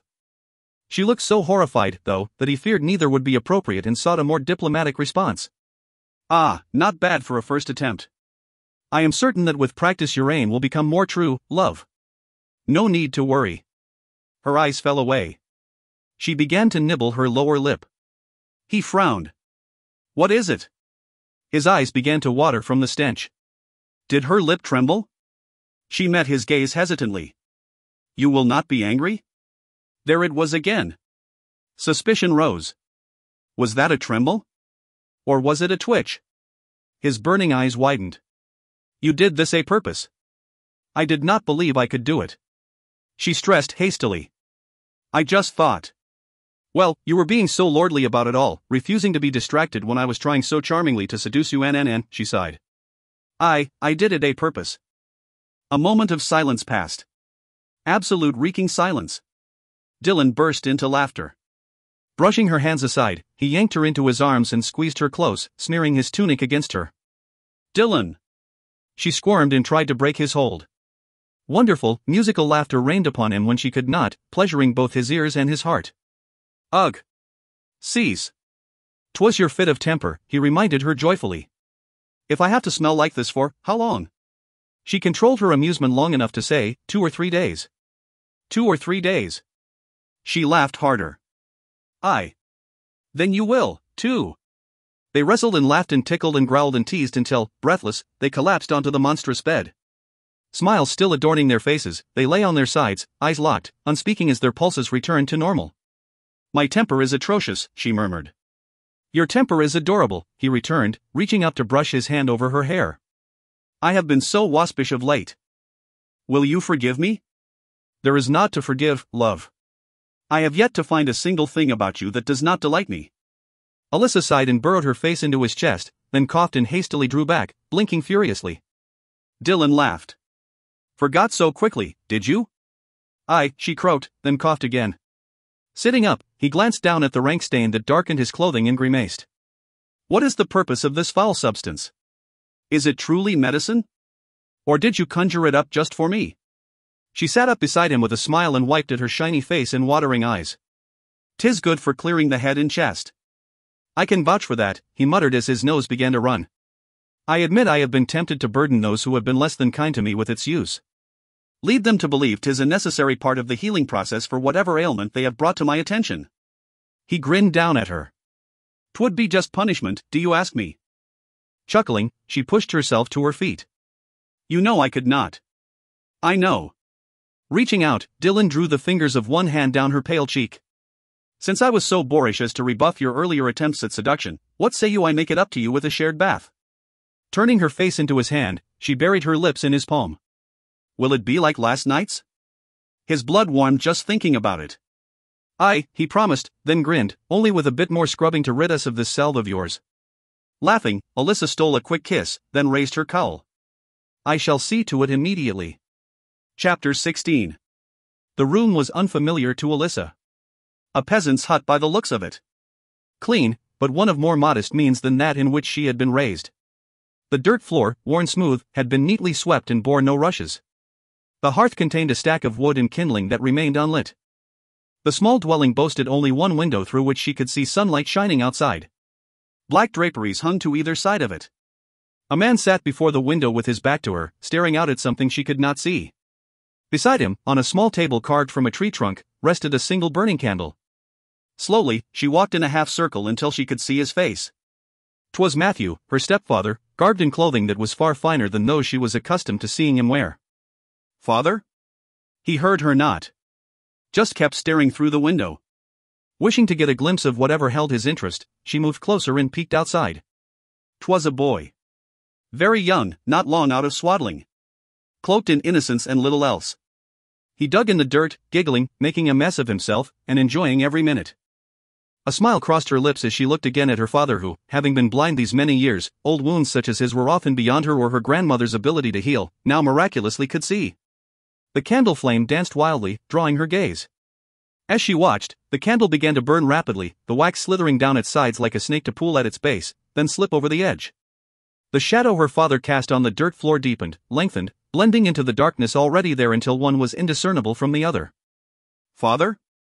Beneath her uneasy gaze, the dwindling flame flickered, then went out. Ghostly tendrils of darkness escaped the wick, reaching toward the ceiling with charcoal arms that disappeared into nothingness. Asterisk asterisk asterisk. No. Alyssa slowly came awake and stared up through the Stygian blackness. Dylan's arm tightened around her waist. "Alyssa? What is it?" "I dreamed of my father," she whispered. He must have heard her rising distress, for he pressed a quick kiss to her throat, then raised himself onto one elbow. "Do you need parchment and ink?" "Not this time." Easing back against the pillows, he drew her into his embrace. Alyssa wrapped her arms around him, so thankful he was there with her, and squeezed as close as she could get. A sniffle escaped her as tears burned her eyes. "Tell me," he murmured, pressing his lips to her ear. He could see Dylan. And he was dressed in such finery, but the candle, and the shadow, and the draperies. Her breath hitched. "I fear it means he is dying." Shoo, his hold on her tightened. "Please do not weep, love." Alyssa knew it upset him. She could feel it. His concern. His search for the right thing to do, the right thing to say to calm her, to ease her burden. The way her sorrow became his own. Oh, how she loved him. How she needed him. Needed this. The strength he offered her. The comfort. The love that had become so necessary to her in such a short time. "I must go to him. I must see if I can heal him. I am stronger than my grandmother now. If whatever illness has befallen him is beyond her ability to heal, mayhap we can do as Seth instructed and combine our strength to save him." He nodded. "We shall depart on the morrow." Relief mingled with the worry flooding her. "Thank you. I would do aught for you, sweetling." She smiled. And she could face aught with Dylan at her side. Then duty reasserted itself. For a moment, she struggled against it, then reluctantly surrendered. "Dylan, you should not leave Pinehurst now." Although she craved his company, she could not in good conscience tear him away from these people whose very lives depended upon him. "Simon shall remain and oversee the keep whilst I accompany you." Simon is a capable leader, she acknowledged, but Pinehurst will need more than that in the coming weeks. Winter fast approaches and there is much left to be done. The people are only now beginning to doubt the terrible tales Camden poisoned their minds and your name with. If you stay, you will have both their loyalty and their love by first snowfall. "They need you here, Dylan." "But you need me with you," he contended. "Are you trying to talk me out of accompanying you?" She frowned. "I do not wish to, but as your advisor." "I will accompany you." "All right," she answered, glad he would be by her side even though she knew she should continue to counsel him otherwise. "Thank you, Dylan.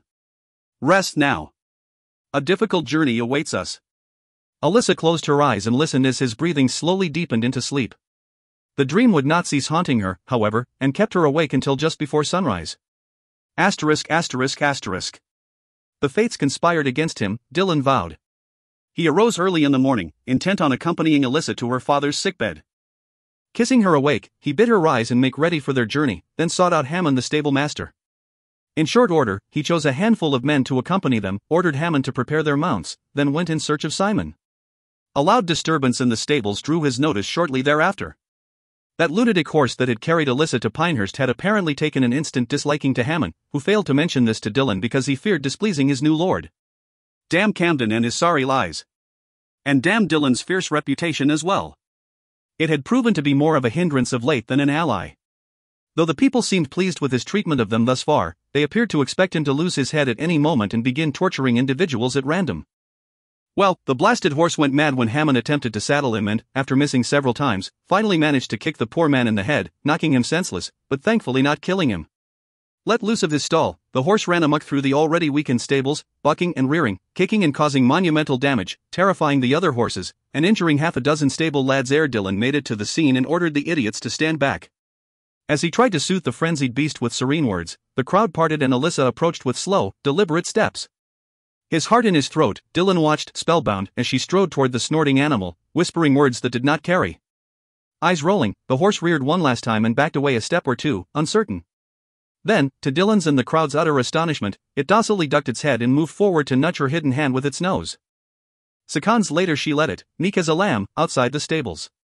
The damage had been done, though. Years of neglect, coupled with the heavy rains of the past few days and the new holes and broken beams provided by Alyssa's manic destrier, it was most certainly hers now, left the structure ready to collapse. They barely managed to hasten the last horse out before it did. One more undertaking that could not be delayed. Nevertheless, Dylan remained determined not to let Alyssa leave alone. 'Twould not be fair to her. She needed him. At least, 'twas what he told himself. More accurately, he needed her to need him. Such would prove that she did indeed love him, despite her continued reluctance to speak of it when lucid. His desire for voluntary verbal confirmation of her feelings grew stronger every day, making him restless and impatient. Alyssa healed those injured by her stallion, then accompanied Dylan to speak with Simon. Dylan rapidly fed Simon orders for the construction of a new, larger, stronger stable. Comparable to Westcott's, Simon murmured. Dylan nodded. I wish to install a much larger garrison here, and of necessity the stables must be able to. He trailed off as a rumbling sound arose, swiftly gaining in volume. What now? He growled, looking up. Alyssa, who stood at his elbow, ready to offer counsel, glanced up with interest. Before their astonished eyes, a large portion of the western curtain wall abruptly collapsed in a jumble of mud, stone, and debris. All activity in the bailey ceased.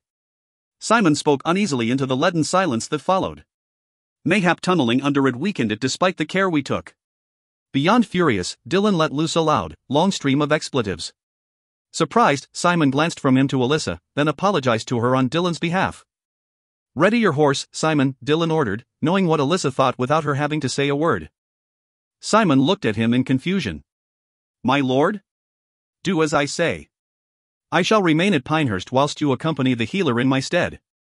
Alyssa nodded. 'Twould be wise, she whispered. Take double the originally intended number of men. Aye, my lord. Simon sketched Alyssa a quick bow and left to follow his lord's orders. You said I should not go, and now it seems I shall not go. Turning to stalk away in anger, Dylan felt her hand on his arm and stopped. Dylan, she began.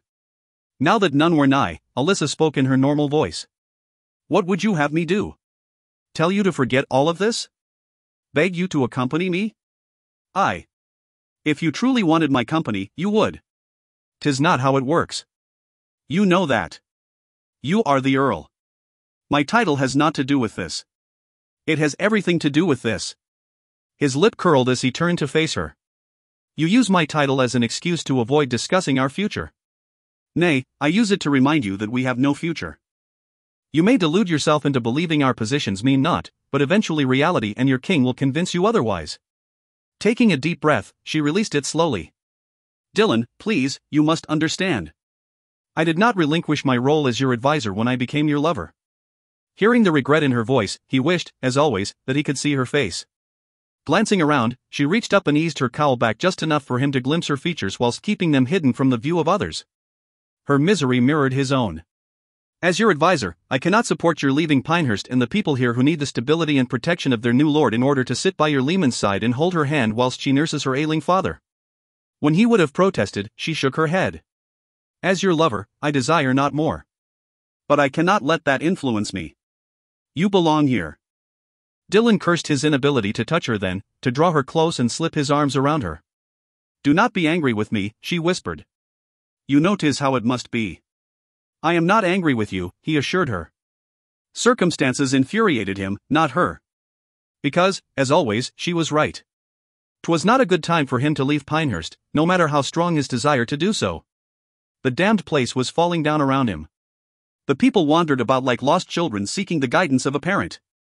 And, with Camden dead, he had little reason to fear for Alyssa's safety. As for the other, 'twas merely frustration that had made him lash out at her.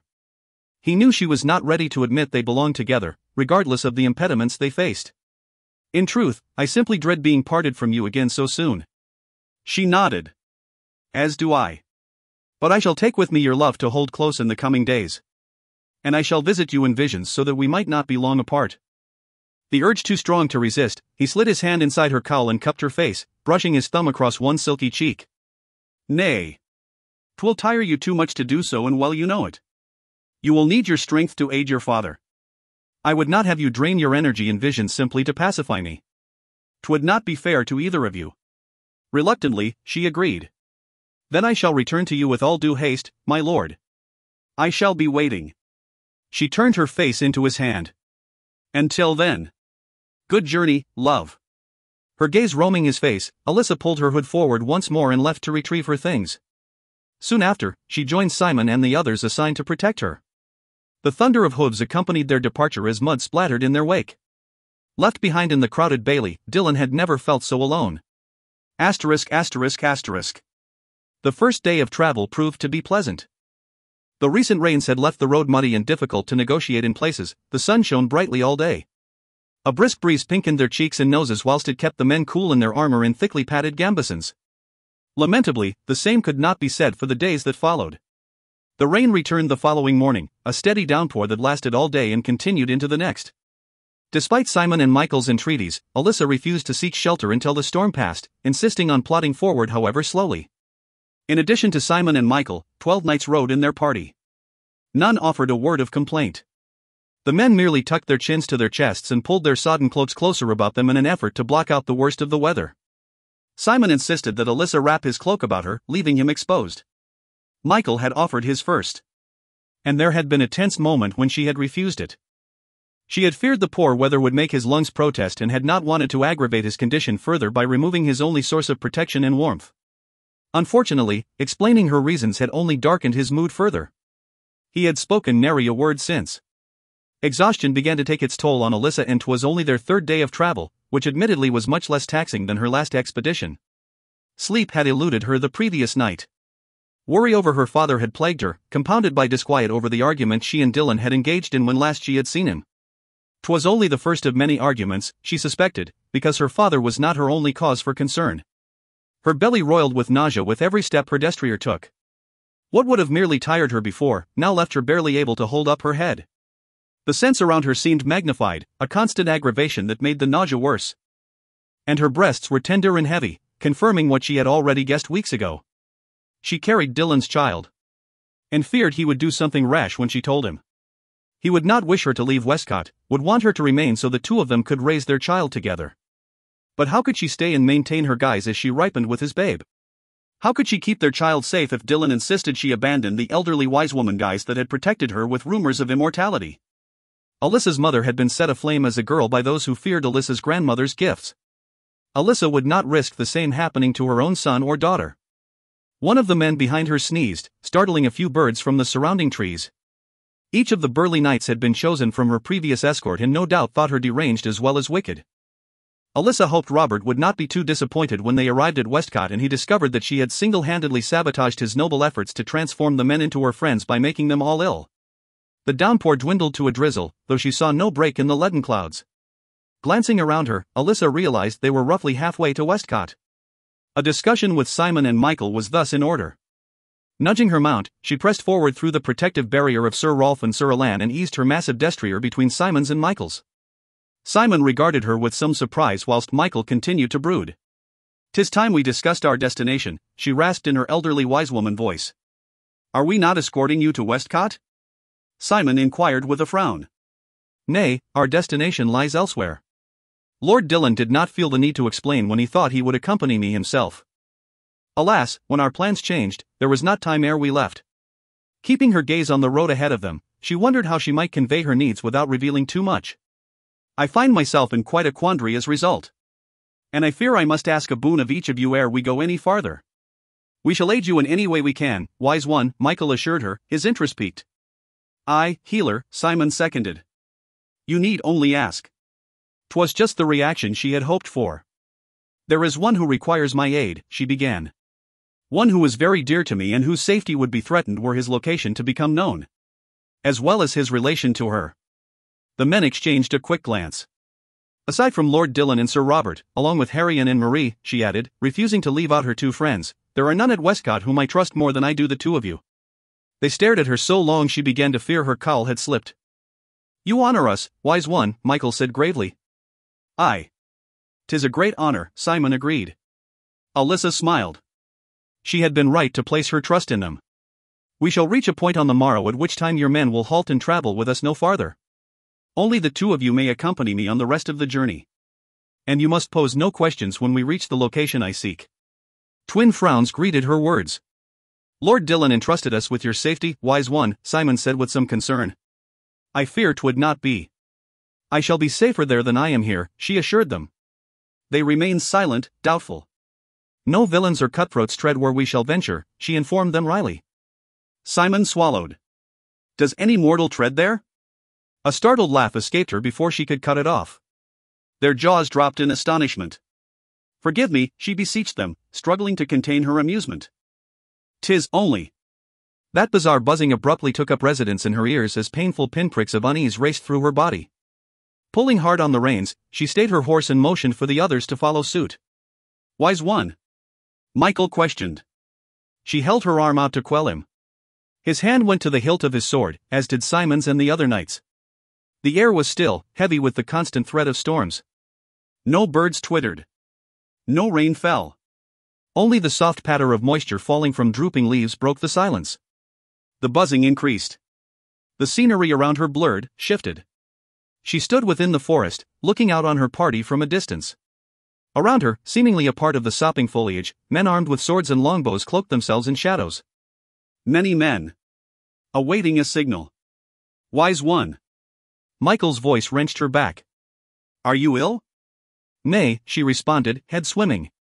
Then what? Ambush, she warned shortly. Where? Simon demanded, his sharp eyes studying the forest around them. The trees up ahead. On both sides of the road where it bends. Men, heavily armed, outnumbering us 4-1. To arms! He called. As soon as the men drew their weapons and raised their shields, swiftly closing ranks to surround Alyssa, arrows showered down upon them. Simon yanked his shield above Alyssa for her protection and grunted when an arrow embedded itself in his shoulder. Worry not about me. She shouted. Save yourself.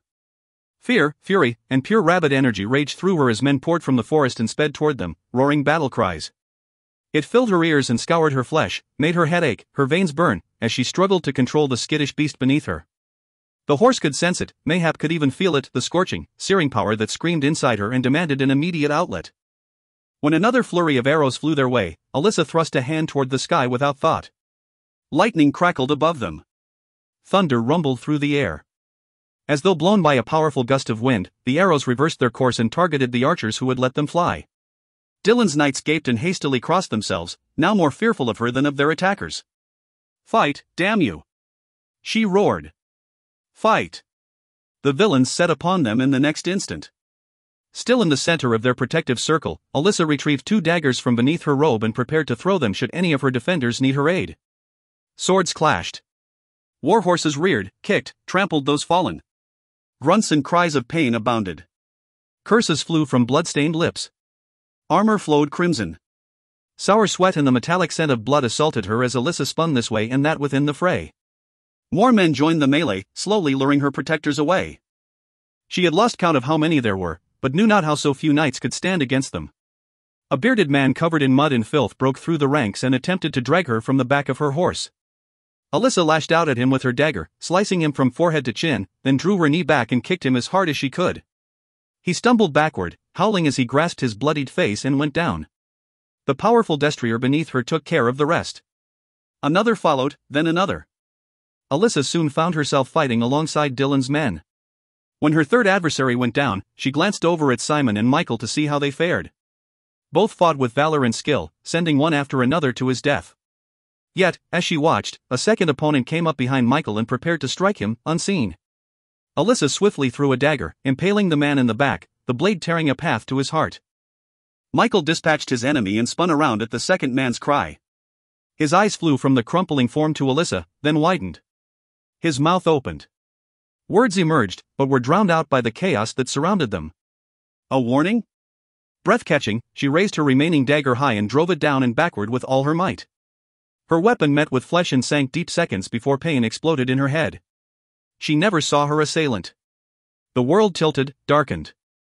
All strength left her limbs. Alyssa tumbled from the saddle, the ground rising up to pummel her. Her horse's hooves danced only inches from her face. The sounds of battle grew muffled, muted, soon silencing altogether as she wrestled against the blackness that rose up to claim her.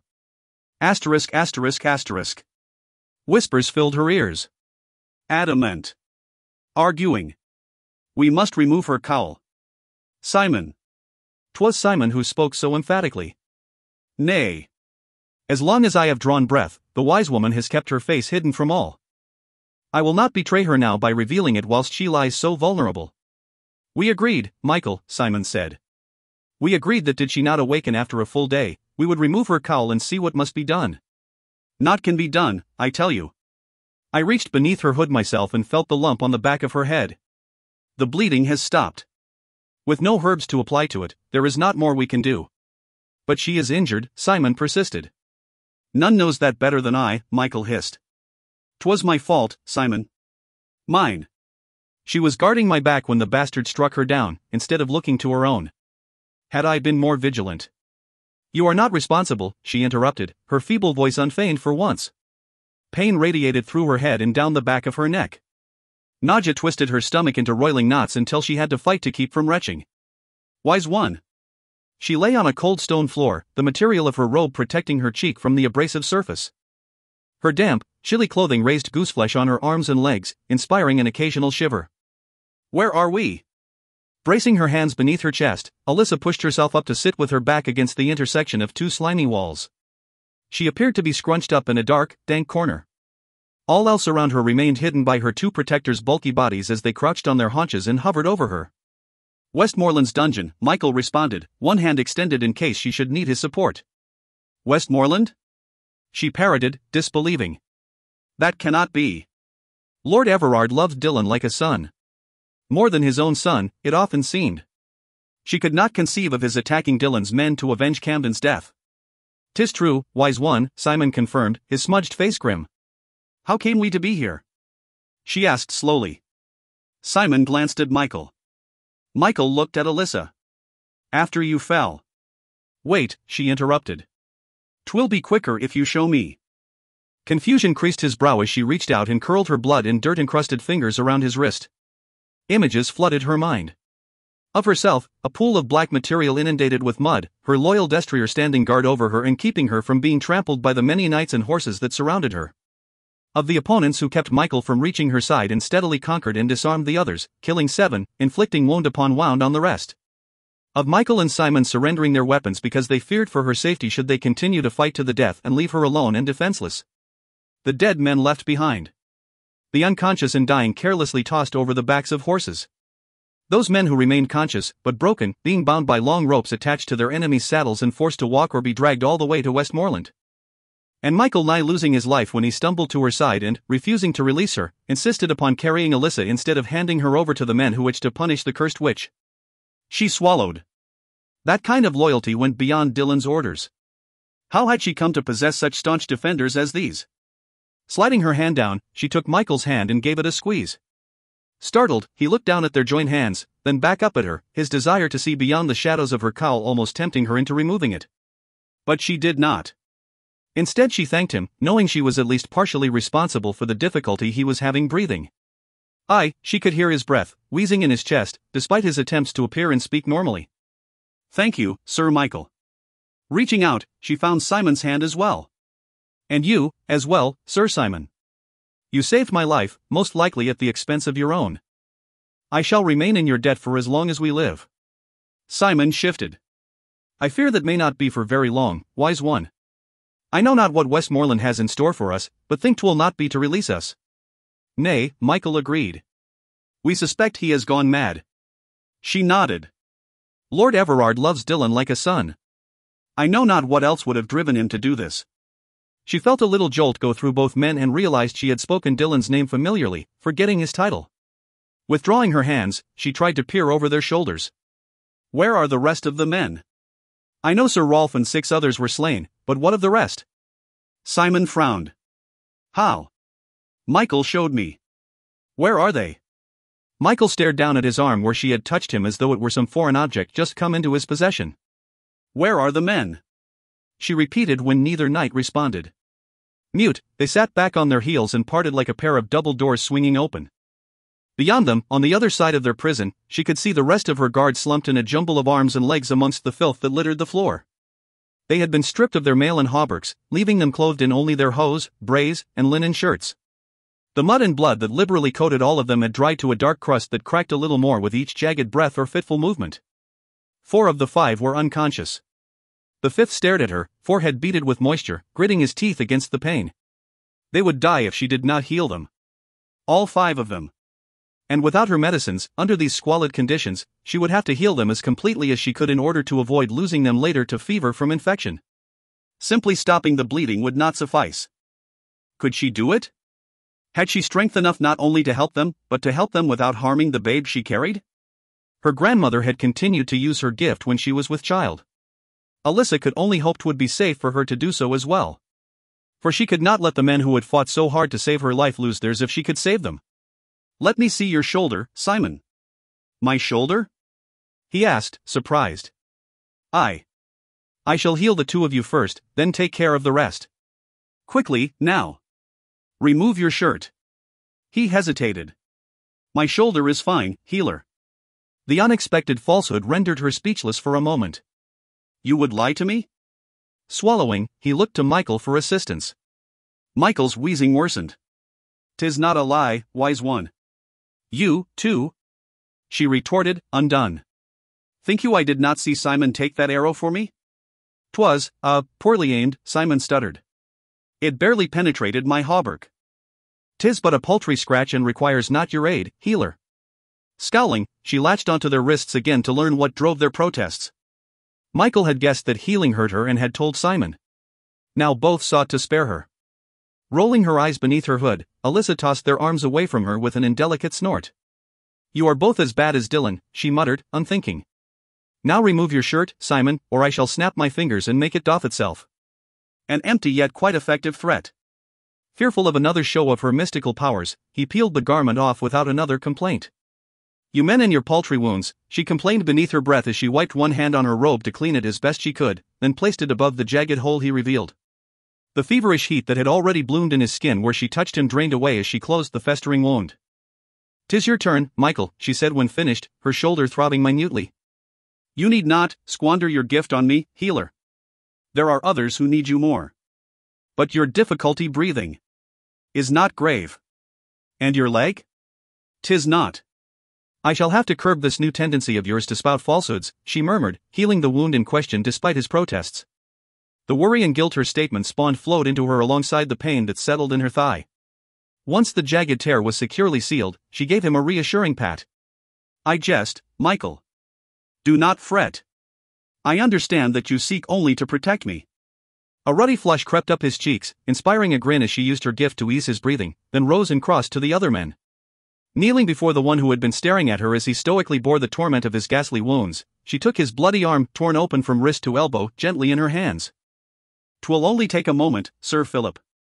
Then your pain will be no more than a memory. My thanks, healer, he managed to grind out. One by one she healed them, taking away their pain, reducing their fever, restoring consciousness. Their wounds were deep and numerous, requiring more strength than Alyssa had believed she possessed. More even than Dylan's had required. She could only assume that the gifts she had gained through her own healing had indeed heightened her power. For, when the last raging laceration had been mended, she yet lived. A moan escaped her. Aye, she lived. But such agony assailed her that it took all of her concentration to control it. Most of her body either ached, burned, or screamed with pain.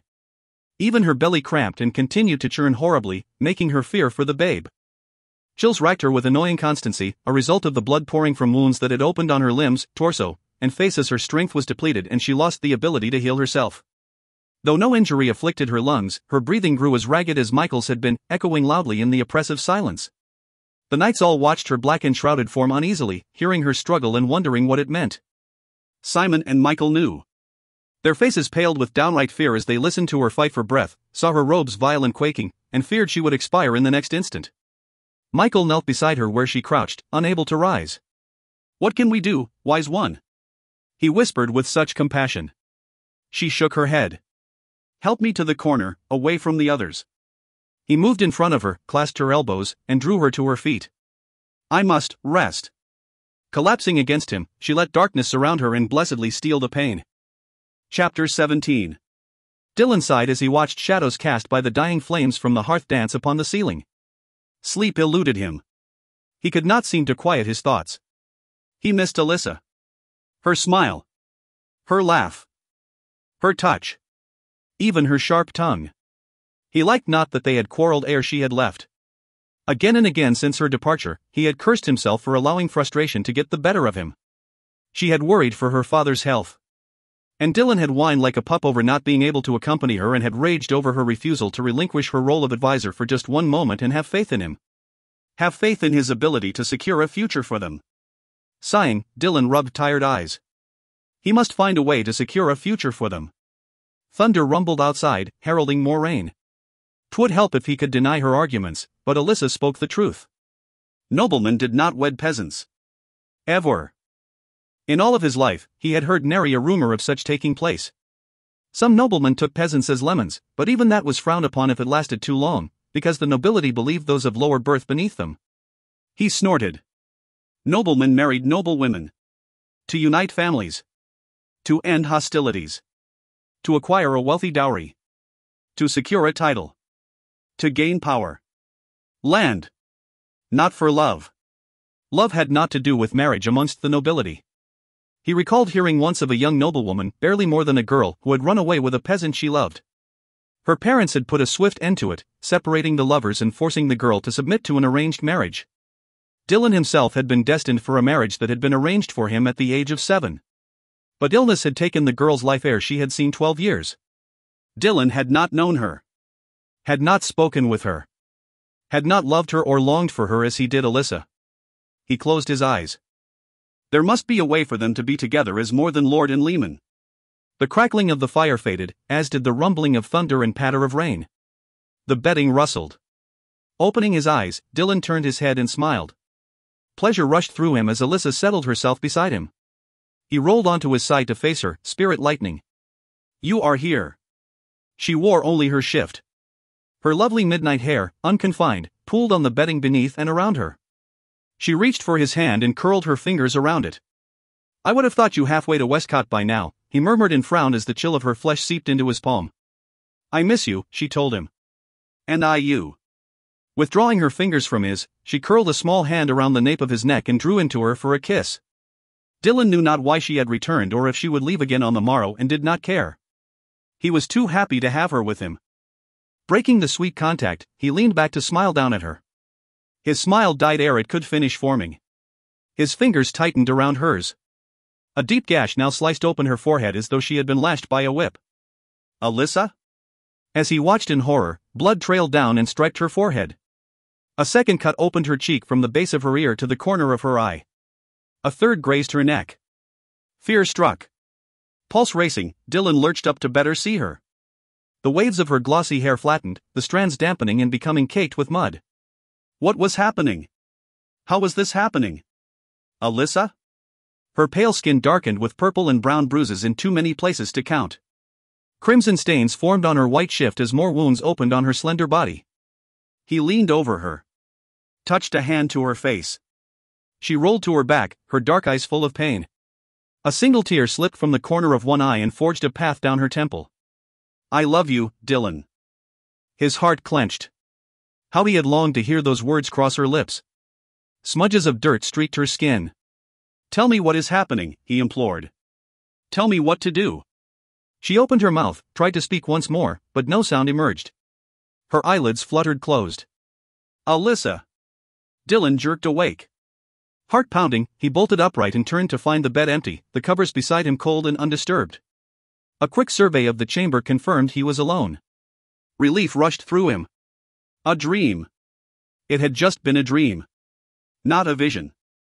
Those came to him whilst he was awake. But a dream. Lying back, he sought to calm his racing pulse. He drew in a deep breath, let it out slowly, the sound of her pained voice speaking her love for him ringing in his ears. Just a dream. Closing his eyes, he slid one hand over the bedding beside him. Though it bore no warmth and lacked her scent, Dylan found the image of her lying there, sorely wounded, a difficult one to banish. Asterisk asterisk asterisk. Whilst Simon paced back and forth in the gloomy cell, Michael sat in the corner beside the healer. Curled up in a ball, she shivered as she slept. We must warm her, he murmured. With what? Simon asked. They had no blankets. Had nothing but their hose, brays, and cold, damp shirts. Should I hold her? Warm her with my body? 'Twould not be proper, Simon muttered. Think you that matters down here? Another shudder racked the healer's form, drawing a moan from her. She is an old woman, Michael said, his brow furrowed. Weakened as she has been by healing us, she may not survive the cold and damp. Would Lord Dylan not want us to do what we can to help her? Recalling the conversation he and Michael had witnessed, the one in which the healer and Lord Dylan had seemed so close, he nodded. Do it. Michael carefully eased the wise woman over onto his lap and wrapped his arms around her. Though she moaned again, she did not rouse. It worried Simon. And not just because he feared Lord Dylan's wrath if they failed to prevent her from perishing. Every man here owed her his life. He did not wish to see her lose her own. After several minutes of being spared lying on the cold stone floor, the wise woman's shivers finally eased. I do not understand, Philip said, confused. You say this is because she healed us? That, when she heals others, she has harmed herself? Aye, Simon responded shortly. The other men had been shocked by the healer's collapse and were slow to grasp the truth. You must be mistaken, Lambert murmured, his craggy face creased with doubt. Two others agreed. Simon? Michael questioned in subdued tones so as not to wake the wise woman. Aye. From what wounds did the healer suffer when we were forced down here? A blow to the head. Not more? Nay. Michael shifted his focus to the brawny skeptic. And where were you injured, Lambert? My right arm, just beneath the shoulder. Damn nigh lost it entirely. Michael nodded. Ere you discount our words, I suggest you pay close attention to this. I shall only demonstrate it once. As the others watched him, Michael ran one hand gently down over the healer's right shoulder. When he reached the top of her arm, she whimpered involuntarily and shrank away from his touch, curling into a tighter knot and burrowing into his chest as though to escape the pain. His hand came away wet with blood. Simon swallowed miserably, given this proof, whilst the others all crossed themselves. Noise sounded outside the cell, followed by the rumble of voices and clank of the bolt sliding back. Light flooded in as the door swung open, alleviating the gloom that had previously been broken only by a small, fizzling wall torch. A large, stout figure stepped into the doorway, sword in hand. A second joined him, a whip in one hand, a sword in the other. We come for the witch, the first announced. Asterisk asterisk asterisk. Alyssa regained consciousness when someone yanked her up and forced her, stumbling, through the open doorway. Fighting and bellowed protests erupted behind her, subdued but not silenced by the crack of one jailer's whip and the bite of the blade he brandished. Dazed, she relinquished her hold on dreams of Dylan and listened with dread as the door closed with a loud clank. Rough hands latched onto each of her arms and jerked her forward. Though Alyssa thought the bleeding had stopped, most of the wounds she had incurred still afflicted her, making walking sheer torture. Either oblivious or uncaring, her jailers propelled her onward, dragging her when she stumbled, until she finally dug in her heels and snarled through clenched teeth. Do you not remove your hands from me this instant, I shall lay a curse upon your heads that will place every member of your families, including yourselves, in the grave ere All Saints' Day? Terrified, the men released her. Alyssa straightened her shoulders, ignoring the pull of dried, crusted wounds, and tilted her chin up. Now, take me to your lord. I would share a few words with him. They would have taken her there anyway, of course. Their orders had been pounding through each of their not very bright minds whilst they held her. Now they led her more slowly down a dark passageway, up 2 flights of stairs, and into the great hall of Castle Westmoreland. What happened here? She wondered, her unsettled stomach sinking as she surveyed the damage. What had formerly been an impressive, neat, and orderly keep now lay in shambles. The soiled rushes beneath her feet reeked of decaying food and animal excrement. A thick layer of dust, soot, and grime covered nigh every surface, including the whitewashed walls, which now appeared grey. Insects and rodents scurried to and fro. The servants all huddled in corners whilst unwashed, uncouth soldiers far beneath the Earl of Westmoreland's usual stock lolled about the hall, drinking heavily and shouting coarse jests to one another, occasionally latching onto a servant woman and groping her against her will. The prisoner, me lord, one of the guards announced. Her newfound ability to read minds identified him as Gareth. The other guard's name, she now knew, was Walter. Both relinquished their possession of her with much relief. Following Gareth's direction, Alyssa glared in furious disbelief. You! From his position in the large, elaborately carved throne that rested in the center of the raised dais, Camden smiled down at her and offered her a mocking bow of his head. At your service, witch. I would not have a fool such as yourself in my service, she retorted, pleased to see crimson color flood his face when a few of his mercenaries unwisely snickered. How did Camden still live? Dillon and his men had been certain they had slain him, so certain they had sent the body back to Westmoreland. Who had they felled? Silence. And where was Westmoreland? Were any of his men even present? A quick glance about showed her a few of them stationed uncomfortably around the hall, well away from Camden's refuse. Fool am I? Camden inquired, rising. Auburn-haired and of average height, he had garbed himself in his father's finery. The rumpled fabric hung loosely on his more slender build, lending him the appearance of a child playing dress-up. Though he no doubt thought himself quite dashing. If I am such a fool, how have I managed to foil Lord Dillon's plot to confiscate my father's holdings? Is that what you have told the Earl? What you have told his men? She questioned, keeping her elderly whisper calm. What other lies have you poured into their ears? Westmoreland's men cast each other edgy glances. Camden scowled. No lies. Only the truth. The truth of Westcott's treachery. 'Tis your father and his men who have been betrayed if they believed your falsehoods. Where is your father, boy? 'Tis not of your concern. Ignoring her slur, Camden descended the steps and approached her with deliberate, arrogant steps. His handsome face lit with evil relish. At last, I have managed to steal Lord Dillon's most prized possession, he purred. His healer. His seer. His sorceress. She stood immobile as he walked in a slow circle around her. For years now, I have wondered what horrid features you hide beneath that cowl. Stopping in front of her, he smirked. Methinks 'tis time we have a look. Alyssa gripped his wrist when he reached toward her, staying his hand. I would not, were I you, she warned him. 'Twill only cause you grief. This I vow. Shaking off her hand, he swiftly yanked back her cowl. Gasps filled the hall. In a flurry of movement, men and women hurried to cross themselves and ward off the evil eye. Camden himself did not. He merely stared, mesmerized. Gradually, an evil smile blossomed. Well, well, well. Mayhap when I listed your many titles, I overlooked the most important. His leman, I do not doubt. Alyssa's heart began to pound. No response? He asked glibly. Such lunacy deserves no response, she bit out, no longer camouflaging her voice. He took a step closer to her, his foul stench nigh making her gag. Leaning in, he said for her ears only, how think you Dillon will react when I take you as my whore? When I use you until I have had my fill, then give you to my men? When I shackle him and make him watch? What think you, sorceress? Tension and fear flowed through her, yet she refused to let it show. You could not. Are you so certain? Still smiling, he rested one hand firmly on her injured shoulder. As soon as they touched, his thoughts inundated her. Every sordid deed he had performed. Every obscene act he schemed to commit. His plans. His desires. His heinous dreams of making Dillon pay in the most monstrous of ways for always being the better man in his father's eyes. For always being first with the king and the rest of the nobility despite their fear of him.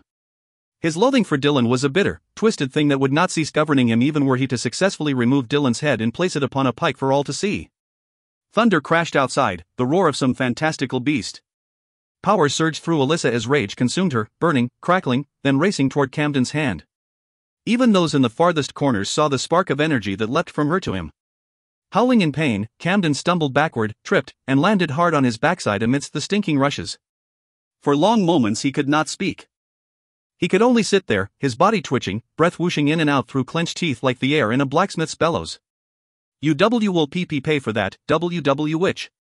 He finally managed to growl. Careful to maintain her calm facade, Alyssa deliberately raised her cowl. "I did warn you. TT take her." A terror-stricken Gareth and Walter guided her back down to the dungeon. Simon and the others were all pacing anxiously when the door opened and she strode into the cell. "You are well, wise one?" Michael asked.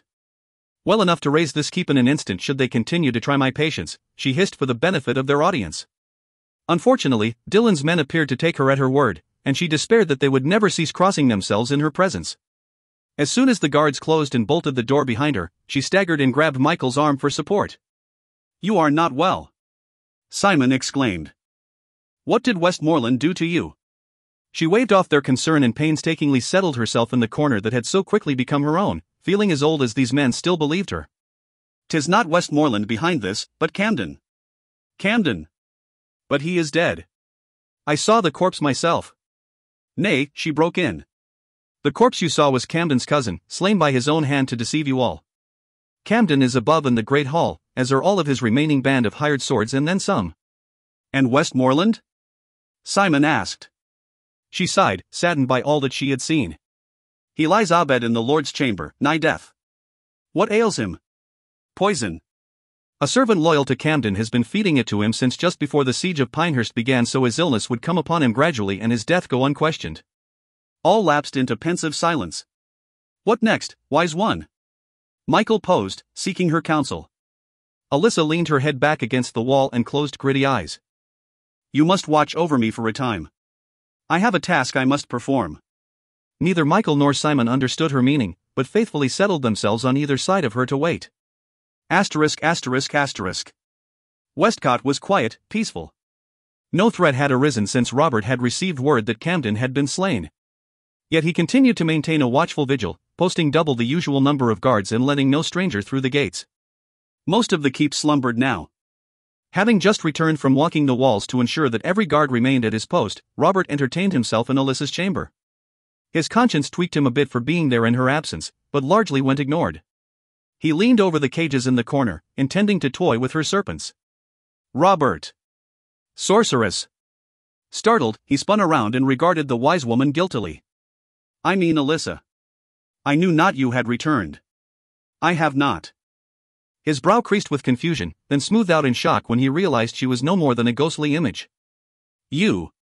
"I have been captured, Robert," she informed him, "and am being held at Westmoreland." She doffed her cowl. And Robert felt rage engulf him. Bruises and abrasions aplenty painted her delicate features.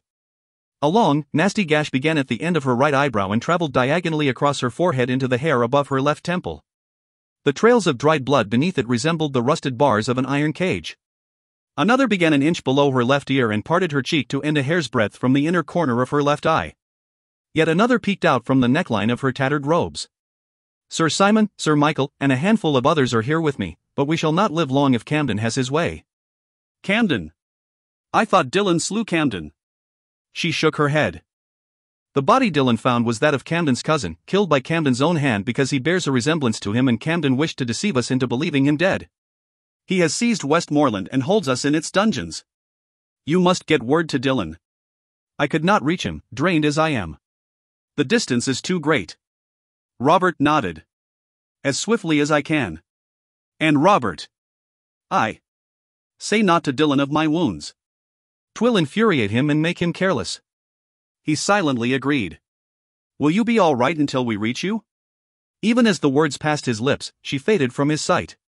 Shaken, Robert dashed from her chamber, through the great hall, and out into the bailey.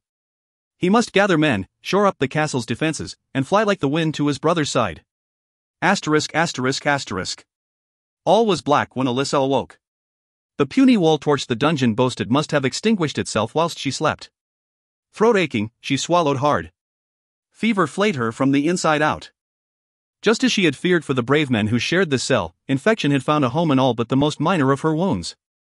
Though her belly had ceased cramping, she worried for the health of her babe. Feared the toll this would take.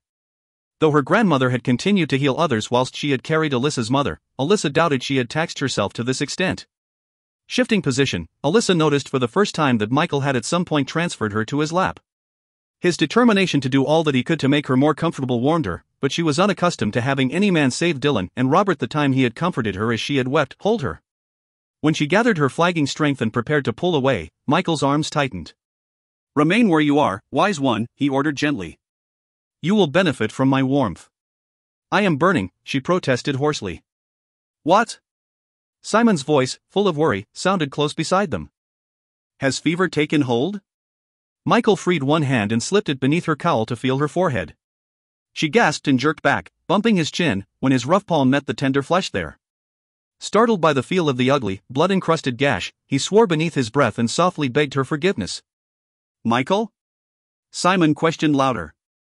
"What is amiss?" "Not," Alyssa blurted, tears threatening as throbbing pain assaulted her. Rising, she staggered away a step or two. "Not. Just leave me be." "She burns with fever," Michael told him. "I know not what we can do for that," Simon admitted. "There is more," Michael added bleakly. "Her forehead is." "Do not speak of me as though I were not here," she snapped irritably. "I shall be fine until Dylan comes to our rescue." Silence. Was that the sorceress speaking? Sir Philip asked in a low voice. She had forgotten to use her elderly rasp.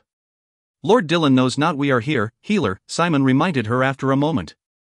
She shook her head, swaying when it inspired a momentary dizziness. "Robert races to inform Dylan of our capture even as we speak." "How can that be?" Michael posed. "Robert knows not what has happened." Mutters on the other side of the door spared her from having to concoct an answer. The bolt slid back with a clank. Seconds later, the door creaked open to admit a slender, solitary figure. Alyssa could see not of the man but his silhouette, blinded as she was by the sudden light of the torches Gareth and Walter held. Turning away, the man said, "'Tis too dark in here. Give me those torches." Simon and Michael moved to stand on either side of Alyssa. Scowling, Gareth grudgingly thrust 2 torches into the man's waiting hands. "My thanks, Gareth. 'Twill be all for now." The jailer closed the door with a grunt. Holding the torches high, the mystery man turned to face his hostile audience. A priest. Even in her growing delirium, Alyssa felt fear grab her by the arms and shake her. Of all the men at Westmoreland, this one posed the greatest threat to her. One word from him and she would suffer the same fate her mother had nigh met as a child. Burned at the stake. A torturous death if ever there was one. "I am Father Markham. Mayhap you gentlemen would be good enough to see to these for me," he suggested with a tentative smile. Simon made a motion with one hand. Sir Lambert stepped forward and retrieved the torches, placing them in the rusted wall sconces. That taken care of, the priest turned all of his attention upon Alyssa. He was young. About Robert's age, she guessed. Thin. Half a head taller than herself, with light brown tonsured hair and kind hazel eyes? Nay. That she could not believe. When Michael and Simon tried to move in front of her, Alyssa stayed them by gripping their arms. She would have to brazen this out on her own as she had so often in the past. "Come to administer the last rites, Father, ere you burn this witch at the stake?" she asked caustically. "I mean you no harm, wise woman." His smile died as he listened to her ragged breathing and saw her sway where she stood. "Do you require the last rites?" he queried. "Nay. Not yet." She jolted her 2 protectors with that, alarming them, though she had not intended to. In all honesty, she began to fear she might not survive this ordeal. It may take Dylan too long to reach her. Simon nodded toward the priest and demanded belligerently, "If you mean her no harm, why have you come?" Father Markham seemed to ponder that. "In part, to escape the wagging tongues of my flock." Alyssa's lips turned up in a cynical smile. She could well imagine the frantic chattering to which he had been subjected since their arrival. "And, too, I seek the truth. If I may." He reached toward Alyssa's cowl and immediately found his wrists manacled by strong, muscled fists.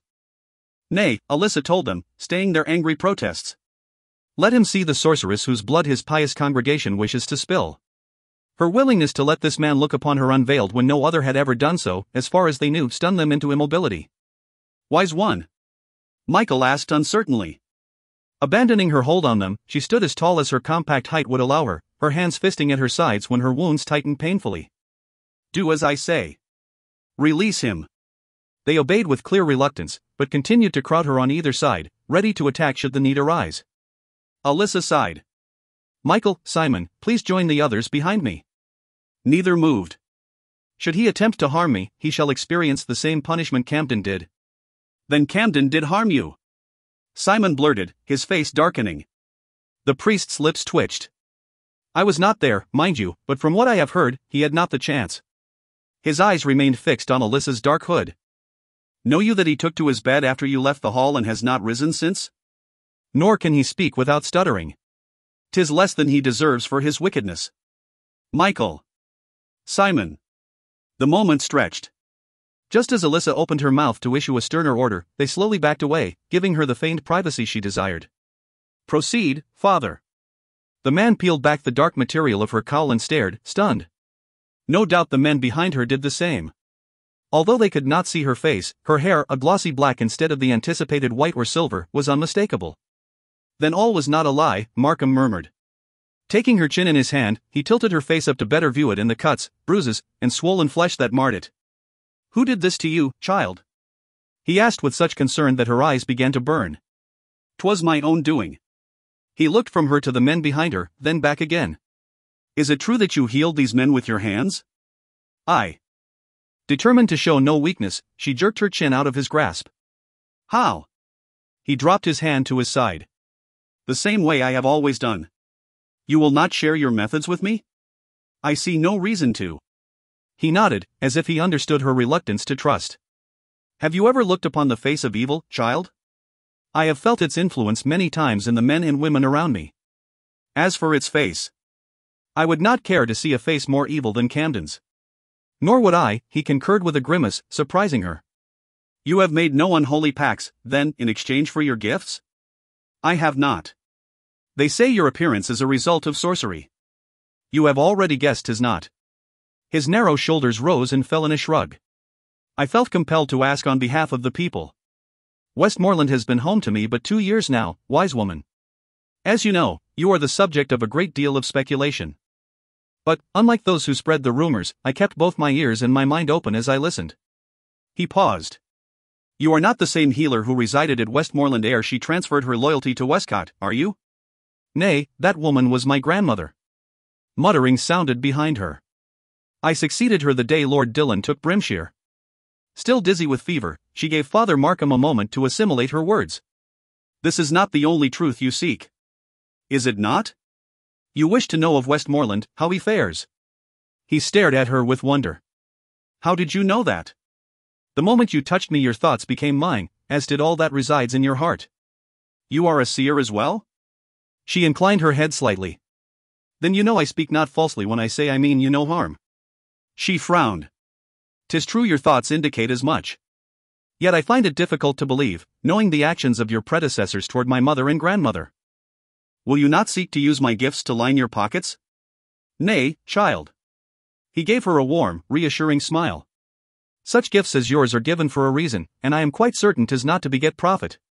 Alyssa did not return his smile. Verily, his attitude baffled her. Westmoreland lies nigh death, she informed him. His son has been slowly poisoning him and using his delirium to usurp control of this keep. Dillon never swayed from his loyalty to the Earl. 'Tis all a lie Camden formulated after enraging the king and losing his own estates. Father Markham's lips tightened. I feared as much. She eyed him thoughtfully. 'Twas she who touched his face then with one small, filthy hand, startling him. You are loyal to Westmoreland. Aye. Loyal enough to deceive his son? He considered the question carefully. Camden long ago surrendered himself to wickedness. Aye. If I must, to save the lives of the good people here at Westmoreland as well as your own, I will deceive him. He spoke the truth. Withdrawing her hand, she clasped it with the other in front of her. Lord Dillon and his men will arrive 2 or 3 days hence. Wise one. Simon protested. I assume that you are allowed to come and go as you please, father, she continued. Aye. Camden and his men pay me little attention. Then seek you Lord Dillon outside the gates. I know not his designs, but ask that you aid him in any way you can. Know you where outside the gates? Nay. Fear not. I shall find him, one way or another. I have good reason not to trust men of the cloth, father. I pray the fever plaguing me has not clouded my judgment. It has not, he vowed. Is there aught I can do for you, child, to ease your suffering? His sympathy, unfamiliar as it was, made her uncomfortable. We have none of us had aught to eat or drink since we were captured. Some water and mayhap some bread would be much appreciated. Think you the guards would allow it? He tapped his lips thoughtfully with one forefinger. Gareth and Walter will not. But 'tis almost time for Jordan and Hugh to relieve them so the former can drink themselves into their nightly stupor. Hugh is very concerned about his soul and would likely go along with my wishes. And Jordan, being a simple-minded fellow, follows his heart more often than his orders. I should have no difficulties there. Would they free us if you asked? That I cannot do, he said regretfully. Camden would slay them and their families as soon as he learned they were responsible. What of you? Will you not be made to suffer? Again he sent her a smile. The church is my protection. I have one last request, Father. Leaning forward, she whispered in his ear. He studied her a moment. As you wish. A few thumps on the door roused Walter and Gareth and allowed him his freedom. They would have insisted on retrieving the torches, but, upon glimpsing Alyssa's face and narrowing eyes, they opted not to enter and let them be. Silence settled around her, stiflingly thick, once the door closed. Abandoning her show of strength, she let her shoulders slump and wondered what reaction she should expect from the men behind her. So, she commented hoarsely, all is finally revealed. Turning to face them, she let them have a good long look. Every eye went wide. Every mouth dropped open. And, a few hastily crossed themselves, though they had all just heard the priest accept that her youth was not a result of sorcery. I suppose you will all fear and revile me more than ever now, she grumbled, weary of the pain, in truth feeling a little bit sorry for herself. Shuffling over to her corner, she leaned back into it and slid down to the floor, unable to suppress a grimace as the gash in her thigh protested. I would remind you of your oaths to Lord Dillon. Should I come to harm at any of your hands, he will slay you the instant he arrives? Then we are as good as dead. Sir John, the youngest amongst the knights, declared. Frowning, she affixed her blurry gaze on him. You would slay me, then? Nay, but 'tis my wound that adorns your forehead.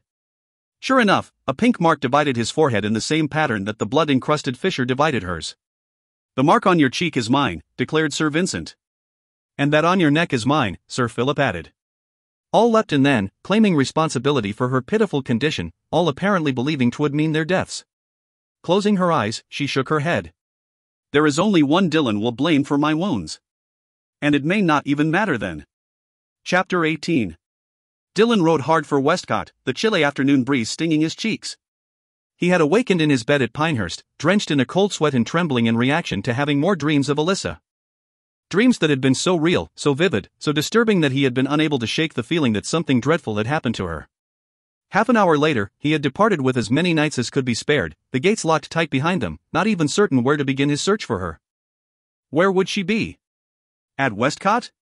At her stepfather's side? Somewhere between here and there? What could have happened? Had her stepfather died? Had Alyssa's grief and distress simply become his own? Was she safe and he merely overreacting to what could be unpleasant dreams brought on by his longing for her and his regret over their having argued ere she had left? Or had some new foe arisen, yet another thirsting for Dillon's wealth and power? One who had intercepted her and defeated her guard ere she could reach her family? When he rounded a bend in the sodden road and encountered Robert and a substantial number of his men racing toward him, the last glimmer of hope Dillon had been nurturing sputtered and died. The two brothers pulled up short a few feet apart, horses lathered, and stared at each other. For several seconds, Dillon could not bring himself to ask the question as he took in Robert's grim countenance. Who? Camden. Camden. Shock swept through him. Impossible. She and your men are being held in Westmoreland's dungeon. He swore. Robert's voice held not an ounce of doubt. If Camden lived, then whose body had Dillon sent to Westmoreland? He had been sure that it had been Camden, as had Simon and the others. Yet the bastard had fooled them all and, because of Dillon's error, now held Alyssa in his clutches. Apprehension rising, Dillon nodded curtly and tore off in the direction of Westmoreland, everyone else thundering after him. Should Camden guess that Alyssa was Dillon's lover, there would be no end to the cruelty he would inflict upon her, with or without his father's consent. The brutal dreams that had driven Dillon to take to the road this morning would become a reality and Alyssa. He swallowed hard. He could not lose her. How did you know? Robert asked, gaining his side. For one instant, Dillon could not conceal his inner fear as the nightmares that had plagued his sleep hammered through his mind.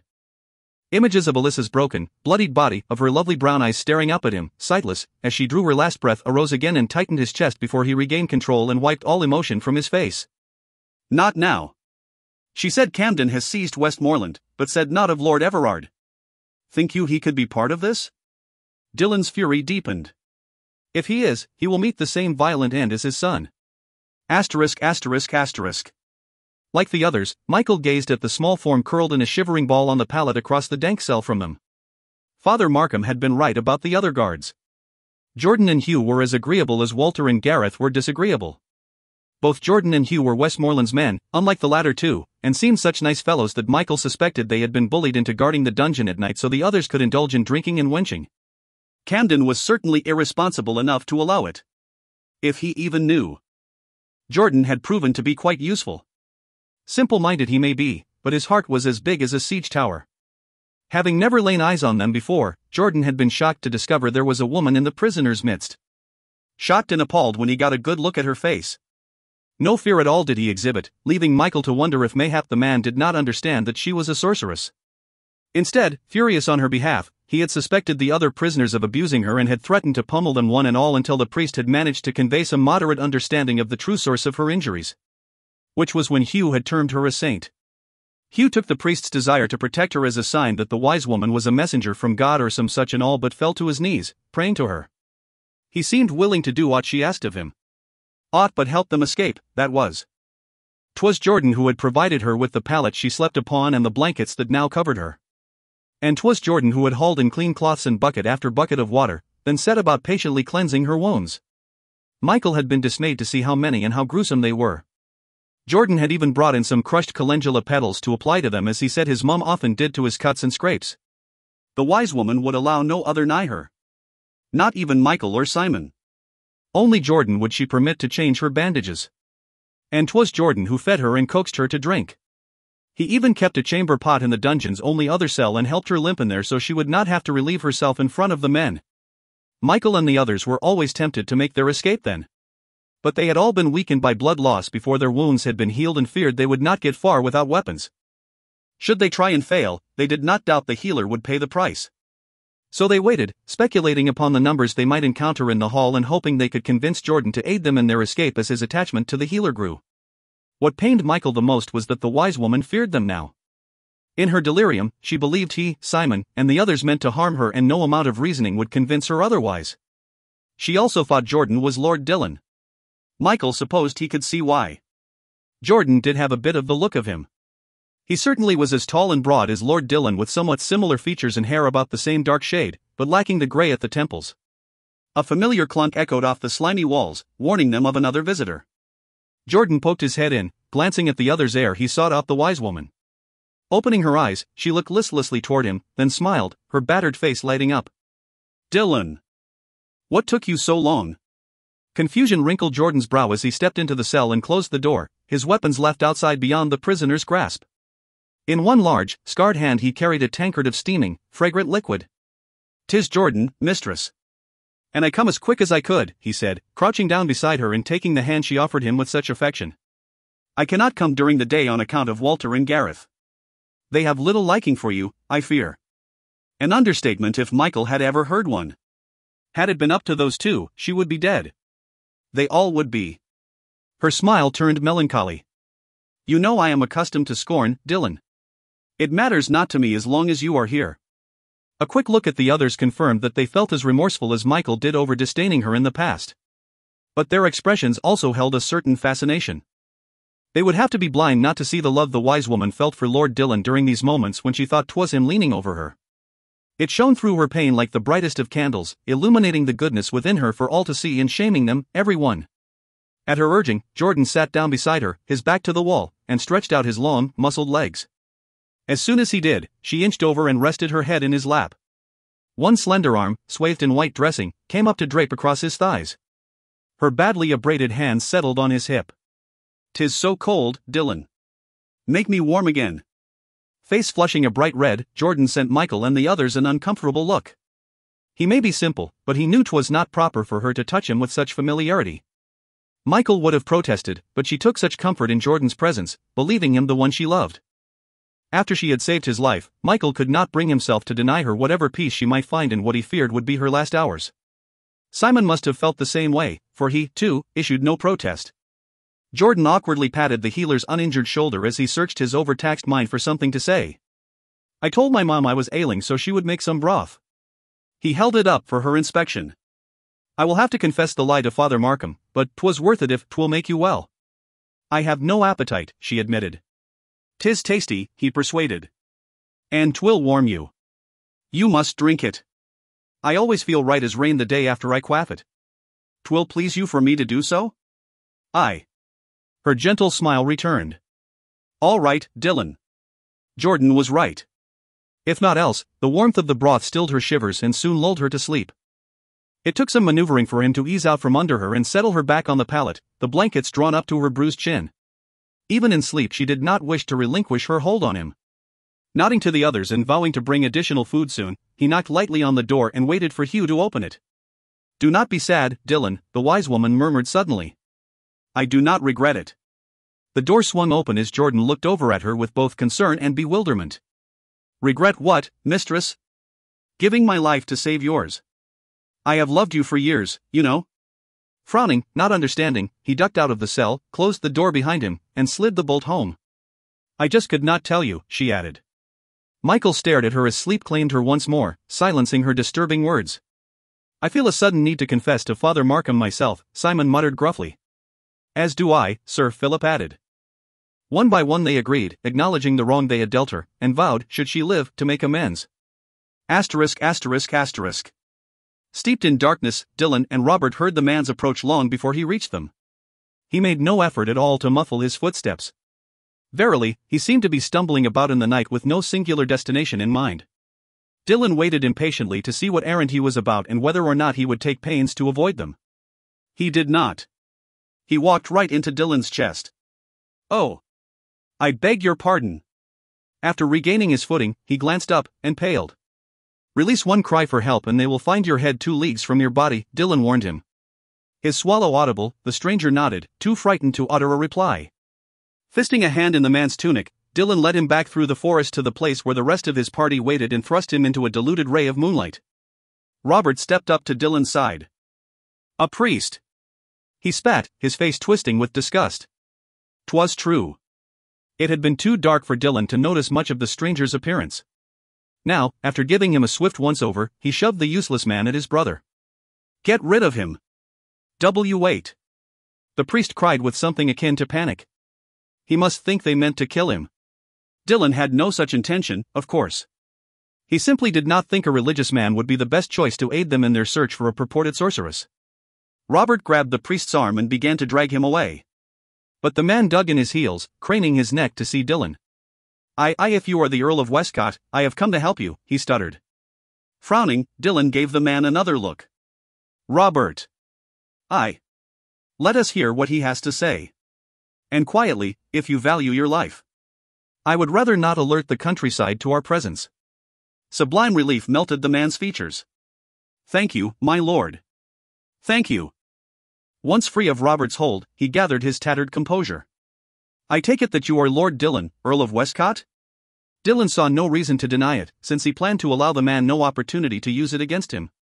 I have a message for you from the one you seek. Robert snorted. How know we this? You could have come at Camden's bidding. Eyeing Robert nervously, the priest sidled away from him. Dylan folded his arms across his chest. My brother asks a valid question. What proof have you that your words are not false? She knew you would not trust one such as I and did bid me give you her name as proof of my goodwill. Dylan's heart skipped a beat. Stepping closer to the man, Robert with him, he asked carefully, what name did she offer? The priest swallowed again, his wide eyes flitting between the 2 large warriors. Alyssa. Air whooshed out of Dylan's lungs. She lives then. The man nodded several times. But not for much longer, I fear. Dylan. His growl of fury drowned out his brother's startled hiss as Dylan lifted the man up in the air and shook him violently. What did you do to her? Burn her? Attempt to drown her? All because you think she is some vile witch? Robert pried at his hands. Dylan, stop. Release him. I do not think 'twas him.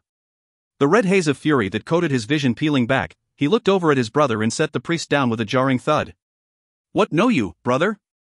He queried, advancing on him menacingly as Robert held up his hands in a placating gesture and backed away.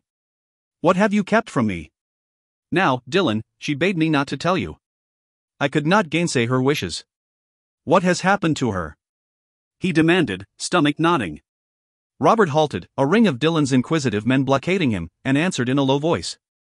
Judging by what I saw of her and by the guilt that crossed her face when she did ask me not to tell you, she has been healing your men again. Some or all? All of them would be my guess. She did not look well, Dylan. Which was why she had not visited him in any more visions. Dylan had expected her to and had wondered why she had visited Robert instead. She must have been too weak. The fists at his sides clenched until his knuckles shone white. Was she as bad as she was after she healed me? Not when I saw her, nay. But enough time has passed that she may be now. She is quite ill, my lord, taken with a high fever, the priest confirmed, having silently rejoined them. 2 men I trust are watching over her and making her as comfortable as possible, but I fear she may be beyond our help. She is not beyond help, Dylan snapped. Why did she keep doing this? Why did she continue to sacrifice herself this way, pushing herself further than she knew she should? How could she forfeit her life so easily? Did she value herself so little? Did she think he valued her so little? Did she not know how desperately he needed her? Or did she merely trust him to always be there to pull her back from the darkness? Priest. The man mustered a tentative smile. Father Markham. I.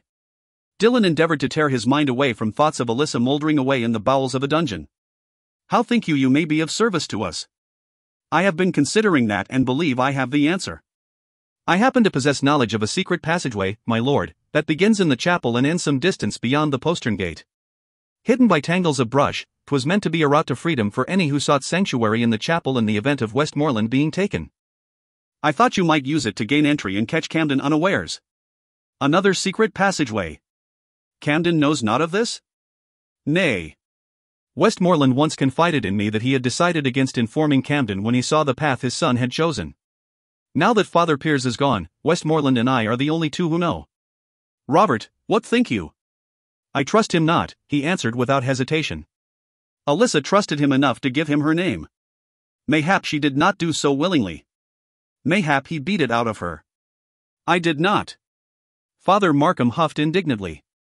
I did not even ask it of her. Did not think to. She whispered it in my ear ere I left to obtain food and water for them. And bandages. The poor girl's face was marked in so many places. Gasps sounded all around. He trailed off, clearly puzzled, and studied the shocked faces of Dylan's men. An uneasy hush settled upon them. You saw her face?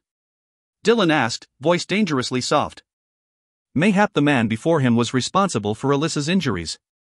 I, Father Markham confirmed. 2 of the knights with her attempted to stop me, but... Dylan's hand closed around his throat. You forced her? You touched her? Her cowl, he choked out, face modeling. Only her cowl after she gave me leave to do so. Scowling, Dylan freed him. Why would Alyssa consent to such after guarding her identity so tenaciously all these years? And why reveal herself to this man, whom she must fear above all others at Westmoreland? Did Dylan dare trust him? Believe that Alyssa had placed her faith in Father Markham, intending for him to do the same? What choice had he really? Camden would kill Alyssa at the first signs of a siege. And Dylan lacked the manpower to do so now even if he thought Camden would not. The drawbridge was raised, the portcullis lowered and the walls guarded so vigilantly that he had no hope of sneaking over them. You will lead us to this passage, he commanded. The priest nodded. Aye, my lord. As you wish. Robert, a word. Dylan led his brother away from the others. You trust him? Robert asked, his worry evident. I have no choice. I must reach Alyssa as soon as possible and see to her wounds. But you shall not be with me, brother. I have another, more important task for you. Alyssa came awake with a start, heart pounding, senses tingling. Dylan. Her mind firmly focused on him, she bolted upright. Pain zigzagged through her, so fierce she cried out and brought a hand to her sundering head. Across the room, Michael rose to his knees with alarm, but came no closer. Wise one. He is here, she gasped, feeling blindly for the wall with her other hand. Upon finding it, she braced herself and shakily tried to rise. You should not, he cautioned. She was so weak. Her muscles burned. Every limb ached. He is here, Alyssa repeated firmly. Help me, Michael. Please. Leaping to his feet, he rushed to her side and helped her stand. Alyssa was so weak she had to lean against him. Her forehead brushed his neck, so cool against her warm brow, though she was surprised to note that her fever seemed to have abated somewhat. You should rest, wise one. She shook her head and straightened, clinging to him for support. He is here. We must act quickly. Who is here? Simon inserted as he and the others rose. Lord Dillon. The men shared a look. Nay, healer. He is here. She insisted urgently. Above. Fighting Camden and his mercenaries and Westmoreland's men.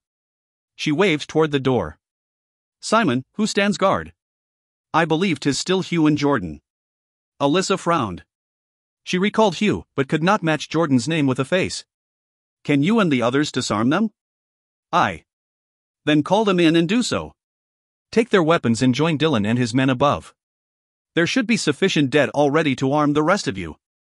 The men glanced at each other uneasily. Why do you hesitate? Do as I say. She shouted. A fit of harsh, guttural coughing racked her. At last, Simon obeyed. Striding to the door, he pounded on it until it opened. 'Tis the wise woman. She is failing. Come quickly. The door flew wide and two men rushed inside, faces distressed, forgetting the weapons they carried, which Simon and the others swiftly confiscated. Alyssa froze. Hugh she recognized, but the other. She thought at first 'twas Dillon until she got a closer look at his face. Oh. I. The simple man who gave me a blanket. It took him longer than Hugh to understand the ruse. But, when he did, Jordan exhibited alarm, not anger. You cannot! He exclaimed. They will kill you. And the woman here after you. The wise woman believes our Lord is above. We must join him and fight. Alyssa Aya. Jolted, the men all looked toward the ceiling, where the dragon's roar seemed to have originated. Alyssa's heart leaped. Dillon, she whispered thankfully. Her knees buckled as pain ripped through her abdomen. Wise one. Michael caught her and, as gently as possible, lowered her to her pallet. Alyssa Aya. Moisture sprang to her brow. Her jaw clenched. Go! She ordered, breath coming in gasps as she called upon the last shreds of her gift to try to save her babe. Go! Kneeling beside her, Michael looked up at the men hovering around them in a semicircle. You heard her. Take the weapons and go. I will stay and watch over her. Alyssa! All eyes flew to the door. The voice was closer now. Close enough for them to recognize it as Dillon's. Lord Dillon. Simon called. In here. Alyssa. She peered toward the entrance, barely glimpsing it through the raggedly clad legs that fenced in her pallet. Seconds later, Dillon filled the doorway, chest heaving, eyes wild, his helm gone.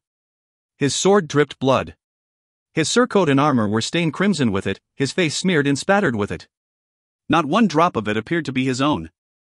Sighing with both relief and despair, Alyssa let her eyelids close and hugged his presence to her. Asterisk asterisk asterisk. Breathing hard, Dillon focused on the men clustered in one corner of the squalid, stinking cell. His men. All but two, who were unarmed and posed no threat. They parted as he watched, exposing a crumpled black figure with long sullied tresses and a bruised and battered face. His heart stopped. Was he too late? The sword slipped from his fingers, clattering to the floor as he hurried forward and skidded to his knees beside her. Alyssa? Dillon hastily removed his mailed mitts. His hands shook as he slipped them beneath her and gently lifted her into his arms. Alyssa? Cradling her against his chest, he smoothed her hair back in a familiar, tender gesture, careful not to touch the gash that bisected her forehead. Her eyelids fluttered open. I knew you would come. Crushing her to him, Dillon buried his face in her neck and fought the tears that, despite his wishes, began to fall. He had nigh been driven mad with fear for her as he had followed the priest through the webbed and dusty tunnel. Markham's belief that she would not live long had torn through his skull. Would he reach her in time? Would Camden or one of his cohorts race for the dungeon and dispatch her as soon as the battle began? Dillon had never fought so hard or so savagely in his life as when they had breached the Great Hall.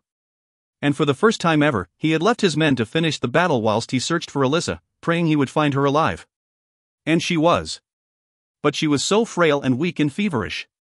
Had he cut his way through Camden and his men only to watch her die in his arms? Do not leave me, Alyssa. Please, do not leave me, he begged silently, terrified of losing her. I will not, she promised, her arms finding their way around him and squeezing him as tightly as her sapped strength would allow. He nodded, unable to force a response past his tight throat. But, Dillon. When she said not more, he drew back, fearing she had lost consciousness. She had not. Alyssa stared up at him with such anguish in her tear-filled eyes that he felt dread sour his stomach. What is it? He prompted. You will be so angry, she whispered. You will scorn me. I shall never scorn you, love. Why would you think such a foolish thing? Her chest hitched as a sob tumbled forth from between her cracked lips. Because I fear our babe will not survive. Everything within him froze. Our babe? Please forgive me, Dylan. Crying in earnest now, she clutched his surcoat and hauberk with desperate hands that were covered with scrapes and scabs. I have tried so hard to keep him strong. But I am so weary, and weakened from the fever. I do not think I can continue. A son. Alyssa carried his son. Stunned, he rested a large hand on her sunken stomach. And she believed that only the tattered remnants of her gifts kept the babe alive. I had to heal them, she sobbed. I know you are angry, but I had to. I could not let them die. They have fought so hard to protect me, Dylan. I had to help them. I know, love, he soothed, shifting his hand from her stomach to beneath her knees. I am not angry. Be but the babe.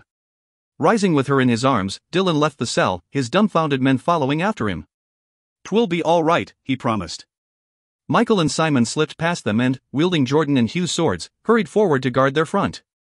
Dylan lost sight of them as they raced up the stairs at the end of the passageway. The sound of steel meeting steel ensued, and a body tumbled down to land at Dylan's feet. Alyssa moaned, one hand going to her belly. Dylan stepped over the body and swiftly scaled the stairs, jarring her as little as possible. 'Twill be all right, he said again, and knew not if he meant to convince her or himself. I have already sent Robert for your family.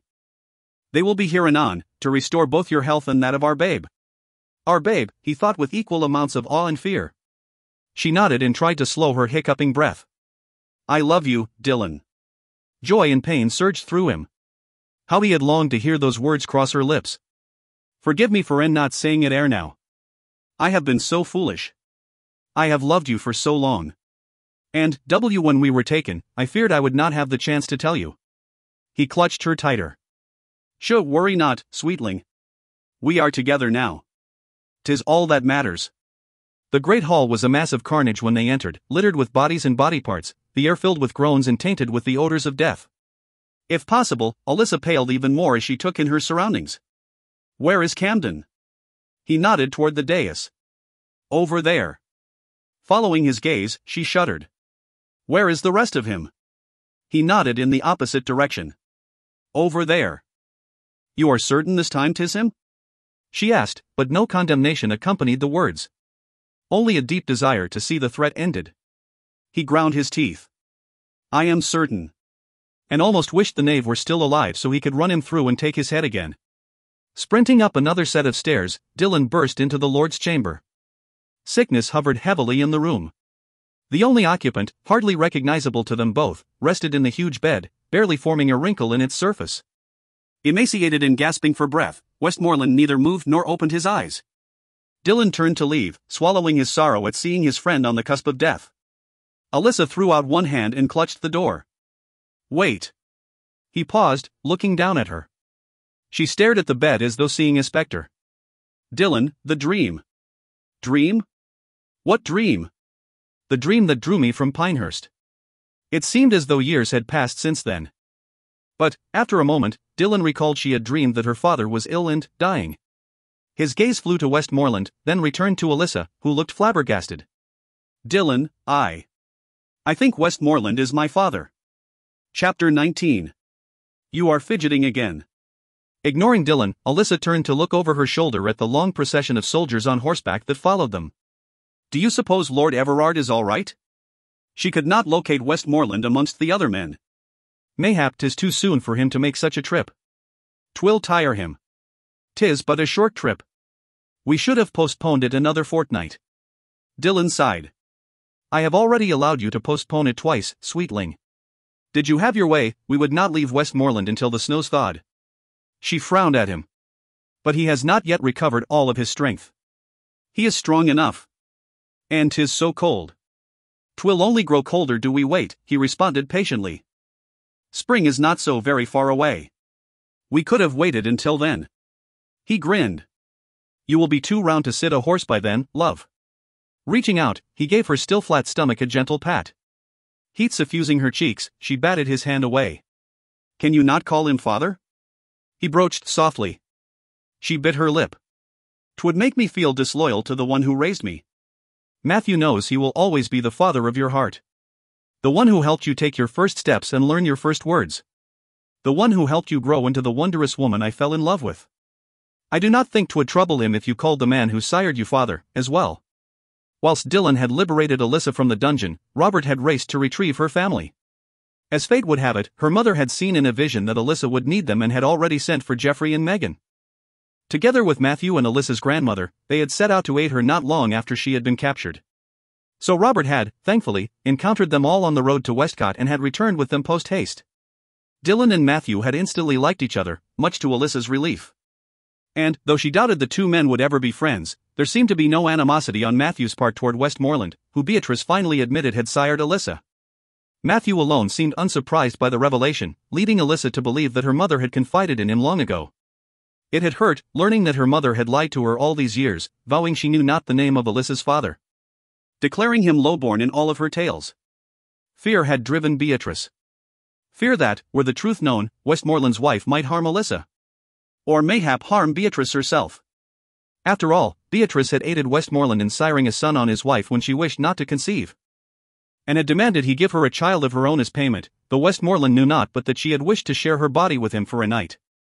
When Camden's dissolute nature had become obvious, Beatrice had been more determined than ever to keep her secret, fearing that Westmoreland might return and take Alyssa from her if he learned he had sired a daughter. Or that Camden might kill Alyssa to ensure that his inheritance went undivided. In the weeks that had passed since Dylan slew Camden and Westmoreland learned he had sired a daughter, Westmoreland had expressed a desire to declare Alyssa his heir. So her mother's fears might not have been in vain. Lord Everard cannot truly name me his heir, can he? She asked, uncomfortable with the notion. Dylan grunted. Now that Camden and his cousin are both dead, Westmoreland has no other living relatives. Alyssa refused to think about Camden having been her half-brother and once more turned her thoughts to Matthew. It makes me feel as though I am abandoning father in order to gain wealth and property. You are not abandoning him at all, Dylan assured her. Nor does he think you are. Matthew will always be welcome in our home, Alyssa. And you may visit him in the home of your birth anytime you wish, once our son is born. The babe is fine, Dylan, she promised, noting the concern that darkened his brow. Healthy and strong. Turning his head, he met her gaze. If he is healthy and strong, why do you have such difficulty keeping food in your belly? She grimaced. Everything she put in her stomach seemed to come right back up again. Such is normal for a woman who is breeding. 'Tis the mark of a healthy babe, my grandmother says, and 'twill soon pass. Well, I like it not, he grumbled, reaching out to capture her hand in his own. She laughed. Nor do I. If you did not insist on remaining by my side at all times, you would not be subjected to such unpleasantness. His face softened. Twice now I have nigh lost you. Can you blame me for wanting to keep you always within my sight? Her heart swelled. Nay. A cold breeze rose up around them.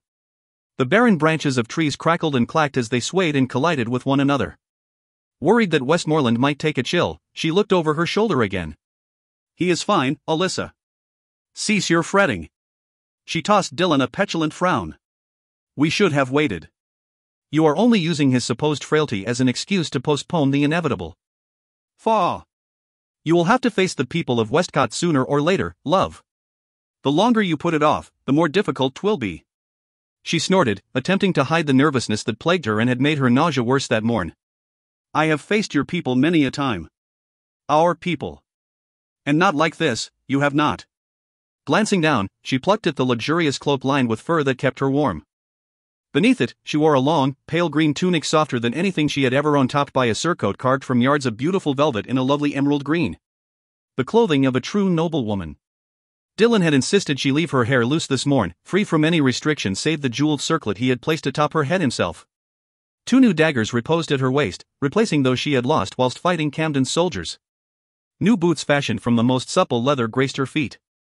A trunk full of clothing as grand or more grand than that which she now wore lumbered along somewhere behind her. Even her undergarments were of the highest quality. Dylan had seen to it all, choosing it whilst she had remained abed, recovering from both her injuries and her second healing. Alyssa was unaccustomed to such grandeur. I feel a complete fraud, she grumbled. You are beautiful. A countess in every way. I am proud to call you wife. I fear your people will not agree, she countered. Our people have been made well aware of who my bride is and will welcome you with open arms. Glancing away from her, he muttered, or risk losing their heads. Amusement rose up inside her despite her concern. He was so protective of her. And so very stubborn. Dylan had decided he would make his people love her, and still seemed to think he could actually accomplish such an impossible feat. Alyssa smiled, letting her gaze trace his handsome profile. She could scarcely believe he was her husband, wed to her at Westmoreland in a ceremony conducted by Father Markham at Dylan's own insistence. And with the king's blessing.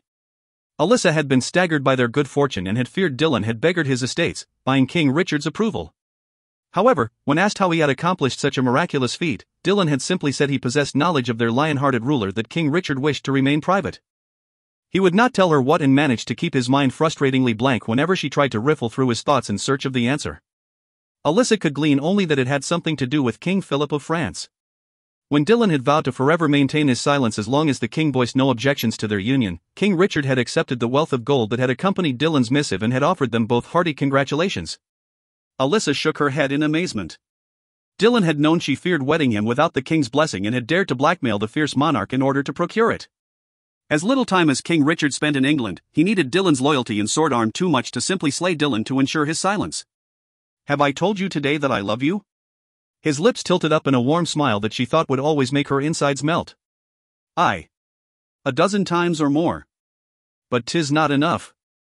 She laughed, then gasped when he suddenly leaned over, grasped her about the waist, and lifted her to sit sideways across his lap. Barely settled, she clung to him helplessly whilst he dipped his head and captured her lips in a long, passionate kiss.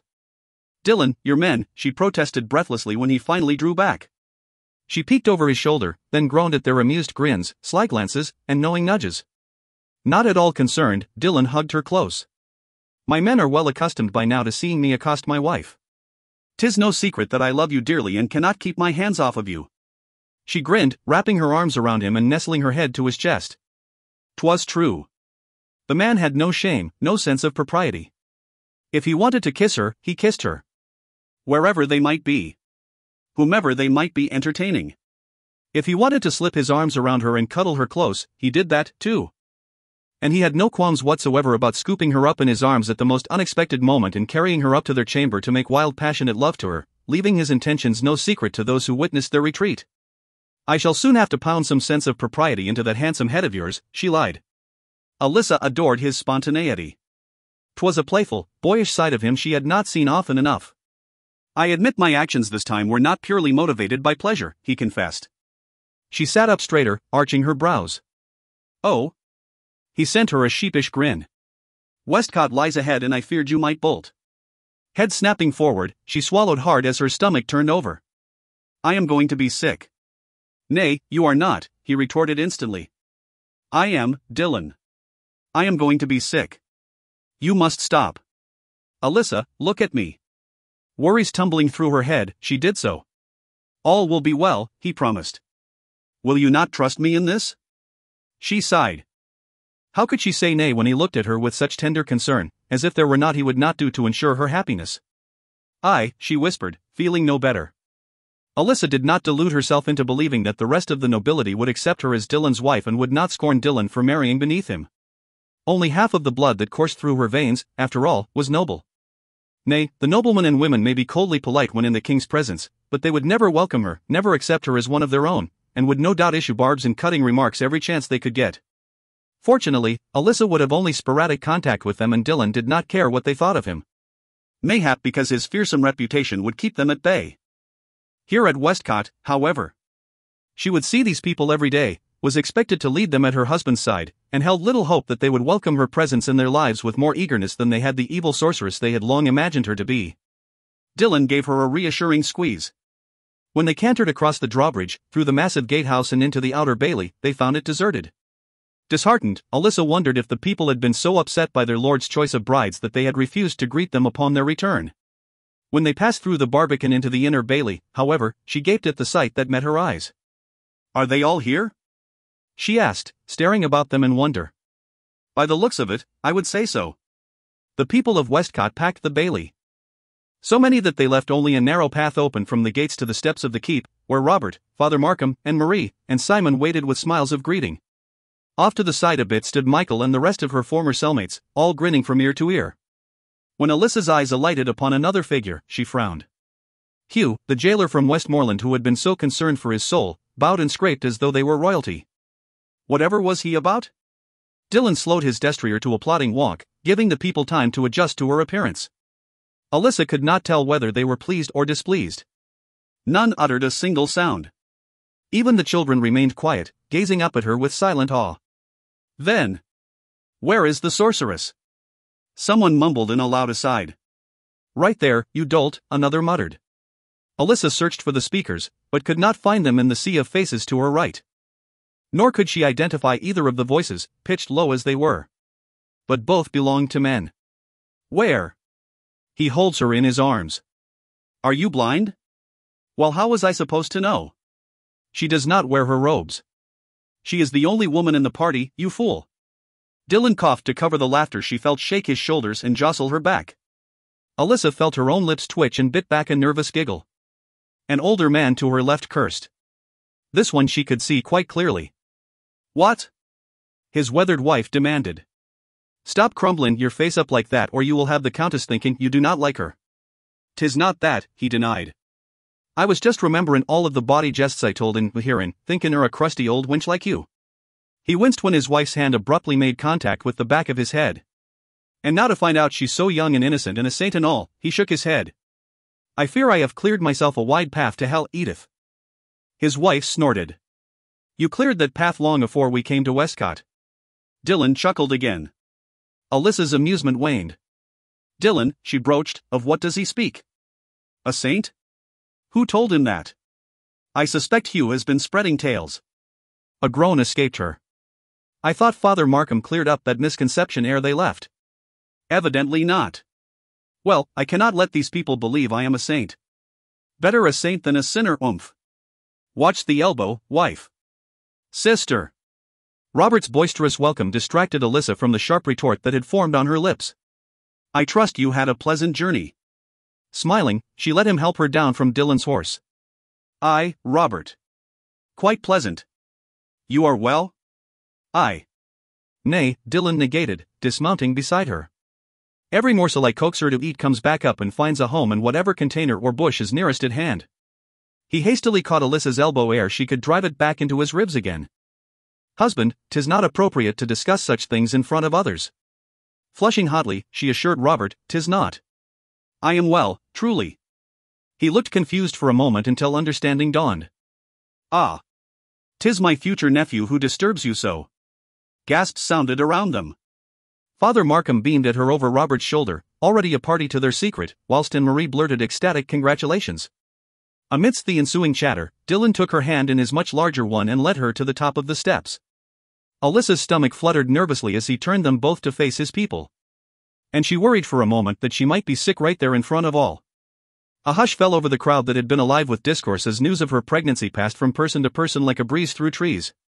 Her heart pounded with both dread and anticipation, thudding against her ribs. Would they mock her? Would they loathe her? Would they accept her, grudgingly or nay? Commanding her attention, Dylan raised her hand to his lips and winked at her to ease her fears. People of Westcott, he called, his deep voice loud and majestic. I present to you my wife, my adviser, my heart. Mother of my heir. Wise woman and healer of all. Lady Alyssa, Countess of Westcott. Cheers exploded through the bailey. Alyssa started violently. Laughing, Dylan yanked her into his arms and captured her lips in a lengthy kiss, goading the cheers to a deafening roar. Dizzy with surprise and relief, Alyssa stared up at him in amazement. Did you truly threaten to behead them if they did not accept me? Nay. Then how did you accomplish it? Dylan assumed a smug expression. Think you I lied when I said 'twas not impossible? Grinning, she raised her arms and linked them around his neck. Nay. But I believe I have been right all along. About them? About you, she corrected as she tunneled her fingers through his soft, thick hair. I knew there was a hint of sorcery coursing through your blood. Much to the delight of those present, he leaned down to nibble her ear. How else could I claim a sorceress of my own? Another melding of lips followed, poignant and sweet. For long moments, they gazed at each other, oblivious to all save themselves, looking forward to the future they would share at Westcott, a future both had once thought impossible. The children they would raise. The utter, marvelous chaos that would embrace them were any born with her special gifts. I love you, Dylan. I love you, Alyssa, he responded warmly. Smiling shyly, her arm around his waist and his looped around her shoulders to keep her firmly anchored to his side, Alyssa turned to face his people. Nay, their people. The cheers rose to a roar, stealing her breath, bringing tears to her eyes. At last, she thought, glancing up at the man at her side. He glanced down, his hand tightening on her shoulder. At last. Thank you for reading A Sorceress of His Own. I hope you enjoyed Dylan and Alyssa's story. If you're new to my work and would like to see more of Seth, Marcus, and Roland, you can find them in all of my Immortal Guardians novels. If you have already read my Immortal Guardians books, I hope you enjoyed seeing Marcus as a mortal teenaged squire. Be sure to look for the second book in the Gifted One series, Rendezvous with Yesterday, in spring 2016. A time travel romance, it will tell Robert and Bethany's story. If you like this book, please consider rating or reviewing it at an online retailer of your choice. I appreciate your support so much and am always thrilled when I see that one of my books has made a reader happy. And ratings and reviews are an excellent way to recommend an author's books, create word of mouth, and help other readers find new favorites. Thank you again. Diane Duvall. www.dianeduval.com. For the latest news on upcoming releases, contests, and more, please visit www.dianeduval.com. You can also find me on my blog http://dianeduval.blogspot.com, Facebook https://www.facebook.com/dianeduvalauthor, Twitter https://twitter.com/dianeduval, Sue https://www.tsu.co/dianeduval, YouTube https://www.youtube.com/channel/ucvcj9xnm_I2zkb7jm8dqaga feature =MHE. Pinterest http://www.pinterest.com/dianeduval. Goodreads https://www.goodreads.com/diane_duval. Google Plus https://plus.google.com/10612255655470504168 Author's Note. Dear Reader, one of the questions I am asked most often is what inspired my Immortal Guardians series, paranormal romance novels and novellas that feature dark and dangerous heroes, kick-ass heroines, action, passion, and romance. The easy answer is, this book, A Sorceress of His Own. There were, of course, other sources of inspiration, a documentary on the water bear, research into possible explanations for the emergence of vampire folklore, and a biography of King George, to name a few. But, long before Sarah Bingham rescued Roland Warbrook with her trusty shovel in Darkness Dawns, I wrote A Sorceress of His Own, and the Gifted Ones were born.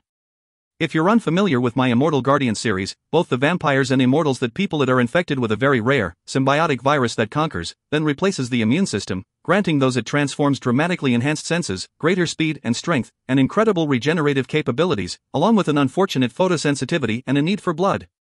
Vampires are humans who have been infected with the virus. Immortals are gifted ones, men and women born with advanced DNA that bestows upon them special gifts or abilities ordinary humans lack, who have been infected with it. Alyssa, the heroine of A Sorceress of His Own, was the first gifted one I created.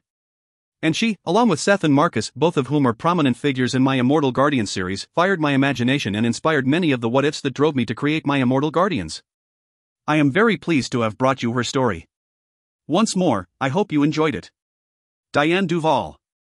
Acknowledgements. I'd like to thank all of the readers who have contacted me, asking me when A Sorceress of His Own would become available.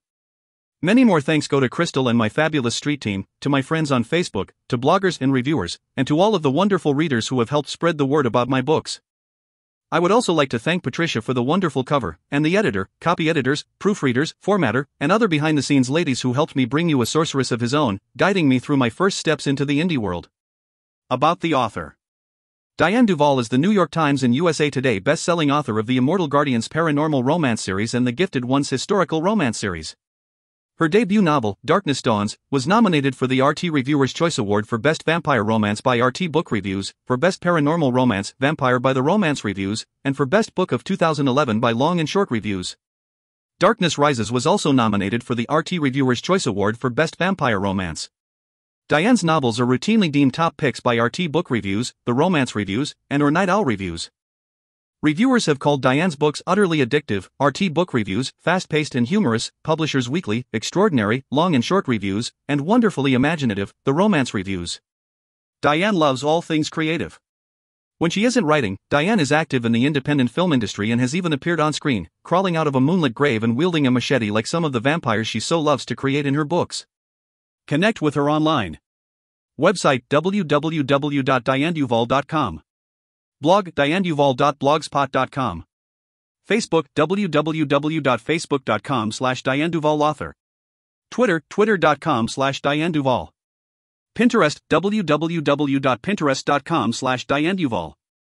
So https://www.tsu.co/DianeDuval. Goodreads www.goodreads.com/Diane_Duval. YouTube www.youtube.com/channel/UCVCJ9XNM_I2ZKV7JM8DQAJ, feature equals me. Other books by Diane Duval.